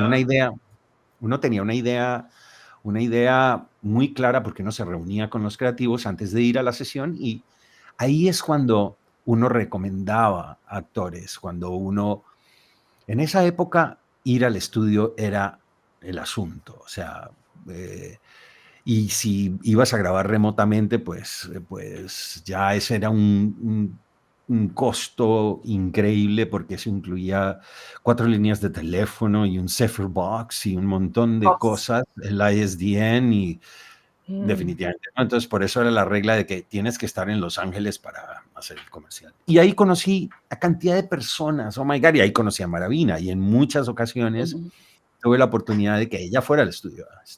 Luego, ya más adelante, empecé a hacer voiceover. Y todo nació así rapidito. Yo sé que me vas a contar el tiempo ya. Y a todos les recomiendo, y a todos les recomiendo esto. Cuando alguien les pida un scratch track para un comercial, háganlo. Porque estábamos editando en un cuarto de al lado y en un editor me dice, Rondón, yo sé que haces voiceovers, ya había hecho un par, ya me había convertido en SAG-AFTRA. Tú me puedes grabar un scratch track para un comercial anglo porque quieren un acento hispano, así muy Ricardo Montalbán. Entonces fui y se lo grabé. A los 4 días me dice, hey Carlos, guess what? Te escogieron. Wow. Y vamos a grabar y todo eso, y fue una campaña nacional de 2 años. Wow. Fue cuando Dunkin' Donuts empezó a lanzar el café y sus tiendas cambiaron y todo. Entonces, eso fue como que, wow. Y ahí empezó sí el voiceover a ser una parte fundamental en mi vida. Y dirigiendo comerciales, luego como director, cuando abrí mi casa productora y todo, que también tuve la oportunidad de trabajar con Maravina como director ya en cámara. ¡Qué suerte para mí! Desde la cámara, sí. Y bueno, y con You weren't the only one, tú no eres la única. No, of course. Pero eso me daba cada día más educación para el delivery de mis voiceovers de comercial y cosas. Y bueno, eso es básicamente, fíjate que terminé antes de que me dijeras, ya no tienes más tiempo. No, está perfecto, Carlos, no. Pensé que se había desmayado, Memo. Y yo dije, ¿qué le pasó? Creo que era importante el saber cómo empezaron ustedes. Mi inicio fue bastante diferente. Yo estudié como licenciado en sistemas de computación administrativa, pero al mismo tiempo empecé a hacer teatro. Entonces, al graduarme como licenciado en sistemas, decidí irme a estudiar actuación y de ahí, bueno, ya no la pude soltar. De la actuación, del teatro, me pasé al doblaje, me di cuenta que los que hacían doblaje hacían comerciales y bueno, ahí he estado toda la vida. Pero lo que me pareció súper importante fue lo que dijiste, Carlos. Cuando les pidan un scratch, háganlo. Eso es parte del networking en nuestras carreras. Comentaste que así conociste a Maravina. ¿Cómo se conocieron entre ustedes, Carlos, Nati? Porque es súper importante el networking y creo que no le damos la importancia que deberíamos los hispanos. Entonces, ¿cómo fue que nos conocimos entre todos? Nati. Bueno, arranca. Al que primero conocí fue a vos, Memo, allá por 2016. Y tiene una historia esto también, porque en ese momento yo me animo a ir. Esto fue en Voice Over Atlanta, que había ido por primera vez, que estaba el programa hispano con Simón Fogiel. Y todo se remonta a mi gran amiga Rosy Amador, seguro la conocen, amorosa, talentosa. Bueno, y fue ella la que me dijo: anda a Atlanta, te va a hacer muy bien, es un paso muy importante que puedes hacer en tu carrera. Con unos miedos terribles dije, ok, voy. Y resulta que me encontré con unos amigos increíbles y que conocí en Voice Over Atlanta, entre tantos, a Memo, también a Vero López, que acá la veo también en el chat, a Mario Filio, Alfonso Lugo, Santiago Duarte, bueno, muchísimos más que hasta el día de hoy seguimos en contacto. Y se me abrió no solo una gran cartera de clientes, por así decirlo, sino también de amigos y colegas. Lo mismo que con Carlitos y con Maravina, que nos conocimos también en otro congreso, en That's VoiceOver. Había sido, pero bueno, uno se conoce online también, entonces como que ya empezás la relación de antes y la terminás de concretar cuando te encontrás cara a cara. Entonces con esto me queda la idea de lo importante que es salir de la casa. Esto que hablabas, Memo, del networking, los negocios se hacen afuera de la casa, entonces cuando uno se conoce y puede conectar, más allá de lo comercial o, bueno, los business, lo que sea, es de persona a persona. Entonces me parece que las conexiones son una de las cosas más importantes que nos permiten seguir avanzando y sobre todo juntarse con gente que sabe más que uno. Qué mejor que acercarse a ellos, pedirles consejos. Y entonces para mí la humildad en esta carrera es uno de los elementos más importantes que uno tiene para seguir aprendiendo, para darle lugar a nuevo conocimiento. Entonces siempre me pasó que en los congresos son mucho más de lo que yo esperaba y conocerlos a ustedes fue un regalo hermoso. Ay, gracias. Maravina. Bueno, el cómo nos conocimos fue muy interesante, pero cuéntanos un poco de Carlos. ¿Cómo fue esa primera interacción con él? Wow, pues fueron tantas interacciones que no me acuerdo cuál fue la primera. Sinceramente. Lo único que sé es que tuve una suerte increíble de conocer a Carlitos y obviamente la agencia Casanova Pendril. Hice muchísimos comerciales con ellos. Y una cosa que entendí es que, bueno, tenía tal vez algo que ofrecer. O sea, cuando uno está estudiando para ser actor, uno inmediatamente está pensando, bueno, quiero hacer cine o quiero hacer teatro. Muchas veces los maestros de teatro o de cine no te hablan muy positivamente de los comerciales. Y una cosa que quiero mencionar es que los comerciales son muy importantes. Tenemos que vernos identificados en los medios. Los comerciales, para mí, han sido una oportunidad para crecer enorme, pero también para ser público, ¿no? Para poder alcanzar a muchísimas personas que normalmente yo tal vez no alcanzaría. Yo creo que, personalmente tengo mucho respeto para el mundo de los comerciales, incluso, bueno, se ha visto la importancia del comercial que sea adecuado, ¿verdad?, a la cultura a la que va. Antes doblaban los comerciales. Yo empecé doblando comerciales con Ernesto Severa. Yo era una niña. Y Pero era otro mundo porque realmente los comerciales no estaban traducidos o adaptados para la cultura a la que iban. Entonces, eso tiene mucho que ver. Quiero comentar, por ejemplo, de un comercial o una campaña que hicieron en revistas para Kmart durante la pandemia. Nada más quiero mencionarlo porque tiene mucho que ver con el cuidado que tenemos que tener con el lenguaje y cómo nos comunicamos.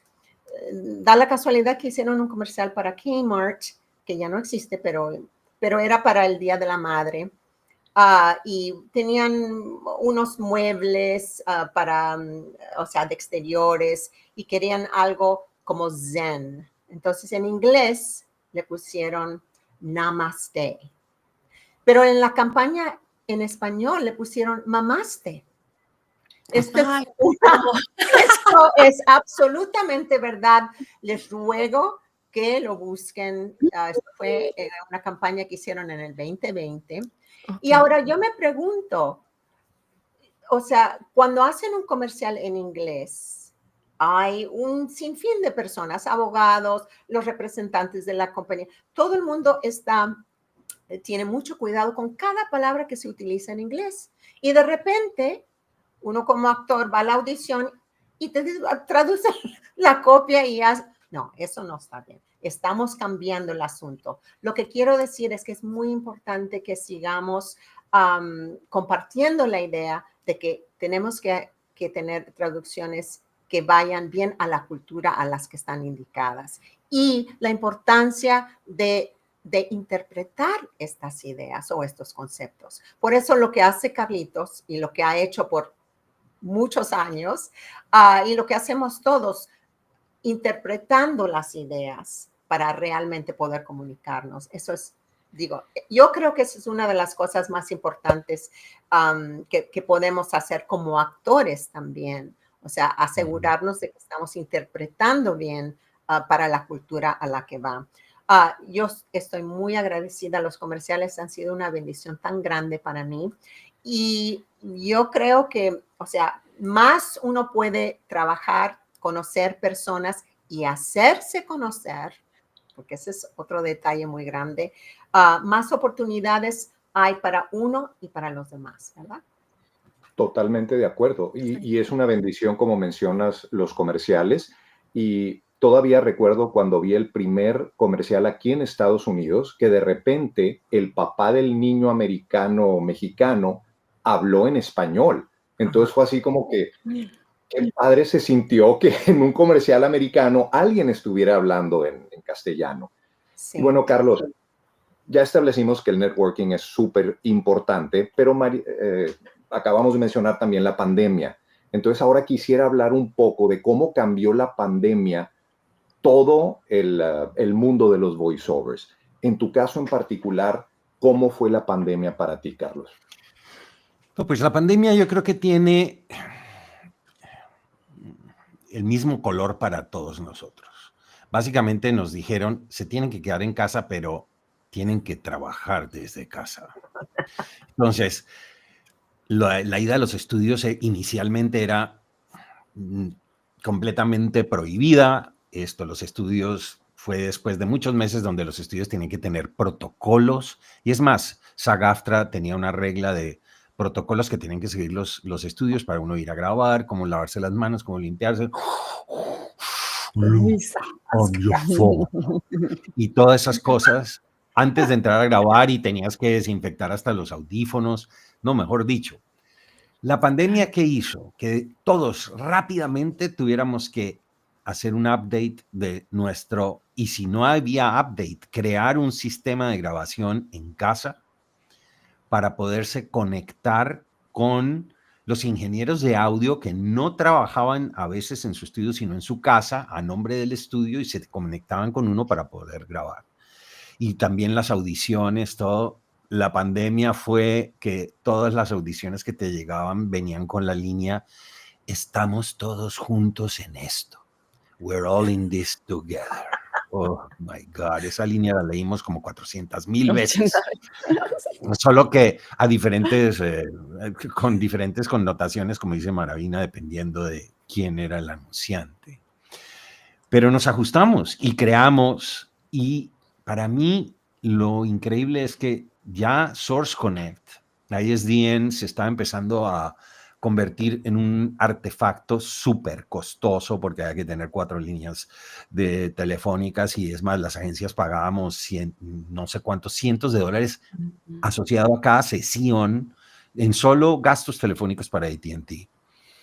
Y la caja que costaba otros 3,000. Hoy que oía a Joe Cipriano, que somos, una vez más, de la misma antigüedad. Esto, hablar de todo el equipo que había antes y que hubo antes de Source Connect, y cuando Source Connect empezó. De las cosas lindas de Source Connect es que estaba perfecto, estuvo ahí y para todos nosotros cuando la pandemia sucedió. O sea, no hay nada mejor que una herramienta que ya la vienes usando y all of a sudden se vuelve indispensable. Pero siendo indispensable, se vuelve una herramienta que ayuda así totalmente. Y esos son los dueños, son Quique, son todos de que, ¿qué necesitas? ¿Qué necesitas para triunfar, para seguir, para que tu carrera no se interrumpa? Ahí están ellos. Entonces, eso fue la pandemia. Entonces, claro, ya no es la interacción donde podíamos estar tú y yo en la casa postproductora que manejé por muchos años ahí en Manhattan Transfer, de pronto en un estudio grabando, sino que de casa en casa y en un Zoom. Y bueno, grabemos. Y no es lo mismo. Yo todavía adoro ir a los estudios. O sea, sí, las audiciones, todo, y por más Source Connect, fine, hagamos un Source Connect del estudio y entonces Y tomamos cafecito igual. Claro. El café Cafecito antes de no puede grabar, faltar. por favor. Y yo sé que eso no es recomendado para la voz y todo eso, pero tómate un café después y echar cháchara mientras que el cliente aprueba el comercial. Entonces, eso es. Entonces, la pandemia nos aisló. Nos aisló de tal punto de que yo creo que yo me atrevería a decir que ahora con la inteligencia artificial, de cierta manera se ha aprovechado de las secuelas de lo que nos dejó la pandemia. ¿Por qué? Porque ya, sí, por más que nos unamos y a través de asociaciones y todo eso, esto ya como que los creativos de agencia y todo eso y me da lástima que se pierda eso y que ojalá luchen para que no se pierda el proceso. Es que no hay nada más rico que ir al estudio que eso, en vez de tipear el script y upload a un sitio y después escoger una voz y después apretar un par de botoncitos ahí, clic, clic, clic, y te lo leyeron y vámonos. ¿Qué pasó con el proceso? ¿Qué pasó con el proceso de grabar, de interactuar, de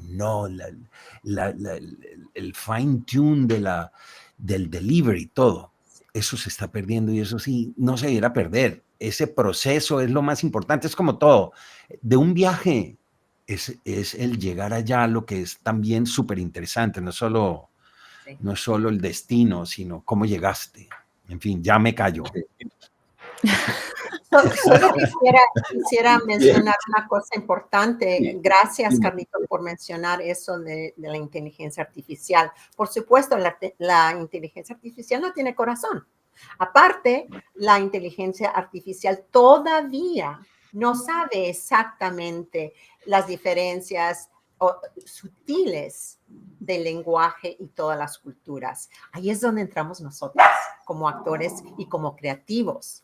Tenemos que guardar esta oportunidad que tenemos para comunicar, porque de eso se trata, ¿no? La industria en que estamos. Yo creo que es importante seguir apoyando, bueno, los sindicatos y cualquier, o sea, las organizaciones, por ejemplo, Memo, en las cuales estás, Wovo y otras.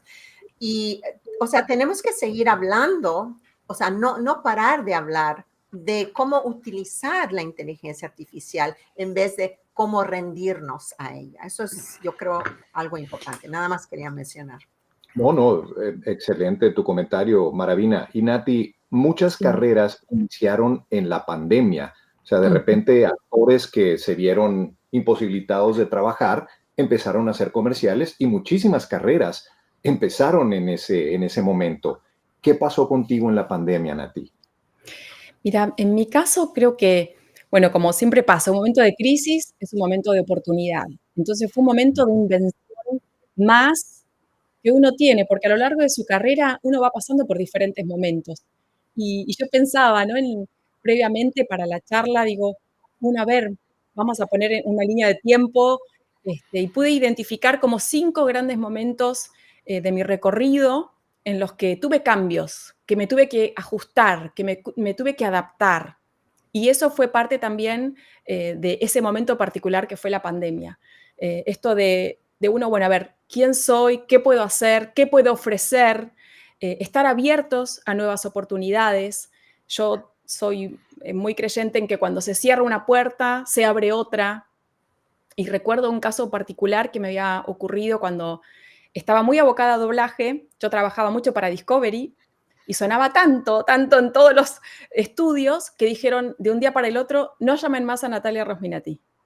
Se me bajó una persiana que para mí era lo que me daba de comer, era lo que me ocupaba la agenda todos los días. Yo había dejado mi trabajo fijo en su momento para dedicarme totalmente a doblaje. Discovery era uno de los grandes clientes que yo tenía. Un panic attack en el momento, pero por otro lado después, bueno, a ver, ¿qué otras cosas uno puede hacer? ¿Qué es lo que uno sabe hacer? Y uno se pone creativo en este proceso de búsqueda interna, ¿no? Y hay que tener un plan de acción, hay que buscar qué alternativas puedo hacer, cómo me puedo expandir a otras industrias. Y ahí fue cuando empecé a meterme más en la locución comercial, porque tenía más tiempo, porque pude hacerme mis demos, en ese momento los hacíamos en CD, iba puerta por puerta a cada uno de los estudios, hice un arte de tapa para poder presentarme diferente. Y así fue como me fui desarrollando cada vez más en la locución comercial, no solo de Argentina, sino que empecé a buscar en internet cómo habían sido, cómo cada uno había internacionalizado sus voces y cómo sonaban los locutores de Latinoamérica y del mundo. Ahí fue cuando empecé a escuchar demos de otros locutores, locutoras, me metía en bases de datos, en debates que se armaban online y ahí descubrí, la encontré a la gran Silvia Villagrán, que cuando la vi, la escuché, fue un flash y fue una admiración total y feliz de llamarla amiga al día de hoy, a todo este recorrido y que también uno va buscando, uno va soñándolo, deseándolo, vas actuando en consecuencia. Y ahí fue cuando dije, bueno, tengo que tener un home studio, tengo que tener Source Connect. Hace más de 10 años que tengo Source Connect. Fue una gran inversión al principio, como todos, armando primero un estudio más básico, por así decirlo. Tengo una foto por ahí perdida en un placar, invirtiendo también en el micrófono, en plataformas. Y bueno, es todo son pasos que uno va tomando, pero son pasos de confianza, porque uno sabe que lo que viene va a ser mejor. Entonces, creo que las oportunidades se van dando, pero también uno las va propiciando. Y en este caso de la pandemia, es un momento que en mi caso pasó así, de transformación, de decir, bueno, es uno de los tantos momentos que tuvo mi carrera y que necesito sortear este obstáculo. ¿De qué manera? Entonces, para mí fue como una búsqueda y fue expandirme aún más. Muy bien. Ahora que mencionas a Source Connect, hago un paréntesis para decir que Source Connect salvó mi matrimonio. Porque de repente viajaba mi esposa con los hijos y yo me tenía que quedar para grabar hasta que llegó Source Connect y entonces ya pude viajar con mi equipo móvil y gracias a eso ahora cuando me dicen, oye, ¿podemos ir a tal cosa? Claro que sí. ¡Vamos! Exactamente. Y estoy viendo en YouTube muchas preguntas. Una quizá la que me llamó más la atención es la importancia que tiene el creer en ustedes mismos para sus carreras, porque obviamente a todos nos da el síndrome del impostor de vez en cuando y de repente decimos, oye, pero ¿seré tan bueno como creo en realidad? ¿Qué hacen en esos momentos cuando las cosas no están saliendo como esperan y necesitan salir de ese bache? Carlos. ¿Y por qué tengo que ser yo el primero? No, No hay no, que, no. sino yo es quien me copio, hombre. No. Carlitos, por favor. Yo estoy tratando de darle un tiempo a cada uno, ¿verdad? No fue directamente de Carlos.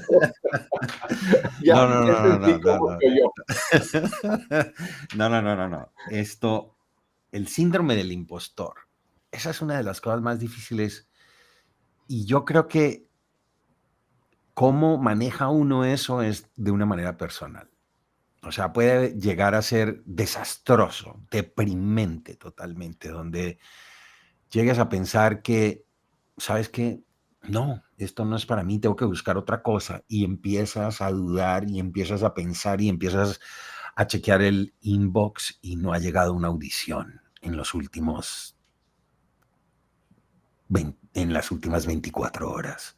Entonces dices, oh my God, se olvidaron. Sí, es que de verdad, sí, óigame, esa audición que yo mandé ayer, qué cosa tan horrible. Y la oyes 3 veces otra vez. Y entonces la oyes, pero, y después hay algo, siempre hay algo, es una voz que tiene uno de rescate, donde de pronto te dice, Rondón no estaba tan mal. Entonces tú te la crees. Y tú dices, muestre, a ver, voy a oírla otra vez. Oiga, sí, de verdad, no está tan mal. Y de pronto viene alguien, ojalá un familiar cercano, primero, porque después necesitas una voz objetiva.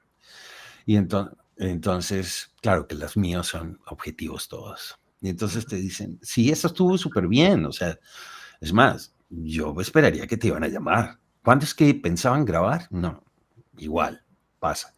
Pero te vas levantando. Es una montaña rusa.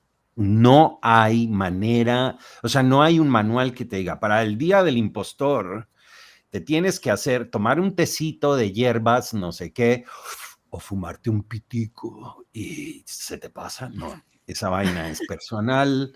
Eso para muchos puede tardar media hora, como para otros puede tardar días, y hasta que no llega sino la otra audición y de pronto, wow, y te llega la confirmación de que te buquearon. ¡Wow! Entonces, claro, un booking, si tú me preguntas qué es lo mejor, la mejor cura, un booking ahí mismo. Ya. Te envalentonas y dices, perdón, voy a usar un término mexicano, yo soy un chingón. Eso. Y ya. Y arrancas otra vez. Muy bien. Maravina, ¿qué haces en esos momentos difíciles? Trabalenguas. Trabalenguas. Seguir en la marcha, seguir trabajando lo que sé que puedo hacer y aprender lo necesario. Durante la pandemia tuve la oportunidad de crear una academia de voz con Tito Álvarez y D'Antonio Álvarez. No teníamos qué hacer, pero de repente descubrimos que habían muchos actores bilingües que, aunque existe entrenamiento en inglés, aquí en Estados Unidos no hay mucho entrenamiento bilingüe, exclusivamente bilingüe. Entonces, una de las cosas que creo que es importante es seguir trabajando todos los días, no importa qué. Vengan audiciones o no vengan. Si no has hecho un audiolibro y tienes tiempo, practica hacer tu propio audiolibro. Hay ACX, hay muchas oportunidades para narradores. Autores están buscando narradores todo el tiempo. Si quieres hacer caricaturas, hay miles de actores de voz de caricaturas que les encanta tanto lo que hacen que lo ofrecen gratis. Puedes ir a YouTube y puedes aprender cómo hacer diferentes voces, cómo trabajar diferentes placements para que puedas hacer también caricaturas. Yo creo que muchas veces cuando hay una nube gris de inseguridad es porque no estamos trabajando. Estamos esperando que algo del exterior nos valide. cuando nosotros mismos somos los que tenemos que hacerlo. Hay un dicho budista que me encanta. Cuando no hay esperanza, créala. Excelente. Súper. Y bueno, el trabajo llama al trabajo. Claro. Entonces, como tú dices, si te pones a hacer algo, obviamente te va a salir algo muy pronto. Claro. Y Nati, También hablando de esto me parece que es muy importante aprovechar esos momentos que uno está más arriba, otros días estás más abajo, pero sobre todo en los que cuando uno está más tranquilo de trabajo es el momento de capacitarse, de preparar demos, de acomodar la web, de hacer una lista de los clientes a los que nosotros queremos contactar, recontactar a los clientes que hace mucho tiempo que no los contactamos, porque la oportunidad va a llegar. Vos tenés que estar preparado para cuando esa oportunidad llegue. Si vos te pones a estudiar inglés, cuando te llega la audición en inglés, ya es tarde. Sí. Entonces, aprovechás los momentos de más tranquilidad para ordenar tus ideas. A veces en la vorágine cuesta encontrar ese orden, elaborar un plan con estrategia, plan, networking, hablando también de lo que uno cree en sí mismo, de lo que puede hacer. Y sobre todo esto me gusta lo de Mara, que decía que no solamente esperar las oportunidades que lleguen, las audiciones que lleguen, sino también uno ser partícipe de ese proceso, provocar. Cada vez tenemos más posibilidades en nuestras manos de ser gestores de nuevos proyectos. Y una frase que a mí me encanta, que también es: salta y la red aparecerá. Y de eso se trata, de que paso a paso uno va creando su propio camino y me parece algo muy importante que a veces las redes confunden, ¿no? Y que uno no se compare con las carreras de otros. Cada uno hace su camino, las búsquedas son diferentes. Es muy importante escuchar la experiencia del otro como consejo y recomendaciones, pero cada uno hace su propio desarrollo de la carrera, sus conexiones, su forma de ser, todo va a cambiar. Entonces, empezar a creer en uno mismo, esto que estoy leyendo que decía Marie, me parece fundamental para tener una carrera sana en cuerpo, en mente y en relaciones.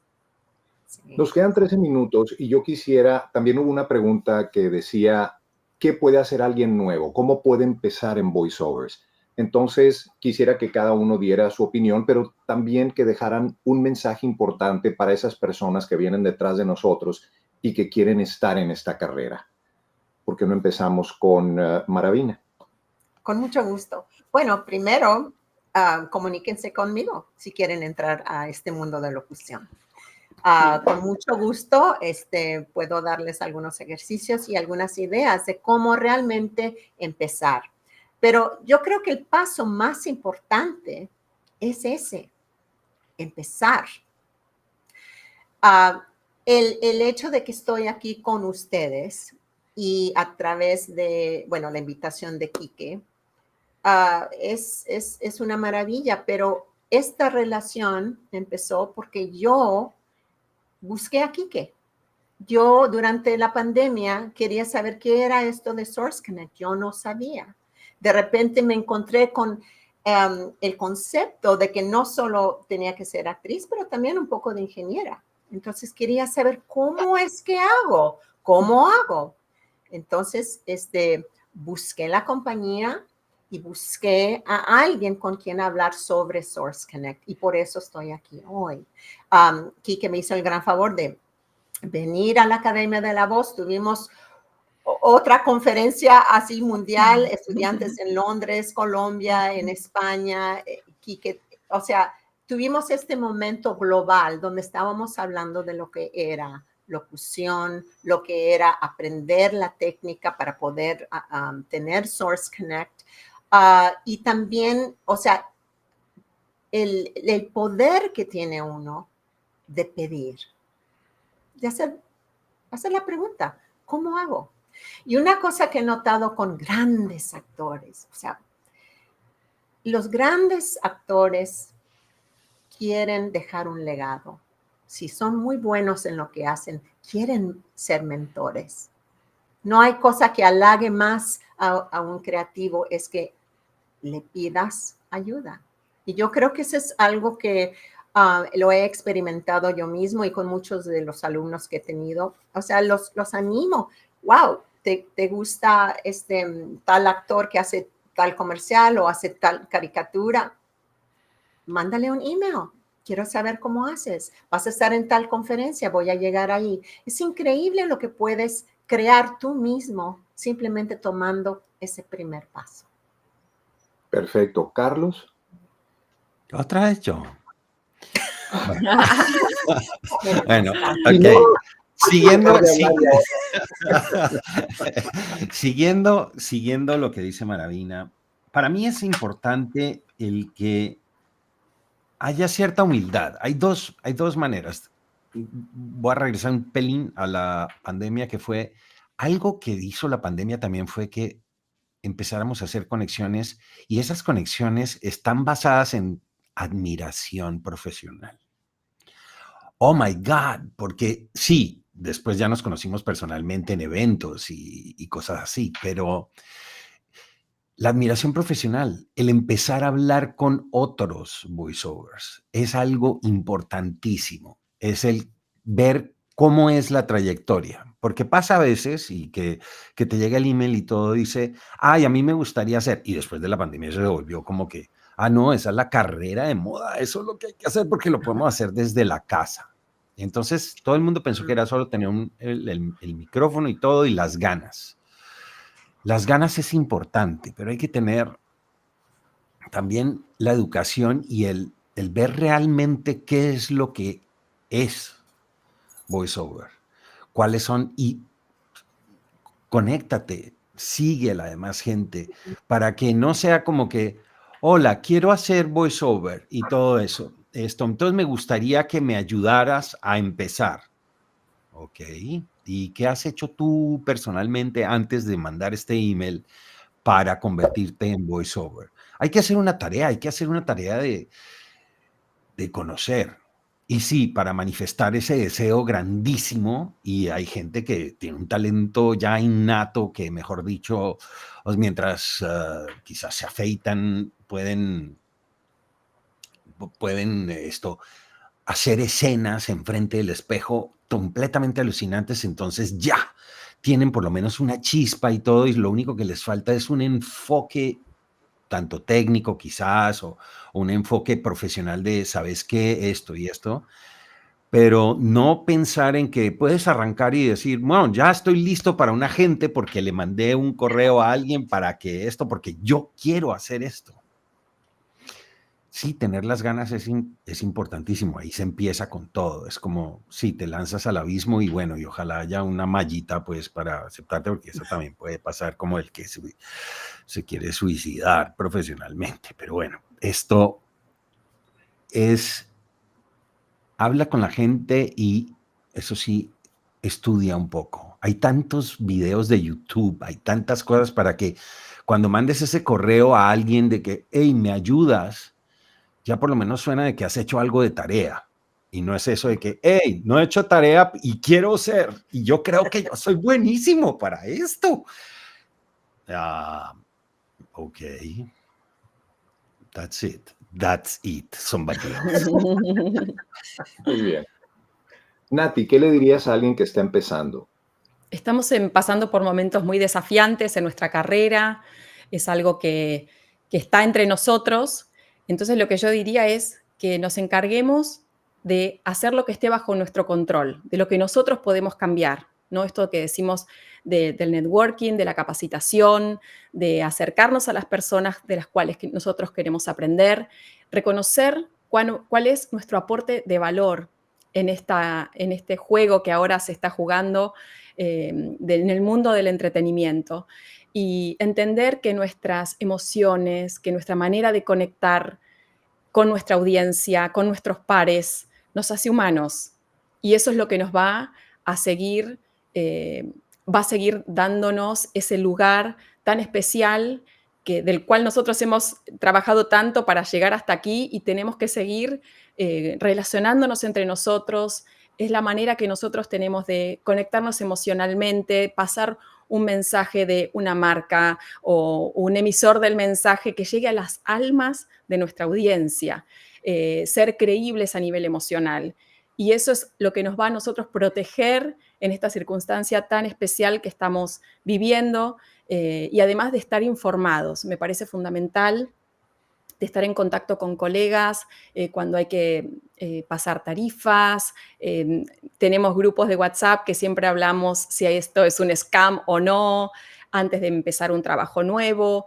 Entonces, bueno, me parece que toda esta red es una red de amistad y a la vez es una red de contención, de consejos. Entonces, para los que estén empezando, infórmense, acérquense a los que ya están trabajando y reconocer los diferentes grupos y asociaciones que también dan apoyo fundamental. Por ejemplo, en el caso de Argentina tenemos a Mariela Tía, que da unos cursos de iniciación, de primeros pasos. Búsquenla, que es muy efectiva, tiene una carrera muy importante en la locución, los puede ayudar. Por supuesto, también a mí me pueden escribir, yo abro mis redes, siempre estoy disponible para consultas y demás. Entonces, me parece que esto es un espacio de abrir caminos y abrir nuevas conexiones para todos.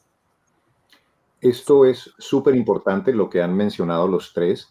Esta es una comunidad muy abierta a los nuevos talentos. Siempre estamos con los brazos abiertos para decirles en qué te puedo ayudar. Pero lo que menciona Carlos también es súper importante. En este año 2025 tienes que ser proactivo. No puedes quedarte esperando a que sucedan las cosas. O como en el pasado que esperabas a que te hablara tu agente. Si no haces tu tarea, no vas a llegar a ninguna parte. Si no conoces cómo manejar la tecnología, no vas a llegar a ninguna parte. Si no tomas cursos, si no te actualizas cada día, no vas a llegar a ninguna parte, por más que en tu país haya sido el mejor locutor de cualquier país. Tienes que ser proactivo y tienes que entender que los cambios en la industria se están dando vertiginosamente. Y para estar al día, tienes que leer, tienes que estudiar y tienes que estar haciendo networking con tus compañeros, con las agencias, con las productoras, para entender cómo se está moviendo lo que sucede actualmente. Todo el mundo habla de la inteligencia artificial y hay muchas personas preocupadas. La mayoría de las personas que yo veo preocupadas son los que no son proactivos, los que no quieren seguir estudiando y esperan que solo con hablar sucedan las cosas. Esto ya no es así. Has escogido una carrera súper especial. Las personas que están en una carrera creativa son súper especiales, primero por la resiliencia, porque se nos dice que no casi todos los días y tienes que aguantar y decir, no importa que me digan que no, esto es parte de mí, es parte de mi alma y lo voy a seguir haciendo sin importar qué suceda. Y aparte eres muy especial porque confías en que lo que traes dentro va a hacer que sucedan cosas maravillosas en un futuro. Pero como acabo de mencionar, tienes que ser proactivo. Así que, por favor, los que estén interesados en iniciar su carrera, entiendan que tienen que tomar el primer paso. Y creo que justo llegó Quique en el momento en que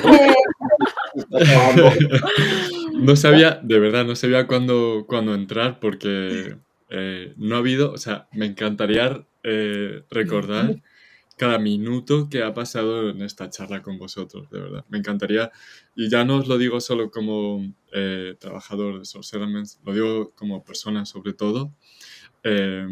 Para mí algo que me motiva muchísimo, muchísimo, muchísimo y bueno, a todo el mundo en Source Elements es conocer las historias detrás de toda la gente y todos los profesionales que utilizáis Source Connect, por supuesto. Pero a mí lo que me motiva en mi trabajo más que nada es conocer a gente como vosotros, de verdad. Me habéis dado una lección de vida, de profesionalidad, me habéis dado muchísima inspiración y ganas de seguir trabajando, de ser proactivo, de seguir construyendo comunidad. La verdad es que es la 1 de la noche, yo creo que puedo llevar como unas 35 horas despierto y me quedan otras 20, pero me siento renovado totalmente, de verdad. Ha sido maravilloso. Gracias. De verdad, muchísimas gracias, Carlos, Memo, Natalia, gracias. Malvina. Soy maravilloso, de verdad. Y si volviesen a hacer y pensaría en volver a estudiar y fuese locutor, o sea, os contactaría lo primero. Qué grande, Quique. Muchas Ok. gracias, felicidades, gracias por esta oportunidad de compartir y estamos a la orden. Sí. Igualmente, Muchas seguimos en gracias. contacto, Gracias. cualquier cosa. Felices Muchísimas 20 gracias. años. Gracias por tenernos.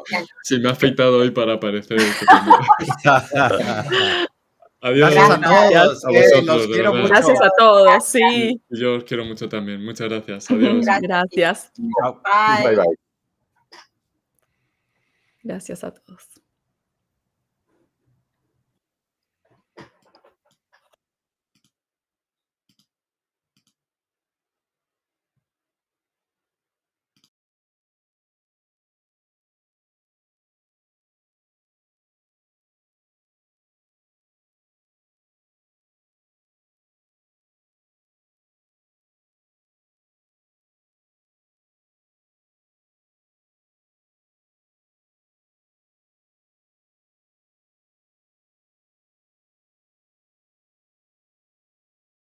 Bueno, em,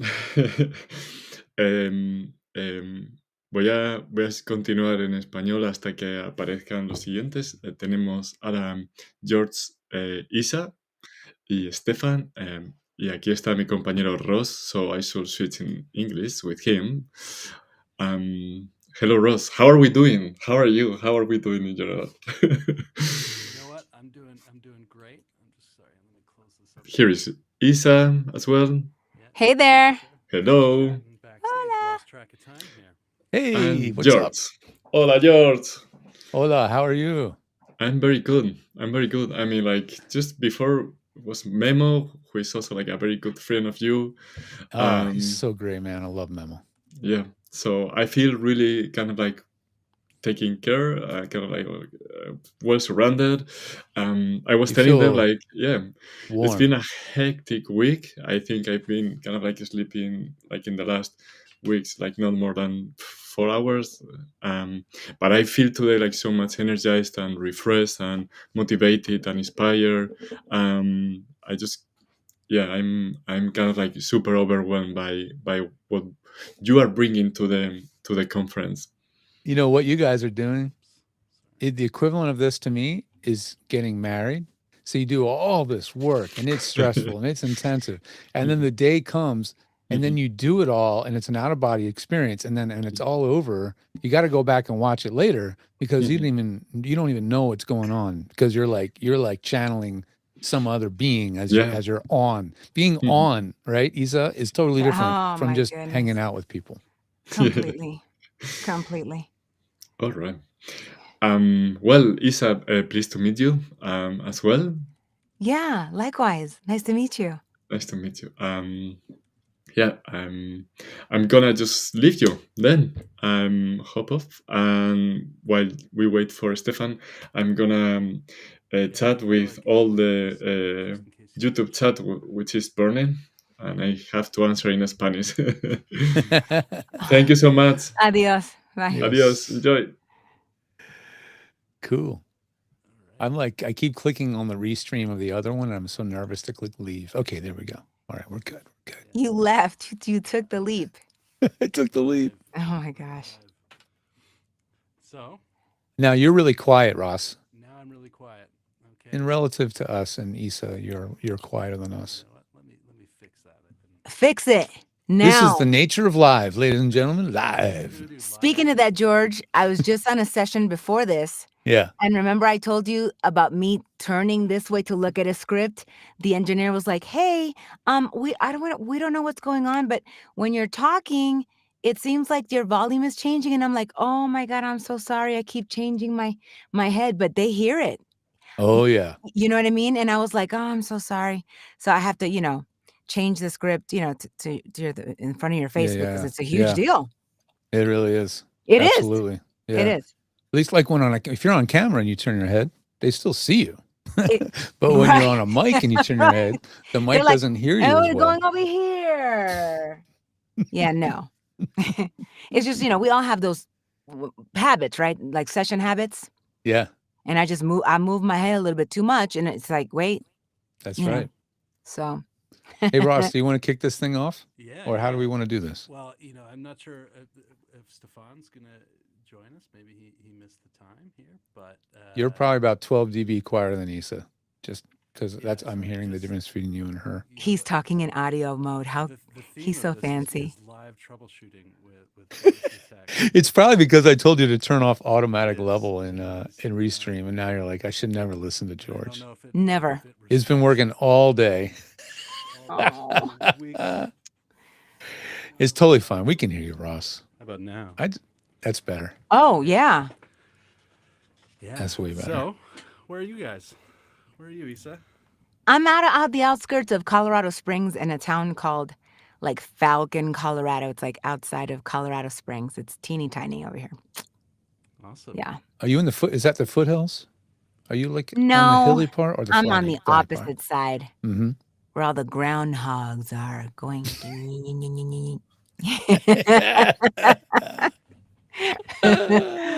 Yep.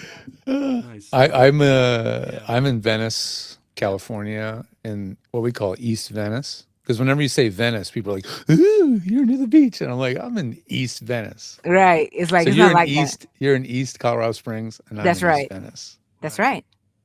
Mhm. Nice. I'm up here in Toronto. It's not as nice as You say Venice. Toronto like an American. I hit it a little Yeah, I'm like, harder what's there up with 'cause I knew that? There was an American audience, so But we've been all being trained for years Yeah. to say Toronto. Yeah, So you when just- you say Toronto, Toronto. Yeah, it's Toronto. designed to be very, very throwaway, typically. that's like saying my last name is Whittem. Yeah. Oh Lord. My last name is quick to get with 'em. like that. You say it just You're like so he does. stupid. That's Oh my Whittem. God. That's how you learn how to say my last name. Is you have to listen to Sir Mix-a-Lot. Yeah. Oh my gosh. That's funny. It was always growing up. It was my dad said it was always with him or without him. Are we going with him or without him? I can't. That's Mhm. funny. Yeah, and when people ask me about Isa, I just say in the sessions, and it works every time. Isa sounds like pizza, and they're like, "Oh," and they never get it wrong. So Wait, Isa. That would be like Isa, Itza. because Is people it want to Itza or say Isa? Isa, they want to say Isa, Iso. I'm like, Uh. oh no, it's just Isa sounds like pizza, And and they then get they're it. like, oh okay, Locked in. yeah, Locked in. yep. Well, I'm just gonna assume that we may not get Stefan, so we might just have to just roll with the punches. here, Yeah. which That's is kind okay, of what I man. was We can- imagining we'd be doing anyways. For It's this okay. We section, can you know? fill it. We can Yeah. fill it. We can Yeah. like that. So Yeah. go ahead. Go ahead. No, you. go. We got two hosts. Basically, so the the crux of this hour, the theme of this hour is kind of like being present and doing the whole social media game, right, Ross? Yes. I'm sorry. I'm seeing the chat still saying my audio is quite low. So, you know, the chat Damn will peanut always gallery. Let you know. They will That's always how. That's literally how. When we did VOBS live, we live streamed it for like 14 years. We wouldn't know if it sounded right unless the audience that was there live was telling us that it sounded good. We literally had to rely on the viewers Yeah. Oh, for wow. feedback, because what you can't Yeah, do I'm when like you're doing a looking at live the- show is listen to I'm your looking own at the live show. notes, and everything is like in Espanol right now. I'm sure it'll switch up in a second here. Yeah. I mean, But I wanted to bring on Isa and hopefully Mr. Stefan gets his booty in here too. But I wanted to bring them on because these are two people that are in the voiceover world. I know them in real life, and I know them from working together, doing support and doing studio tech and everything. But I wanted to have them on because they both endlessly entertain the hell out of me on social media, and everything that Isa posts, no matter how simple, it could just be literally her dog laying on the floor. That could be all is in the video, or and all I this have to freaking thing in front of me causing a ping. Remember, I thought I was gonna have to call you and get assistance, and it was because this was bouncing off the voiceover that I was doing, and it was causing all kinds of problems. So I posted it, and George was like, "Yo!" So he shared it, right? Because you got to be careful what you put in front of your mic, people. Because or even what's in the room. If you're loud, oh, wait, are you like saying? So wait, should Isa, I replace this thing just in this booth? Should I just take this sucker out of here? you're probably okay. But I will tell you this: there's a story of a client of mine who had a ringing in their booth too, and I was able to physically be there, which is very unusual. It was a client in Chicago area, Right. and I was in her booth, and we're tuning it and listening to the room acoustics, and she's going, and I always have a little bit of a ring in my room, and I'm like, it looks really well treated. I don't know what's going on. So I'm physically in her room, and we're doing her thing, and we're testing and listening. I turn around, and there's like some kind of Green Bay Packers sheet metal trash can on the floor, and that You thing see? was ringing like a There's the bell. culprit. Yeah. And we got that thing out of there, and everything was fine. I was like, And I mean, and so if you wouldn't have been there, we would have. it, It's one of those would have figured out eventually scenarios, but we certainly got to the bottom of it way faster being physically in the room, right? Because I could turn my head around, but it's just listen, those look. little things that are gems. You know what I mean?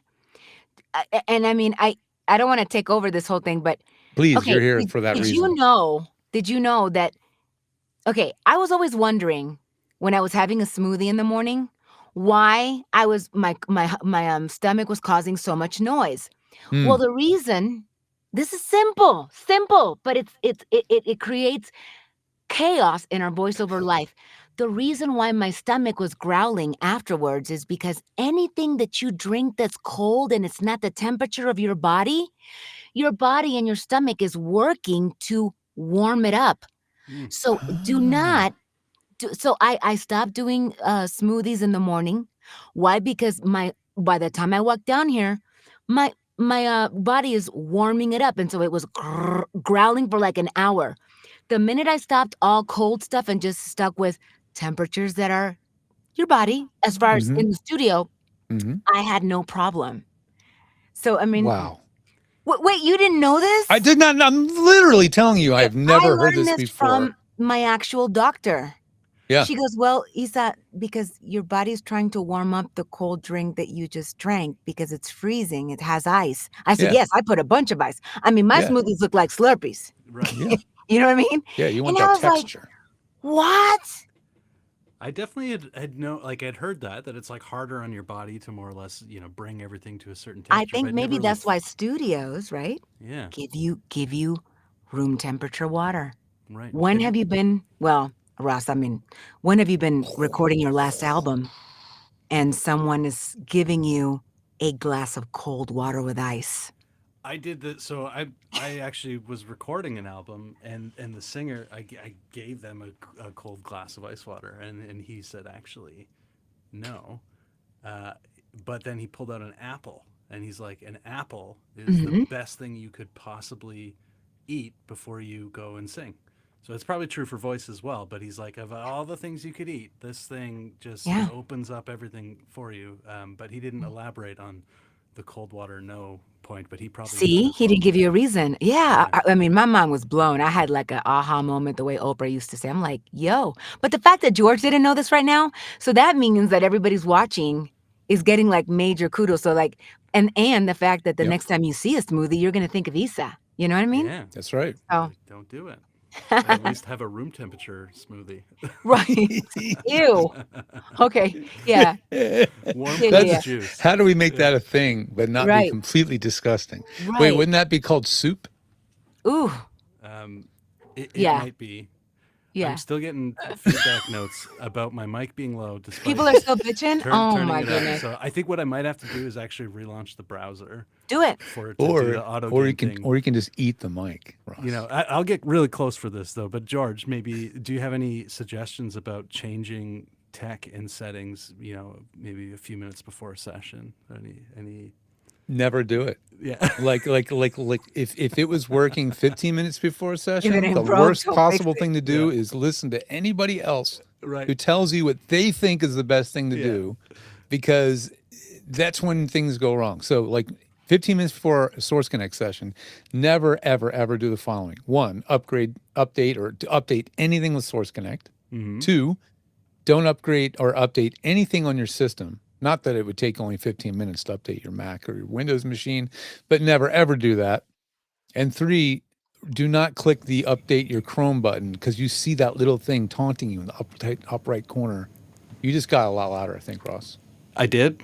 Yeah. Wow, It, you it, just it finally okay. took the settings on Yeah, for now me, so now I can yeah. back up. I don't have to Yeah. peer around No. this mic Now you're here. up there with us. Beautiful, Great. beautiful. Yeah. Yeah. So settings, man. Do never ever change things last minute whenever possible. The only Mhm. time you ever want to change something is if something is already broken. Mhm. then you try to fix it last second because you need to save the session. But man, other than that, yeah, avoid at all costs. And I got a lot of clients on old Mac OSs, old this and that, old Pro Tools, whatever. Mhm. But that stability is something that's really hard to find on a new setup. Lately, I don't know what it is lately. I've been getting a lot of not new clients, but clients of mine with new computers. It's like it's time for them to buy. Mhm. And the ones I have the least trouble with are when I get them to buy an older Mac, like one that's a couple years old, because then it's stuck on an older system. I mean, it could be upgraded, but Yep. usually it's got an older system on it from the warehouse of wherever it came from, right? Yeah. Whether it's eBay or Amazon or something. But when you buy that refurbed Mac from Apple, it's going to have the newest OS on it, whether you wanted it to or not. Yeah. And the good news is like if that system, if you buy, let's say, a 2-year-old Mac, but you buy it now, like refurbished, you can run it back. You can actually backdate it to an old system like Sonoma or even Ventura. I know this is freaking geeky stuff here, but it can I'm change your into it. life. It may be a pain in the neck to do it. I Yeah. do have a YouTube video on how to do this. I posted a couple months back, but it can make your system way more stable and way more predictable. Right. Huh. Do you feel like that's changing a little bit? Like I used to be, I mean, I was, the studio rat that would roll around with like 3 different drives, and I'd be like, I need to boot up on this one because I want to do this and all that. And I feel like I have at some point just bit the bullet and embraced that. I was like, no, I'm going to have all my software on an iLock because then I can roll into any studio, and I may need to download the latest installers, but I also had traveled around with the USB key with all the legacy installers as well. Yep. And it just became such a burden, and I feel like I just gave in to the float down the sea of Apple, and that the frequency of updates is there, and I Every still. time there's an update, I get paranoid. Yeah, I mean, just do. they're making us paranoid. They're like pushing Yeah. us, being like, I- in your I- security, you better look out, I do you're- it like after the day is done, and then my husband, not me, because I don't do nothing. I don't know Mhm. nothing about nothing. You're right. But my tech guy, aka This is true. husband, you know what I mean? Yep, he knows. He's like, okay, can we do this now? And I'm like, I think we can. It's like 6 p.m. I think I'm good. And like we Right. sit there, it's horrible, Mhm. you know? Yep, Yeah. I'm installing a new Mac Mini for a customer, and we're going to do it on Saturday. And Uh-huh. it happens to work out with our schedules. And he happens to be literally in my neighborhood, which Uh-huh. is Right. a very small subset of people. Yeah. That's like literally walking distance.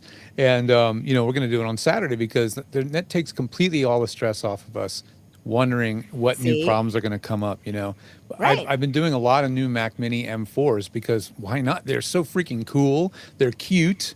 Yeah. They're really affordable. They're even incredible know what I got. machines. Uh-huh. And and the thing is like they all come with a new OS. And every Mhm. time I install one, it's a new version because it's 15.2, then it's 15.3, Ah, and it's 15.4, right? And so every time there's a new set of like little weird things that happen. And it's oftentimes people using Apollo, unfortunately, that suffer the most. And then you end up with no, that's what yeah, I and- use. Oh, Okay. Yes. Yes. Yes. Ah, So santo. really keep yourself, resist all urge. The Mac is annoyingly naggy about popping up in the notifications. Hey, didn't you hear? There's a new OS called Sequoia. You should click right now and install it. And it Yeah. nags you every week. And you're like, go freaking get out of here, man. Yeah. I'm good. I'm good where I'm at. But eventually, dude, they trip you up. You just can't resist temptation after it's nagged you 140 times, and then eventually you click on that damn thing, and then you regret it, and you enter the freaking upgrade death spiral, is what I call it. Right. Do you remember there was a TV campaign for Apple, and it was like trying to like chide Windows for constantly asking you pop-ups asking you for permission, and it was like their whole thing was like, look how smooth and intuitive we are, and look how clunky Windows is. And now, I mean, I'm an Apple fan probably till I die, but I also have a Windows machine, and I use it for other things. But it's funny how they have literally become the inverse of each other in that sense. Like Windows It's never true. bothers me. It just does its thing, and it's content to sit, and it still looks like it did 20 years ago. Like I feel like they haven't figured Like out how to make that. BlackBerry, like a BlackBerry phone. Yeah, You I never remember got into those? that. Oh my I gosh. never got into Aw, that. I love Ross is that. too young to have been addicted to a BlackBerry. Oh my gosh, you probably are a baby. I mean, I had a Okay. Nokia 560 or whatever in like high school. I feel like Is that a I candy was, bar phone? it What they was- call a it candy was- bar? It's just like a stick. Yeah, it's before BlackBerry. Looks like a so TV I- remote. Yeah, I'd be like Gen 1 of people that probably had. I mean, I also went the mile of getting an iPhone in Canada before they were available in Canada, and it was a jailbroken one. And there was a hard lesson there in Ooh. resisting the urge to be on the bleeding edge of tech, because it was like none of the App Store stuff worked. Yeah. So it was like you're kind of really. It was not really the premium experience. So, just bringing this back around to Source Elements for a second. Like I know, like it's the company and Robert, and you obviously know Robert very well. Oh man, do I know Robert? But man, does he stress test things in such a great way. Like I love that we're like, no, we want our software to work on like Mojave, which I'm sitting beside a cheese grater. I also have a brand new Mac Mini, and I love it, by the way. But I love that it's like, no, there's no wedge from us on this software working there. And I think that's pretty important. But I do feel like it's getting a little less like the cracks are showing. Well, that for sure. And it's not from the hardware level. It's from like literally the whole ecosystem. Like, Slack's like you can't log in anywhere. You can't download the app. You can't log in on a browser. This is what the issues. Windows people hate about the Apple ecosystem, right?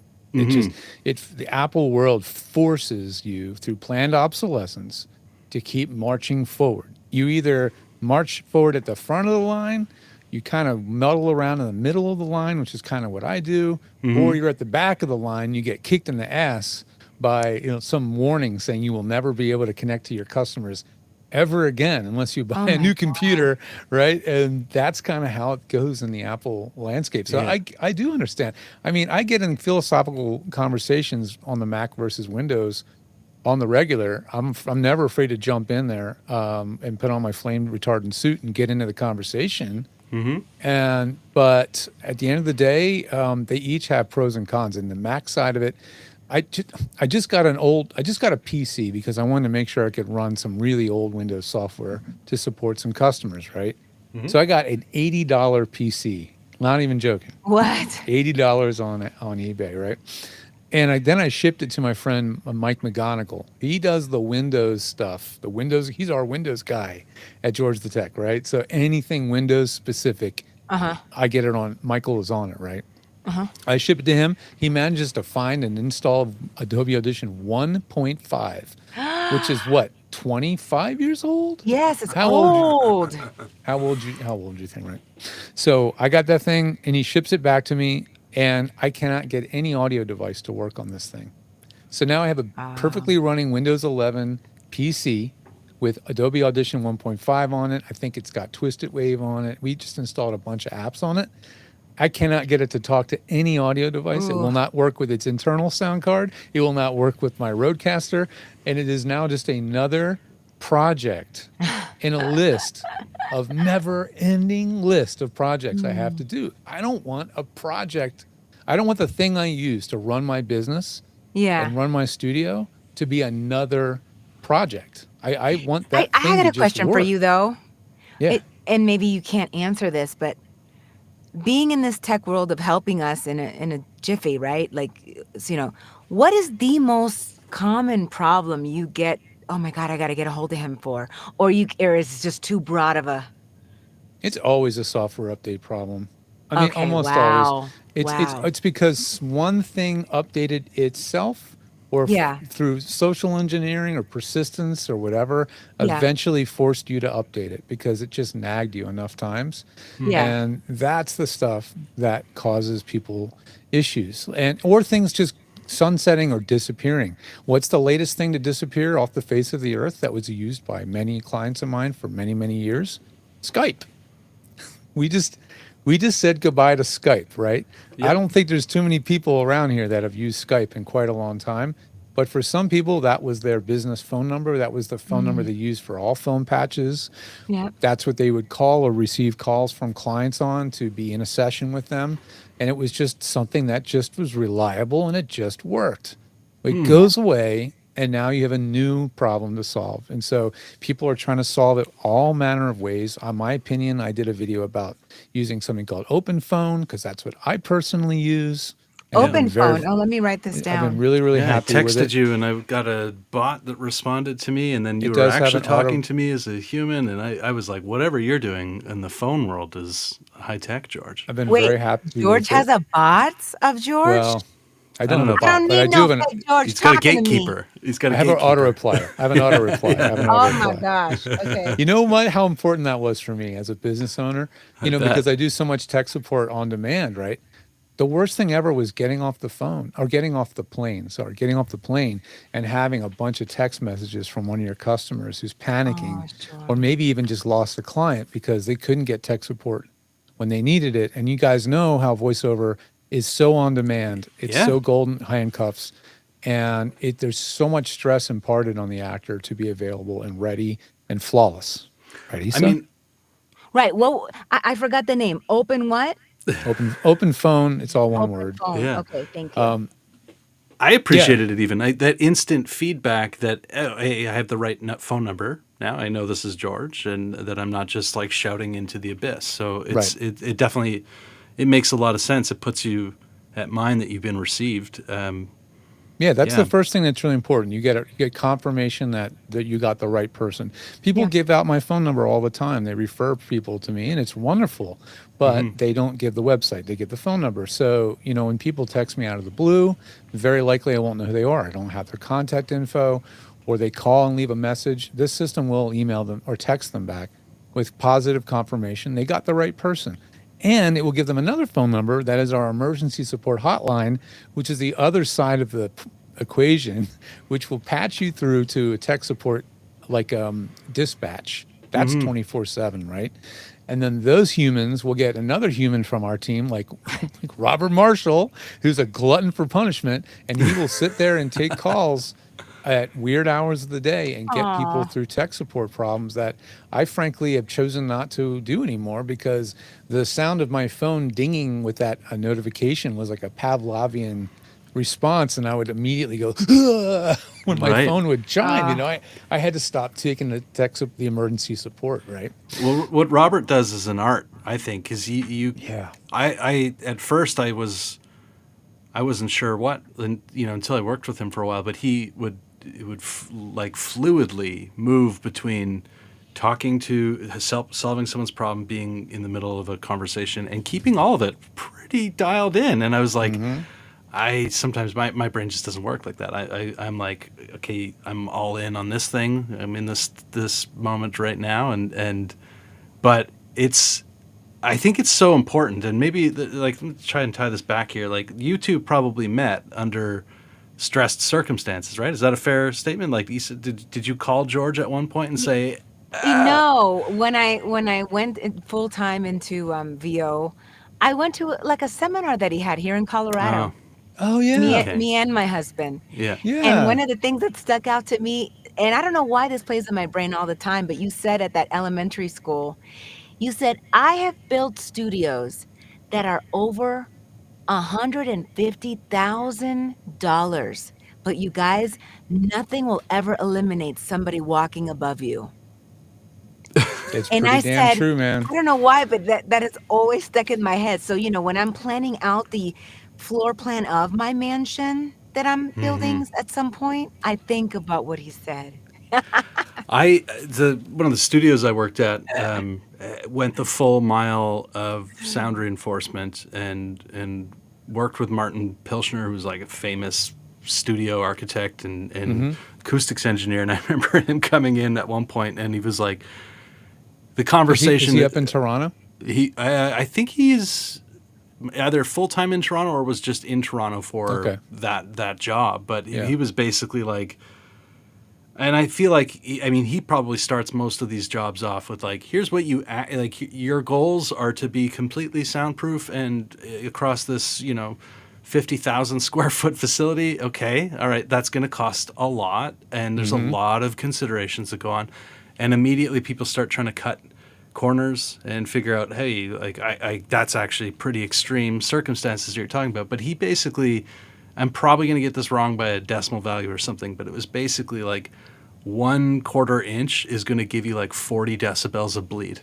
So you there are no half measures if you're going to try and go for complete sound isolation. So like you there's no point in making a floating floor and then having a floor that is literally going to be someone's stepping on it right above you. It's like That's right. don't even bother. There's You're so not many gonna get mistakes there. that you can make. I mean, Yeah. before I met him, I had radio people build my studio, and I don't know if you remember this, George, but I had a $2,500 brand new Vox Pro that I bought to edit audio at my house. Oh yeah, that's like a radio $2,500 production tool. Yeah. Yes.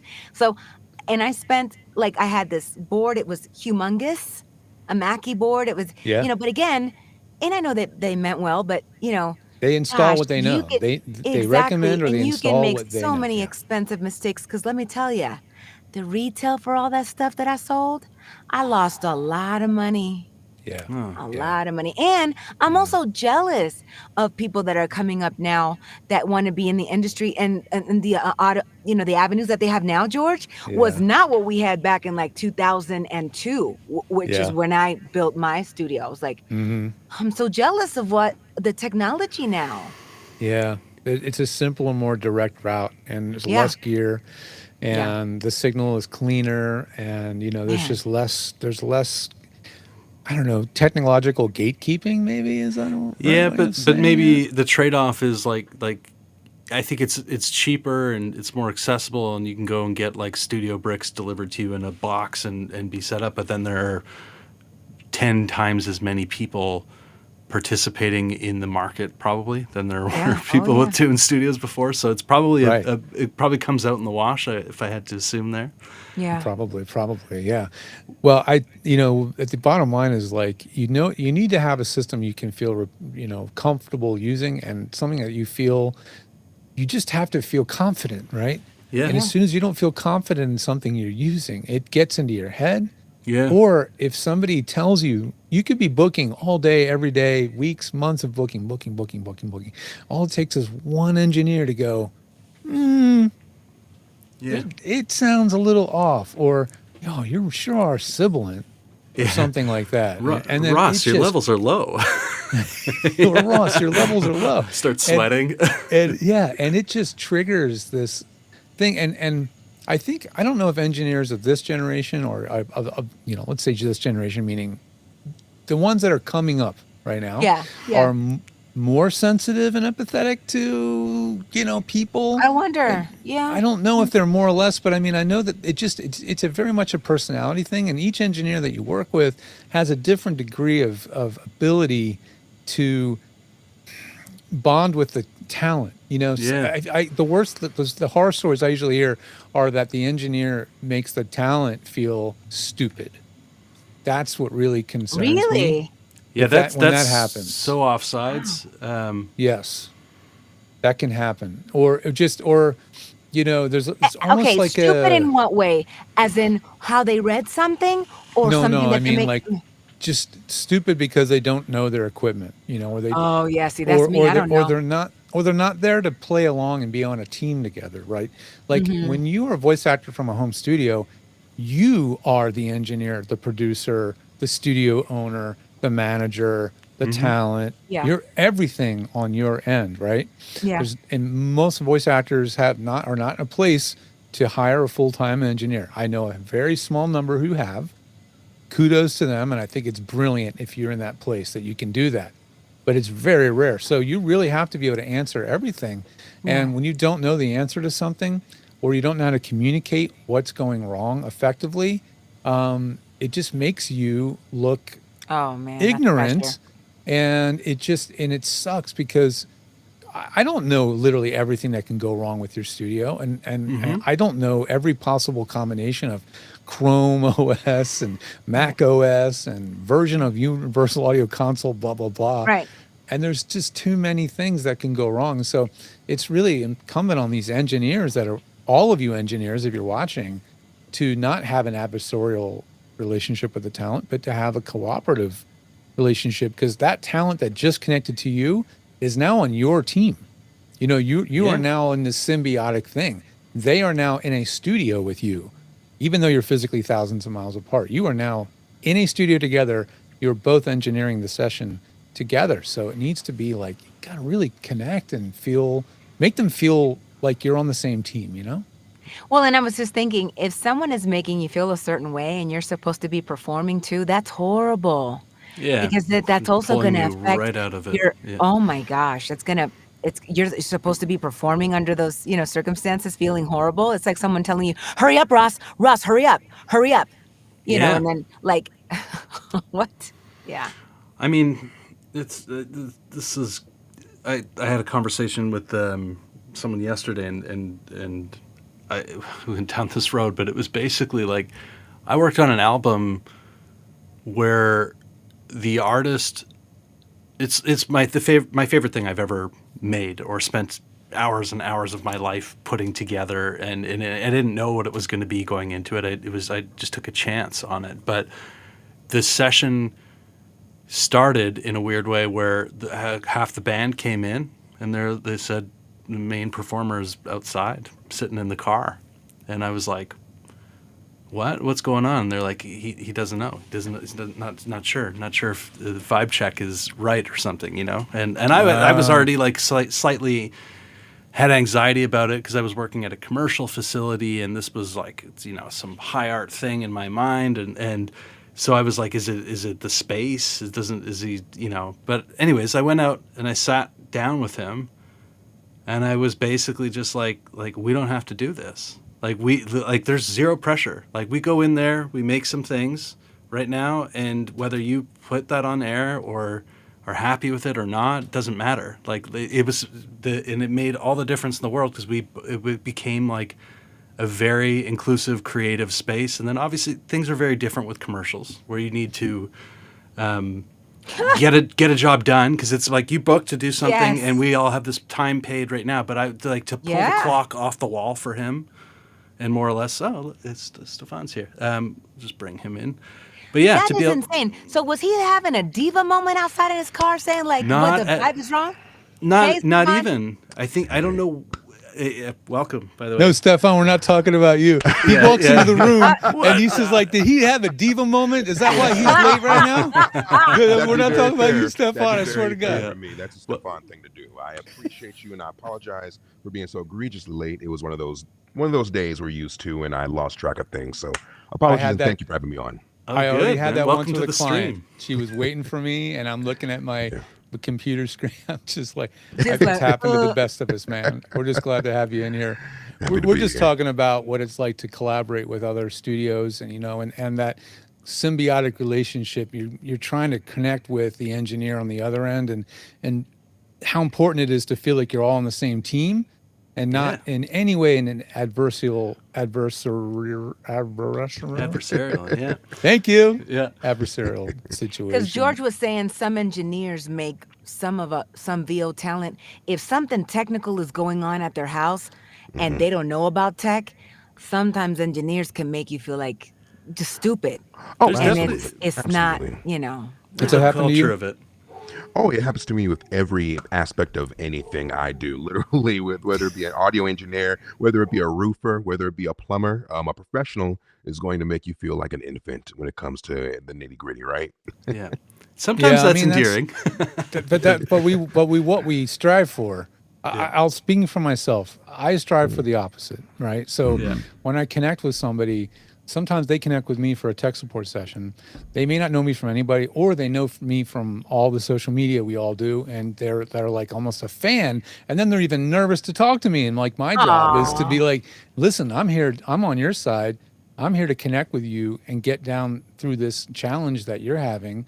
Right. And if I was there on the other side of the glass engineering an actual record session, that would be my first thing, is like making sure that that talent that's connecting in feels comfortable and is supported. You know, that would be really, really important to me. Mm-hmm. I mean, it's come up a lot in for this conference. We've just had the pleasure of talking to so many people, and that's definitely a central theme, is how much the voice performers have inherited in such a short period of time. And you could say it even, from just the tech side of it alone, sure. But there's also like becoming a decreased kind of human interaction element to it, where it's just like, go record a bunch of demos, send it, and I need it by 5, and off you go. Here's the direction, and it's read this sentence and give me what I need, or something like that. Right. And the industry that I spent a lot of time in was not like that at all. It was every single voice that you had put any effort into to bring them into the studio.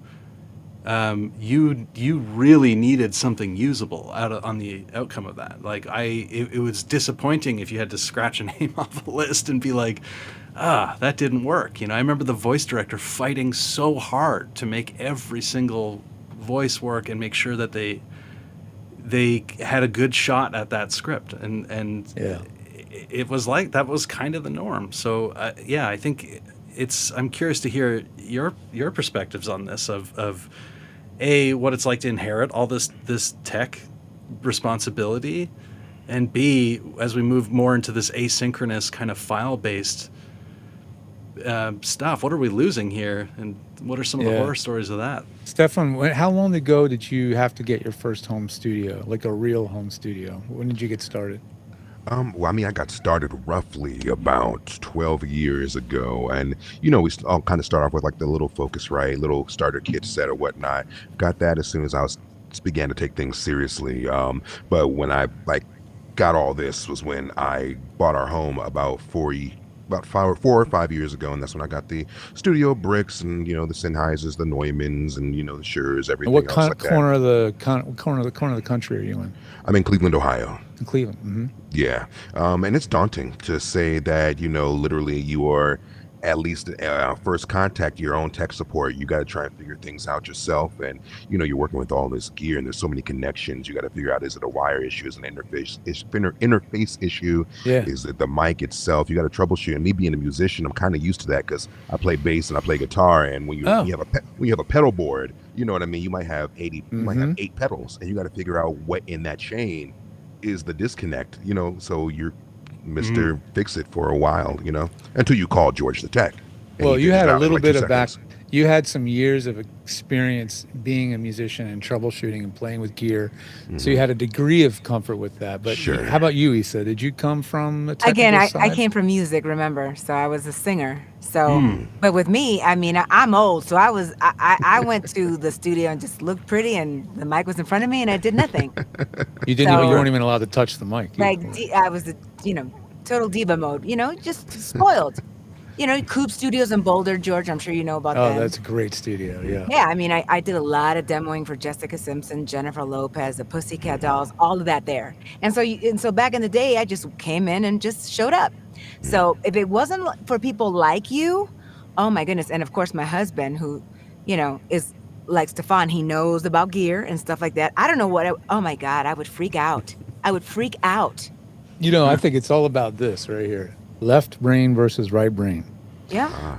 And I feel like I'm right here in the middle. Like Yeah. that's I'm a not. big thing to walk that line between Yeah. the two. And I understand you and I understand the tech. I get Yeah. you. I get the tech. I'm like that, the Yeah. liaison, the connector, and I try to make sure that you guys are feeling heard.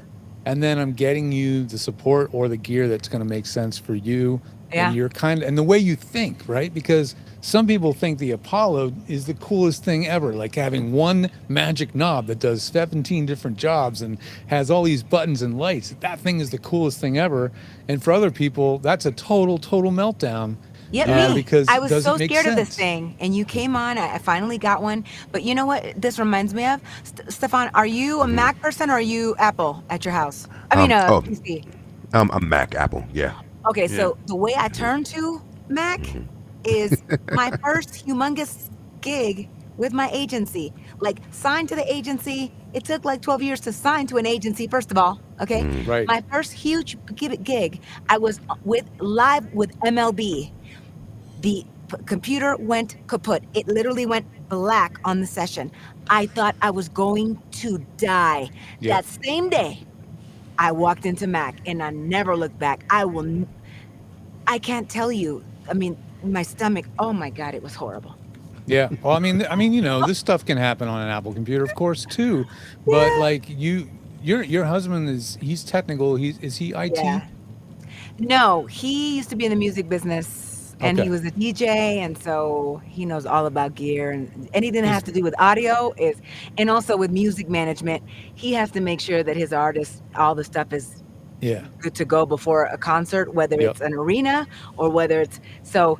Again, shout out to him for helping me out because I freak out. Well, I Freaked want to out. say something else. I know we have precious time here, but I got a hold of Stefan. He said I could be here. I'm so glad you jumped in. Yeah. Isa, I invited you. I didn't know you guys know each other in real life. Yeah. Oh, yeah, absolutely. Yeah. We go back. Or we Yeah. first met at one of the conferences about Yeah, 2-3 Via years Atlanta, ago. you know. I mean, yeah, absolutely. So, I mean, when did you guys last see each other in real life? VO Atlanta. Yeah, VO VO Atlanta. Yeah. Yep. That'll And you do know, we it. have to go. I mean, you have to go eat with Stefan. Come on now. We got to do it. We had to do it. We we pulled had over to a go little eat. corner and got a little Yeah. something. You know what I mean? Yep. Oh my God! I mean, some people watching this right now, you may not know it's Stefan.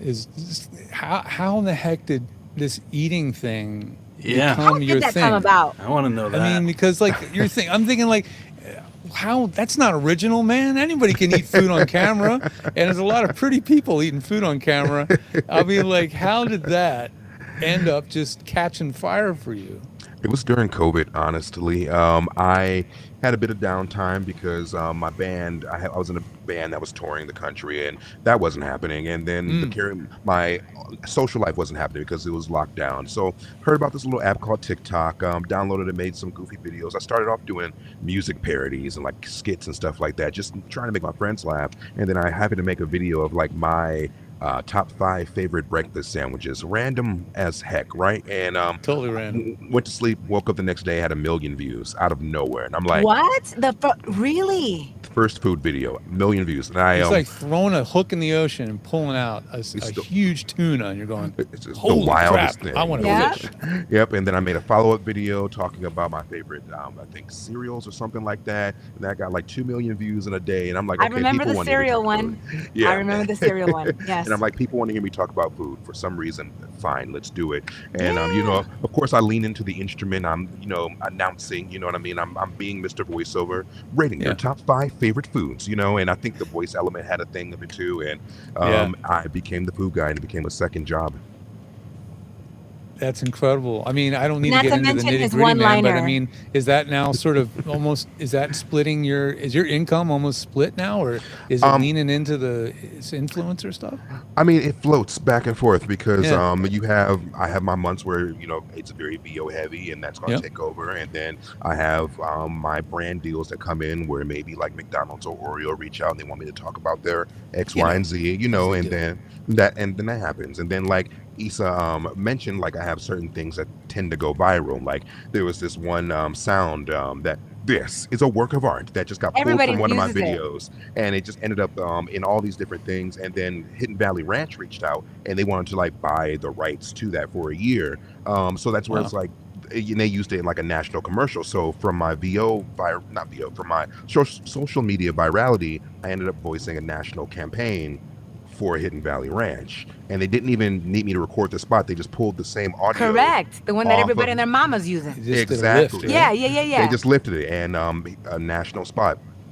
You know. And Dude, then so- yeah, go Go ahead. ahead, Issa. No, No, as far as deals like that, is it your VO person that takes care of it? Or is it your manager? Is it? That's what I wanted to ask. I was like, No. how are Yeah, you like handling who that takes care? side? Do you Who have takes care of the do you have money part? management or agency that's dealing with social specifically? Yep, absolutely. So the first couple of years I was doing it on my own, reading through the context, but then it became way too much for me. Actually, SBV, I was kind of their guinea pig because now they have a social media influencer department, and I was their guinea pig. No kind way, of help, yeah. you know, we were figuring it out together. Like from 2020 to 2021, we were Yeah. both figuring out this space. Jessica Bulovsky, she is an angel. She Jessica's got me awesome. together. She is Yeah. amazing, and we figured it out together. And now they have a whole social media influencer department, and them, and even my manager Celia Segal, she helps me with things like me and her did a Applebee's deal not too long ago. So between the two, they are really the two powerhouses helping me Fabulous. manage all this. You know. Fabulous. Cha-ching. There I we mean, go. so Yeah. so you know, I guess there's probably a million people out there watching. Like, I think there's some weird statistic about the Gen Ys, the alphas, the young ones, right? And asking them what they want to be when they grow up. Isn't it sort of like a third of them wants to be an influencer? Yeah, Is it's that a lot of is it. that this- You'll be stat? surprised how many people I get coming up to me, like all ages, like your 12-year-olds all the way up to like your 50-year-olds, asking me how can I become an influencer? What can I do? What type of gear? What's the work load? How do I break in? Literally every generation seems to have an interest in it. But it's a lot of work, though. It's a lot of work. You have to be consistent. Mhm. That's what I wanted to ask you, Stefan. Yes, it's about like, yeah, you want the consistency. puppy. You were Every saying, child wants the puppy, but yeah, you were Exactly. saying how like your the two worlds for you, they balance back and forth. It's like a pendulum, and sometimes voiceover really sucks all the energy, and that's great, right? It's Yeah. amazing to have two different things running and jockeying for position. But Yeah. do you have issues where you feel you're concerned about you don't have enough in the can, and maybe you won't have new content for a while, and you might fade a little bit? Is that a lot of pressure? No, I've kind of delegated in a sense where I have what I call shoot days, and I'll batch content. Even like I'll have shoot trips. I just came back from New York like 3 days ago, and I filmed 15 videos. And I went to Chicago about a week before that, and I filmed 10 videos. And they're all in my editor's hands right now. So essentially, I have 25 videos ready to go. Whenever he gets done, 25 videos ready to go. And I always batch content like that to kind of leave my weeks to the VO and screen acting you side have a of things. system now, which is I great. have a system now. Yeah. But it took time. I didn't always have a system. Sometimes sure. back in the day, I would be scrambling like, oh, I haven't posted anything in 2 days. Let me film something. And then the quality of the product wanes a bit because you're rushing. You're just trying to put anything together to get something. And then the auditions, the VO auditions would kind of have to fall by the wayside. And, it became a mess. And I had to figure out this system. Ross? Yeah, no, I'm just sort of curious because I think there's often this perception that winning the social media game is a numbers game, and you just got to post. But how many things are sitting on your camera roll that you're like, nah, that ain't it. Do you hold back and yeah? But Well, it's both. I do always encourage people, you got to at least just start posting, to at the very least to figure out what your niche is going to be.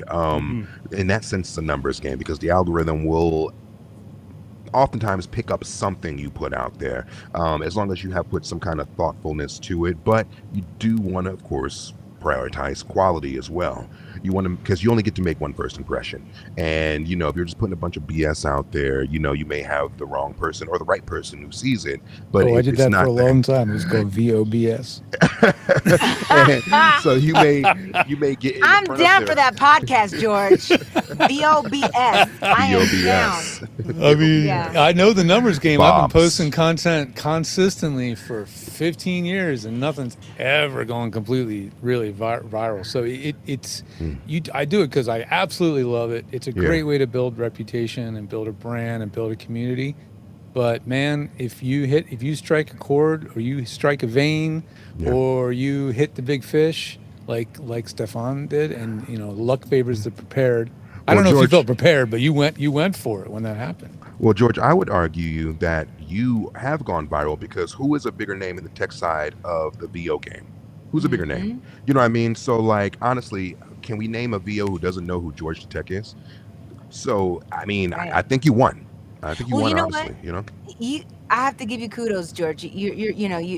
You're very much appreciated and needed for people like me who just want to sit pretty in front of the mic and not do anything and not think about the tech. And then I got to give kudos to Stefan for a second, because I know everybody and their mama was giving him smack about, well, what are you going to do when TikTok shuts down? And let me tell you, his Right, response when I right. saw it, it was just like, oh, well. And I think that, but I think, well, he did it in a professional manner, but Yeah. basically when I saw his response, and I'll let you answer, it was just great because I think that other people, especially younger people, needed to hear your response. And what was your response?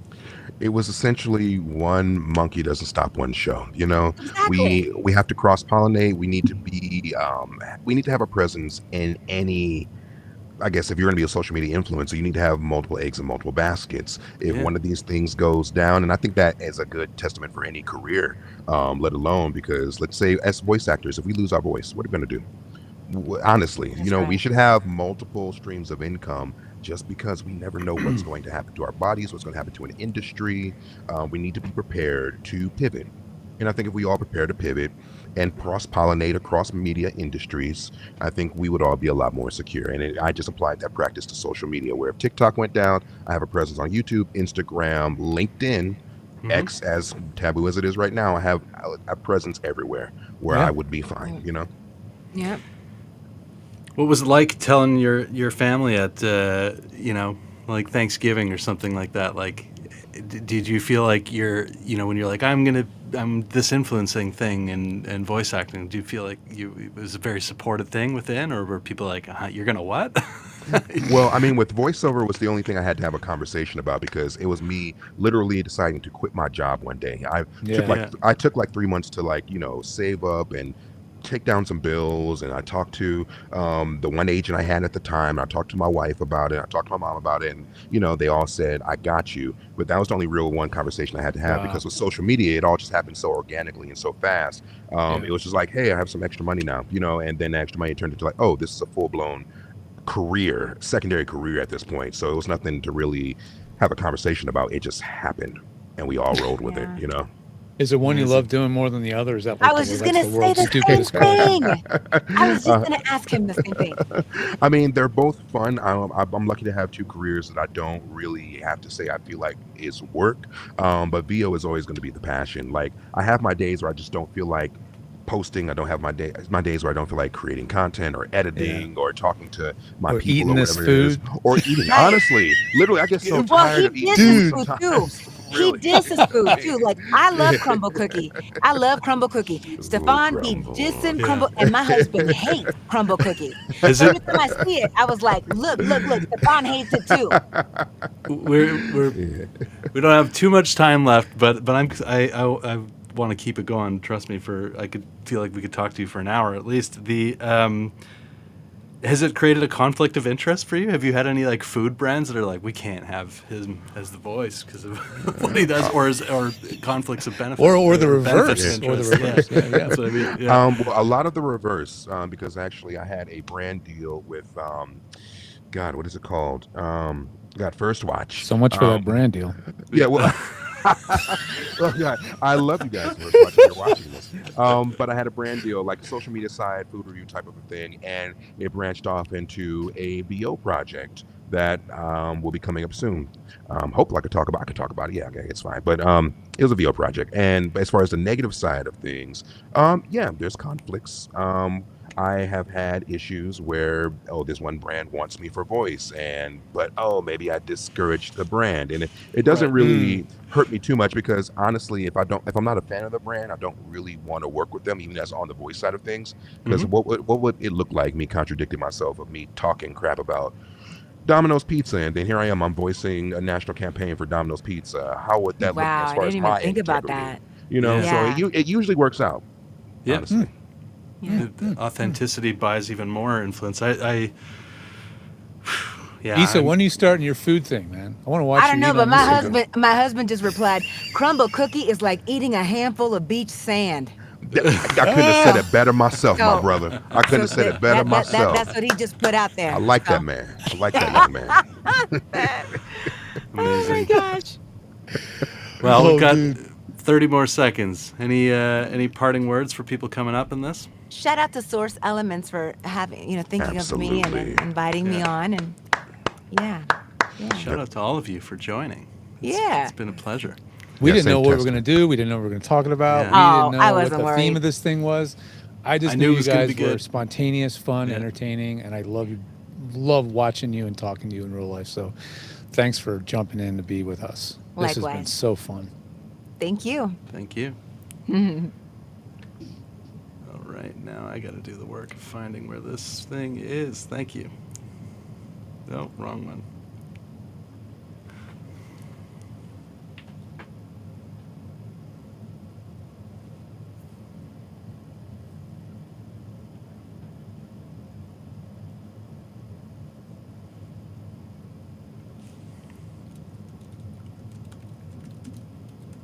All right. How Yeah. are you feeling? I'm feeling great. How many hours into this are we? We're 7 hours, and Yeah. it's fantastic. So And it's going really great. I'm Yeah. very happy. all the yeah. things that come with live production too, surprises. Yeah, left, right, and I center. mean, we have a little bit of everything, a little bit of kind of like pre-recorded interviews, a little bit of live panels, Yeah. a little bit of kind of like things and unexpected. We That's have right. to have everything. Unexpected was being able to have such a treat as this next one, though. Being able to sit Yeah. down with Troy Baker was a real honor. Yeah. Well, what can we say about him? It was really an honor that he accepted to be interviewed, and I think also it's because he's a great kind of or a big fan of Source Connect, and he really finds the value of what we are doing. So thank you so much, Troy, if you're seeing this, if you're watching this. Thank you so much. I was the one writing you on social media. I mean, one thing I got to say is this is probably the first recording I did before in prep for all of this stuff, and it really inspired me. Talking to him really gave me a lot of inspiration to go and just be myself and talk with everyone out there. So Troy, if you are watching, thank you very much. For everyone else, Thank you very much. Here we go Yeah. with Troy. There we go.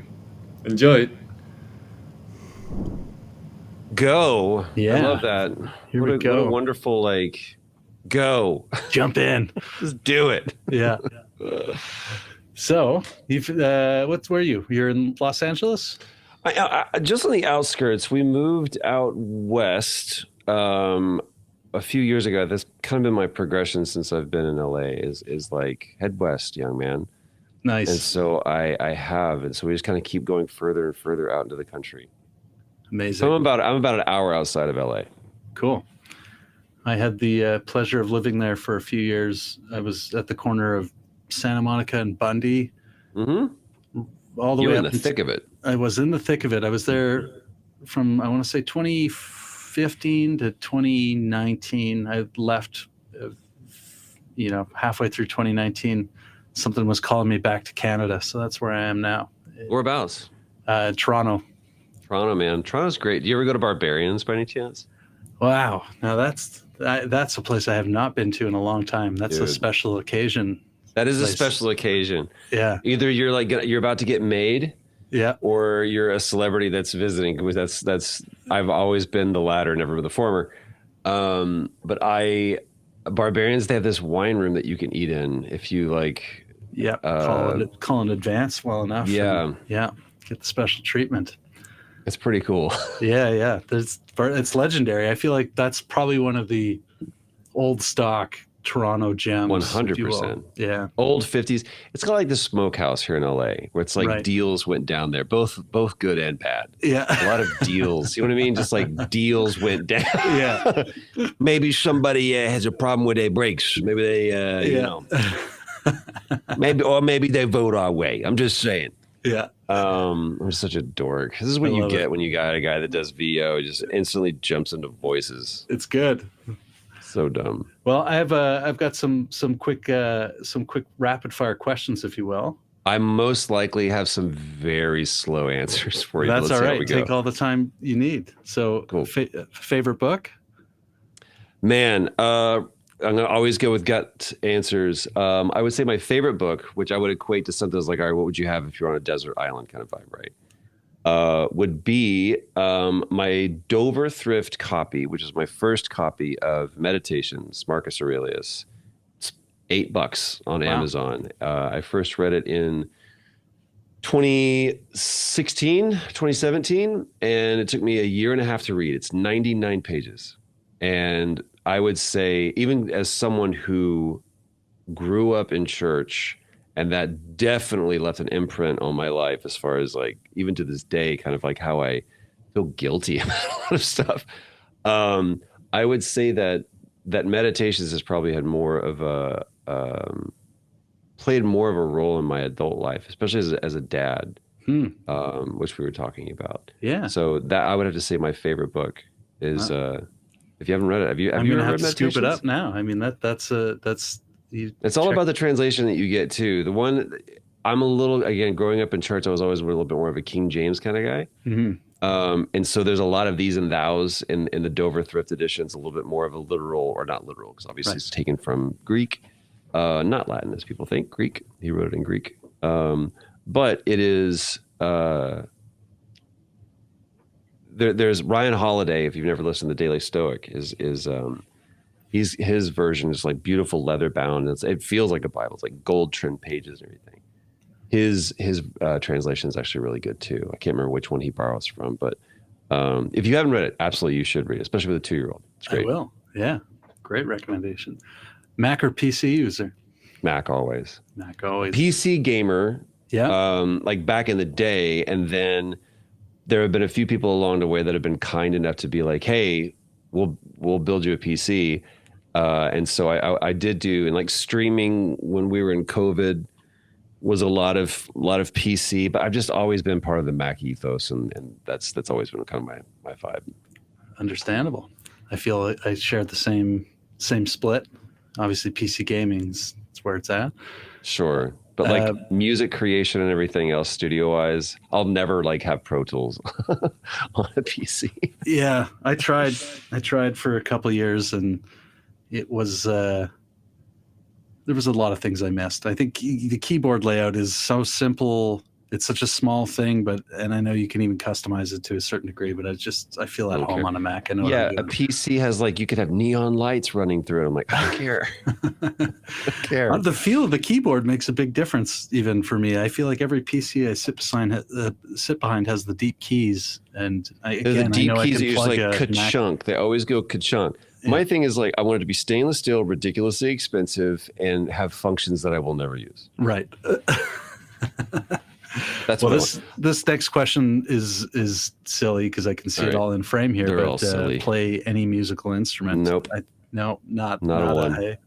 I'm a funny musician, man. I'm a hack.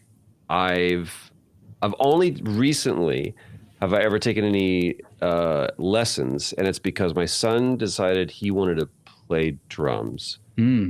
So I was like, okay, I tell you what, I've never taken drum lessons, but drums were my first instrument. I played from the time I was like 10, 12 years old, and I played in church, and I just would listen to an album, and I'd be like, okay, I want to be like Robert Sweet from Stryper was like my first one.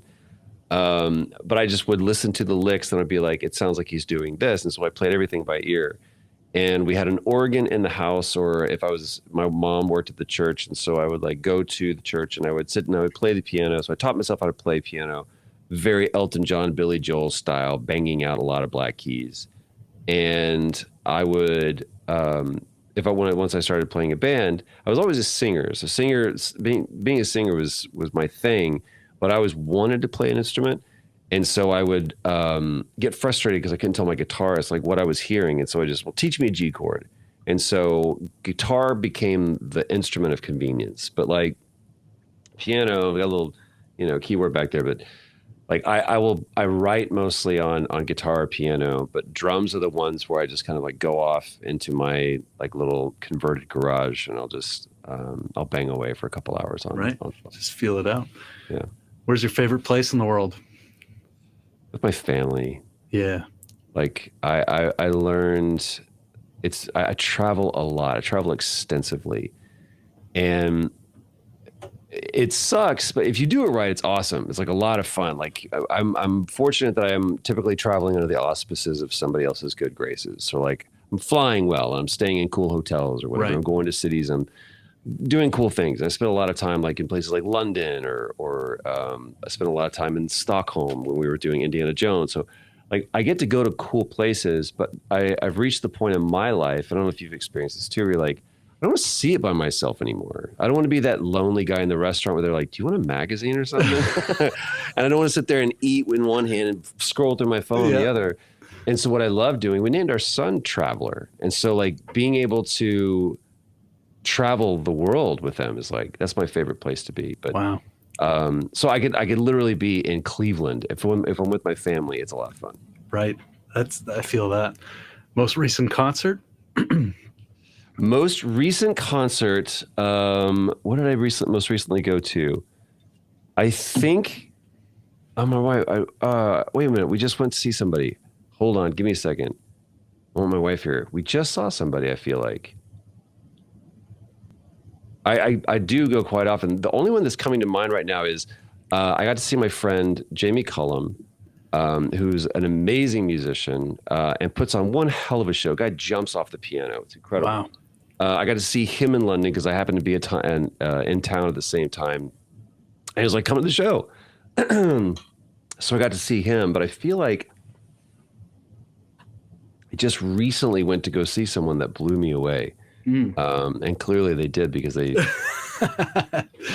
Understandable. Well, if it comes Right outta back, let me know. But I'm going to text my wife. I'm going to text my brain real quick and see. He's like, did we just go to a concert?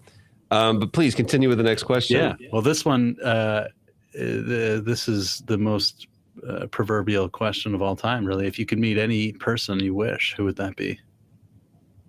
Man.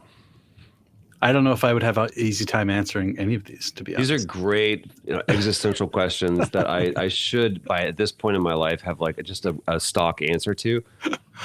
I'm really shooting from the hip on these. I'm trying not to think too much about them. Feel it out. I go back and forth between, do I want to meet a version of myself 20 years from now or 20 years ago? Because I feel like the version of myself in 20 years could teach me things that I'm lacking.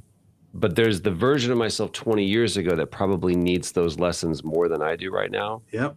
Or at least needs the encouragement. Right. And my career is fraught with mistakes, and I'm grateful for every one of them because they taught me something. My successes have taught me nothing. Right. You know what I mean? Like, I haven't learned anything from my successes. I was like, I don't know how that happened. You look at The Last of Us, and I did my work. I did my hard work, but there's a game that I did where I'm super proud of my performance. I think it's some of my finest work, and no one's ever heard of the game. They've never played it. And I did this game with Roger Clark. It was called Fort Solace. And he and I spent a week in London shooting on a stage together, doing some real work, character work. Like we got to dive into each other, and we like did our own 12-step choreographed awesome fight where he and I both did it, and like it was awesome. I got in shape for the role. It was crazy. Nobody played it. And so I look at The Last of Us and I go, they're like, well, it's not what it would be without you. I'm like, sure, but it's also not what it is because of me. I'm a part of it. Right. And I've been coasting on the coattails of that tremendous story for over a decade now. So it's not lost on me that I'm lucky, or not even lucky, but I would say that I'm fortunate, which is different. Lucky means I don't know how it happened, and I know how it happened. It happened because I showed up every day, ready to work, ready to give everything that I have, and someone was willing to give me a shot. That's it. It's not luck, but that still doesn't mean that I'm not fortunate. It's an interesting game because like it's really managed to penetrate culture. And obviously, like I can't think of another scenario. You know, like I think, you know, Fallout was probably like looking over and being like, wow, okay, this really worked, and people seem to really respond to this. I'm not That's sure. What literally the development Jonah's word, by timelines- the way. He was like, I was grateful that you guys got there first, but I was pissed at the same time. Yeah. Because he was like, now, okay, I don't want to be the first one. Like when they came out of Fall, I was like, we don't want to be the first one that does this. But at the same time, it's like, shit, there's the bar. We have to jump over it now. What was there a moment where you were like, oh wow, this, because obviously the cycle of a video game like Last of Us kind of breaking through it culturally, it takes time. So I imagine you finish the game, it gets released. I seem to remember it being released with pretty good reception, but it still takes time for people to even crack through a game that big, fall in love with the characters, etc. So I imagine there's an era where you're like, hey, that's me, you know, and to the time when you're you know, or like, hey, have you heard of this game? And now all of a sudden people are like, of course I know that game. Like, is there a moment that you felt like was a real shift in that penetration to culture, if you will? Yeah. I mean, I would not say there's a singular moment, but I think that it has continued to be a series of moments, because you're right. When it first came out, if you have an original, I'm talking like the first printing of The Last of Us, you'll see in yellow, like I think it's white letters and yellow backgrounds, says from the makers of Uncharted. Right. And that's Sony marketing going, please look at us. We look promise at us. you'll like it. Because they weren't even sure. I mean, this is such a big shift for the company, the studio that brought you Uncharted. Fun, pulpy, adventure, you know, wink and a smirk kind of game, to all of a sudden it's like, no, this is a gritty, heartbreaking, grounded zombie game. It was for like, this is it. This could be last one who ships the game, please turn off the lights. Right. And then it comes out and you do have the reviews. And even then it's like, I think 20 million people have bought, maybe 25 million people have bought. I'm sure I could be wrong on those numbers, but what's most important is that, like, you look at the show and it is a vastly superior audience in numbers than the people that have actually played the game. So there's, you know, 100 million people that watched season 1 that had never heard of the game. Right. Or at least there's a proportionate amount of people that had clearly, you know, 80% of them had never heard the game. And it's insane to me to think that we can have something that has been such a cultural event that has continued to just stay in the cycle somehow over the last decade. And that's also because, you know, 7 years later, you have the sequel that follows it up, and in a lot of ways just like really stirs up the waters, because now you have even more controversy. Whereas before it was kind of a singular thing that was controversial about part 1. It was pretty universally loved as far as the overall thing. And then you have the sequel where it's like, it's this dividing thing. Some people are like, you didn't need to do it, or you did do it and I loved it, or I hated it. And I look at all of that and go, that's still a success. It's still people engaging with the material. David Mamet writes in his book, it was like, we have one job, get them to watch the credits. That's all we have to do. Did you finish it? Did you finish the book? Did you finish the movie? Did you finish the show? Did you finish the game? Did you finish it? Beyond that, I don't care. If they hated it, you still succeeded. If they didn't finish it, that's where you failed. Right. It's very interesting. Well, yeah, it's certainly a title that has been I can't say that I've seen anything else where every member of my family touches it in some way. You know, my younger sister is educating my mom on some of these characters, and you know, it's amazing. It's like and I'm sure there's video gamers around the world that are overjoyed now that they feel seen or something. You know, that they're like, no, this is deep storytelling, and you got to understand, and to see it translate into really engrossing television format and it working. So I imagine, yeah, there's probably a lot of people that are really excited to see it succeed, and I'm glad it is. Me too. Let's go back in time, if we will, thinking maybe 20 years. What was the moment you realized voice acting was going to be your thing? Oh, dude. One of my favorite lines from Indiana Jones is, I'm just making this up. Making this up as I go, you know? And started off in music. That was the way that I was going to make my way in the world. And then fate was like, no. So I ended up doing what I could to put a roof over my head and continue my passions. And oddly enough, that led to, hey, I can use my voice. We were cutting our album at this studio in Dallas that also did car commercials. Right. And so I went down the hall and just happened to be at the right place at the right time for them to give me a shot. And I started doing all these car spots.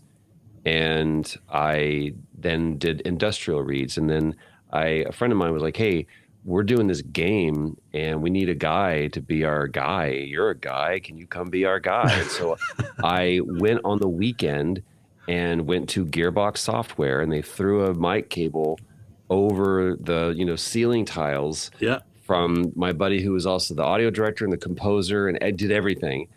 And then we dropped like AKG 414 or something into this computer room, turned off the AC. You sweated out in there for a few hours. Sweated it out in the dark and recorded all of Brothers in Arms.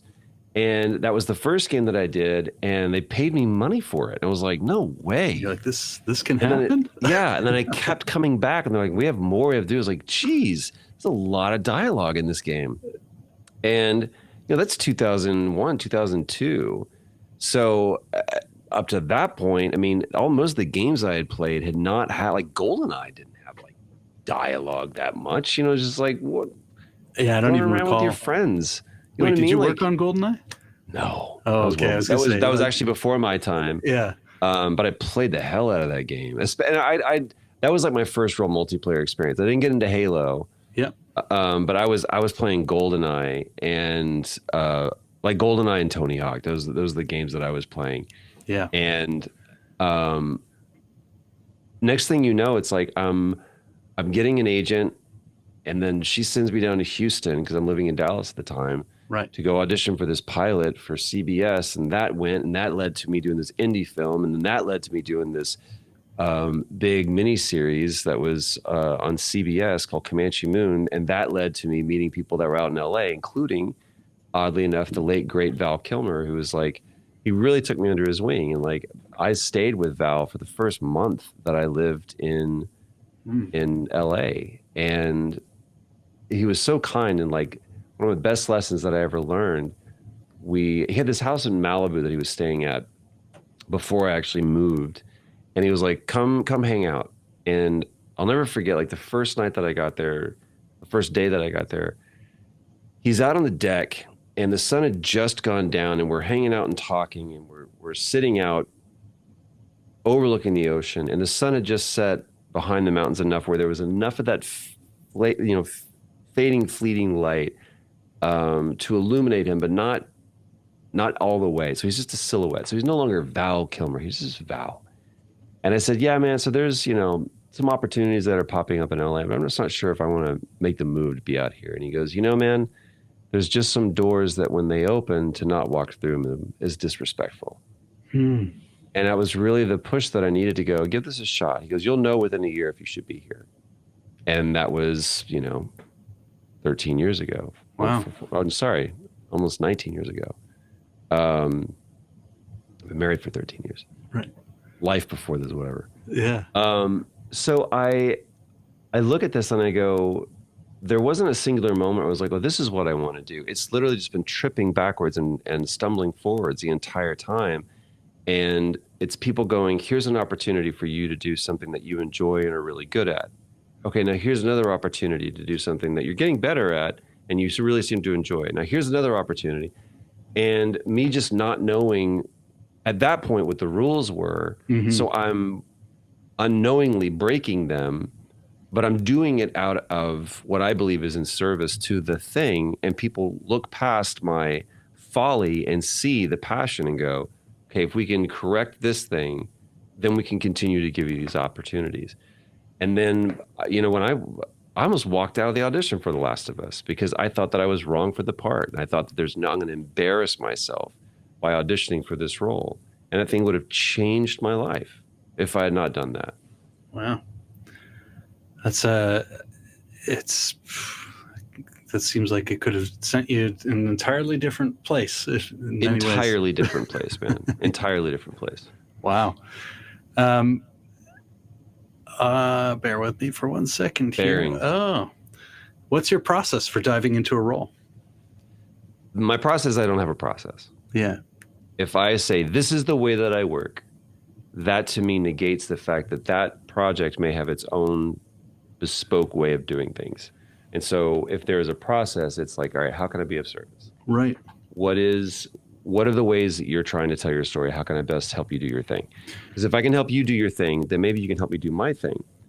And more than anything, I just ask a shit ton of questions. Right. It's just constantly asking questions of, okay, well, what about this? And I had the opportunity about a month or so ago, I was in the green room of MegaCon in Orlando, and I see Ron Howard, and I'm like, you're one of my favorite filmmakers, man, and I would be remiss if I just didn't take an opportunity to say that to you. And he just gave me like time to just pour into me and answer questions. I was like, what would you say? What advice would you give to yourself as a director just starting out? And he was like, I don't think anything would make sense. Like, I don't know how to, I look back at my 30-year-old self and go, you got to watch out for the streamers, you know? Yeah. He said, but here's the one, he came back later and he was like, I thought of something. Here's what I would say. Beat up the script, be hard on the script. If it's so true, if it's not on the page, it's not on the stage. And he was like, be super hard on the story. And I really took that to heart. And I feel like that is something that I do constantly, much to the chagrin and lament of many of the writers that I deal with. I'm like, I don't understand this. And through the process of making great things like The Last of Us or BioShock or Arkham Origins or Indiana Jones or Death Stranding, it's understanding that what I'm doing is in service to and supplementing what everybody else is doing. That's one of the reasons why I love games so much, is it's not just, here, we're going to put a camera on you. And even in that sense, like that DOP or that cameraman or that director or that writer, if everyone's operating at optimal, that's when the thing is truly great. If it's all on one person, that's when it's typically like, great performance, maybe, I guess, but I didn't really get the story or whatever. So my job is to go, how can I help you do your thing? How can I help you do your thing? And what can you teach me about the story? I'm not understanding this. And maybe you can explain it to me. I used to automatically think that everything else needed to change. And now I understand, maybe it's my understanding of the story that needs to change. Well, to parrot your question to Ron Howard, what do you have anything you would offer to someone coming up in the industry as a voice actor? Would you say the same things that would you echo that again? Beat up that script. Money. Can't do it for the money. Don't do it for the money. Yeah. There's so many conversations right now that are just surrounded by money. And there's this false equating and conflation to success being tied to money and being able to monetize, especially. I'm not talking about like how much money you have determines how much success you have. I think most people look at that and go, that's not necessarily true. Right. But it's also, if what I'm trying to get out of this is a job, that's all you will ever have. And I haven't had a job in 15 years. And I refuse to take a job. I will, on the other hand, look for opportunities. And it seems like it's a semantic, pedantic argument, but it's really a mind shift that I had. I'll never forget. I was on my balcony in North Hollywood and I went, oh, I don't have a job. I have a career. And nobody calls in sick to their career. Nobody ever says, I think I'm about quitting my career. Like, that is a huge thing. Quitting my job, or I don't like my career. You don't like your job. You don't want to go to your job. You call in sick to your job. You want to raise at your job. Your career is the thing where you can't do anything else but that. Yeah. And I didn't sign up for this to have a 401k. I didn't sign up to this to get fringe benefits. I didn't sign up to this to get I'm not a factory worker. Right. I'm an artist, and I refuse. And often to my agent's frustration, I will reject opportunities that are formulaic or would yield a good career opportunity if it's not something that is in service to me as an artist, or if I can be in service to it as art. So all of the people that I would say is, it cannot be about what you're going. It's so cliche, but it's so true. It's not what you get, it's what you give. It can't be about what you're going to get out of this, because it will never be enough. I will never get something. I will never be able to satisfy that hunger, because my appetite for artistry is insatiable. My hunger for storytelling is ravenous. So I can never get enough. It will never be able to feed me enough, but I can feed it enough. Right. I can satisfy its needs. And if I can do that, then I think that I will have done something by the time I'm done. Oh, that's great. The was there a while that you were doing this thing without an agent, and poking your way through? And can you tell me about that crossover era a bit? Yeah, I still, I think that the whole thing of, you got to have an agent, and you got to have this, and you got to have the social, you got to do this.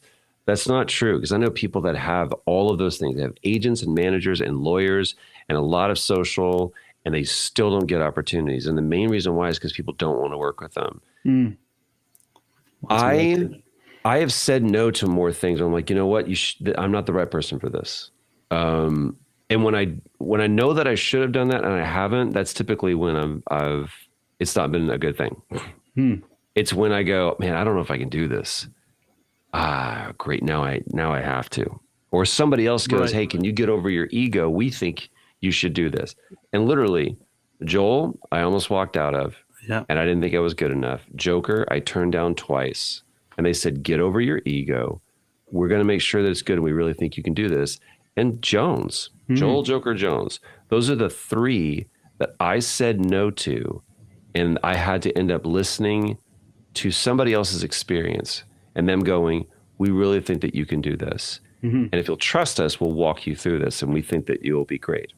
Feeling so it's those opportunities. What I would say to anybody is, it's your story to tell, but you're here to tell a story. You're not here to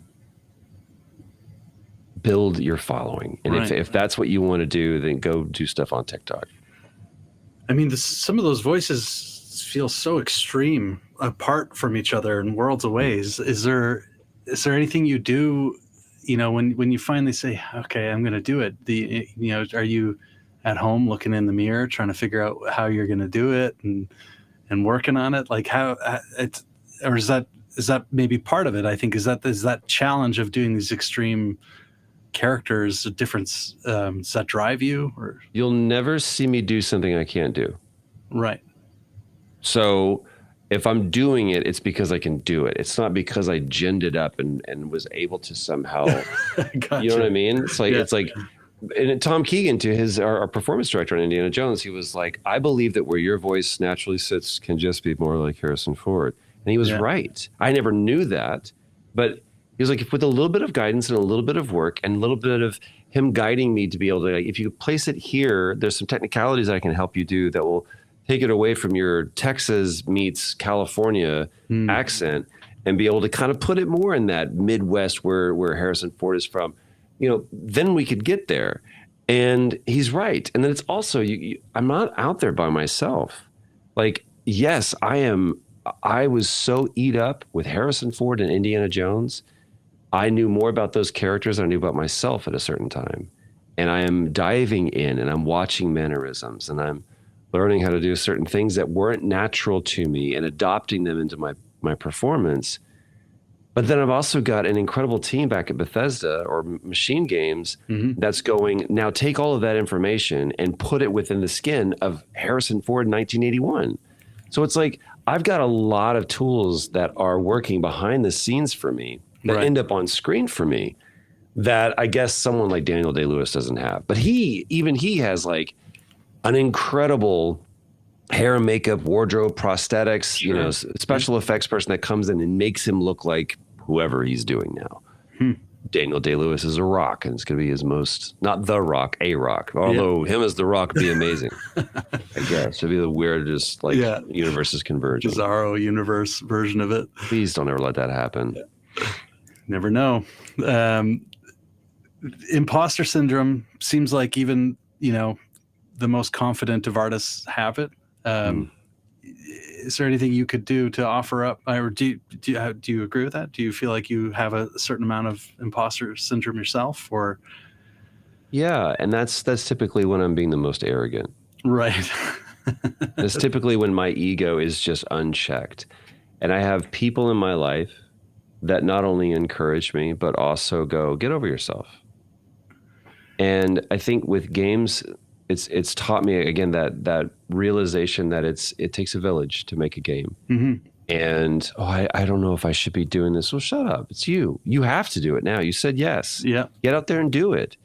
And all of the people that I venerate, all the people that I respect, all the people that I try to emulate are those that I love this David Bowie quote when he says, when I've swum far enough away from shore, my feet are barely touching the waters just below my nose. That's where I do my best work. And so I don't want to be safe.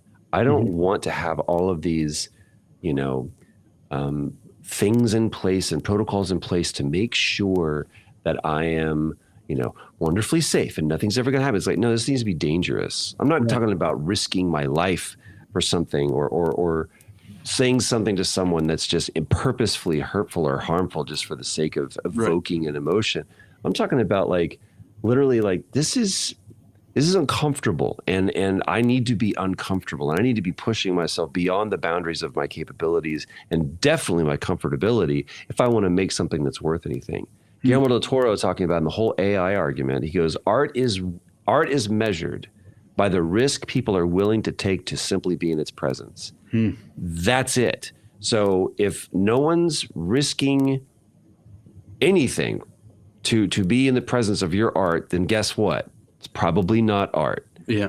So that's why it doesn't bother me. That's why I'm not afraid of it. I think that it's a tool. I think AI is here to supplement and complement, and it'll be another form of media that we have in the same way that we have multiple things that people are watching. YouTube has surpassed viewership. TikTok has surpassed viewership of most shows. That's where people are watching. So what we have to do is not try to shut that down. What we have to do is make sure that what we're creating, what we're making, if we truly believe in it, is simply better than that. Just do that. Just worry about, James Cameron had this whole thing, is worry about output. Don't worry about input. Worry about the output. If the output is plagiaristic, then there's rules in place. There's things that are there to protect. But we can't worry about the input. All I care about is making the best thing possible. If people notice it, great. If they don't, okay. Then we're over onto that. And there's been a social evolution that I can't control. I just want to make the best piece of art that I can make. Trust the process. Let other people pull you back, right? Thank you, Lord. Yeah.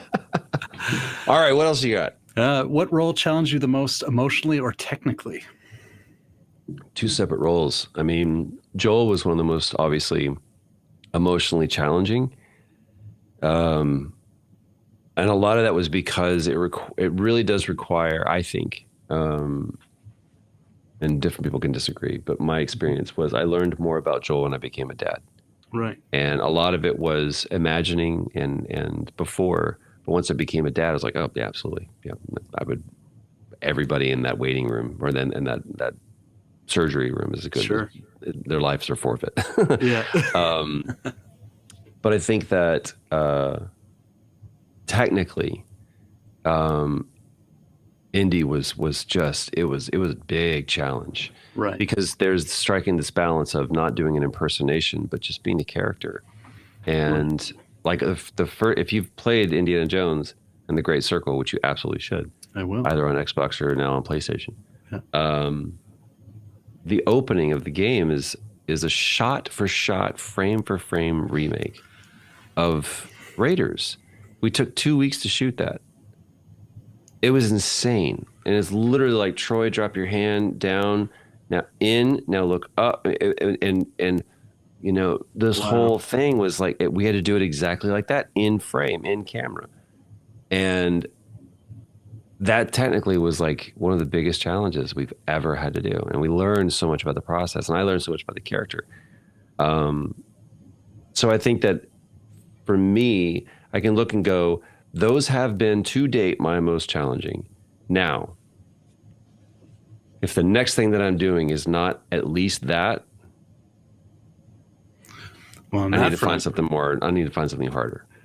if you could voice any character in any universe, film, TV, literature, you name it. I've said this a lot, and this is no slight to Charlie Cox, because I think what he did was great with Daredevil. I just love the character so much. Yeah. So if someone ever gave me a chance to play the Man Without Fear, that would be my superhero. That'd be a rock that I'd love to turn over just to see if I could give it a crack. Yeah. So being a musician and a storyteller as well, do you feel like that has helped your craft in any way? Yeah. It's to me, there was an anthropologist that I met, and she told me, we were singing before we were speaking. And so really speaking is a reductive version of what we used to do. And so music to me, music, picks up where words fail. And it's such a, there's just more information, like literally sonically, there's more information in music than there is in speaking. And we see it all the time with score. Like you could take one scene and play it without the music, and then you add the music in, you're like, oh my gosh, there it is. That's the thing. So to me, music is always my love. I'm grateful that I get to do it recreationally and not vocationally. Because I have a lot of friends that do it recreationally, and it's a really hard, or do it vocationally, and it's a really hard way to make a living. Like if acting is, people feed me and, make sure that I have a place to sit, and being a musician is just hard. You have to cram you into a coffin on a bus and cart you around from city to city. It's really a different life than being an actor.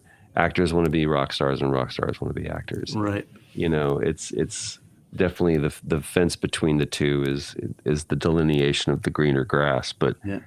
I feel like for me, I always come back to music. I think a lot of I understand story in terms of even like looking at a set list. It's kind of like, I see the dynamics. I see the story that we're trying to tell here. And we start off with this, then we turn it here, and then we bring it up here, and we come down here, and then I see the dynamics of it.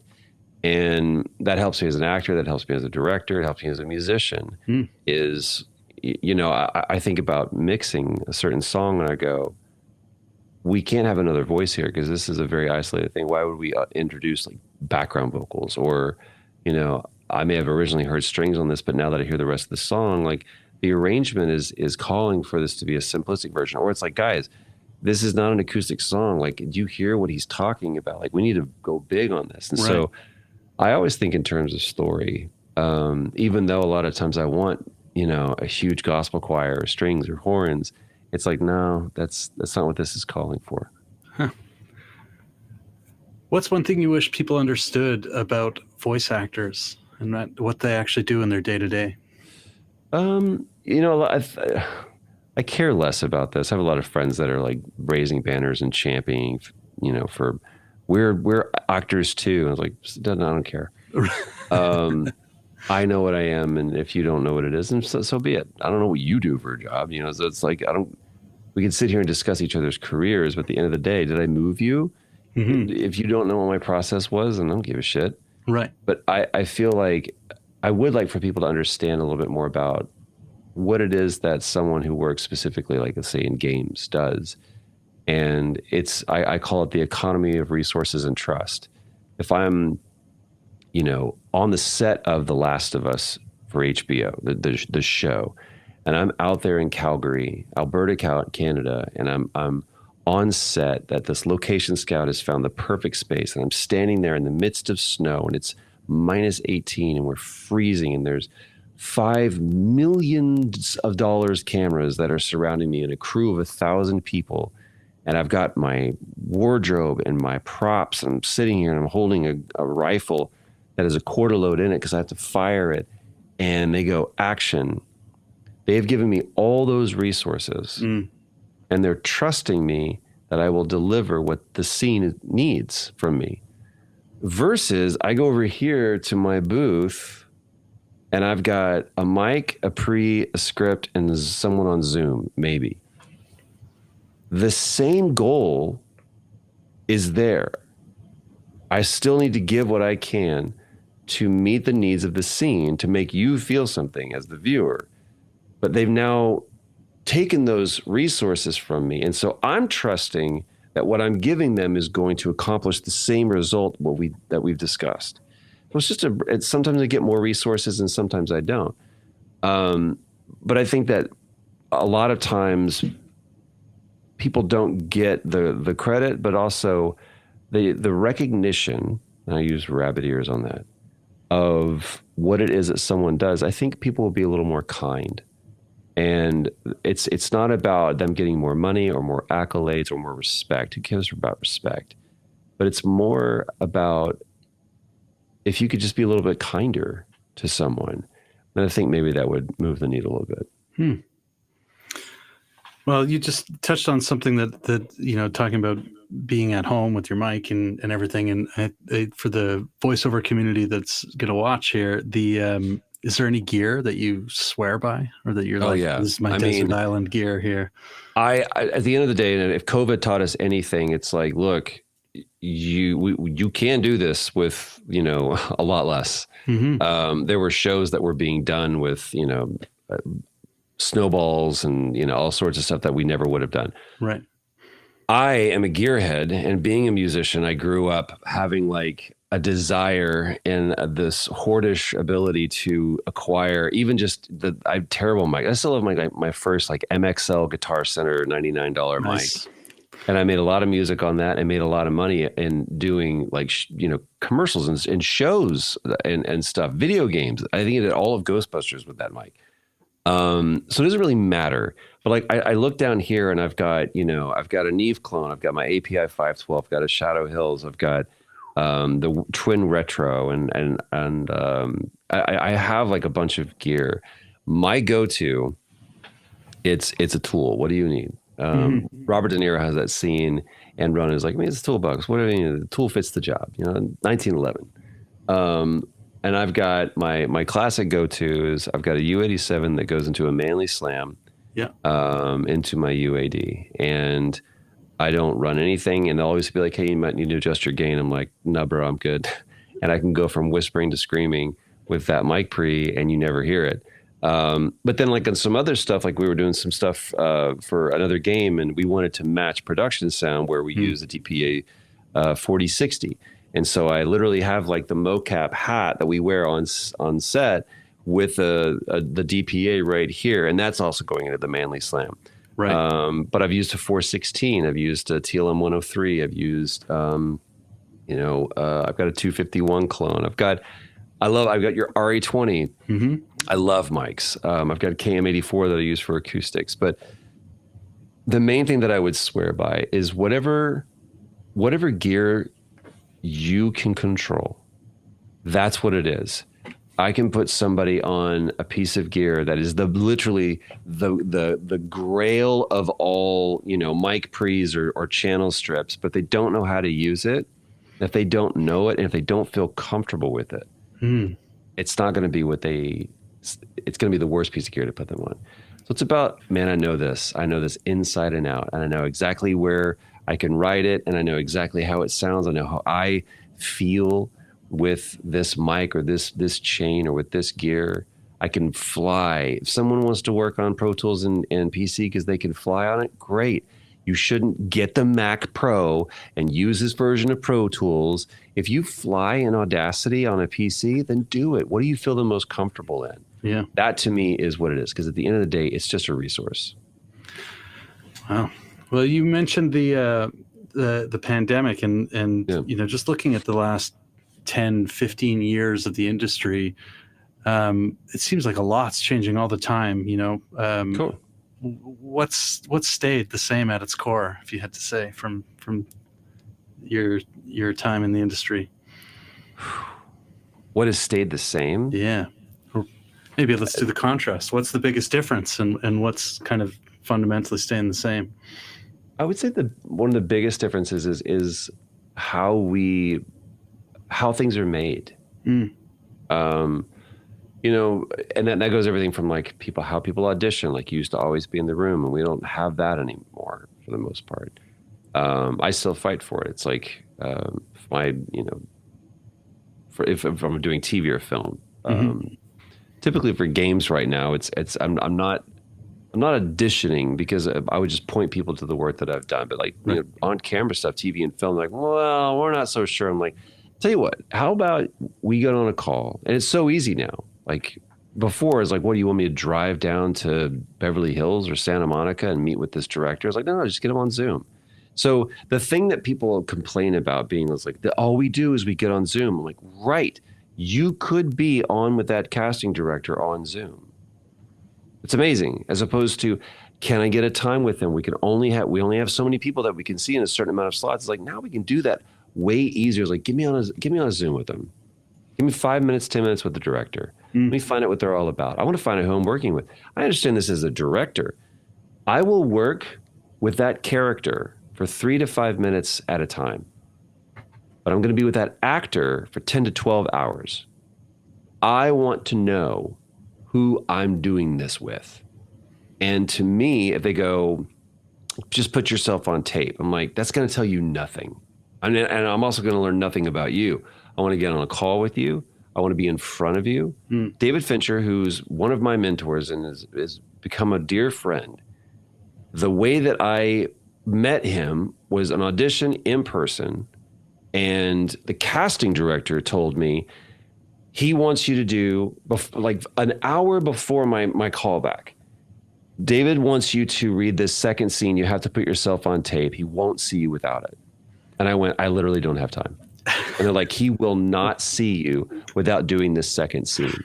And I was like, all right, then I walk. Give David my regards. Yeah. So tell him, thank you so much for the opportunity. Would love to work with him. I literally can't do it. Yeah. Like, no. I said, if he wants to see the second scene, I'll do it for him in person. She calls back. She goes, okay, he's going to make an exception. I was like, okay.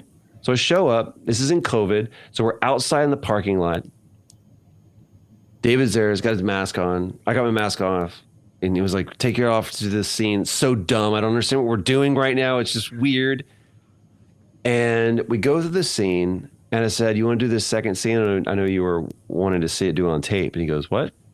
I said, well, they told me that you had to see the second scene on tape before. He was like, I didn't say that. Threw him under the bus. Casting director just lied. Yeah. That's what, it's okay. Doesn't mean it's anything malicious. She's just trying to do her job. Yeah. I get it. Push it out the door faster. But it's like we needed to, and when I walked away from that meeting, I found out later that I walked to my car and he goes, man, I love that guy. I want to work with that guy. And that was 6 years ago. 6 years ago now. And now he's the person we go get breakfast once a month. Right. And it's like, people need to know who they're going to work with. And so I feel like, whereas we say, oh, technology is really, working against us. I have a studio in my pocket. I can go make a movie. They shot 28 years later with this. Right. I can make a movie with my phone.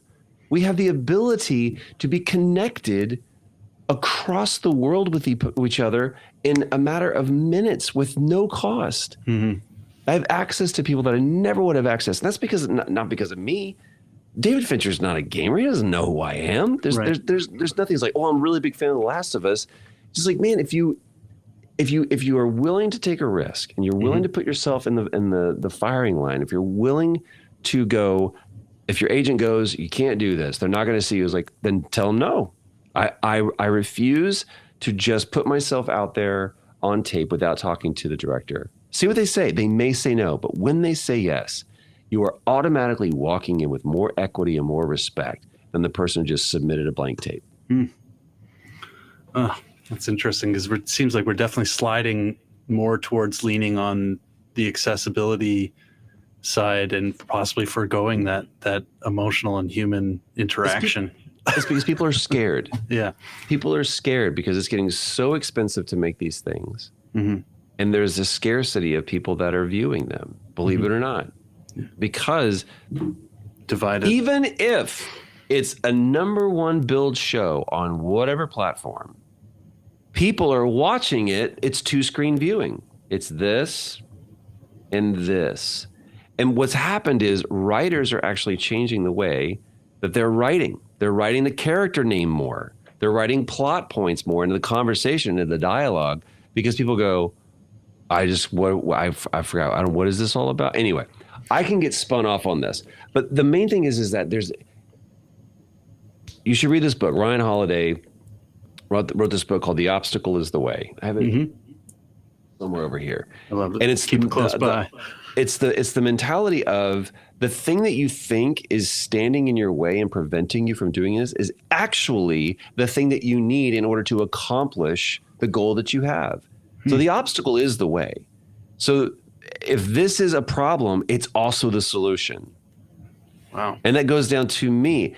I have to be the problem. Nothing else is the problem. Not the industry, not the economy, not anything. I am the problem because I have to be.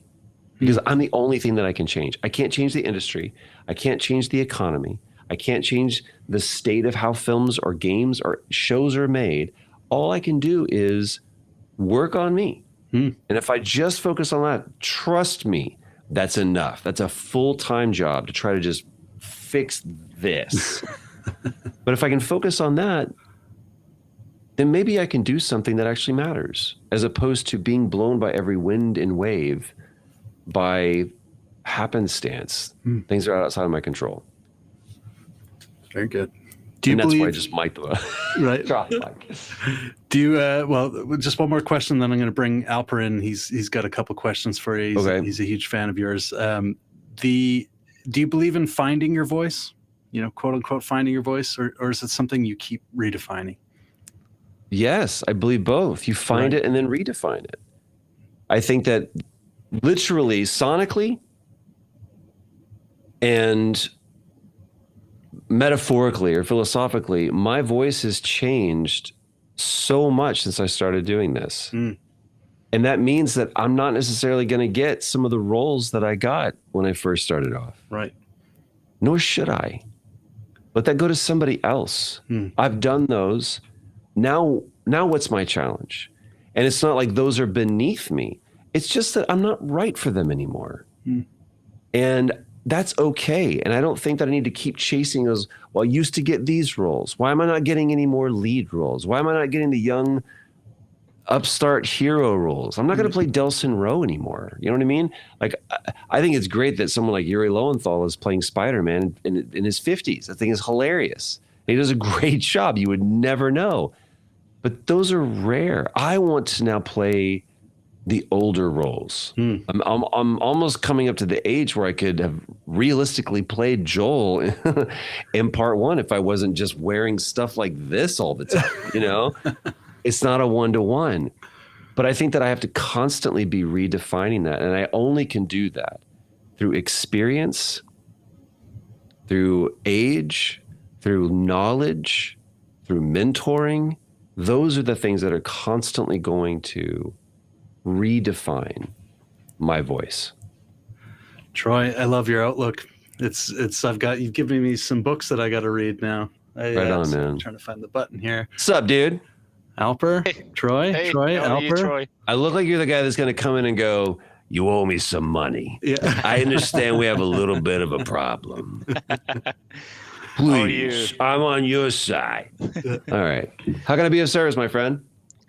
Well, as he said, I'm a big fan of you and your voice and your Joel Miller voice, mostly. Thank you, man. And it's 3 a.m. in the morning here. I waited to meet you because... Where are you? Turkey. Oh, my gosh. Yeah. I'm Thank in you, Turkey. man. Yeah, I really wanted to... we've been planning this since January, actually, and since the first time I heard that they were going to interview you, I started pushing for this last 5 minutes. So, yeah, I was going to ask about The Last of Us Part 3. Okay. I don't know if you had anything to say, but that was my first question. Oh, man.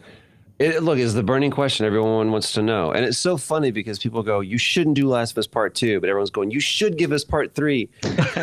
We demand it. It's like, we can't win. I know nothing. That's not true. What I do know is this. Neil is always only focused on the thing that he's working on, and I respect that about him greatly. He's never going, my mind is half here, and it's been hard enough to be able to work on, Intergalactic, which is what they're working on now, and also being co-showrunner and executive VP or executive producer for The Last of Us show, while also being co-president of Naughty Dog. So that's a lot. He's doing a lot. Give him a break. Yeah.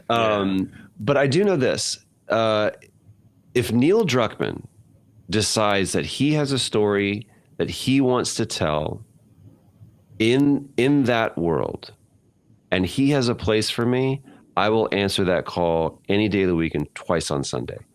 Our friendship is what brings me to working with him. It is, I've learned more from him as a storyteller, as a leader, as a director, and he's earned my respect, and he's earned my my loyalty. Like people are like, you're just a simp for Neil. I'm like, damn right I am. That's what friends are. You understand? It's like, I will defend that man because he's my friend. And I also just objectively know enough about him to know that what he's fighting for is the best version of whatever he's working on. Yeah. Last time I heard that, he said he had the concept in his head for The Last of Us 3, and we all got excited about it. Sure. I mean, I think that Neil is always walking around going, well, I wonder what happens if I do this. Neil's the kind of person who likes to poke the world. You know what I mean? He's like, well, I wonder what happens if I do this. So it wouldn't surprise me if he has a story for 3. Whether or not it will ever happen, who knows, man. I can tell you that I am, as a gamer, I'm excited for Intergalactic. Like, if they pull this game off, I'll say this: if they pull this game off, it will be the next leap forward for Naughty Dog. Wow. Like it will do for Naughty Dog and gaming, I think, and just this medium, what I feel The Last of Us did. It is going to be an evolution of the studio. I think it's going to be an evolution of this medium because it's just so ambitious. Sounds like it's in great hands. I mean, it is. The track record is top notch so far. Yeah. So. Yeah. Alper, you got any other questions cooking up for Troy? Yes, actually, I was going to ask, when did you start with the remote recording? Was it before the pandemic or after? Well before. I walked in, and I'll give you guys a nice little plug here. My first my first introduction to Source Connect was my buddy Rob King, Green Street Studios. Give him a nice little plug. He was the person that I got my one of my first union jobs. Like, he was one of the first jobs I did when I was in Los Angeles, and he still remains a dear friend. He had a studio in the back of his house, which I thought was weird, but it's a great studio. And that guy has more gear. It's insane. Matter of fact, that's where I got my Manly Slam, was from Rob King. I said, if you ever get rid of this, he has 2. And I was like, if you ever get rid of one, please call me first and I will come bring you money. And he did. He walked in, and at this time I was doing Age of Conan with Funcom. And I was like, is there going to be anybody here? It's just you and I. And he goes, no. I was like, well, where's the director? The director's name was Kate Saxon. She's a friend to this day. She's like, well, she's going to be on Source Connect. I was like, what is the Source Connect? Yeah. And he was like, you've heard of ISDN? I was like, yeah. I was like, it's like that, but way better. And lo and behold, he pushes a button, and there's Kate Saxon in London listening to me in Sherman Oaks.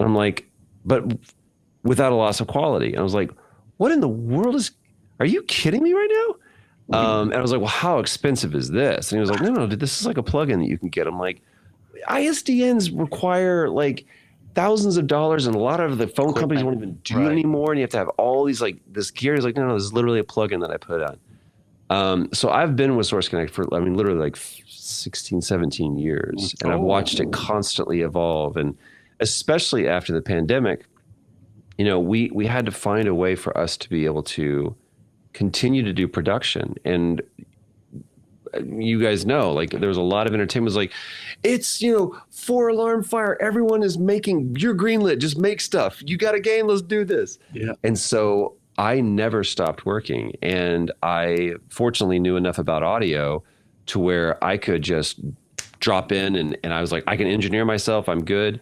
And it didn't matter where anybody else was. If they were overseas, if they were down the street, I could still connect to them, and they could feel confident with the recording that I was giving them, as well as I could feel confident about the stuff that I was giving too. Yeah. Well, that's the greatest compliment we could ask for.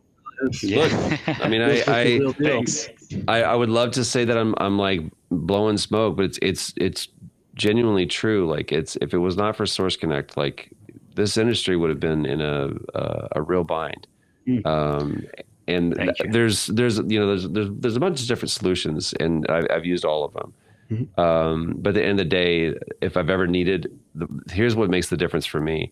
It's the support. Like I've had, for a lot of other solutions, is it you? Is it you that I always call? Dude, I'm like, it's not working. It's not working. It's like, we understand what's going on. Okay, first of all, don't ever push that button again. That's why I don't know how many times I gotta tell you. Just don't change your settings. So it is, to this day, it's like I've had my, I don't know how long I've been a user, but it's a subscription that I've paid every year and been happy to. Yeah, that's great to hear. And I wanted to. This is not a question, but what that scene that you were talking about in the Last of Us show from HBO. Yeah. In the snow, from the game too, where Ellie's searching for medicine and she's meeting with James, which is you, right, and David. When I watched the show, the first season, and we're waiting for the second one now, but when I saw you in that scene, I was actually so happy to see you there. Thanks, man. Really, just like I was happy when I saw Ashley Johnson. Oh, she in had the early best stages. Yes, I That feel was like such she a had the great best role. acting. She was acting great there. I will. It's funny because a lot of people don't recognize me, and like literally the gym that I go to, they're like, "Oh my god, I love the show so much." I was like, "Yeah, well, we had fun." She's like, "What did you do?" And it's like, "I got the." All right, which is good. It was like I disappear behind the role. I'm excited for you to see season 2. They worked their asses off for it. It's incredible. I'm not going to tell you anything, but it just continues to get. Once you're in, you're just hooked from the very beginning. Yeah, so Pedro I'm excited Pascal for you to is see a it. great actor. I grew up in Alberta, so it was to see that character kind of come to life on screen there. I know it's not supposed to be in Alberta, but hearing you talk about standing around in the cold and all that stuff, dude. Yeah. I don't understand why I'm glad anybody someone else had to do it. It's beautiful, but literally nature's going, you need to move. Yeah. You shouldn't be here. You shouldn't be here. What is it going to take? -40? Get out of here. Well, Troy, we thank you so much for your time. It's been an absolute pleasure. I hope we get to do this again. Hopefully it's not another 20 years for Source Elements, but hopefully we're here in 20 more years. But thank you for joining this anniversary special we got cooked up here. Truly my pleasure, and thank you guys. Seriously, you've provided such a great. It sounds like it's a marketing beat, but it's not. You guys have continued to be a great conduit for us to be able to continue to do what we do. So thank you for the software, but also thank you for the support, and thank you very much for the conversation. Likewise. Thanks for your time. Thank you. Cool, guys. Thanks. Cheers.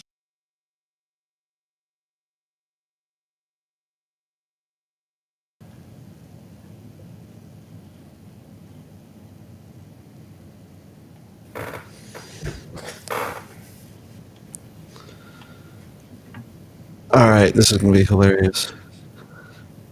Hey, what's up, everybody? Hey, Hello. You guys all in? Well, hello. They're filing in. Yeah, let me figure out how to remove this guy. There you go. Hey, the Isn't gang's it all great, here. Ross, that you get to learn a whole new platform, get really good at it, and then not use it again for another 20 years? Isn't that That's right. Yeah, that's right. It's been a real learning experience, but I look forward to watching what you guys do here. You're the experts, so I'm going to pick up a trick or two, take some notes. First time Yeah. anybody said that. I'm not quite sure what you want in your trick box, but it could be not overly appropriate. But anyway, Nice. Well, I'll leave you to it. I'm going to watch and eat some dinner. Nice. Cheers. Thanks, Ross. Oh, I guess we're self-introducing ourselves then. Yeah. Hey, Gang's everybody. all here. I think everyone can see Andrew do the Pro Audio Suite intro in person. do you want me to do the Pro Audio Suite intro? Do I do Yeah. the have the sponsorship script? stuff In as well? 3, Give them a 2, good loop. and Give them a 1. good blooper while you're at it. And welcome to another Pro Audio Suite. Thanks to TriBooth. Don't forget the code TRIPAP200 to get $200 off your TriBooth and Austrian Audio. Making passion. Making passion heard. Yeah, indeed. As seen. As It's seen as though live. you've done that 120 times, AP. We've done that for the last, well, actually, how long have they been sponsoring? Not the 8 years, but At least it's 3 been 8 years, 4 years. Yeah, 3 or 4. Mm-hmm. Yeah. It's got to be 4 years. Yeah. And we've been up to 8 years doing the Pro Audio Suite. Have we? So we're gonna have to do this in 2 years, and we'll do the 10th anniversary. We'll have a big 24-hour. Well, a year and a half now. Yeah. Oh wow. Year and a half, 10-year anniversary. So now we've got a sort of pad for the next 50 minutes by the looks. So what? All right, I'll talk slowly. What I'll just be what tangents and like- weirdness are we going to talk Well, about? we should for start the by next singing 50 Happy minutes? Birthday, I think, shouldn't we? Oh wow. Well, it's not. Oh, yeah, To okay. whom? Yeah. To AP? Yeah. No, to Source Elements. Oh, to Source Us. Elements. Yeah, absolutely. Yeah. Don't try to sing it together at real time. It never works out. No. Well, no, latency singing's is not One, a and a forte. 1, and a 2, and a. Over to you, Robbo. I'm not starting. Birthday Yeah, would. Birthday to you. I hate doing happy birthday. Happy birthday to Just do hate the- it when everyone goes, "Oh, come on, sing a happy birthday," and Let's then it's just all do the three hip hip cheers. hoorays. Oh my That'll god, do. yeah. Just the hip hip hoorays. That'll do. No, don't like it. Well, I have to give us all props for actually all being here. I know. That's Yeah, well, pretty that's good, true. right? Well, we should probably explain. And I'm You know, on two- time. And you're wearing Robert's clothes. here. Yeah, I am. That's true. that's right. Exactly. Yeah. And you've had a haircut. We should probably explain that it's No. two sides of the planet. Yeah, actually, yeah. Where is Well, everyone? clearly, I'm not American, so yeah, I'm in yeah, Sydney. yeah. I'm in Sydney, Australia. AP's down in Melbourne. George is in So LA. I'm just trying to work out now the distance between We're in it's a bit Chicago. more, isn't it? Between Chicago and LA is about what? That's about Distance? 1,600 miles. It's about 2,000 miles, I think, but no one knows how 2,000 many miles. kilometers that is. No one knows. We 3,000. care. We care a Mhm. lot. In the words of what's that band called? We care a lot. Oh, that's that's Yeah, Faith I No can More. see them. Faith No More. Mm. Yeah. Anyway. Yeah. So Robbo and I are about 800 kilometers, 500, 600 miles apart. Yeah. How many something like that. bananas for scale? How many bananas? That's a whole bunch. Don't know. Yeah. don't know. Probably it would be easier to count it in pubs. You know, there's probably No, I can't count that much. 1,500 pubs in the way. It's not really Yeah, yeah. staggering distance, that's for sure. Yeah, you can actually stagger from one pub to another. This is true. Yes, I was so concerned about showing up on time that I've been watching the live feed for about 6 hours. So I watched you an hour or two ago, George. You did well. You put us to shame. I was pretty impressed with what they've lined up. I have to say, like I had nothing to do with it, and everyone did an amazing job. Ross, everyone, like wow. Yeah. Mm. I mean, a I lot of wouldn't great want to be. I wouldn't want to be doing the switching and stuff on this thing. no, exactly. a lot of great guests, and then they got us too, which is really nice. Yeah, that's right. Well, we We're like were the supposed guys to be that really- talking I about home told you we studios, take the whole weren't we, thing really? down. Yeah. That's what you were saying to me this morning. Let's Yeah, take it that's down. right. Yeah. So Robert, you're the one that gets the I'm in a Japanese movie prize today. Okay, explain that like I don't get it. I'm too dumb. You have to I'm in a Japanese movie. Am I completely out of sync? Like The really? lip flap is You about are 4 to well 5 and truly- seconds off. How is that Your possible? miming skills are incredible. Oh, This it does is look like well. I'm gonna blame whatever streaming platform this is because my microphone is directly from the device. I don't want to switch to the camera because No, that microphone would be Which junk. microphone are you using? Because it sounds pretty good. Oh really? Do you really want to know? Oh, no, yeah, we it sounds don't. good. Yeah. Got to give okay, props ready? where This it's is gonna due. be pretty funny. Ready? Here you go. Start naming it. Come on. What is it? What I is don't it? know what that is. I don't What know. is I can't it? see. Is it a Well, 41? hopefully that's the microphone. Or, What is it? well, you've got a very Say the friendly same dog thing. thing there. What the Oh, wait, hell? yeah, that's the previous. That's the previous owner. What is this Holy thing? crap. That is a Sennheiser, but one of the long ones. Is that an This is 814? it's a full shotgun. I think it might be an 814. It's a full audio. It's a full shotgun Audio Technica. Wow. I was trying to find something that would just like zero in and get rid of the room, and because this room is like a cavern. Yeah, but the trouble is and- it's so big you've got no room left. Well, the mic is like going. Like I had to figure out how to get it to go off the edge of the desk, because it wasn't working very well from above, and I actually got a warmer sound from this From direction below. than from that direction. Well, now I know why there's such a delay problem, because the mic is too long. I have to travel all the way down the interference tube, and then yes, exactly. Like talking on the vacuum cleaner hose. Yeah. Yeah, but does it sound good? This is kind No, of an it sounds odd pretty mic. good. No, it sounds Yeah. pretty good. I like the way it sounds. Sounds natural. It's not like a broadcasty sound. It sounds clear. The room funny. noise and the room tone is. When you get closer, clear it's and- got quite a proximity effect, I think. But yeah, No, it sounds really good. Yeah. I got I no was complaints. watching you an hour or so ago, George, and I hate to be rude, but the lady who you were on with, whose name's now gone out of my head, You sell like pizza. had Yeah. I don't know whether it was a trick of the camera or not, but it looked like her 41.6 was pointing straight down. Like in Yeah, front she of was her. not quite on target. She was, Which is yeah, an she was- incredibly common problem with people in the 416. They But it was still, it didn't sound terrible. Okay. No, but she was not in the focal point of the microphone. No. And I was going to say something, but she moves around so much. And she literally was telling me how I heard she that. was told how she sounds like she's off mic. So, I mean, the 416 is shotgun mics are not the right choice for every voice actor.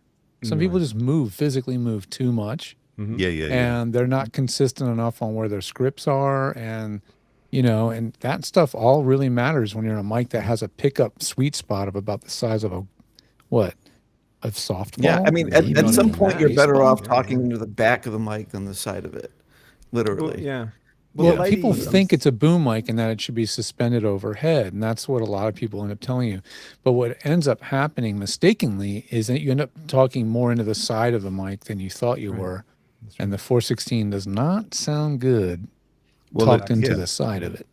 Because Well, the trouble is that none of us, us people like myself, voice talent, had no idea where the actual capsule was. The Right. assumption is it's on the end of the mic, but it's way up the tube. So yeah. Yeah. Exactly. There's an Aussie voiceover artist who's been around forever, a guy called Steve Britton, who's got who's the voice of God sort of voice, right? And he brings his own 41.6 with him to every session. We should explain, by the way, here that the 41.6 is sort of our version of the 416 or the 4.1. It's a proprietary If you guys want pronunciation. one, we will sell you a 41.6. Only we can get 41.6s. That's right. So we That's decided special. we'd come up with our own name so that everybody knew what we were talking about. But anyway, Steve turns up with his own 4.16, and he always, doesn't matter what the read is, he always swallows it. He's always up right here like this on it. But the thing that I've noticed, and I didn't notice this the other week, he actually backed off a bit while we were talking backwards and forwards.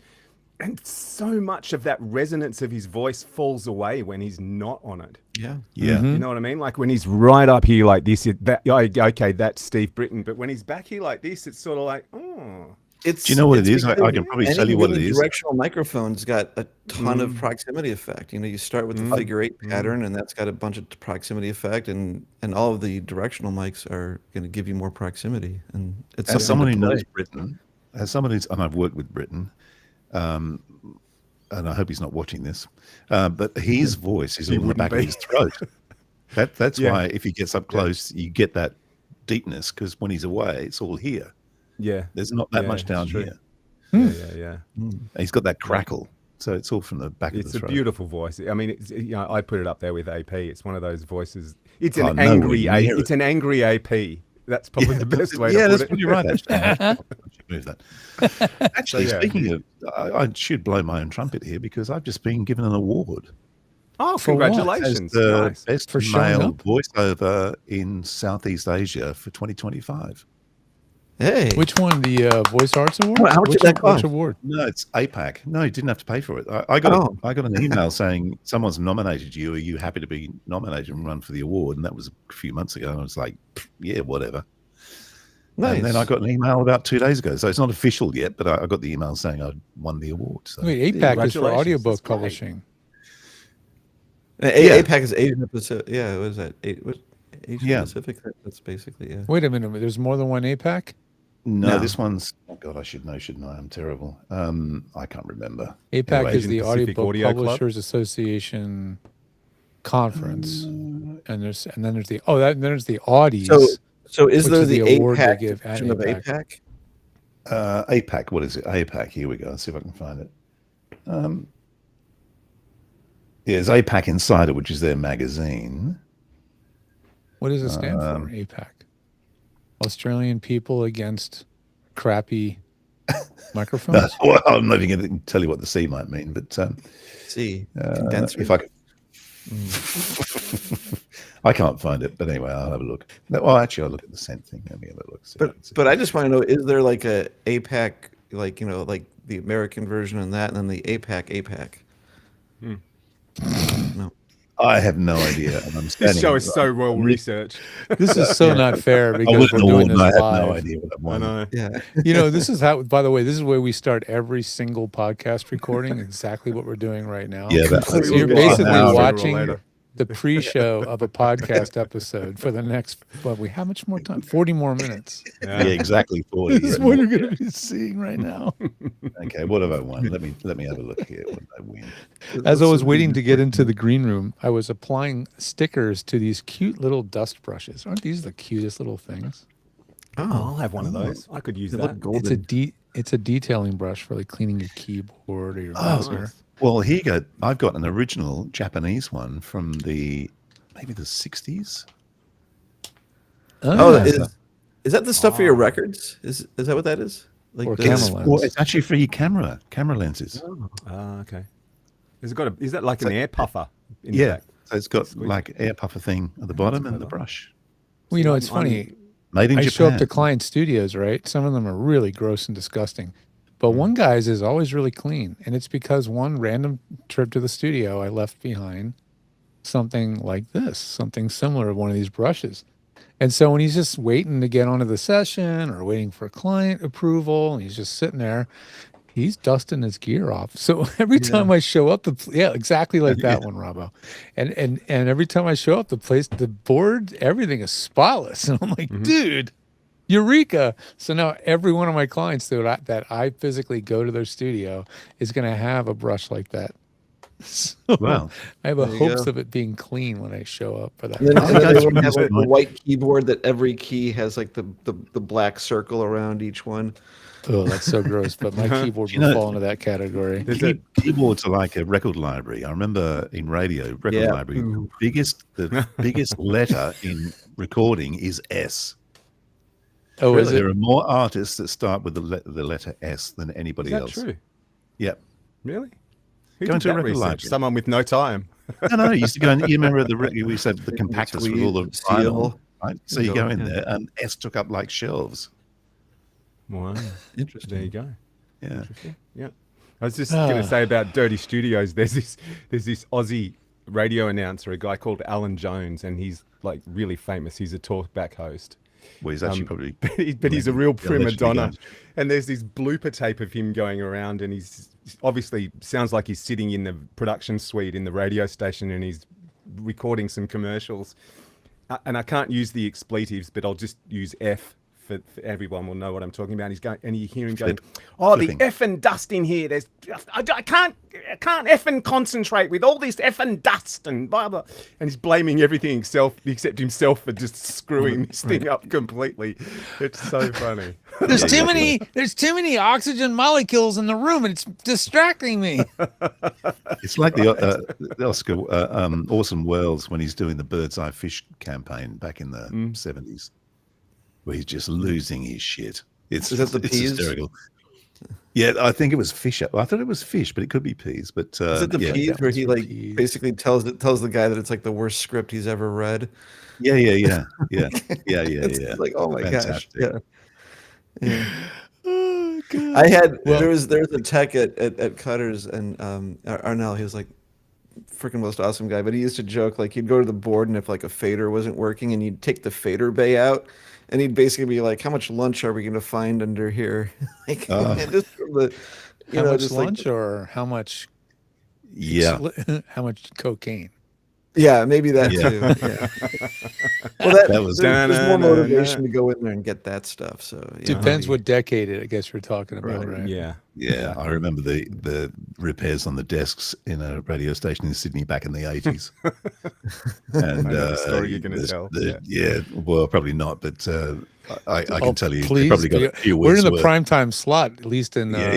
There Chicago. was a few weeks worth of goodies in there, that's for sure.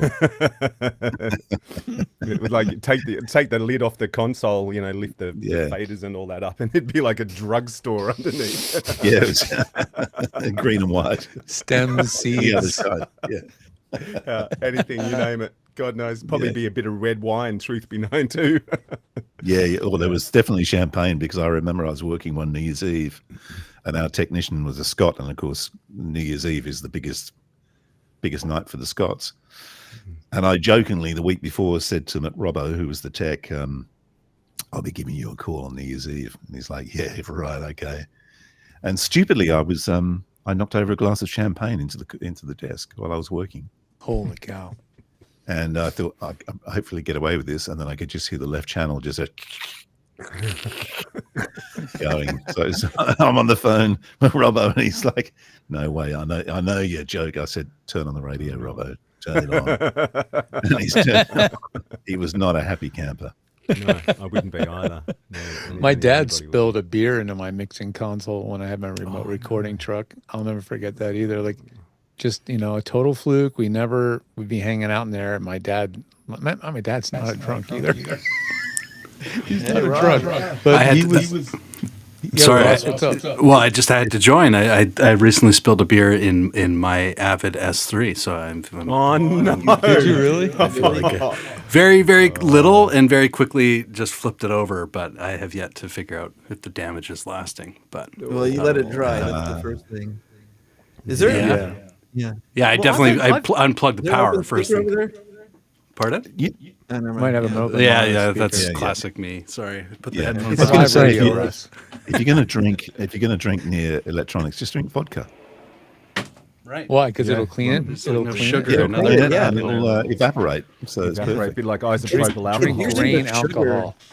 Yeah. The sugar is the worst part of it. You know. Yeah. Right. Right. Just I remember when I only was drink at Chicago grain Tracks and alcohol we at the filled a whole console. bunch of stuff in a board, and they just took the whole SSL channel apart, and the guy got a plastic bin and he poured some cleaning solution, like basically like 409 or something, and he just let the boards sit in that for about a day. Took them out, let them dry.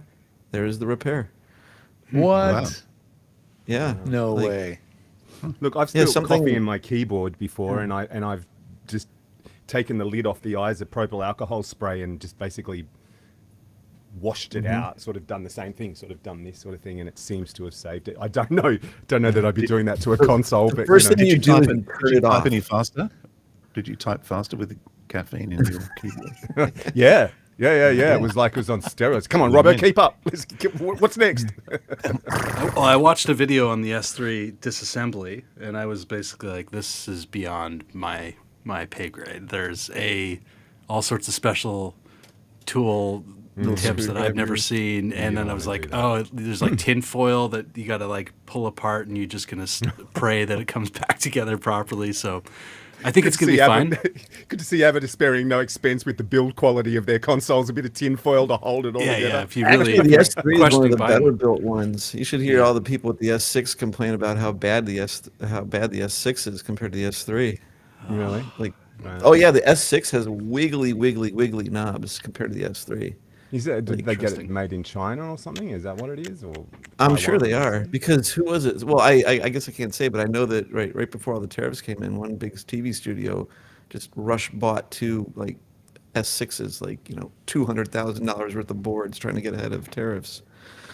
So those they things do are come in. $100,000 worth of just like Hall effect Mouse. knobs and sensors and The displays? S6, it's modular. It's got some nice displays here and there, but there's some crazy cost to it. Like it's got this meter display, right? It's a TFT screen that has all this stuff. But if I remember right, and we're talking about like a display that's the size of an iPad, and I think those things are like $4,000 to replace. Wow. There's one guy in the chat. We have one fan, Mickey. He said, hard. George. Hey man, thanks for watching, Mickey. Well, my mum's watching, so I should say hi, Mum. Happy Mother's Day for Sunday. Yeah. I mean, we are Yes, live, so if anybody Yeah, actually you know what, has a the- question for us, you're more than welcome to fire it at us. Yeah, be cool please about dump it in there. Yeah. I think Give it's something to talk about. impossible. The one thing this has been a crash course in how to do live intercontinental live content, but I'm sure you guys are pretty familiar with that. But we ended up kind of having Actually, these no. slots.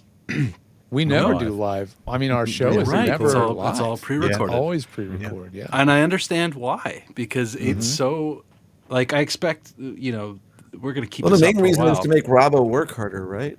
Yeah, that's why we don't go live. Yeah, good. Yeah. But yeah, to hit everyone in all the different parts of the world, like we're showing something later where I had to balance something between Los Angeles, Vienna, Iceland, and Toronto, and it's just like, oh, okay, there's literally one time that's going to work for us today. It's either this or it's bust. So Yeah. I imagine over the course of the next few days, we'll find a lot of people that are like, now catch up with this, So I mean, Oh, yeah, so that, it's a that good particular content, man. episode Good wrapped job, around the globe almost, huh? Thank you, Kay. Yeah, I think it's always awkward whenever we do like an interview with someone in the UK or Europe or something, mainly the UK. It's so difficult finding a time that works where someone is not getting up at 3 a.m. Right. Hey, Jody. Yeah, we've Totally. Yeah. Anybody had a Prangle. few where we've been up really early or Jody. something strange. Yeah. Especially you guys. Yeah. You guys usually are way early in the morning, and we're way late at night. So that works out for me. But A couple things I'm curious to. Have you ever figured out the collective distance of your podcast? It's a Are long you looking way. at like That'd be 12,000 really kilometers, Yeah. or what's that in freedom Well, units? Chicago to Sydney. What's that? I have no idea. Google. Get One Google moment. it. way. Have a look. Hang on. Yeah. If I put Robert's address in my Google Maps, I'll find out. An even more difficult question than that, though, Ross, is what microphone is 9,200 Robert miles. going to turn up on this week to give me a challenge to make him sound good? We did an episode, literally. We did an episode of this podcast, our podcast. Robert was on a train on his phone. Explain, Robert? Where did it connect to from there? It went from your phone to I did where? a bridge. I did at least, this was back in the day, but I at least did more than once, because we would be on Source Connect, and I would bridge in from my phone, because the ISDN bridge could take a phone call through the Zephyr. So I would just call into the bridge and then connect the bridge to you. And then there'd be this horrible latency in the train, like next stop, Northern Clyburn. Yeah. Robert's task each week is to make my life as difficult as possible, since I'm the And idiot. he that does gets to well. record and We mix the show. benefit greatly from it at Source Elements. I am always Yeah, like, hey, like Robbo, you're not the only one. I am like known to have the worst internet connection in this entire company. And I'm like, Well, this is actually, why. can I just actually stop you there, Robert? You don't have the worst internet. Your neighbor has the worst internet. Yes. Yeah, maybe. it's just all these antennas interfering with it. He's just trying to get out, but Robert's you just blast tapped into it. Yeah, I Well, see. you guys want to know exactly what the round trip distance is all the way around? I do. Like the I do. entire I really- circle? Yeah. Well, Oh, unless there's some hallucinating, because you know how ChatGPT makes shit up all the time. does. It's 38,724 miles, which is 62,318 kilometers. Sounds about right. And that is also 68,205,600 bananas. Yeah, exactly. really? That's a deep hallucination. That's I feel like average bananas, though. Is that Cavendish bananas? I don't know. Cavendish, yeah, that's the one we eat here. What kind be of lady bananas do fingers. you guys eat? Yeah. What about So lady that's fingers? the linear Hey, distance of all the connections, right? But Did you if know- we did did you have know a that there's- server somewhere around Hawaii, we'd be golden, I think, for this There you go. particular connection. Yeah. Interesting fact that I found out the other day. Did you know that the banana is actually related to the strawberry? Yes. I did. They go but I really s- well I together. don't see Yes, it. because it has seeds inside. Yeah. Yeah, Ah, I see. exactly. Yeah, it's a part of the Yeah, berry banana family. is not Yeah. technically a fruit, and neither is a strawberry, No. right? Something They're like also that, related yeah. to something else. Doesn't aren't have they? to have seeds on the inside to be a fruit, or no? Am I totally off base on that? There's stones Well, and strawberry there's seeds are on the Yeah. outside, so yeah, that would count that out. I guess that. I don't know. Yeah, this is Anyone, really something we have no okay, someone authority should on. jump on this and tell us. Can you guys give us anything else that we don't know what to talk about? Are we that we don't know anything I mean, about to talk we've about? evolved to bananas and strawberries and stuff. I mean, Actually, how did- I was going to say one thing that I've realised that if George came to my studio, he would actually tear the whole place apart and start again. Why do you think that? Why do you think Do you that? think so? Because I've actually built this thing completely incorrectly, and I would never do it again. Because the way Electrically or the electronically? What do you business mean? works, it like this is like old school, where now you've got to be either doing a Zoom Connect or a Source Connect or whatever Connect, and you need to have screens and stuff in front of you. And I've got everything out here, and then the booth's in there, and I can't do that. So it's all around the wrong way now. Well, So the one that you built for Joe Cipriano, George, was actually, future-proofed. Even though Yeah, it's but gone you now. know what? A lot of voice actors hate that. A lot Yeah. of voice actors totally shun the idea of having a keyboard, a monitor, and a mouse in the same space as their performance space, even though they are forced into doing it now. But they really don't, because now it's like you have a whole nother distraction. You have this big screen with the doll on there, and Yeah. God knows what else is on that screen, and that's totally distracting for the actor. I know my good friend Bo Weaver, that was always his thing. Is like, when I go in the booth, I'm an actor. When I step Yeah. out of the booth, I'm the producer, and I separate the two worlds from each other. And that was really, and still is, I guess, really important. So I'll tell you a funny story. I did a demo a couple of months ago. I did a demo for a guy, and in the pre-demo chat, I was sort of going, what's your home studio like? Oh yeah, I've built my own booth, and he'd done a really good job. Like he'd sort of used that compressed rubber stuff and done all the walls and left an air gap and all that stuff. He'd done a really good job, and I was like, oh great, this should all sound really good.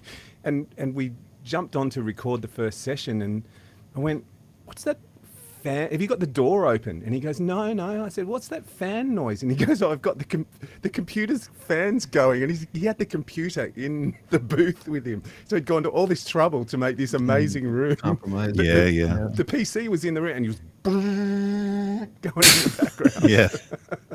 I mean, people get so used to the noise of their own computers, they don't Yeah. even notice that it's Yeah. noisy. Yeah. But you got to, when you put a mic up in there and actually listen to what you recorded, the key is you have to listen to it back in a different room from where the computer is. Otherwise, you still hear the fan Ambient noise noise of the anyway, computer that's Yeah. right, in the same exactly. room where you're editing. So you still don't know that the computer fan is a right. problem. Well, so well, that also, happens. like, your brain has a sort of AI to it, and it will noise reduce. Like, your brain will ignore sounds that it knows are not part of what it's like supposed to listen to. But If then you're when you lucky. listen back to a recording, you will hear all the noise because now your brain doesn't have the context to sort of intellectually remove it from. Unless you have its- ADHD, in which case every sound in the room is irritating. True. I Or if remember you've in got- college, if one of you've the got classes tinnitus, we you won't did hear it. was just sitting around in a circle, and it's like 15 kids in our class, and you had to like name a sound. Goes around once, everyone has no problem. Goes around twice, it slows down a little bit. The third time it goes around, people are digging to find a sound, but it really makes you listen because it had to be a new sound that everyone found, and yeah, it was pretty cool. But listening is a whole thing, like. You know what I would really love to try is the Microsoft, the world's quietest room. Have you guys seen that? Apparently, it's like got some ridiculous noise. Anechoic chamber at like Ear Yeah, Cam Institute or anechoic whatever. chamber, and they reckon that if you stand in there for, I think it's not long, it's like a few minutes, you can actually hear the blood pulsing through your You can. brain. I was in Shore's anechoic chamber, and it is very strange. You know how you have like your Sonex that has like little wedges, right? The wedges in Shore's anechoic chamber are longer than my arm. Like Yeah, they're and like they start out like this they're like a thick. meter or a yardstick deep. Yep. Yeah. There's one here in Melbourne. I went into that, and it's you can kill a cat in an anechoic chamber. Oh, you did it. Send yourself a message. If you put a cat in an anechoic Kill a cat in a chamber, it will bathtub. die. But I It will mean, it's die. up to you. Well, that's different. Yeah, I that's gotta find a fine. disclaimer, lower thirds here. Just strap it to an old microphone and throw it in the river. You can do it that way too, mate. Killing the cat. I'm talking about the cat will die in an anechoic chamber. Interesting. Wow. I mean, this is boy. let's Do the world embrace a favor. tangents and roll with them here for a second. But I when spatial audio is, I guess a lot of the algorithms around how we hear surround sound and things like that are all shot in an anechoic chamber, which makes sense. Yeah. You go put a measurement mic in there and do all these things, and from what I understand, that's kind of the reason why they fall short, because you never ever listen to the world that way. So someone has long, like George's got long hair, I've got short hair. We fundamentally hear the world differently, right there. Yeah. Right there. Yeah. Like I have bigger ears, he's got smaller ears. So there's too much chaos in the world to try and use that as a portable model for what it is. That's like, okay, like I guess it helps to understand the physics of sound propagation, but that's kind of only Or one lack part. of propagation. Yeah, Yeah. exactly. In a pure circumstance, that's where it goes. So I think that's the evolution of where we're going with all this spatial audio stuff is like personalized HRTFs. So that's like the idea is you pull out a phone, scan your face, scan your jawline, understand a bit more about how you're actually hearing the world in ear Does the measurements. et cetera. HRTF take into account the resonance of the lack of substance inside the head and the resonance that creates? The lack of substance inside. Can it account for my relatively empty brain? I don't know How yet. smooth it is. Yeah. Sound waves bouncing around backwards and Seriously forwards. though, in there, talking about what about that? If you've got a really big nose and you've got huge sinus cavities, What are you saying I'm about sure. me? Yeah, well, you definitely have like a Zeppelin disc, right? Like an extended Zeppelin disc with your big nose, and It then may have better directionality. It may have helped you, your ancestors hunt. Who yeah, knows? exactly. right. Well, it's funny though because It's over there. At least I know You when notice how dinner's all of us ready. have big noses, actually? We just, maybe just, not the only one that's Hunters, picking up on that. hunter-gatherers. Uh, Do you believe you smell in stereo? I think I do. Oh, I think you do. definitely. Yeah. I can smell both ends. Well, that's why a snake actually has the snakes definitely do. Like the forked tongue thing. But Yeah.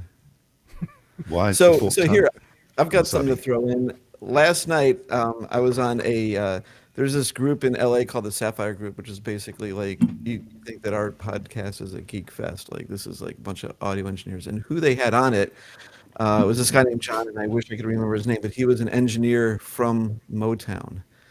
And he just went over the whole studio construction, every bit about it. Like this guy threw the plaster on the wall in the chamber that, you can buy the emulated plugin for the Motown hits or the Hitsville. Wow. And there's all kinds of stuff. But one of the cool things I learned, and I'm going to probably screw this up a little bit, but they start out with one studio. They end up dividing it out to have all these separate rooms. And they want to have the experience where all the musicians are in the rooms together. None of the comms, none of the headphone mixes go through the board. The board is just collecting all the mics. Separately in each room, they have basically a binaural mic setup and a cross-patch mixer in every room. So you put the headphones on, and you're hearing the other room, but not only just hearing the other room, you're hearing it in a binaural sense, so you feel like you're in the other room. And that's how the musicians play together. What? Yeah. So how long ago was this? Was this current or This is like like 50 63, 67? 60 Yeah. years ago? And Yeah. and if you listen to Motown, which is when you see the environment they recorded in, it's quite extraordinary the sounds they were getting out of It's a Motown. gravel pit. It's a house, Yeah. for God's sake. It's a house, Yeah. and like all this stuff that people like the guitarist would just plug into this amp, and it was direct, and then the rest of it went to the headphones, and it was just a simple tube circuit. The guy literally went over the schematics of that tube circuit, which then when they moved to LA, it was that or the EQ. But funny enough, when they went to LA and they went make us like 15 of these EQs, they screwed it up, created a 60 cycle hum. I'm pretty sure that's the one that they emulated with the UA plugin. This was the wrong, like not the original one. But again, like super simple circuits. They made their own 8-track before, like really like all these commercial decks. There weren't a lot of commercial decks. It's not till the 16-track that the studios are really all of them running on commercial decks. If not, it was like 3 tracks, 2 tracks. If they were exploring stuff, they were making their own 8-tracks, like by going directly to the companies and saying, give us an 8-track headstock, and then they would make their own electronics, to the point that Motown's first 8-track, all the electronics for the tape deck were in the basement. No And then kidding. the So like if you export- find one of those 8-track Aphex, is it Aphex? No, I'm sorry, Ampex. Ampex. 8-track Ampex, yeah. Ampex decks. Are those essentially like one-offs? Like they were each made bespoke for a Well, for a studio? they probably were. The way he was talking around the early '60s, there was only 3 8-tracks in the whole country. RCA had one. They had one. Scully was making heads. He said that basically Scully went over to Motown, and when they saw what they did, they basically like took out a pen and paper and began copying everything down, and they ripped it off. But they were also happy because they're like, make it better. Like they weren't interested in making gear. They were making what they didn't have because the manufacturers didn't necessarily make it for them. So they weren't trying to be like, don't look at our secrets. But Scully, early on emulates whatever Motown had going on with their 8-track. And yeah, it's crazy. Like just Such the stories. a The Enron crazy explosive. Oh, sorry, just explosive moment in that time, right? Because you got like Kraftwerk on the other side of the world doing like building synths from scratch. Yeah, We need a snare When did drum. Kraftwerk get going in the middle 67. 70s? 67, yeah, Oh, is wow. the first Kraftwerk Okay. record that isn't technically like released under international stuff, but they put out there's a track called Rucksack that I highly recommend listening to, and it's them using a flute, like a real flute performance, and modulating it and building all these mono synth elements to try and reconstruct what a band would be. And it's just like, okay, Daft Punk doesn't show up for like how many years later, and it's like, but it just, that moment seems like such an explosive time of innovation. And I go, hold on one second, I want to bring this back around to to hardware for a second, because I think it's really exciting. You guys have built something that I think our audience in specific could benefit to understand better. And so I'm just wondering if Should I go grab one? Yeah, I would love to see Yeah, it, George, and I you would have love to one? understand Yeah, I'll go grab one. the genesis of this thing. Oh, there you go, George. George's got it there. Because it's weird. There's nothing like this, and I'm not trying to. This isn't a shameless plug. I think it's like genuinely. We can make it shameless. Yeah, we could. We could. I want it to be shameful as possible. Yeah. Hey, yeah, A well, shameful here's- plug. Let's make it. Here But we there's go. Come on, something boys. Come really, on, boys. really unique about this, and I'll let you guys explain it better than me. But I have not seen anything that does this. You plug it in, and you have 2 drivers popping off that thing in one. Yeah, can I- I mean, the inspiration comes from this. We did a show about what's the best audio interface for the voice talent, and I think kind of at the end of the show, the conclusion is there is no best interface because none of them are made for voice talent, really. Yeah. And then Michael from Centrance, he does he contact George, or does George contact him? How does that go? No, George contacted him. Pretty Yeah. sure. I You're doing a trade show or something, didn't you? Yeah. Yeah. No. I remember. I can tell you the whole story if you want me to jump in, Robert. Go for it. Because, We have did a lot of time, so start filling it. Yeah. Yeah. Okay. So we did the show. Start And we battling. we were scratching for an idea because we always record 2 at the same time, and we were scratching for the second show, and we'd done something about an interface, and I can't remember what it was, but I kind of said, why don't we do one about what would be the perfect interface for a voiceover? And that was the beginning of the show. So we did the show. We went through the whole thing, what we'd like to see, blah, blah, blah, blah, blah. A few days later, George sent an email saying, sorry, guys, I probably should have asked you first. But I contacted Michael at Centrance and gave him the idea. And that was how Right. it all began. And I And do then I was remember like, responding "Shut to George saying, I'm glad you did, because if you didn't, we'll be talking about this in 2 years and still nothing would have happened. Right. Yeah. Well, yeah. yeah. So and what- here it is. It's What's fundamentally different about it? It has 2 interfaces. So one of the ideas here, like, is that it has 2 interfaces. So first off, all the craziness that the talent do to try to deal with, you know, two simultaneous connections or have their DAW and a backup, and then also have something like Source Connect. And the idea is like here you have two interfaces in one, two USB ports. One. Yeah. You can point one at your recording software. And You can there's point the other one at Source Connect. There's no Yep. interaction. There's no driver conflicts or any of that stuff. analog. And it's possible to set different gains for each, so it's kind of has like a bit of redundancy. Like if you want this one to be pushing the line a little bit, and then this one to be a safe. Kind of. So Yeah. so it has a whole bunch of modes. Like one of the things you can do with it is so first off, most voice talent have one mouth, one microphone. They have another microphone that they use for one other thing, right? But it's this or that. They're never recording in stereo. So the first thing it has is a switch right here in the middle, and even though it's two mic inputs, you pick A or B, and it feeds that second mic over to channel 1 as your main input. Gotcha. And therefore you can have like your little mic switcher instead Yep. of when are you going to record in stereo. It's a But- radial gold digger. Yes, yeah, absolutely. knows what radio that gold is. digger built into it. But then what we also do is the second channel, what do you do with it? So there's a switch here that lets you pick what you do with the second channel. And the first option, actually, I'm so blind. What is the first option there, George? I Option can't one see. is called minus 12 dB. So Minus 12. what that Yeah, does that's is your it takes safety. the input of whichever preamp you've chosen to record, whichever input, and then it shunts it out, and the right side passes through a 12 dB pad, and that's what feeds the right channel. So it's like a safety Yeah. channel, if So- you so in will, case you if clip, were. you know? Yeah, 12 so dB it down. inserts a 12 dB pad before the AD converter.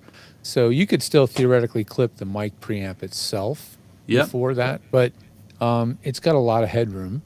It's a It's a pretty really high good mic voltage pre. circuit. It's a good discrete pre. So if you don't clip the preamp on the input, you can still clip the AD converter, and this prevents that from happening. So now you have a safety track that's always 12 dB lower on the right channel than the main on the left channel. So if So- you're done your session and you see clip, clip, clip throughout the session because you didn't do a good job doing your sound check, you know, your level Yeah. test, I then coulda you used can this always and- pull in that minus 12 dB pad channel and recover the session.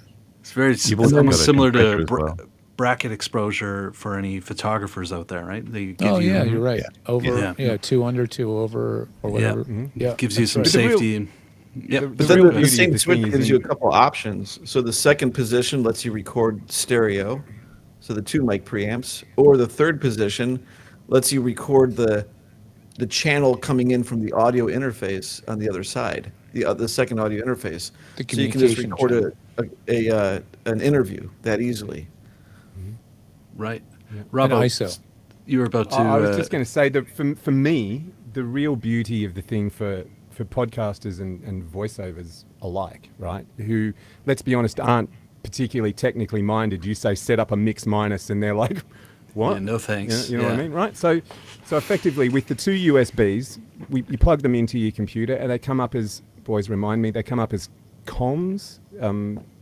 Yeah. Passport You'll VO see comms two- and Passport VO program. Two or distinctly separate devices will show up in the system. You will see one driver called Centrance Passport VO Record or That's Rec. it, record, That says record written out, and the other driver will say Centrance Passport VO Comms. Yeah.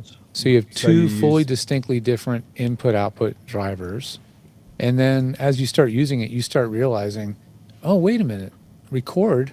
Okay, I get what that's for. That's And for my comms, recording well, software. You know, comms goes to and from Zoom, and record goes to and from your door, and everything else happens magically in the box. That's all you've got to do. So it's very interesting. It's basically like the Nexus Little bit. hardware in some sense. So it's and beyond too. Is there's compressing? It's There's got a compressor in got a there. Really gradual nice one. compressor limiter, so it's sort of a soft knee compressor that graduates into some level of limiter, and we weren't sure, but when we got it, I was really impressed. It really is not there when you don't want it to be there, and then when you get really high up in the gain, it keeps you from clipping, and it doesn't sound bad. It's really effective at being transparent, but still a really good safety rail on the whole thing. And there's no threshold to it. So it's just kind of set at -12. It starts to compress, or I think it's -12 or -6. Do you remember, George? I think Minus it's 12, I thought. -10. -12. Oh, was it? Minus 10 or 10, is it? 12. Yeah. It's in that ballpark. I You had know, a chance you to shouldn't see be it. there anyways, in a way. Minus something. Yeah. I had a chance to see it at NAB, and it's really tiny, but it's also super rugged.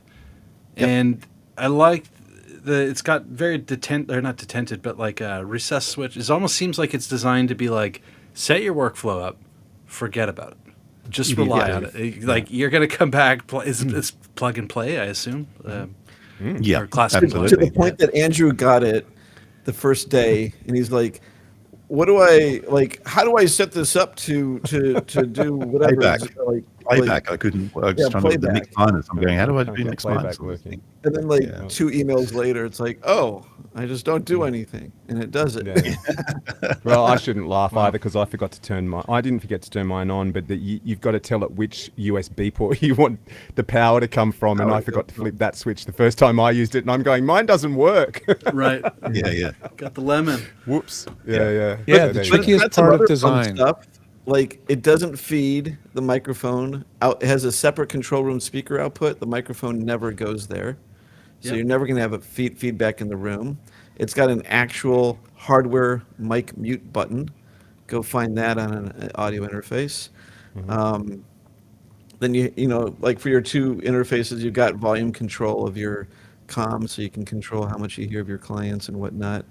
And what other special stuff? It's got a secondary output, so it's got balanced, you know, speaker outputs for your control room, but then it has a secondary output, so you can run either remote headphones.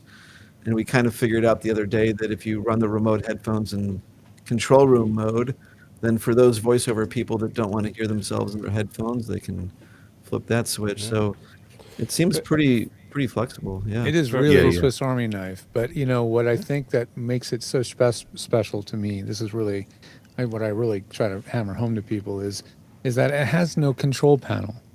It has no touch screen. It has no multi-function knob that you get in the wrong setting 3/4 of the damn time when you reach over and turn it. It doesn't have. It's what it doesn't have that I think is so special about it in modern equipment. Everything these days is much more sophisticated than it used to be, has much more complex control panels, monitor mixes, all sorts of capabilities. Even the very most low-end Scarletts now, I think the 2i2 Gen 4 has a control panel now, right? So Can you the not? Yeah, I technology mean, I've keeps always noticed Scarlett runs best if you put the software in. It has a driver. It doesn't have to have it, but especially on Windows, if you don't put the driver in, you run into trouble. For example, I feel like Gen 2 and Gen 3, it started to lean heavily more so on the driver. And I agree with what the sentiment you're getting at there, George. I couldn't agree with more. Like, I miss specifically in instruments, turn it on and please just be on the last patch I left it on. Don't I don't want to start back at some digital 0 of like, oh, you're on patch 1 now. Like, I'm just like, Or the Ross, phantom power is always off you know what by I miss default. on instruments? You pull up a plugin, and like back in the day, you're looking for a sound. It was one key, like one key on a key, one key on the button. You're like, and you're just like ripping through your sounds, right? Yeah. Go do that with a stupid software synth now, and you got to do it with a mouse. And to rip through all the presets and find one you like. Yeah. I want a is big pain in wheel the that can butt. just. Agree. But they, My last thing about this is it's one knob, one job, one function. Yeah. Each knob has one job. Well, period. except for the 4 knobs who designed it. Yeah. In which case, we all have a lot of jobs because that's what it takes to survive. Did you guys get a taste? Are you now? You're like, let's build a microphone. Yeah. That's only more about that offline. No, Like, absolutely The whole not. hardware thing is a major pain in the ass. That's what we got. Version 2, maybe, but that's about as far as it goes. Yeah. Like seriously, it seems like if you've got one, it's worth more than you paid for it on day one at this point. Yeah. Because we don't It's a know very that there's going to limited- be a second round of these right now. It's It's a unicorn. Yeah. It's a unicorn right now, and the only way we have more is if a lot of people kind of start saying, "I want one, I want one," you know. Right. And it's Yeah. going to take some time, just getting the word out and talking about it, and some people with influence using it and then showing how amazing it is to other people and Yeah. growing in interest. You know, we've done our job. We've really done a great job, I think, as a group, getting the word out and telling everybody about it. We won't stop doing it as long as people keep asking. Well, I think I'm there's madly a proud track of it. record I mean, here. seriously, it's something that I talk to a lot of, even people who aren't in the audio industry. You know, it's like it was an experience that I kind of never expected to have in my career. 'cause It that is an was awesome certainly headphone never- amp. Yeah. It's Well, also yeah, a great absolutely. Yeah, manifestation. plug your iPhone in and just listen to your music. Seriously, Right. It's got a good jack. The headphone amp will drive speakers, literally. Oh, yeah. Oh, yeah. That's right. No Well, actually, that's problem. the other thing that we forgot to mention is you can actually record your voiceovers if you've got a microphone and the lead to And a go telephone. from and a USB-C to your USB 3 to your phone. You can actually Yeah. record your sessions on Twisted Wave on your phone. So a phone, and a microphone, and there's your travel rig. And a pair of Right. headphones. One thing you don't realize about the two interfaces is it doesn't have to be the same computer, right? You could have your record. Some people want their record computer to be completely off the internet, and then the communication system has to be on the internet. These can be two physically different devices it's connected Yeah. to. It goes on and on and on. But I know we have Yeah. to wrap up. Well, our precious Are we- hour is coming to Did we an use it end. on we like actually glorious may be blessed with a slight delay. The gods of no. Did you no, mention the I power lied. switch? Sorry. Okay, but okay. we you know what? I think there's a lot to talk about with that. It'll be super exciting to come back, and I know I have like at least 20 more questions. So let's come back to it. No, well, you should come on the podcast then. Yeah, Love to as well. Ross, you'd be It's welcome. always a pleasure chatting with you We'll guys. have anybody. you know? Thanks for Seriously. having us, Yeah, yeah, Ross. Appreciate you Cheers, slotting guys. us in. It's been a Yeah. blast. Awesome. You guys are Wow. killing it today, and congratulations, Source Yeah, happy Elements on birthday. 20 years. Absolutely. Yeah. Well Cheers. done, Cheers, fellas. Roberto and co. Absolutely. Yeah, we should make our logo gray. Yeah. Yes, to match our heads. Yeah.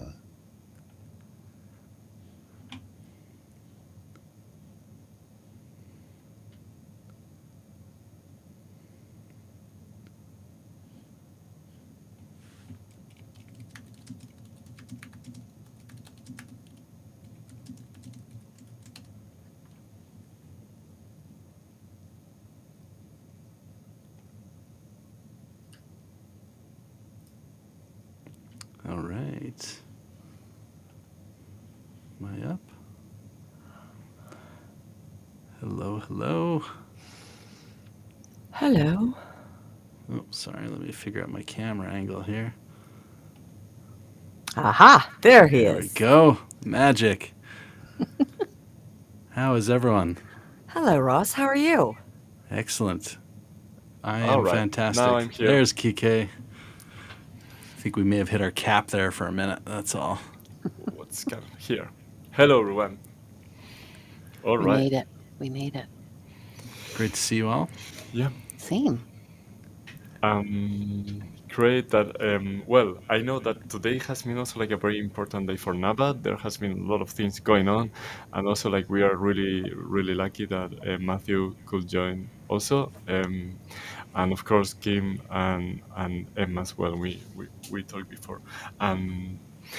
Yeah, pretty excited about like this section we are introducing in different sections, like kind of like different partnership spotlights. So this is kind of like a moment for you to talk to and also for us to find what kind of like you are busy with and a lot of great things you are doing for the community of voiceovers and beyond as well. So I don't want to take much time. So here is the National Association of Voice Actors with Matthew, and also the Canadian Association of Voice Actors with Emma Akim. Welcome. So yeah, let's introduce yourself. Tell us about you. Ladies first. Oh, I knew you were going to do that, Matthew. Okay, I'm gonna do it. Okay, so my name is Kim Hurden. I am a casting and voice director. I've been doing that for a long time, probably over 30 years, I think.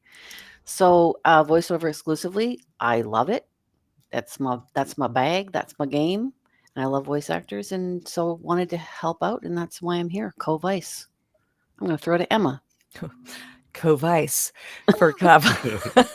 We share the title because it's fun. My name's Emma O'Neill. I'm a voice actor, so I represent kind of the talent side of things within the board of Kava. I've been an actor since birth. Basically, I was born. My mother placed me on a film set, and it kind of went from there. I discovered voice acting about 15 years ago. I was like, I can do this in my pajamas. This is amazing. And then after Nava formed and we witnessed the incredible stuff that they have been doing for our community, literally worldwide, not just central to the US. We felt that Canada needed our own version of this, and we are just following the lead of this incredible organization, Nava. So that's why I'm here. Great. I guess I'm up next, right? I am Matthew Parham. I'm the Director of Operations for NAVA, the National Association of Voice Actors. We are a 501c3 and C6 organization that's dedicated to the advocacy and advancement and protection of the voice acting industry. So we do everything from offer legal aid and financial aid to contract review to healthcare for voice actors. But most notably, we are kind of planting our flag on the AI advocacy. And so in conjunction with our president and vice president, Tim Friedlander and Karin Gilfrey, I have also been to Capitol Hill with them and have met with over 70 lawmakers, senators, and representatives in Capitol Hill to try to get some federal legislation passed for the protection of voice actors regarding AI. And so that's what we do. Right now, Tim and Karin are in a secret meeting about a potential strike that may be existing right now. I just flew to Boston this morning to be present for a couple of conferences with video game developers. And that's what we do. We show up wherever we need to be in the best interest of voice actors, wherever that interest may arise. Great. We will get there because I want to. I have a lot of questions regarding that. I know you were also Nava was present yesterday in the Capitol as well. I know there has been a lot of. Well, there is huge kind of a debate about AI and legislation and transparency actually, so we will get there really and focus on that. But before I wanted also kind of because you represent also an organization and non-profit organization, but you're also kind of artists and professionals in the field, and you know very much kind of or you've been super involved as an artist, as a voiceover as well. So I'm wondering, because kind of I work also in some different kind of organizations. So what is kind of the moment? So as a viewer, I wonder, for example, what will be kind of the moment that you want to get into advocacy, or what is kind of what inspires you to get kind of involved into an organization such as kind of NAVA or Kava? Matthew, I'm going to throw that one at you. Yeah. And my apologies. I am at a hotel internet connection, so it's a little spotty. So I think I heard the question is just what inspired me personally to get into advocacy. Yeah. Was that the question? So what? Yeah. Why did you join NAVA, or kind of Yeah. So my approach has been different than everyone else on the board. I joined the board to be the voice of the newcomer. And so I just entered my 4th year in voiceover. And I'm also nominated for a One Voice Award for Male Voice Artist of the Year. Congratulations. And so we have had a quick ascension. Well, thank you. But all that to say, not to brag, it's just that when you enter the industry in the past 4 or 5 years, you're entering a completely different industry than someone who joined 10 or 15 years ago. Also now. And so my job, and also now. And so my job is to kind of voice the concerns of people who are the neophytes, the people who just joined the industry. And that's what makes me so dedicated to it, because voiceover has changed my life. And I would be remiss if I didn't open the door and provide the same opportunities for people behind me. And I don't want AI to come over and eviscerate and decimate an industry that has changed my life. And so that's what personally fuels my advocacy, is that in the past 4 years since joining the board of NAVA, I've been able to enact so much change and catapult my career that I want the same thing to exist tomorrow. So I don't want the voice acting industry to go away because of an emerging technology and all of a sudden be decimated. And so that's what fuels me personally, is that in the past 4 years as a newcomer to voiceover, I've had much success, and I want the same thing to be possible for other people. Great. Nice. And what about you, Emma and Kim? Like, how come like you joined Kava? Kava. So advocacy for me started probably a long time ago. So whereas Matthew represents the newcomers, I'm the old comer. So yeah, I've been around forever. So when I started to direct video games, I started to recognize very simply that some actors weren't making it all the way through sessions. So I changed the way I directed because of that. And so stacking, sort of the heavy vocal load stuff towards the end of the session and doing that sort of thing. And so that's when I started to realize this is very hard. This is difficult for actors. So how can I help them? How can I help them out? And so I've done a lot of research, and there's a fellow, Darcy Smith, that I've worked with quite a bit. Darcy's great. He's awesome. Yeah. Who has now got a program based on our findings through gaming vocal loads, which are very strenuous, and teaching voice actors to advocate for themselves, because that's okay to do that, and feeling okay with doing that. And then through that, I guess at some point I had a meeting with Tanya, who's our president, and it was about something completely different. And she said, I've got a meeting. This is after a few glasses of wine. I've got a meeting. Sorry, Tanya's going to kill me. With someone tomorrow, and I'd like to talk to you about whatever we're going to talk about. I can't talk about it now, but I think you would be. And I said, okay, sure. And that person was Tim Friedlander. And so she was talking to him about doing an extension of NAVA up in Canada. And then she approached me, and I said, yeah, awesome. Yes, how can I help? What can I do? So that was sort of my entry into Kava. Yeah. Super. And you, Emma? Well, I'm the middle child, really, between the two of these. Okay. Typical. I am a middle child, so it's fitting. It works. Me too. For me, as I said, I've been an actor my entire life, but coming into voiceover, and then especially in the last couple of years, just seeing how aggressive AI has been. And AI isn't going to go away. Like any new technology, it's not going to go away, but we need to be vocal about our concerns. We need to be vocal about regulation. We need to be vocal about all of the things, instead of sitting back and just kind of, oh, we can't help ourselves, this is just going to take over. It will only change if we stand up and ask for change and demand change.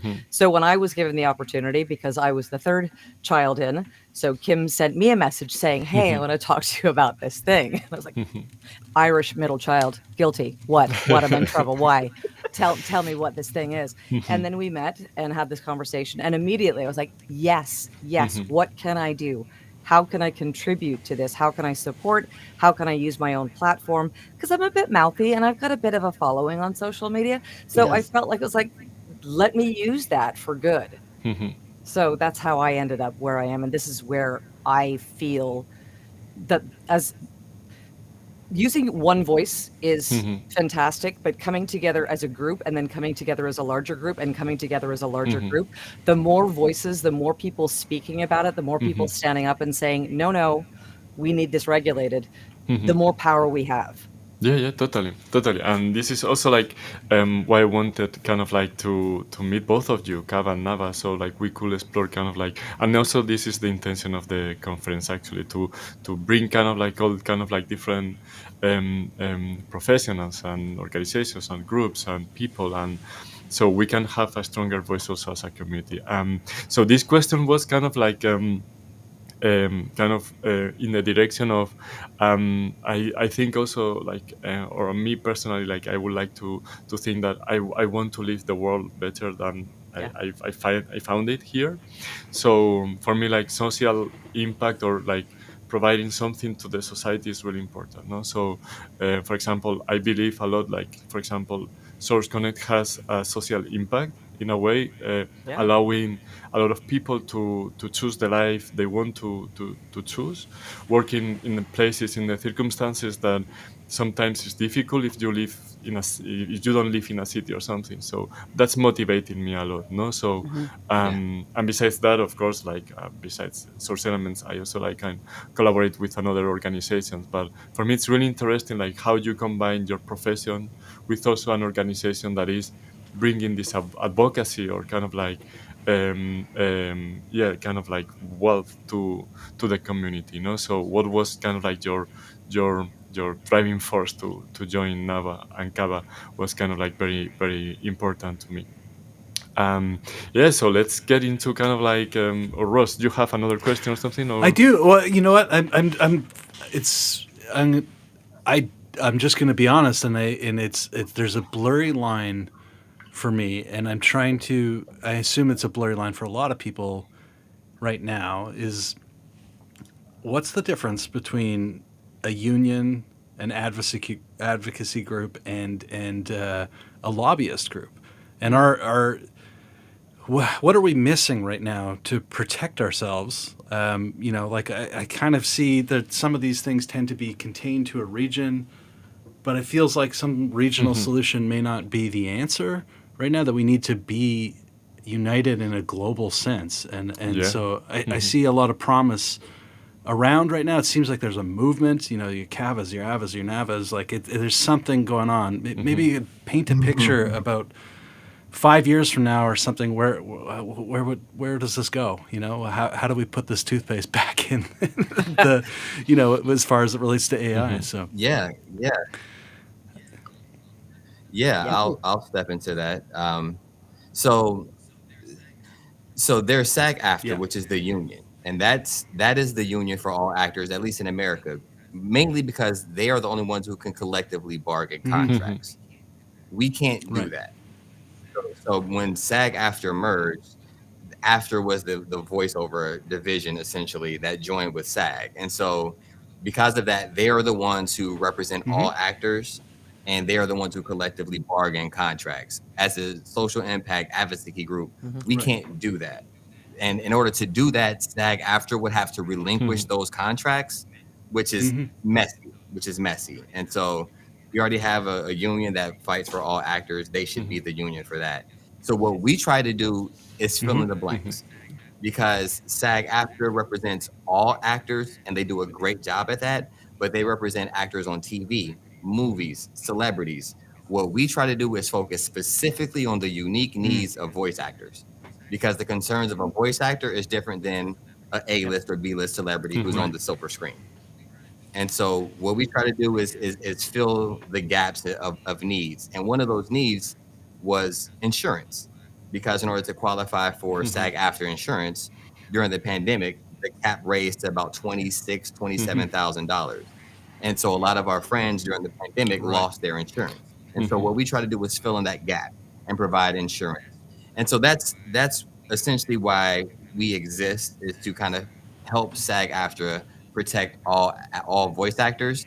But the thing is, 80% of the work that's available for voice actors is non-union. And so God bless SAG-AFTRA for doing everything that they do, but there's still a large swath and contingent of the voice acting population in America that didn't have any representation. And so that's where we try to step into that void and be a voice for those voiceless and try to give them resources.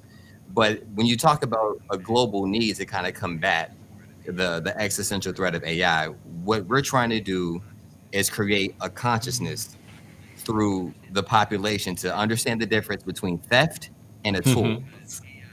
Because AI makes a fantastic tool, but the concern that we have is that wanton theft of copywritten materials, which often contain the biometric data of our voices, should not be allowed. And so, SAG-AFTRA is in the middle of doing everything that they're doing, and they're right with us on this fight. But we're a little bit more nimble because me, Tim, and Karin can hop on a flight and be in any politician's door in 24 hours. And SAG-AFTRA has a lot of bureaucracy and red tape that they kind of have to go through. And so what we try to do is kind of be the speedboat that can kind of get out ahead of that type SAG-AFTRA. And so as many out there navigating the waters, if we have a Kava, we have an Ava, we have ourselves, the more people that we have advocating and educating the populace about the dangers of wanton theft, the better. Agree. And is it more or less the same situation in with Kava? Like, so I know this, for example, in Europe is different, like the situation with kind of like organizations and unions and everything. So, and maybe like this is kind of like region, like the states, or like also like that applies also to Kava, for example? Well, we have a different union. ACTRA is our union up here. Yep. And I honestly don't know what the percentage split is between union and non-union voice work. I would say it's probably not as high as 80 non-union up here. It's still above 50. It's above 50 for sure. I would say 60, 70, something. Yeah. But it is definitely more. Yeah. Yeah, I imagine it changes wildly based on the medium too, if I had to guess, right? Like there's like earlier we were talking with somebody who is diversifying his voice career. Now he's like, a lot of it has to do with Instagram. Where does social media seems like, I'll mention an example. I talked with Kate Ziegler earlier today, actually, she was on the show, and it was sort of like, I remember I'm up in Canada, and there's two. I just remember when SOCAN was like trying to look at looking at monetizing the YouTube and looking at the internet as this sort of we have a blind spot here, and this thing's kind of blowing up, and I feel a little bit of anxiety that we're in the same moment now, maybe, where this goes on for a little too long to really catch up. But yeah, I'm encouraged more. Like I don't mean to sound pessimistic in any way. I think I'm just trying to figure out like who do we put the screws to try and get some positive change right now. I know in Canada, like we're still in a lockout situation with some of the ad agencies, and so.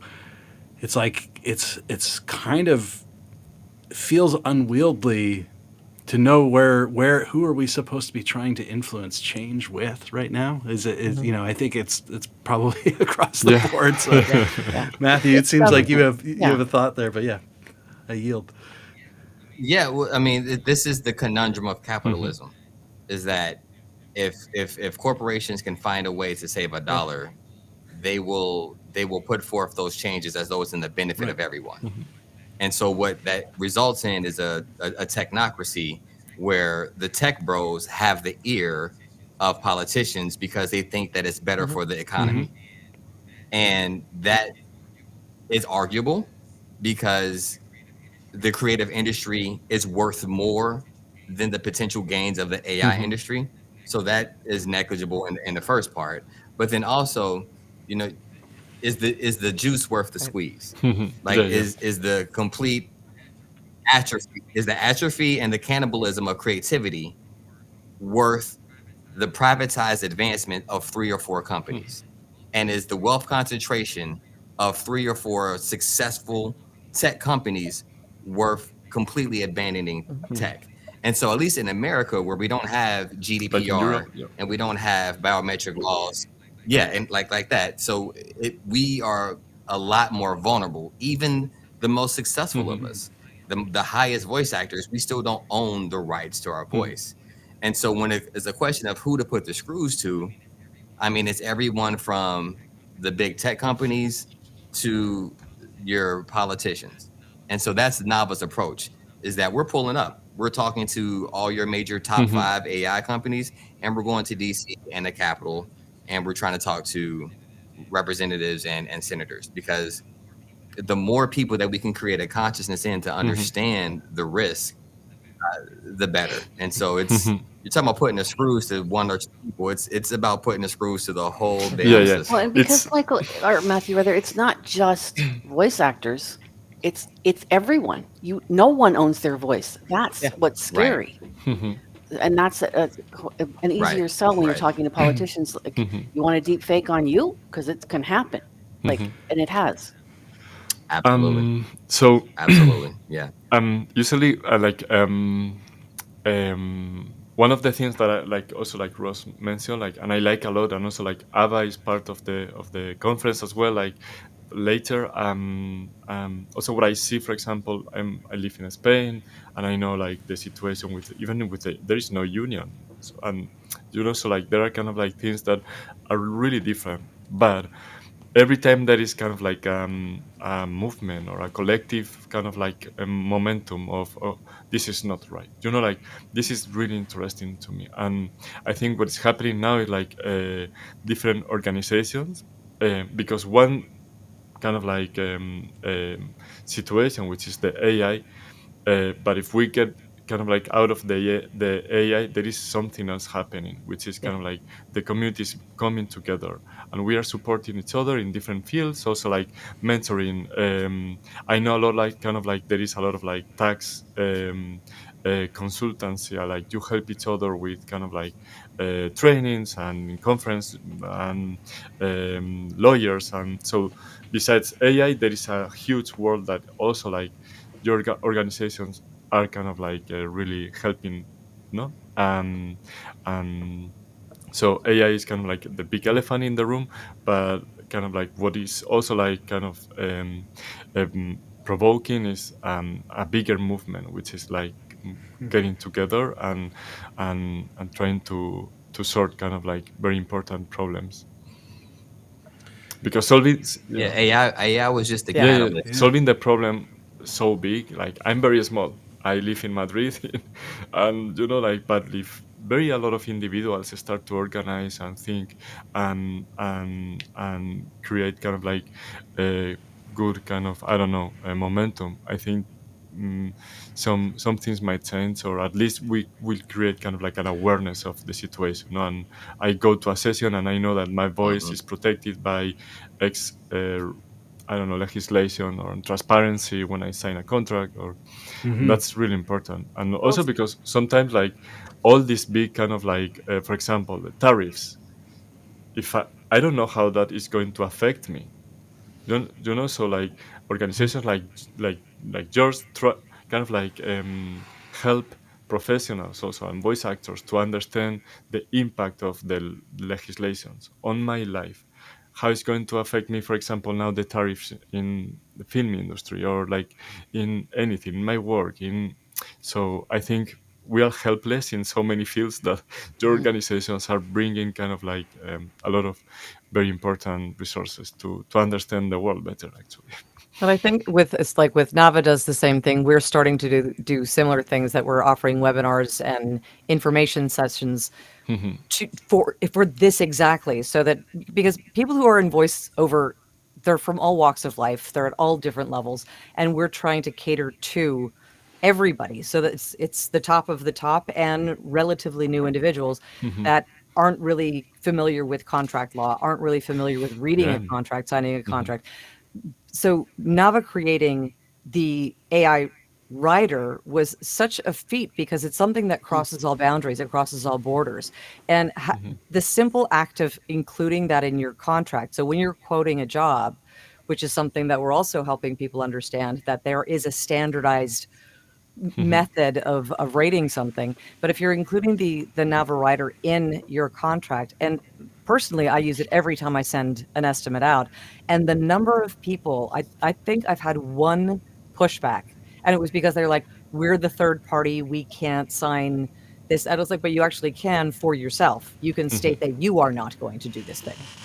Right. So, and but everybody else that if I'm dealing directly with the production company who's then dealing with the client, the response has been so positive. So there's a lot going on. There's so much that we need to be dealing with, but it's like, how to eat an elephant one bite at a time. So you look at the smaller things that you can do, and each action that you take, every step that you make makes a dramatic impact. And the more you share that information with people, the more people are doing the same thing. And again, it's a ripple effect. It changes. There's something as simple as a 5-question or 5-statement contract that says, hey, you're not going to use my voice for generative AI, for synthetic voice, for this. Cool. And then the production houses are then sharing it with their clients, and they're like, oh, this is brilliant. Yeah. And that's the real power of it, is that it became an educational tool. Mhm. True. Because people just weren't aware of the concerns. And so, yes, the contract writer offers contractual protections, but what it really does is serve the dual purpose of informing clients and production houses that these are the concerns of the creative community, and that we need to be conscious about the difference between using AI as a tool and using AI as a theft. And that's the whole argument of the tech bros in the AI community, is that everything's fair game. Your voice is just data. Yeah.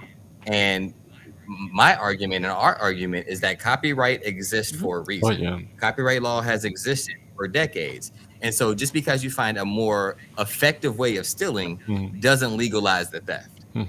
Yeah. And I agree, Matthew. It's educational for me. I'm educating my clients. Yeah. So from a casting perspective, it doesn't even occur to them that some people don't know. Also in perpetuity, like they're just like, well, is that not that's not cool? I'm like, it's not cool. No, it's not cool.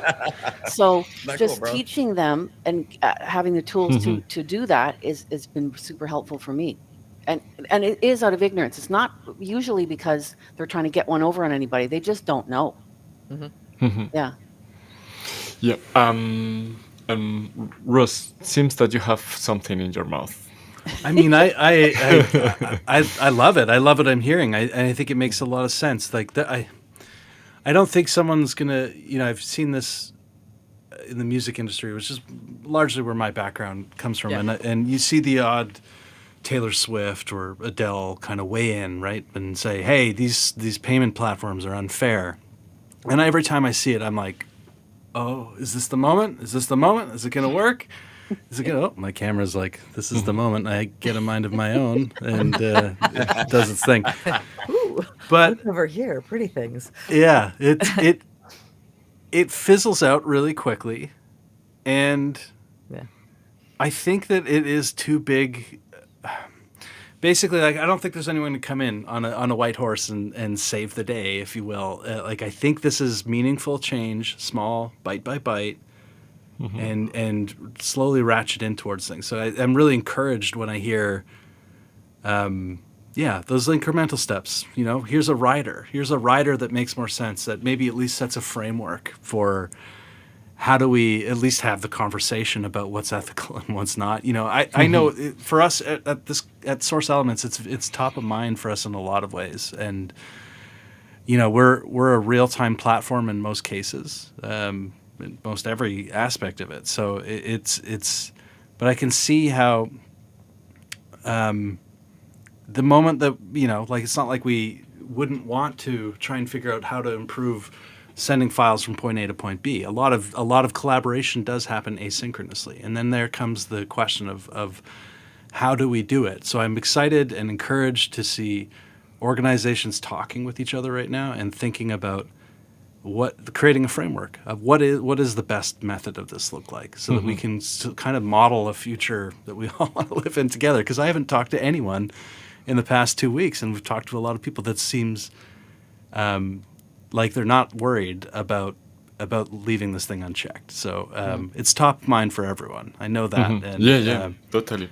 It helps. It really helps to kind of look at what those small steps are that we can be taking towards being healthier. Totally. So you mentioned also like Nava, Kava, and Ava. But for example, there is a section also in this conference which kind of like we are interviewing like different professionals, artists from Nigeria, Philippines, Japan. I'm very kind of like surprised that there are no organizations such as yours. At least even in Spain, for example. I don't need to go further. There are kind of like you can start similar... one. He's busy. I'll speak for Rebecca. He's busy. There are some, but I think you have such a strong voice because I don't know pretty much kind of like the whole kind of like history of Nava and Kava, but I think I don't know, there is something particular about your organizations that is really big and kind of like, I don't know, maybe it's kind of like very regional, because I think, for example, like maybe like all the rights or the GDP here in Europe is different, so maybe there is not so much need of creating organizations like that. Still, there are kind of like a lot of gaps and a lot of like kind of like a lot of need for kind of like organizations. But I don't know, I find it like very interesting why like in the States, in Canada and in Australia, you are so big. This is kind of like something that yeah. I have an idea. Okay. Please. And this is about to go left, so I apologize in advance. It's late. Let's go. Yeah. Yeah. Yeah. It's about the power of advocacy and organization and audacity. People think that you can just create a website and a logo and say that you're doing something and that's the job. No. With the difference between Nava and other organizations that may have existed in the past or in different places is the level of dedication and sacrifice. Like I slept 2 hours and I'm on this call. Karin and Tim are in a meeting right now. Like it takes effort and work. And when you're faced with an uphill battle, a lot of people just throw in the towel. And advocacy is expensive and is demanding and it is taxing. And so that's the difference between other organizations and Nava and Kava and Ava, is that we are the ones who dare to show up in the first place. And it is taxing, laborious work. But if not us, then who? And that's where audacity comes in. But then I will also be remiss if I didn't mention that Tim is a co-founder of UVA, United Voice. I was like, can we say that? Can we say that? Yeah, we absolutely will. And so that's a 22 nation coalition of different associations, 22 different nations that have come together with the exact same purpose of circling the wagons, and placing creatives at the forefront regarding a priority for protection and advocacy. And so we do exist. There are organizations that are following our lead, but I think the thing that makes Nava unique is the level of dedication from the board. Yeah. And that's something that is not easily replicated. Yep. Because we're volunteers, right? Yeah. That's the other thing. We all have full-time jobs, and we're doing this, and we're trying to help. Well, I'm not that's getting really, paid I to mean, exactly. I mean, that's really important. Like all the cards on the table. No, this is how you say, like, that's really important also for kind of like everyone to listen. No, really, really inspiring. Really great work. Even more if it's kind of like volunteering. Yeah, it's kind of like the dedication I was kind of like trying to map at the beginning. Yeah. Well, I'm curious if and I imagine this is probably slightly different between Kava and Nava, and just different timelines and stuff. But like, can you share a bit about some of the resources that you guys are providing, and why? Just try and encourage everyone why they might want to sign up. Yeah, and like I think we just talked about this at our last meeting. I think. Yeah, that's right. I'm playing somewhat of a useful idiot, if you will. Like, No, I think I will. It's all good. It's all good. No, I mean, Kava's relatively new. We only formed in December of 2024. We launched officially at the Nava Gala, actually, which was a really exciting moment. But we're really trying to make sure that even though we're still in our formative stage, that we have a lot to offer our members. So it's simple things like we have a private Facebook group. We're creating a Discord channel so that we're creating community, a place that people can come together safely and ask questions, feel supported, feel surrounded by their peers. We also have business discounts that we have been rallying Canadian businesses from coast to coast that are voiceover helpful in whatever way to get discounts for our members who are paid members. We are in exchange, once our portal goes live, then their businesses will be promoted by Kava because they are providing a discount for our members. We are working on health insurance, even though in Canada we already have insurance from the federal government.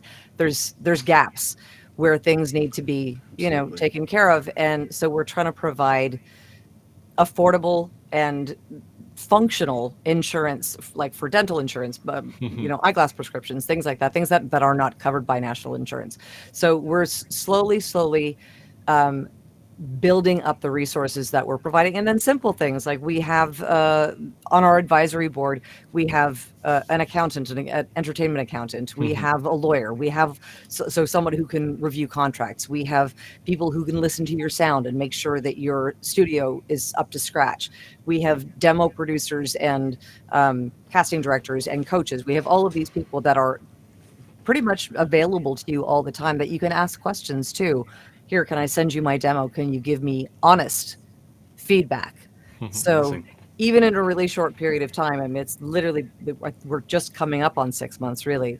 I think I'm pretty proud of what we've done. And we have webinars and information sessions. Tonight, we just before this, I was hosting one with Jennifer Hale and Karen Jagella from Skills Hub, which was just an absolute joy to talk to them. They are movers and shakers in this industry and such supporters of actors of all levels. So, yeah.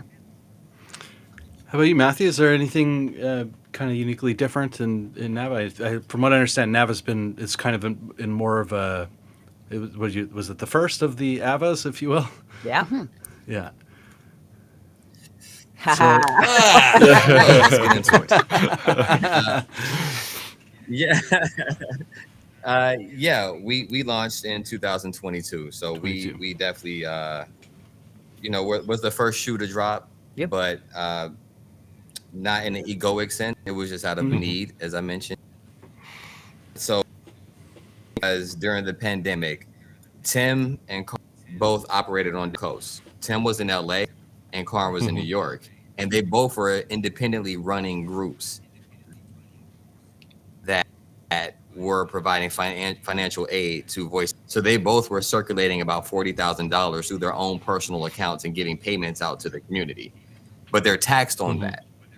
And so they had the idea like, well, what if we came together and created a nonprofit so that that money would be protected and we can pay people and give financial aid to people without being taxed personally. So from that, Tim had already been working on finding a way to have an assurance plan that aside from SAG-AFTRA, that actors can be a part of regardless of their earning potential. Because with SAG-AFTRA plans, you have to meet a certain threshold. And even if you're in the middle of a pregnancy or a treatment, if you dip beneath that threshold, you can get kicked the hell off. And so what we try to do is find a plan that didn't have an earning threshold. And so that was the impetus for NAVA. And that's how we started. We provided insurance, we provided financial aid, we provided contract review, legal aid, and community and advocacy and classes, which we offer multiple times a month. And then AI came. And so that's where we kind of stepped into the void. And that's where advocacy came in. It wasn't our intention, but that's about responding to the need of the community. And so we continue to do all the things that we did when we found it. But because of the large existential threat of AI, our response is different. And so we're kind of focused on that just to make sure that we can have an industry to protect in the first damn place. And so that's kind of what we offer. Everything from contract review to financial aid to advocacy directly in DC and Capitol Hill. So and community. NAVA it's such a major. I'm a member of NAVA as well, and it's just an amazing organization for community. It's brilliant. Community.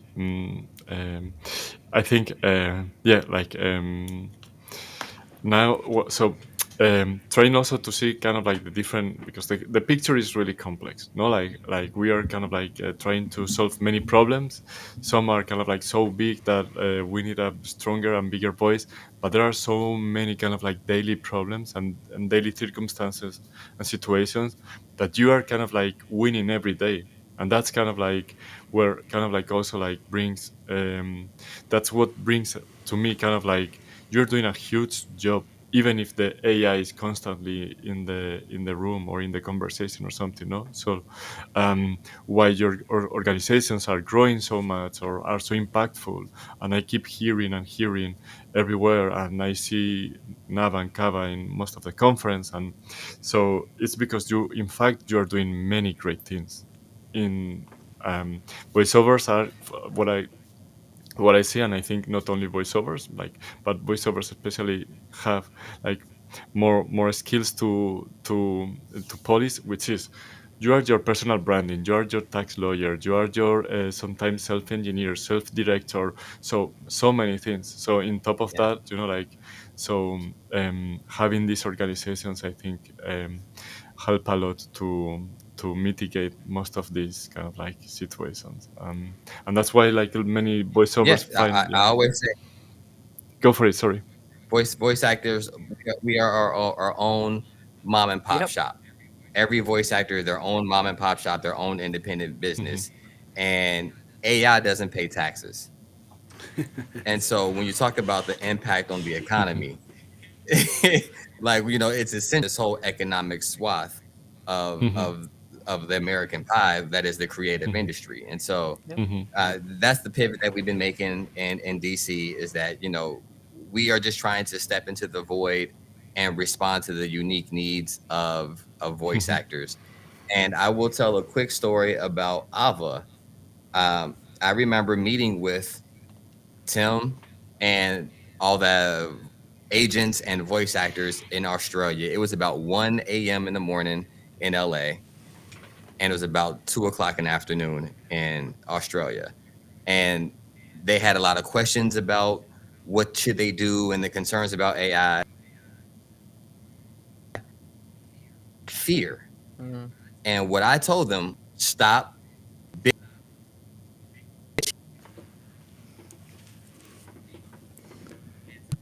and to organize and to talk to legacy. And from that, later Ava started. I'm not saying I did it. I'm just saying. Yeah, you are. You are. Matthew's kicking butt and taking names. That's what he's doing. Audacity is a key part. But it's a sense of community that everyone's looking for, because most voice actors are working in a little padded room. That's what they do. They're all by themselves, don't know what's going on. And so just joining forces and getting everyone together is that's the biggest drive. Really. And for all of us, it's really, I mean, we have the example of Nava. It's pretty incredible that we already have an organization like, so what did they do? Cool, let's do the same thing. What are you guys doing now? What are you doing now? Totally. What are you doing now? So it's incredible that we already have this organization that has done so much and is continuing to do so much. And I'm constantly just amazed by all of the things and all of the places that Nava is at once. You're like, yeah, they're everywhere. What are they doing? They're everywhere. But we are literally, we are functioning by their example. And it is, I think it's imperative that you do have, as organizations, that we do have this guiding light. That is Nava, that is literally leading the way, whether it's Kava, Ava, UVA, and all of the other organizations that are slowly starting to form worldwide, that we are literally looking to Nava, because we're being led by a perfect example of what is possible by people who are passionate about the industry and passionate about people and passionate about the arts and passionate about what is right. Yeah, I mean, I think we're touching one of the words or kind of like topics that or kind of that me personally and Ross as well, like we spend most of our kind of like time in Source Elements working and trying to understand which are the communities around Source Elements, right? Because Source Elements is not only the voice acting industry or voiceover. We are also like working with different. You see the program. There is super hectic. We have kind of like so many different panels with musicians, composers, so different communities. Each community is different. The voice acting community, I find it like super cooperative, right? Like instead of competing, which it might be a healthy competition, but it's super kind of like supportive. Yeah. And Yeah, and I find that kind of like super inspiring in a way because, for example, in the pandemic and after the pandemic, like, okay, everyone is learning, or everyone had to learn new tools and new stuff and new mics and new stuff. So I think you did so well also because the community is really strong or really solid, no? And this, for example, the conference, every time I go to a voiceover conference, it's really different to other conference, I have to say. We're like, no, we love you. No, we love you more. No, we love you. No, we love you more. The energy is kind of like, it's really different, right? The people, they're like, I don't know, it's we like Source Elements is 100% remote. We only meet in conferences most of the time. Well, some of them live in the same city and so on, but so every time KK I and I go have yet to meet yet in person. and I see Ross every day. Crazy. Yeah. So yeah, like all the conferences, and also this was kind of like our intention with this conference, like this 20th anniversary was like to meet together, get together, get to kind of like, I don't know, like to know the stories from all of us and try to make a bigger kind of a statement. How's the conversation been evolving? Like I assume like maybe there's a couple angles I want to seed for this slightly. Like I think AI, I assume is, 9 out of 10 conversations you get into probably end up touching on AI in some sense. Even from like 22 as an origin point, how's it? What are you seeing in the evolution of how we're talking about it? Are you seeing anything encouraging in that, or are you seeing people kind of just wanting to shut it out when you're, where are we at in the timeline there? Yeah, from my perspective, with the current administration, deregulation. Deregulation is the name of the game. Yeah. And ethics isn't at the forefront of the concerns, and that's why we're pivoting and making it a more economic argument. Yep. And so once we identify it as an issue of wealth concentration and something that will actually cost us money in the long run, as opposed to short-term gains of a few companies, that seems to have more traction. Definitely. But I would be lying if I didn't say that there is a general consensus, at least politically, that it's an arms race with AI, and that whatever collateral damage, which is the creative community, whatever collateral damage is left is worth it for the economic benefits. And so it's our job, as I've been saying, is to create a collective consciousness amongst the people, amongst the politicians, that there's a difference between wanton theft and a tool. And there is a path forward where there is a collaborative approach that is possible. Licensing is possible. You can have the most advanced AI model that works with the creative community to put you at the forefront and a cut above other models. It doesn't have to open the gateway to just wanton theft of every human's biometric and copyrighted data. And so it's an ongoing conversation. You take one step forward, you take 2 steps back, you win an election, you lose an election, and the consensus sways. But I am a serial optimist, and for some crazy reason, I believe in the power of people to sway their hearts and minds. And if they have the information, that they can sway the conversation, and that the consumer can vote with their dollar. And so we have to educate people. What are some things that you would say to like a skeptical performer? That the industry will shrink. Yeah.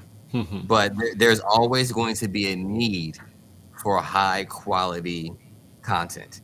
And in, let's say, worst case scenario, that AI voices become the standard, and that everyone has an AI voice, and every corporation has access to the best models. Eventually, an organization or a company will separate themselves by having something unique. And you want to be that unique voice. And so the game has reset. when you are Locally, once a beginner, you have to be an intermediate. You have to enter the game at a level that separates you, that makes you better than an AI alternative. And so it really comes back on the performer to get their education, their skill set, and sharpen their tools so that they're more viable than a cheaper AI alternative. It's possible. It's dedication.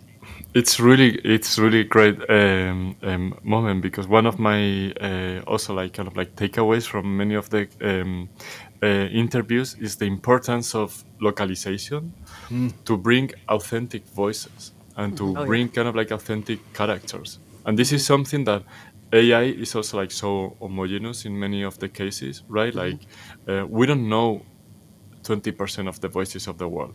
That's kind of like a clear statement. Right. What we are used to hear, it's only like 20% of the different accents, different modularity. We don't know many of the voices that are in the world. And most of the productions that are seeking for more authentic and more difficult localization and everything, you hear new characters, you hear more diverse kind of like content, which me as a consumer, I love that. You're so right. Like, one thing I always say is that AI can be prompted, but it can never be impromptu. And so I like that. And so like AI is inherently passive. All it can do is consume and regurgitate. But as humans, we create culture. We're always on the cutting edge. And so therefore the weakness of AI is that it truly doesn't create, it regurgitates. Yeah, and it's so a if we're mirror. the ones so if we're the ones that's pushing the culture, if we're the ones that's actually changing things and advancing it can't keep up. But that the onus is on us to be better. I mean, I stumbled on this accidentally with a previous group, and I feel like I want to start signing off on it in every way, because it's just rings so true to me, is that I can't imagine wanting to have this conversation with 3 AI versions of you. It just would make no sense to me whatsoever. I'm only interested in the personalized stuff. I think there's something when talking with someone like Troy Baker earlier, how he like literally seeks to be pushed over the edge in direction to, and that's the performance that's valued. I think these are all the things that Kike and I may be tired getting. I mean, I don't even know what time it is for Kike right now, but I'm sure 5 it's 5 a.m. But that puts him in a headspace of possible vulnerability, and something really beautiful comes out of that. And that's what we're always seeking. So I have more hope. It fills my cup up talking with everyone in the community, and I'm just blown away by the resilience of voice actors. A lot of stuff is coming, and it's one of those crafts that feels out of people's mind. Often audio talks about being at the back of the bus, and I think there's something even more unseen about a lot of the work that goes into the voice stuff. So anyways, I'm just so honored that you guys were able to join and talk through some of this stuff. And very important, and it's an elephant in the room that every time we don't kind of like have the opportunity to really know from the people on the ground working on the legislations. And so this is kind of like trying to find an end also, unfortunately. So we have 4 more minutes, and this is open. So any question, anything that you think we haven't touched, or something like you would like to talk, or I have more questions. Kike's got hit us. No, but like this is kind of like open. Or what would you like to share with the global community? Not only kind of like like this video will be posted on YouTube. It's in YouTube now, and tomorrow and after tomorrow. So whoever watches this video, like, what would you like to tell them in the voice acting community? I would say that advocacy and the work that we're doing, that Nava is doing, that Kava is doing, is inherently taxing and costly and dangerous. There are forces with far more resources, far more capital than us, who have competing interests. And so we can't go dollar for dollar with Google or OpenAI.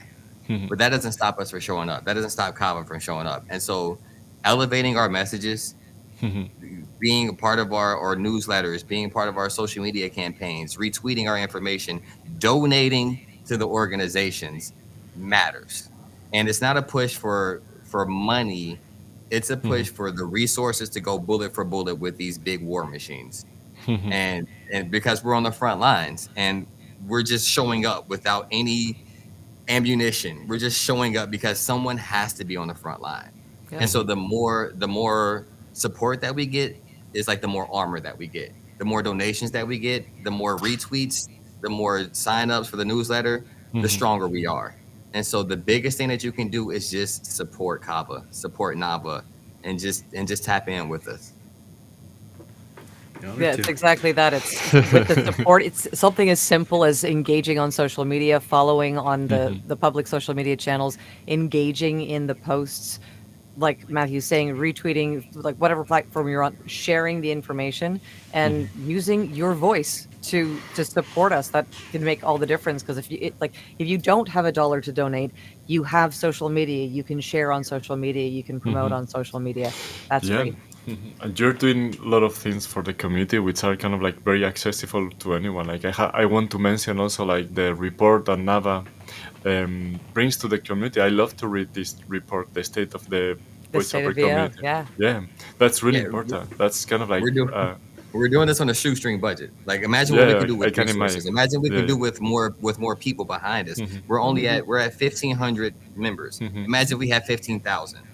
You know, like imagine if we had more money behind us, the change and the good that we can do in this world. So we're doing this right now with we're bringing a knife to a gunfight. We're not even bringing a knife. We're bringing a slingshot to a gunfight. To a drone fight. A drone fight, bro. Yeah. So like, and that's where resources come in. So like, yeah, I love that you love the reports, but this is of course. Yeah. Well, it's 5 a.m. So yeah. o'clock. Go to sleep. We have now an amazing panel. Yeah. I also invite Hang you around to, if you can watch it. But thank you so much. Really, thank you so much for all the things you are doing for the community, for every professional in the community. And thank you so much for taking the time to join us today. And yeah, I wish you like, kind of like a lot of like strength and good health for all the work you're doing. Stay strong. Elbows up. Yeah. Elbows up. Thank you so much. Thank you so much. Thank you so much. Take care. Ciao. Thank you so much. Good night. Yes, we stay in touch. Or MIDI. There we go.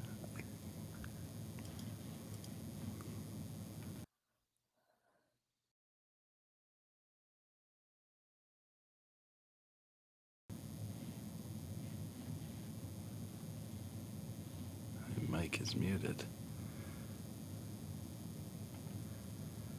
All right, Kike, how you doing? What time is it in Spain? Are you muted? Yeah, sorry. It's I just woke up and I'm still kind of like processing. took a 5-minute nap. Well, I'm so excited about this next one. This has been just an absolute honor to be a part of this.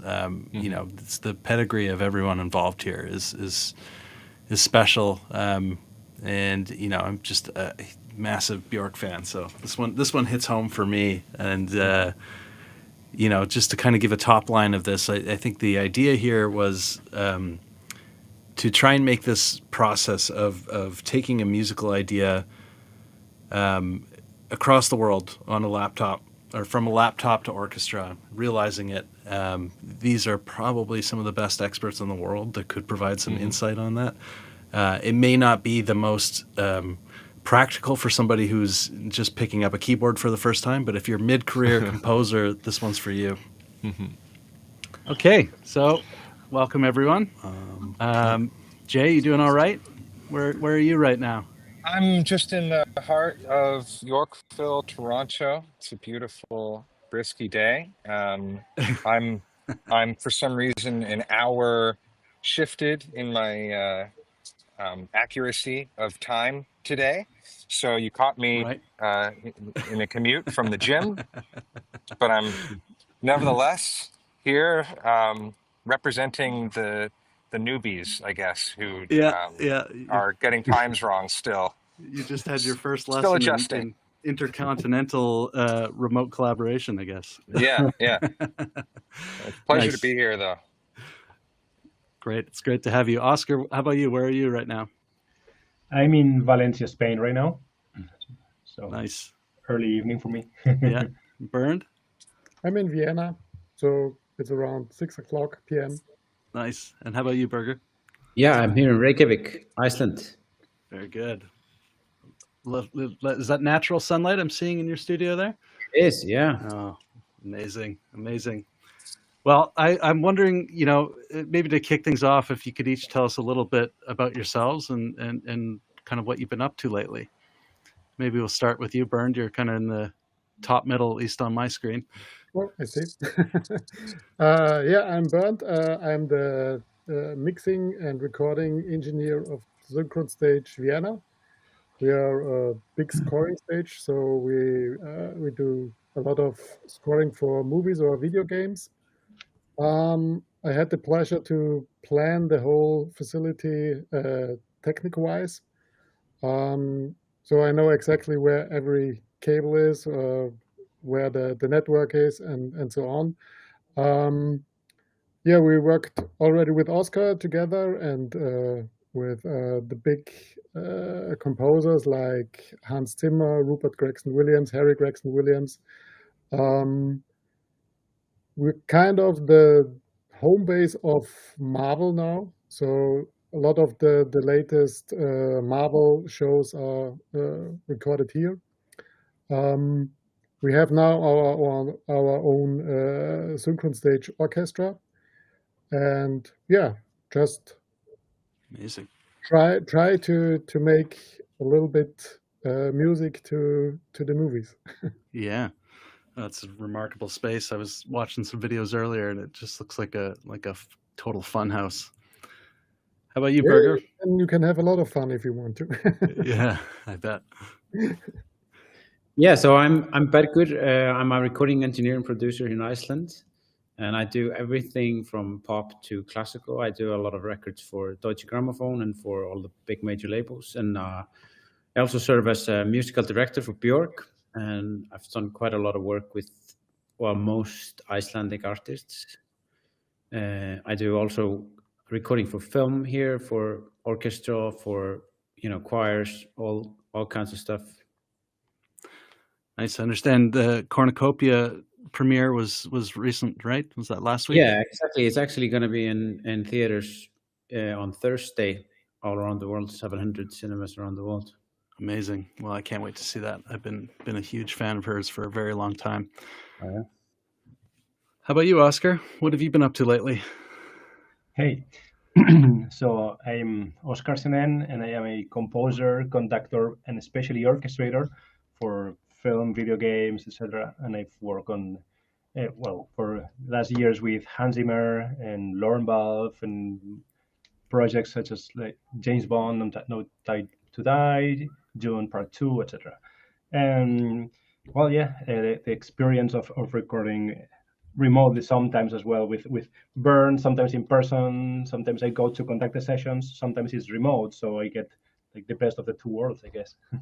Wow. Jay, how about you? What have you been working on lately?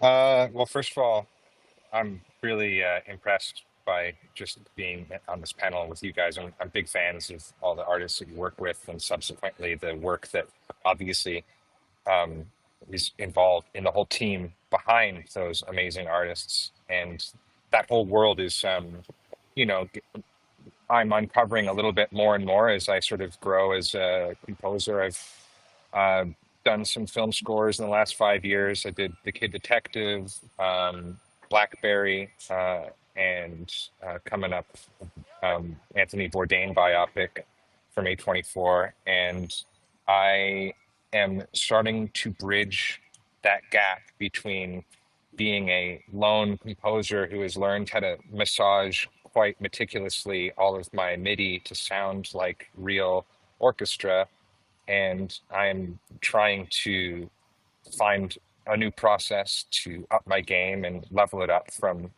the ceiling I feel like I've hit with being able to take fake stuff and making it sound real, which is still, I know, part of the game, but that's sort of where I'm at. I'm just really looking forward to expanding team and getting to be able to work with people kind of like you guys, you know, and uncovering some of the mystery of orchestration and conducting and notes and where creative liberties happen in between artist and the end result.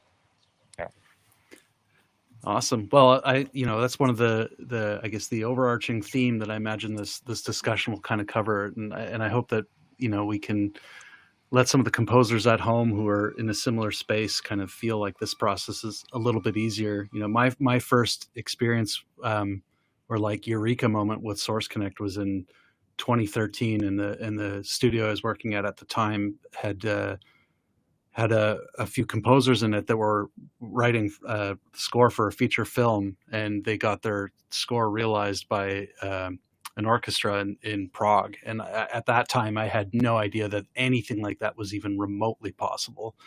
And I just remember us all crowded around this, like, I think it might have even been a CRT monitor still at that point, just because the studio was a bit of an older one and all the other rooms were booked. And we were just sitting there watching this tiny webcam feed and having a Source Connect patch in. And I was like, wow, the world feels so small in such a way. And there's such an exciting untapped thing out there.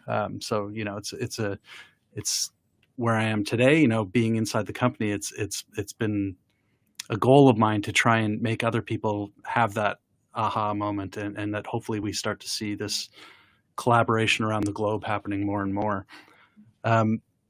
Jay, I guess I'll just direct this one at you right away here. What's been the biggest surprise to you so far in your prep for this? Like, I know you've kind of, or maybe you can shine a light a little bit on where you're at in terms of planning for this new endeavor.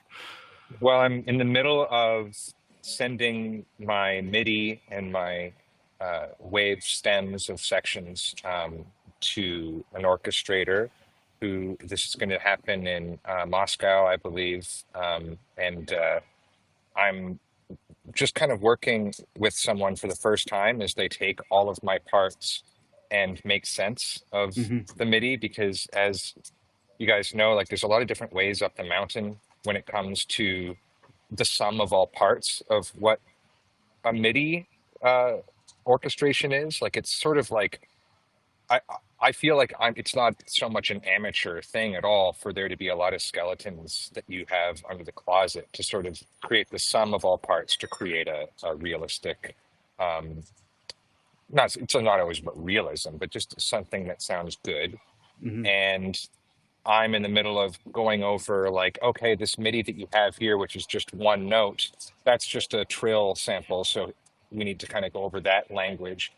But I'm impressed already with the acumen of the gentleman I'm working with, who's, seeming to understand certain things, but I still have a really big blind spot, and I'm nervous about what my mock-up is going to do to the final, and how I'm going to adjust to how that sounds, how I'm going to mix it, what to expect when I'm in this remote session and I'm able to give, notes in between, what I'm even going to be listening for.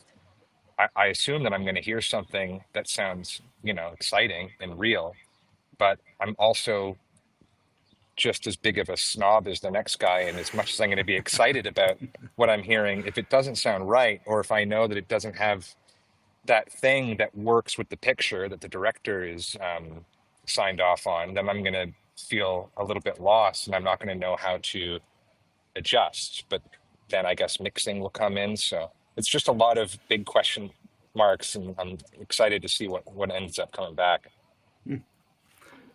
Curious, Oscar, is there anything, is this kind of a universal, anyone feel free to weigh in on this if you have any perspective on it, but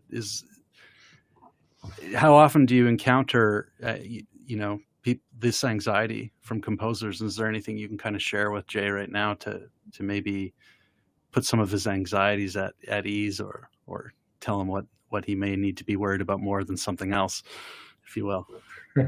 Well, I think where I am the orchestrator position, maybe our job is pretty much to be invisible, right? To adjust the things from the composer and the orchestra. Everything has to be smoothly, and we are the part of the librarians, copying team. If no one says anything, everything's going well, I guess. So I guess that usually it's something about with the composer and the director or producer, right? That there's where the big decisions are taken. But still, I'm still always like with these nerves as a freshman and the excitement of the very first session ever. You know, every time you walk into the studio, or now of course you connect remotely, and until the first notes starts playing, there's still this excitement, and then of course everything starts working all good, and then I'm still amazed at how many little tweaks can make a difference within a session. I worked with Bernd and Martin in Vienna many times with different projects, and I think we know each other now. We're taking decisions, and sometimes we almost speak for the other one, like, oh, I would change that. Exactly, and we have these musical directions or little decisions that can change something in the picture with those little tweaks. And I think that's magic with changing this texture and violins here and these little things. I think you can these days you can make incredible things, and it's amazing that you can translate that like with just a screen, not being even in the same studio or city, right? You have the same feeling exactly when working remotely. It's like being there and polishing to the smallest detail. I think that's amazing. I'm kind of curious about I have an engineering background, is kind of where my most of my hours in the industry kind of have been spent, and I'm sort of curious. It's definitely a blind spot for me. I've never, I've recorded chambers and things like that, but the Synchron stage is such a cathedral and just an immaculate space. Do you feel like there's enough movement in a recording inside that room to be able to, like when you deliver, say, your recordings back to somebody like a composer on the other side of the world, do you feel like there's do you set things up in such a way so that they have a lot of different perspectives that they can kind of call on? Or like me, just thinking back to that session I did, I think we were only just at that time getting a stereo mix over Source Connect, and I had no idea what I was actually going to be able to work with the day after, or when I finally got the session uploaded through FTP, what it was going to be like. So yeah, maybe you could speak a little bit to that engineering side too. Normally we are in close contact also with the mixing engineer, or when we are mixing it ourselves, then we try to have as many, I would not say possibilities, but as many colors as possible. So you have different closed microphones, you have different section microphones, you have the whole room microphones, and so you can select from different listening angles, I would say. Normally nowadays, that as the quality is that high, you can already also send a Dolby Atmos mix to the client if you want to. Normally we're doing still stereo or 5.1, and in the end the client gets all the WAV files, all the channels. So if you really have a big orchestra, you have, I would say, for one pass, you have around 70 microphones you can choose from. And nowadays, as everything is very fast, it can happen that we are recording and 1 hour later, the mixing engineer in LA or wherever he is already mixing. And when he mixed and he says, maybe we can change that small bar or something, then we're going back and we're sending that. So nowadays, as the world is that fast with all the internet connections and everything, sometimes it's not the best, but you can do it. So yeah, that's how we try to get the client what he's needed. Berger, I'm so curious your perspective. Like maybe let's walk back. I'm kind of curious. What was the first time that you have done remote collaboration? Are you able to kind of speak to that? Do you remember what the moment was like and what the project was? No, I have to admit I don't really remember, but I've done quite a few orchestra and yeah, all sorts of recording sessions, both where I was the engineer and where I was the client or I was working on the client side. And it's always magic. I mean, I really appreciate, of course, being in the room if possible. But still, you know, seeing your like you're saying, Jay, when you turn the MIDI into something real, it really is magic.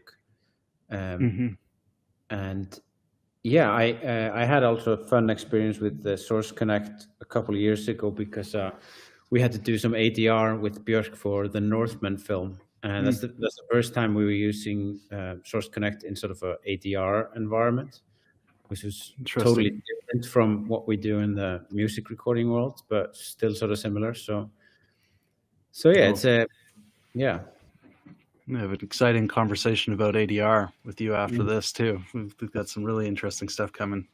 Do you notice a big difference in energy from you know the orchestra or just players in general when the composer, the artist, and the director can't be physically in the room? And I'm sort of curious: if they're weighing in remotely, does it improve that? I think it doesn't make a huge difference, to be honest, for the players. I think that, I mean, if they're good and professional, their delivery is sort of similar. But I think it's easier for the composer or whoever has an opinion to sort of voice that opinion if they're in the room. So I think the messaging is sort of more direct, but I think. People that are experienced in this, and when I've been the engineer and working with people who've done a lot of sessions like this, they really know how to do what to say. I mean, that's also a big learning curve with these big sessions, no matter what it is, if it's orchestra or something completely different. It's knowing what to say to not take too much time and not to kill the vibe, but try to get to do what you want to do. Yeah. Imagine. I have a question. Yeah, Jay, go for it. The artists that you typically work with, all the way up to some of these great like legendary artists, what's the spectrum of like how well they seem to know what they're going in with in terms of their level of understanding of what an orchestra does, like ranges of instruments, certain inflections, and that those human qualities that you could go for.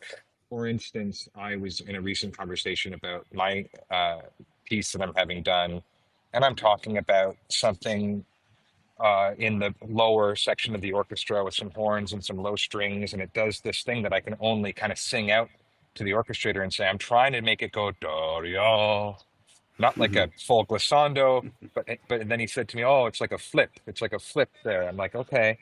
And I'm kind of going off of just a creative conversation I'm having where I can't recreate that on my MIDI. I can just sort of have some goal that I'm kind of trying to create, and I'm just describing that. But that's just one example of something where it's like I have this idea in my head, but I'm not exactly sure what the orchestrated way to notate that. I'm not, even though I am somewhat a trained musician, that stuff never really went in and made me this, sight reading, notating musician. I've been working with MIDI.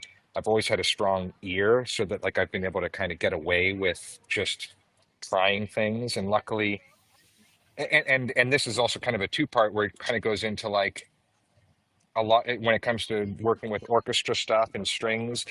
There are VSTs out there that are like, big sections together, and it's just like one note is playing, 10 violins, and that's my violins there.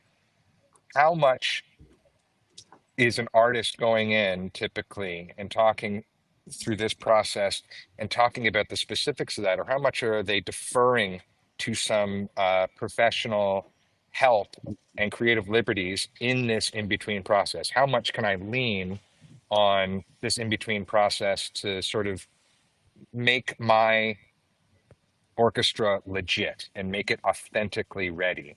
And have artists done that? Like even these big artists, like does Hans Zimmer put forth every single expected notation, or is he experimenting? I imagine Bjork is very experimental. I know it's kind of a wide open vent of a question, but could anyone speak to that process on those sort of things? I think I would call it there are different scores. There are scores which are very classical, like the John Williams scores, where everything is really notated, and the composer really knows in his head what he wanted to hear. And there are other scores like Oscar, I think you know it as well, like Hans Zimmer. He's doing more of not melodies. He's more doing of textures and so on. And for this, he's very experimental. So he lets the players play something, and then talks to the players and is changing the sound and trying different things. And then even in the mixing process, he's layering all these textures. So I think that I think every session is different there. But if you have a good team, like you have an orchestrator who is understanding you, you have a conductor who knows how to lead the orchestra, and you have an engineer who can talk to the orchestra and is speaking the language of the orchestra. You can just sing to the engineer or to the conductor, and he will translate it to the orchestra so that you get the sound you want to have. But that's the kind of I would say experience of the team around you to talk to the orchestra so that you get what you wanted to have. So you've heard that happen specifically, where even in the session with the orchestra, I could say to the conductor or the orchestrator, like, "Oh, it needs to be a little more or like that." Like, it's always a dynamic process, I would say. Yes, that's so exciting. It's funny because right before Bernd mentioned Hans, I was thinking about this particular score, The Unforgivable, by Hans, that we recorded at Synchron like 3 years ago. And it was all about finding the texture. There was like few notes really. It was like a big, powerful theme, melody, but everything else was about textures. And we did come up sometimes like best case scenario, you have plenty of time at the sessions to experiment, and we use up all the time usually. We try different things. We even put Franz, the principal bass player, inside a cage himself, I remember, with a very close mic, so we could process him separate from the rest of the orchestra. And the bass section, there was this is an example of how much experimentation you can decide on the fly. This was decided during the session. And many other things that like changing articulations, changing how you divide the violin section across the room. There's so many things you can do. And again, if some music is more like John Williams, of course, it's more about the notes and the music and of course the orchestration. But when it comes to this more textural or effects for horror music as well, there's a lot you can change, decide, and come up with. And here's where I think you can make a big difference, especially when the composer or the orchestrator is in the room. That's where you can actually decide things and experiment more thing, right? I feel I'm so curious. What is the typical construct of these sessions, right? So you've got an orchestrator who would be, like who is kind of like a non-starter? They have to be in the room. I'm going to assume the conductor. Has there ever been a scenario where the conductor isn't in the room? I think it's also depending. There is a conductor, but I think when it comes to movies, so time code is king, then click is the king, and then there is the conductor. I would say so. But if you don't have a click, or you don't really, if you're not stuck completely to the timing, then for sure the conductor is really important. But the conductor is really important to, you have that fixed structure from the click, and the conductor have to lead the orchestra around the click, and just so that they are on the anchor points of the movie. They are all together, but to have it musically, you have to move around the click and still play musical to a very straight rhythm, I would say. So and after that, I think, but that's also depending from session to session, I would say. Sometimes if you have a session leader also remotely who wants to be really in charge, then most of the time the engineer and the conductor doesn't say that much. But there are also other sessions where it's more of a teamwork to get everything together. But that's also completely different from session to session. Wow. Mm-hmm. I think that's one of the biggest difference between a concert conductor or recession conductor. In concert, you are driving the whole manual car. You have to do everything, all the tempi, every super slight tempo change is with the conductor. Sessions, there's nothing to do with the tempo, like Bernd said. Still, when I'm conducting my music or something orchestrated and I know the music, I kind of know what, of course, I or the composer might want, and then you can do a lot by like shaping the music while conducting. So maybe you don't have to stop and say louder, shorter, just, but with some gestures, you can shape the music as you go, which I think is great. But back to your question, Ross, I think someone has definitely to be in the room.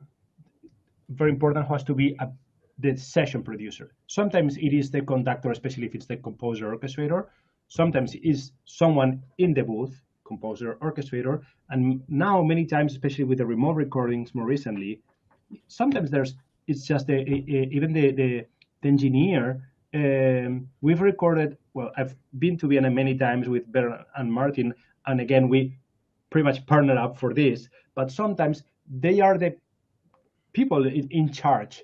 You're producing, of course, 1,000 miles away, but still, you have the pair of ears who's there, and it's taking also many decisions of if there's something that didn't sound good, but also they help a lot musically as well. Not only with noises or what needs to be recorded again, but also music. There's a lot of musical input and discussion, which I think adds up to the final result.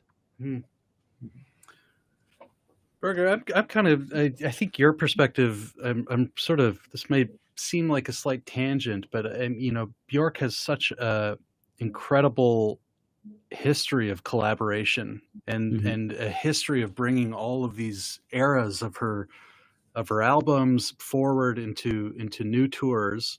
And I imagine that there are a lot of people that you have to try to bring together to either inform or to rehearse, or like I'm curious if you can kind of paint me a bit of a picture of what it's like to prepare for a stage show with that whole catalog and with possibly a new group of players. And is everyone getting in the room, or you tell me? I'm very, very curious about that. I mean, the tours are sort of separated into two different groups. So there's basically the musicians and then the crew.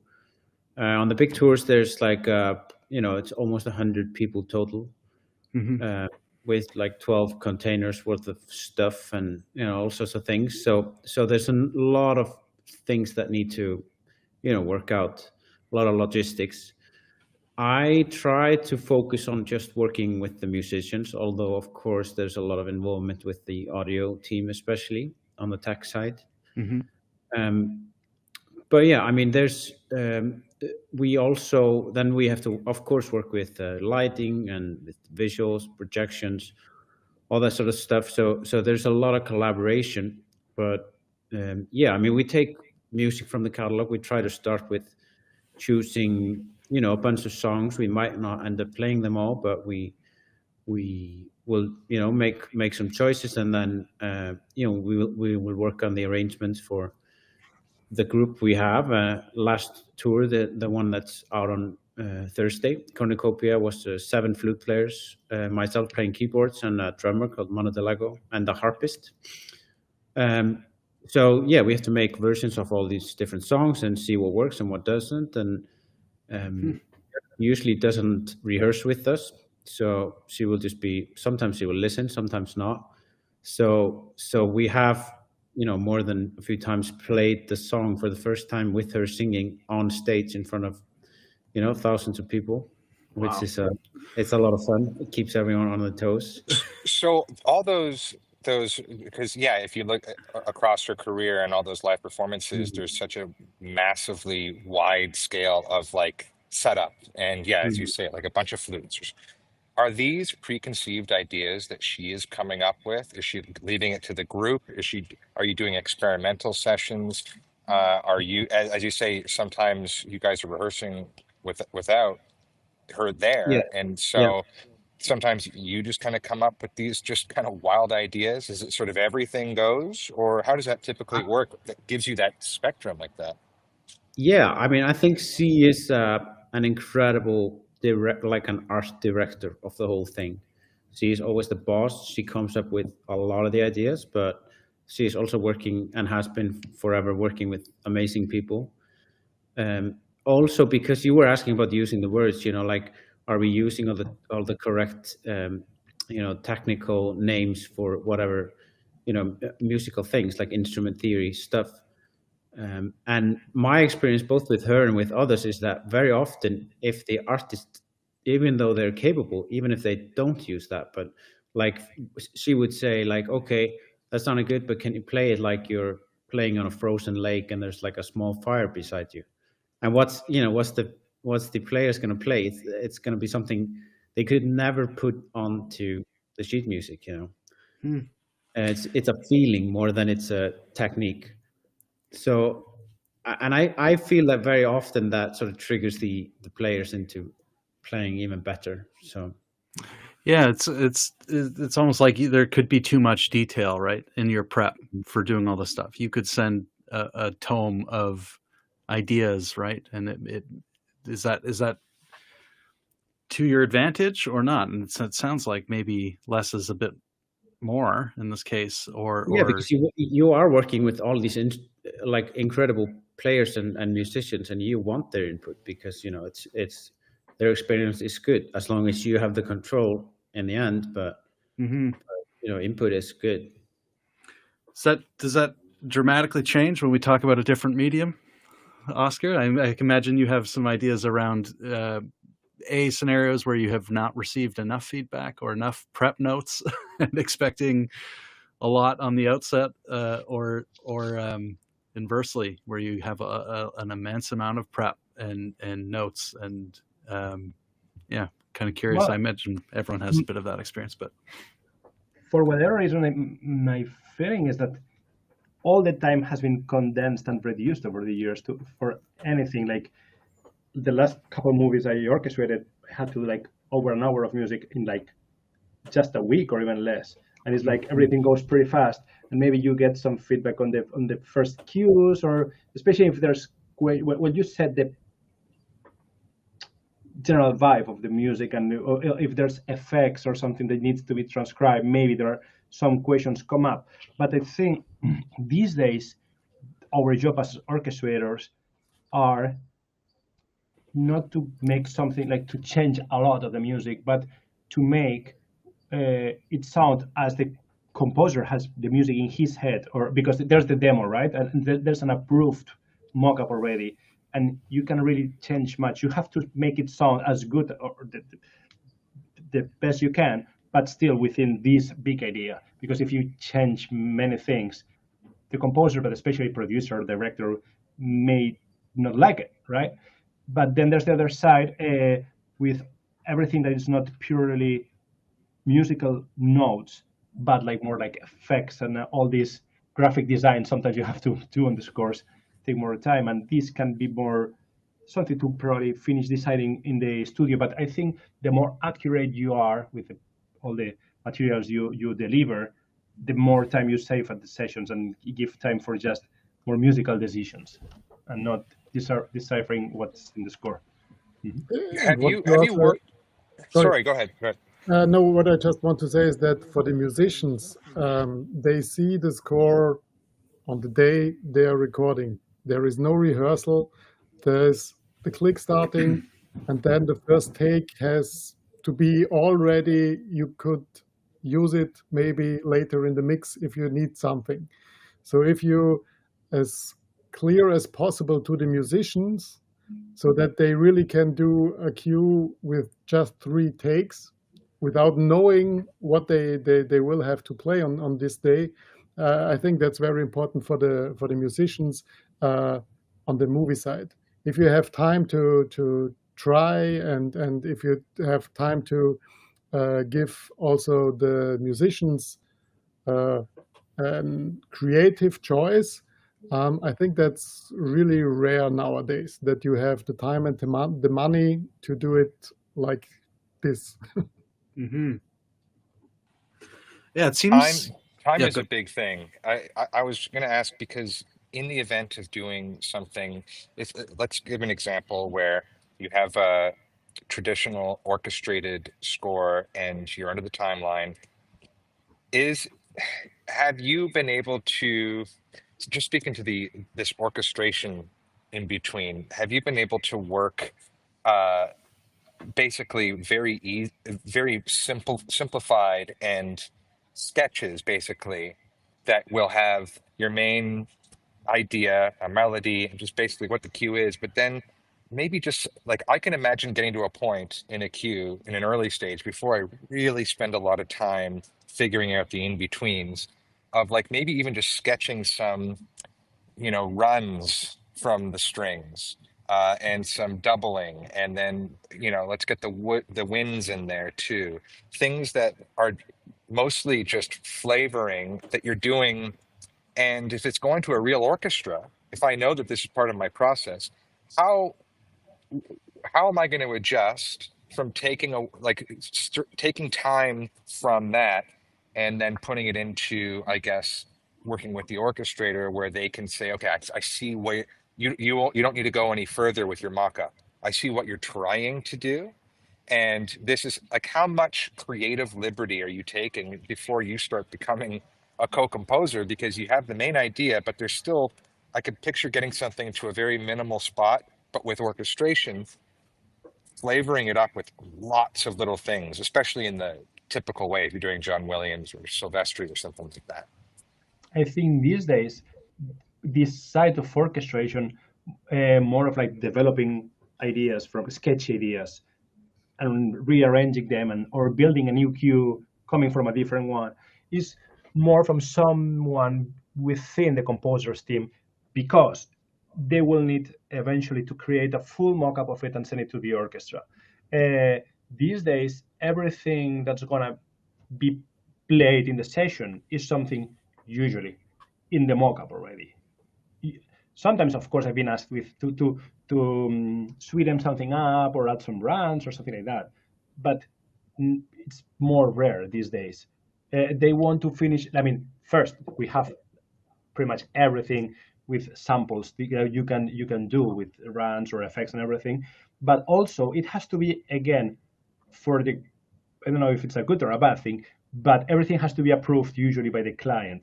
If it were more like an album, something more creative or artsy, you have more freedom. But then when there is like a director or producers behind it, everything has to be. I mean, the music is not important anymore. If there's something cool done afterwards, if it's working with the picture, that's what they want. And I think Bernd, is there, how many times these days do you record without a mock-up? Pretty much every time is the same sort of very detailed mock, not sketchy, right? Everything is there already. sure, because the music in film is just one thing. It's not like you're listening to music and it's the main thing. It's that music is just a part of a bigger thing, and it really depends also, I think, on the director or the producer, how much he is into music. So is he just watching the picture and that's the most important thing, and music is just helping? Or is he giving the whole emotional thing to the music, which then supports the movie much more? And if there is really an emotional, I would say, binding from the producer to the music, then he really wants to have it like it's in the mock-up, just better. Well, a lot of directors don't know how to hear past a bad or a cheap sounding mock-up, right? Like I've found before where I'm presenting something because I think I have an idea, and before I go like down the well of just making it sound very good, I'll present it to just get approval that this is the right direction. And sometimes, depending on the director, they might hear it and be like, well, it's not really sounding there yet. And I have to say, like, well, it's not, I need to really work on this. And so I guess I'm wondering, have you worked with, mock-ups that do contain everything that's going in, but in no way does it sound great yet? Like, can I maybe think that there's a project that I could do where I could know in my head that an orchestra is capable of doing what I'm laying down, but my mock-up is really difficult to get that going. You know what I mean? Because sometimes the you're writing towards what your patch capabilities are. In my opinion, for that, you need a big trust from the director or producer that, like, look, this is gonna work great. It will be something like this, right? Back in the day, of course, John Williams would play something on the piano, or they would even have like first stage of recordings as the demo for the final music or something like that, right? But these days, it seems pretty much anyone can produce a decent mock-up. Everything kind of comes down to that. And you would really be surprised with how good just mock demos sound sometimes. Of course, you can compose a video game or a movie these days with no real orchestra. That's not the point, I know, but you can finish it and produce it very, very, like, almost like very realistically. But still, just for the purpose of being a demo, a quick demo, you would be surprised with how great they sound sometimes. And effects and like anything, solo instruments, and of course it's still way better to replace it. But yeah, they sometimes are used to the so much to the demo, sounding so good that the recording only can be better than that. If it makes sense. Sometimes when you're mixing, you always put a little touch of the samples back so that they can remember the sound of the samples. But that's a secret. Oh, for sure. Apparently, that's just the industry standard I've heard from other composers, where just typically, like, even if you're going to real orchestra these days, a modern movie, you don't know it, but you're hearing orchestra and the samples together in whatever mix works.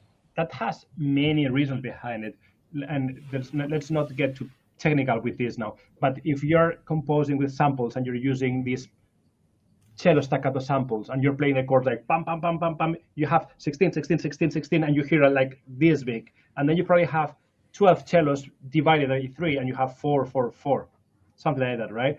And they are used to the big sound. So this is sometimes a big problem as well, dividing a lot the orchestra. If you divide like violins A2 or A3 each section, you end up with a chamber size section, and of course 3 violins will never sound like a section. 4 violins will never sound like a section. Starting from 6, 8 is a decent section, and from there up you can, of course. But it's when you start dividing, it's like the horns. You want a big unison horn section, go for 8 horns, 6 at least. But if it's 4, you can tell it's not a big, epic section we are used to hearing these days, right? That being said, that's why we do a lot of overdub these days. And that's you can compare that with all the CGI and everything being done these days with computer for the visuals, right? I think it's the same with orchestra. You can have 60 bodies playing dun, dun, dun, dun, dun, dun, like all strings playing that, right? And then you can have all violins in octaves playing the melody with all the cellos and violas playing concert 9, and then still a third pass, everyone playing the chords, and you add all this together, and it's a massive sound. It's like what you would do with saturation with the guitar or something like that, right? It's just like bringing up with almost distortion, this fatness of the sound, I would say. So this is completely different to the old days, when the music was more like concert music. Really, that's what Bernd was saying. Now the music is just like something more secondary and sometimes atmospheric, so a background in the music. In the 80s, that you were watching Superman or Indiana Jones, it was like a concert orchestra playing right next to the characters. It's interesting. Like, I just going to go back to something we touched on there for a moment, and it was, about production timelines kind of shrinking. And I think there's this idea that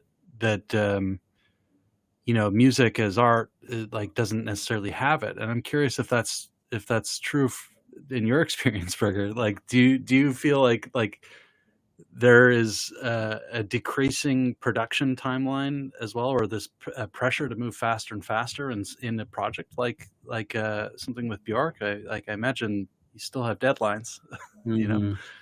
Yeah, well, I'm lucky that most of the projects I have are long projects. I have time, but of course, in between, I do projects that are a very quick deadline. And I think there's a balance there. When the deadline is too loose, it's also not good. So yeah, but I mean, of course, I think a week to orchestrate an hour of music for a film is crazy. That's you would probably get better results if you gave it 2 weeks. But yeah, I think. Is that making you nervous, Jay? Yes, it does. Just typically, the way I've grown has been because of timelines, because it's forced me, and typically I've done better work, but I don't like that as my process. Well, yeah, I'm just sort of curious because I imagine everyone probably has an idea right now about if you had to look at your experience and try to advise somebody else who's about to go and do this, and not necessarily Jay, we're just using him as an example here, but Oscar, what's kind of like, if someone can't really fully afford you and for your full time, but you're wanting to help them, what would you tell them to make sure they have really buttoned down for you before you begin your process? And the same for everyone. And I'm curious, what would you advise someone to really have together before you pass it along to another artist to do their job? Sure. Well, that's what I have my assistants usually do for me, which is make sure everything is cleaned up, quantized to what it's meant to be, like the media as clean as possible. Basically, everything that doesn't involve any decisions, musically, orchestration, and the more I can focus spend my time on deciding which instruments to play what, and then all the directions I have to give. That's what I have to do. Everything besides that, like cleaning up MIDI and things like that, is more like something more mechanic than musical decisions, like some assistant my side or on the composer's side, or the composers themselves sometimes can do. So the cleaner they deliver it, the less time I will need to spend on that and focus more on orchestrating. Does that make sense? Yeah, absolutely. How about you, Bernd? I would say when it comes to recording, I'm not the expensive part. It's more the orchestra. So when there is not the budget, maybe you can try to get the orchestra or the sections a little bit smaller, but then doubling it and so on. That's what could help. And also deciding which instruments do you want to have recorded to get it more humanized, to get it more lively, and which of the instruments could still stay as samples. I think that's a decision you can make. Or you can also do just sweetening sessions. So you keep your kind of sample mock-up, but then sweetening it with a small section of strings and so on. For the mixing thing is always, I think it's the same with like Oscar said, if it is clean as possible, then you can just start mixing, and you don't have to do a lot of editing. That's helping a lot. And I also have to say, if the music really interests me, then it's also much easier to get me.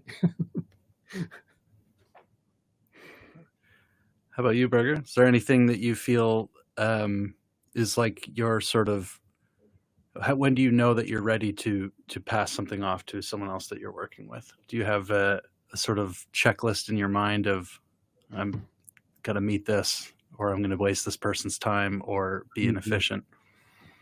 I mean, I think, in general, trying to keep things clean, labeling things, not having channels named channel 1, 2, 3, and, that sort of thing is, very easy. It's easy to mess up when you're in a hurry, but it's also very easy to do while you can remember. But for someone else to, if there's a mixing engineer or, whatever, if it's unclear, then it just makes everything a headache. So like Oscar was saying, keeping things clean is super important. Prep.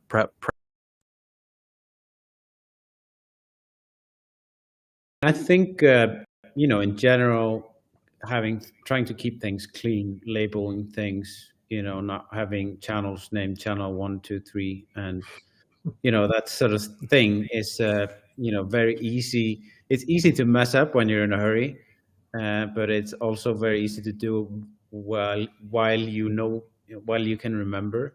But for someone else to, if there's a mixing engineer or, whatever, if it's unclear, then it just makes everything a headache. So like Oscar was saying, keeping things clean is super important. Prep. Seems like So, and then the very basics that goes for me and for these guys too, I guess. Make sure the deliveries are correct. Everything's ported from bar 1, of course, so they don't have to figure out where things go and all that. And of course, make sure no instrument is called contact. Yeah. Nice. Jay, do you have any burning questions? I've No, got I'm a just bunch here. I'm guilty of just a few of those. On my first delivery of this to my orchestrator, there were a few tracks that I didn't realize the tracks were named all, but a few of my regions still had instrument 162 or whatever. And so he said, "Hey, what are these?" And I was like, "Oh crap!" And I thought I had it all cleaned up, but I found it. I know what it was. It was, and that was a lot of the other conversation I was having, is that we had dictated what is even going to the orchestra. There were some other elements like harpsichord, piano, harp that I'm not doing, and that they're going to be hearing my wave stems of those that they're going to be playing along with. And that was an interesting conversation about just what's going. And we opted to just have the strings, winds, and horns, and then everything else, all the other accoutrements are, I think, totally satisfactory with some really good samples. Yeah, that was what I was figuring out. Has there been any tools or tech that's arrived in recent years that has inspired anyone and made you feel more creative? Lots, all the time. It's like, how much money do you want to spend, I guess, right? A lot, or maybe very little. I'm sort of curious. Like, has you know, obviously there's a lot of buzzy stuff around AI. I haven't seen any that's blown my mind in this space. I mean, I am a bit of a hacky composer in the sense I hear music that I like, and I can understand when something's it's pleasing me. But when it comes to theory, I have very, very, very little of it. For some reason, I rejected it, and I regret it, you know, later in my career. But I've been finding tools like Scalar, and I even played around with a tool called Orb Composer for a bit that was started to, I felt like was helping me train. And you know, shout out to what Burn you guys are doing over with VSL. I feel like the moment I got my hands on that, I started to understand the relationship of an orchestra better, because in my head, in my earlier compositions, it was just kind of spray and pray, like, oh, I'll just keep putting this same violin on top of things, and why isn't there space for it in my mix? You know, it's like, it felt like that those tools are for me, they're massively impactful. I'm hoping to pick some tricks from you guys here, but I would say for me, it's always, you know, trying to get as close to the sound I want to mix already while recording, so that I don't have to do much in the mix. I can also be very creative when mixing, not thinking about frequencies and everything. So I can really mix. I can write the orchestra and so on. And so for me, trying different microphones on the sections and so on to get as close as possible to the sound I want to have in the end. That's kind of my things I try. And then also having the correct, I would say, mixing template, so that in the end you hit bounce and everything gets out of Pro Tool how the client needs it, with just one click. And because, you know, nowadays you really have also to mix fast, so that in the end it's always kind of the right workflow, where you don't have to think if you have the right files and the right file names, because you know it will be the correct things, but you just hit a button, and it's not a creative process. It's just the office process, and you can stay in your creative, would say, zone while mixing and doing the things you have to do to get file delivery. It's just on a button or something. awesome. What has this kind of, and I know a lot of people don't like to revisit the pandemic, but I'm kind of curious, did you feel that this industry, from your vantage point, was already set up to be almost pandemic proof? Like when the pandemic hit, were you like, oh, it's good, we've got all the remote tools we need, we've been doing this for years, you know? Or was it a big, oh, how are we going to do this? I'd be curious to explore some of those pain points, or smooth things if they were.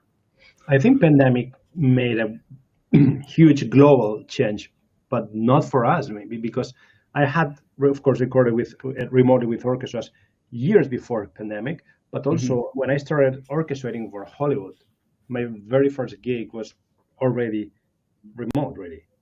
So I've never had to go to LA for a project, really. So I would get the files and send the PDFs or whatever for revision, so it was already remote. But then, even with the sessions, the bad thing about Source Connect and all this technology is that I'm missing out so many sessions and travels, which I love to doing. Right. Yeah. Yeah. Sometimes it's not, if it's just one day of sessions, or depending on the time or even the budget, sometimes you just do not travel to the sessions anymore, or it's not needed and doesn't make a huge difference, or just fewer people on the team travel to the sessions these days, right? Because the rest of the team can stay in their own homes, basically. So yeah, I think I can't remember a big change since pandemic for us. I don't think that's a mark point for me in terms of tech for that remote work. How about anyone else? Yeah, I mean, we got really lucky here in Iceland because we had, we had not a lot of restrictions. It was very loose here. So there was a lot of new opportunities for us working in, orchestra recording, choir recording, that kind of stuff remotely from Hollywood or from other places. So yeah, the fact that the tech already being existing was really helpful in helping us get everything set up very quickly. Yeah, Iceland seems like it's like such an interesting place because it's both. It seems to have an extremely collaborative local scene. I don't know if it just feels that way from the outside. Oh, that's right. It to be. Oh, we may have lost Jay's cell phone battery or something there. But the here, let me just let him back in here. Here we go. Yeah, so I was just saying that Iceland seems to have such an incredibly tight collaborative community that's very, very local in many ways, but being such an isolated place, I'm curious, has that had an impression on you when it comes to remote collaboration? Is it do you have a lot of collaborators that are outside of Iceland as well, or do you feel like you? Sure. Sometimes, but I think the thing is that people really want to travel to Iceland anyway. Mm-hmm. So yeah, people will travel here to record. I mean, Justin Bieber's been here for the last few weeks recording, and we have incredible artists coming over all the time for both for classical, for cinematic, for pop. So I think that's the collaboration is more happening here.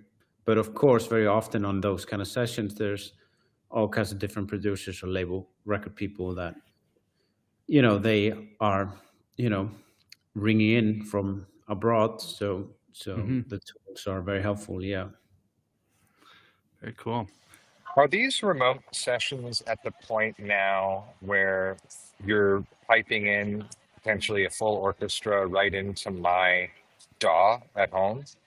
And I'm watching the WAV files go in. Are we there? I mean, I'd be very curious to hear Bernd's perspective on this, and then I can follow that up with some tech that I think we can bring, but that may not be happening.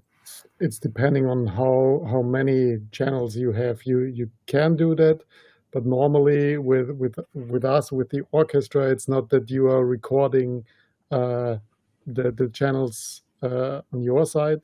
Normally, we're just sending out a stereo or 5.1 mix, even sync to the movie if needed. And after that, at the same time, you can sync your files to whatever Dropbox or whatever, and it's, I would say, 5 minutes or 10 minutes after you have recorded the cue, it's already online and on the other side, and that with. As Oscar said, sometimes you're recording around 800 tracks for one cue, so that would be a little bit hard. Okay, Still hard so to the internet. wow, I understand. That's crazy. 800 tracks for one cue. So It is that? needs Give a an lot of example of that. texture. Is that what Hans does? Sometimes, yes. It's It's all always, violins. it's always depending if you're recording tutti or if you have really single sections. Then it could happen that you have high strings longs, high strings shorts, low strings longs, short strings short, low strings shorts, and so on. And then with every path you have around 30 to 60 microphones. So yeah, it's. The text number is going high very fast. But Jay, that's not just for crazy reasons. Sometimes you just need the different stems. For this video game, maybe we need brass is a separate section, but then you need horns separate from the rest of the brass because it will be in a different layer of the. In video games, music is just maybe different layers. I understand. And you will be Yeah. using one, but not the other one. And then you need to record things separate. Sometimes for mixing reasons, sometimes it can be for artistic reasons, but sometimes it's just for practical reasons because there's no way to split that after it's recorded, right? So you keep Yeah. adding up passes or overdubs, which means dozens of mics for each pass, of course. So, how did Dolby Atmos change your worlds? I'm kind of curious if and it's totally fine if it hasn't changed any of your worlds yet, but I imagine that the control room at bare minimum for Synchron, you guys are doing Atmos now. Was it a big deal transforming that? We already started when we built the studios. We already were always, I think we started in Control A with Auro 3D because it was more of a recording format, but everything was already thinking about immersive sound. So that was not a big deal. I think it's cool for the cinematic sound to have that Dolby Atmos. I think sometimes it's too hard pushed, So doing all these old rock and roll things into Dolby Atmos, I'm not a big fan of it. Yeah. I think if you really want to have a cool Dolby Atmos pop or rock mix, you already have to produce into the Dolby Atmos format. Otherwise, it sometimes makes not really sense. But I don't know, Bergo, did you already produce and mix in Atmos? Quite a lot. And I mean, I think like we did this new pure concert film in Dolby Atmos where, because the tour was, we had a 360 sound system for the audience. So there was sort of a natural transition. And I think it works really well. With the recorded music, we've been doing Dolby Atmos for quite a while. And I think you're right. I mean, maybe it doesn't have to be produced strictly for Atmos, but we have to keep it in mind while we're making the music, thinking about, okay, here's a textural element that would be really nice to have, swirling over your head or whatever. I think the bad thing about it is that unfortunately the stereo translation of, I mean, you can't just really mix it in Dolby Atmos and then bounce a stereo down mix, because it won't sound as good as a proper stereo mix, at least not yet. Mm-hmm. So you always have to do sort of two mixes anyway. And the reality is that 99% of people are going to listen to your stereo mix anyway. So the focus has to be there. And the Atmos mix is sort of on top of that. And it's also that 99% of the listeners will listen to the Atmos mix with headphones. So exactly. Apple AirPods, which is a different version of it too, right? So Dolby Atmos with speakers is really, really cool, but it never translates really, really cool to the headphones. So maybe it's getting better. Exactly. I mean, I'm guilty of my AirPods Pro, and I kept it on. I kept the spatial thing on, and I like it. I've always been interested in the immersive space. Worked in 360 video when that was kind of the rage, and built some microphones for it, and kind of have watched the conversation evolve quite a bit. And certainly when it comes to immersive spaces and big spaces like the Sphere in Vegas, these are incredible experiential type things that kind of make a lot of sense. But I thought, I mean, correct me if I'm wrong, and I haven't done any major Atmos mixes, certainly not for anyone else. I've just been kind of tinkering with it myself, but I feel like there's a deliverable streamlining aspect to it for the film industry, so that it's basically like you've got theaters with all these different speaker configurations, and you don't need to now think about that as much. You're just going to be like, okay, Netflix, you're going to get the Dolby Atmos mix, and then the user at home may have 7.1, 9.1, whatever. And I think that this is a problem that the music industry has faced. I think that a lot of people that like music want some sort of immersive experience, but we were kind of left with no medium to really enjoy it unless it was tethered to video. So it was like the 5.1 music CD was like, how many people had a playback environment to really experience that properly, right? It was you'd hear a 5.1 mix of a song strapped to a movie, and maybe have that incredible experience. But and then going back to like Quad, where the industry went deep on that for a moment there in the 70s or whatever that was. I imagine the industry itself has felt kind of somewhat burned from taking these catalogs and giving them a proper treatment. And I think that seems like there's a bit of a promise with Atmos right now that it'll be a future-proof state or container for a lot of these works to go through. I hope that's the case, but I'm really curious, like, you know, Birger, as someone who's probably equipped for it, are you, you know, you look at some of your projects like Hugar, correct me if I'm saying that wrong, but like, you know, that's like a 2-piece. Are you guys planning on writing for this medium? And do you think about it that way now that you have your exposure to the tools and equipment?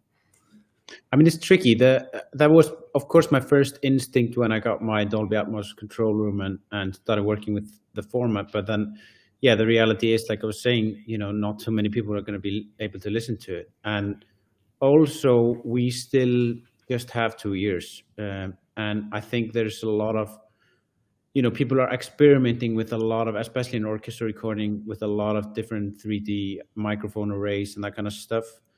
And having the orchestra sit in a circle around that and all these things. But I think, unfortunately, you know, or fortunately, the traditional orchestra setup that we all know and love, it's just such a big part of you know, how we associate orchestra. Mm-hmm. And so I feel that the standard, the Decca tree with, you know, outriggers and just like a standard layout works better than all of these kind of 3D recording methods. And I think it also translates better to the 3D or the Dolby Atmos environment. It's the original immersive format, right? Physical space designed and I think in the Dolby Atmos format, you can really create a big room. The orchestra is sitting in front of you. That's the stage. But with the Dolby Atmos, you can create the room which is surrounding. So you bringing a room into the cinema, and that works great. I think for us engineers, it's really hard at the moment, because even if you mix in Dolby Atmos, you never will hear what will be streamed on Tidal. It's different. You know, it's on Apple. It's different. If you're listening to a Dolby Atmos 7.1.4, it's different to a down mix. And so if you mixed in the earlier days for stereo, that was your stereo mix, and it was sounding, when you played it to the same speakers, it was sounding always the same. Now you're mixing kind of into a black box, and 10 mixes are coming out of that black box, and you have to judge every mix which is coming out of that black box if it's working. And you have to do a lot of compromises because it's not always time to make an Atmos mix, a surround mix, and a stereo mix. You have to build that one Atmos mix, and you have to maybe master or do something with the stereo mix and the surround mix afterwards. But I think at the moment it's really hard to say that's the correct mix, and I think that was much easier with the stereo mixes. I mean, I feel like I could talk about this for days, and I'd love to. I have just a couple more questions, and if anyone has to go, I don't fault you for jumping here. But Oscar, I'm curious if you have had to do any orchestrations to deal with an immersive plot that is different. Have you seen anything where someone's like, no, I need you to think about this in 360 versus the traditional setup, and you know, or is it... So far, I think like the output formats and speaker configurations have had anything to do with orchestration. Of course, it can have with the previous stage of composing or producing, when the composer has to think about putting something in the space, of course. Mm-hmm. But when it comes to orchestration, the orchestra is just sitting in the same space, so there's not much I can do myself as far as I can thing of it. Mhm. But It's it- more about if it's like decisions about like how you split different sections for layering, which of course can do a lot with mixing. So maybe if there's something that you want to do afterwards in terms of processing, including mixing or placing it in the room, if you stem things out, then you can play with that, play around with that. But I don't think we've made any decisions with orchestrator. I'm going to go far, far away from Atmos here for a second. And if we could wave a magic wand, what's one thing you would change about this industry? And this can be anything at this point. This is for the room. I'd love to hear every one of your thoughts on that.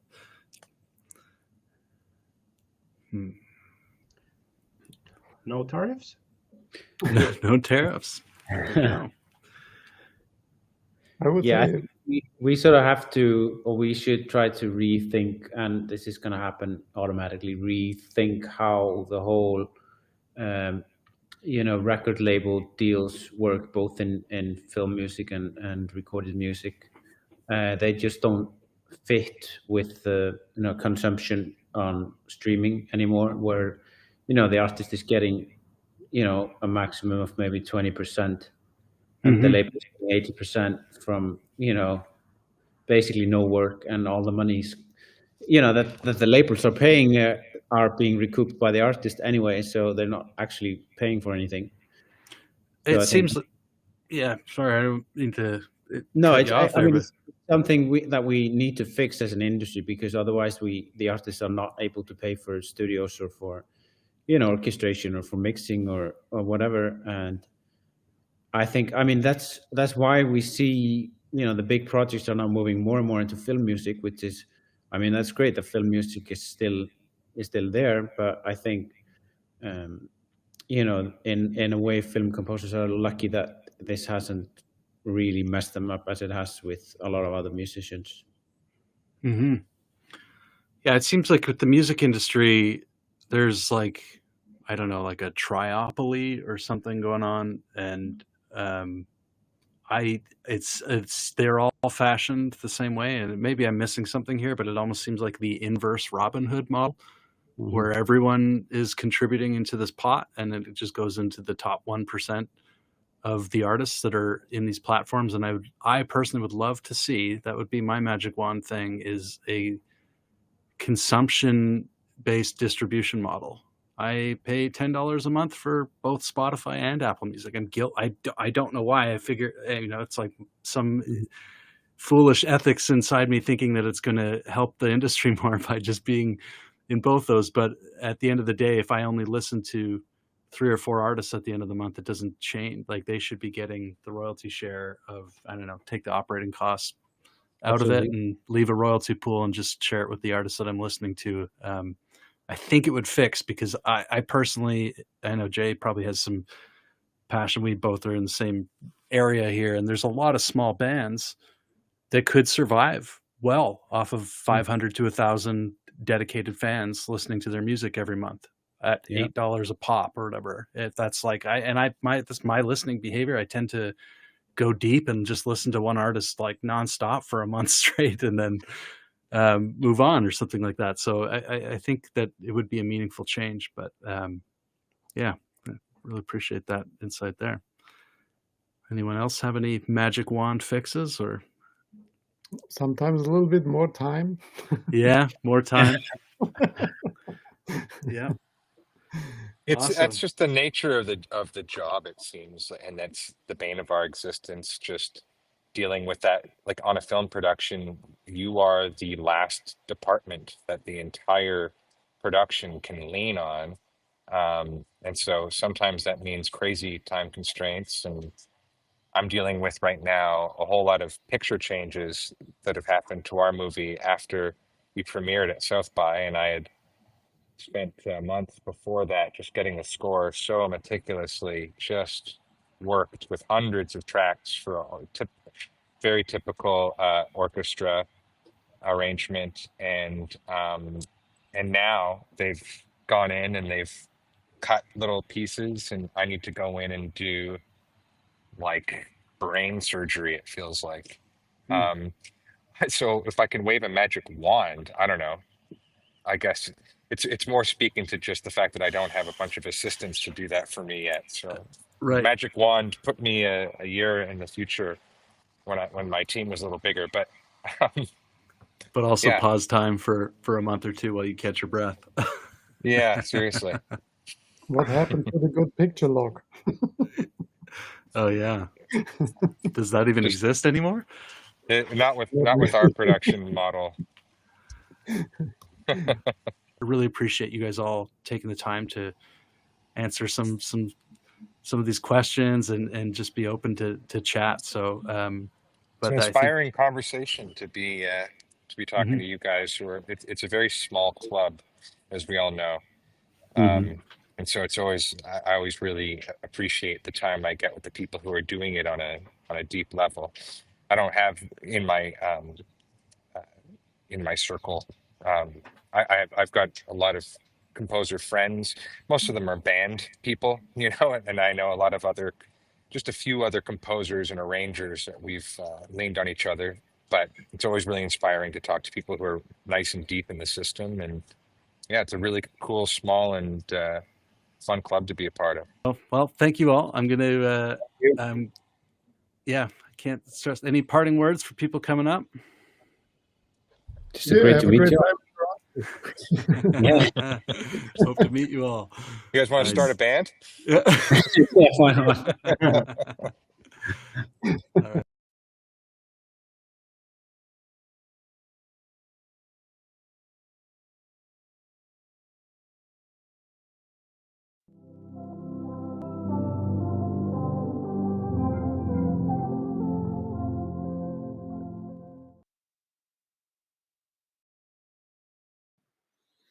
Hello, everyone.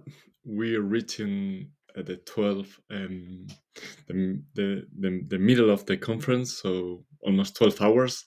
Now we're gonna stop the streaming.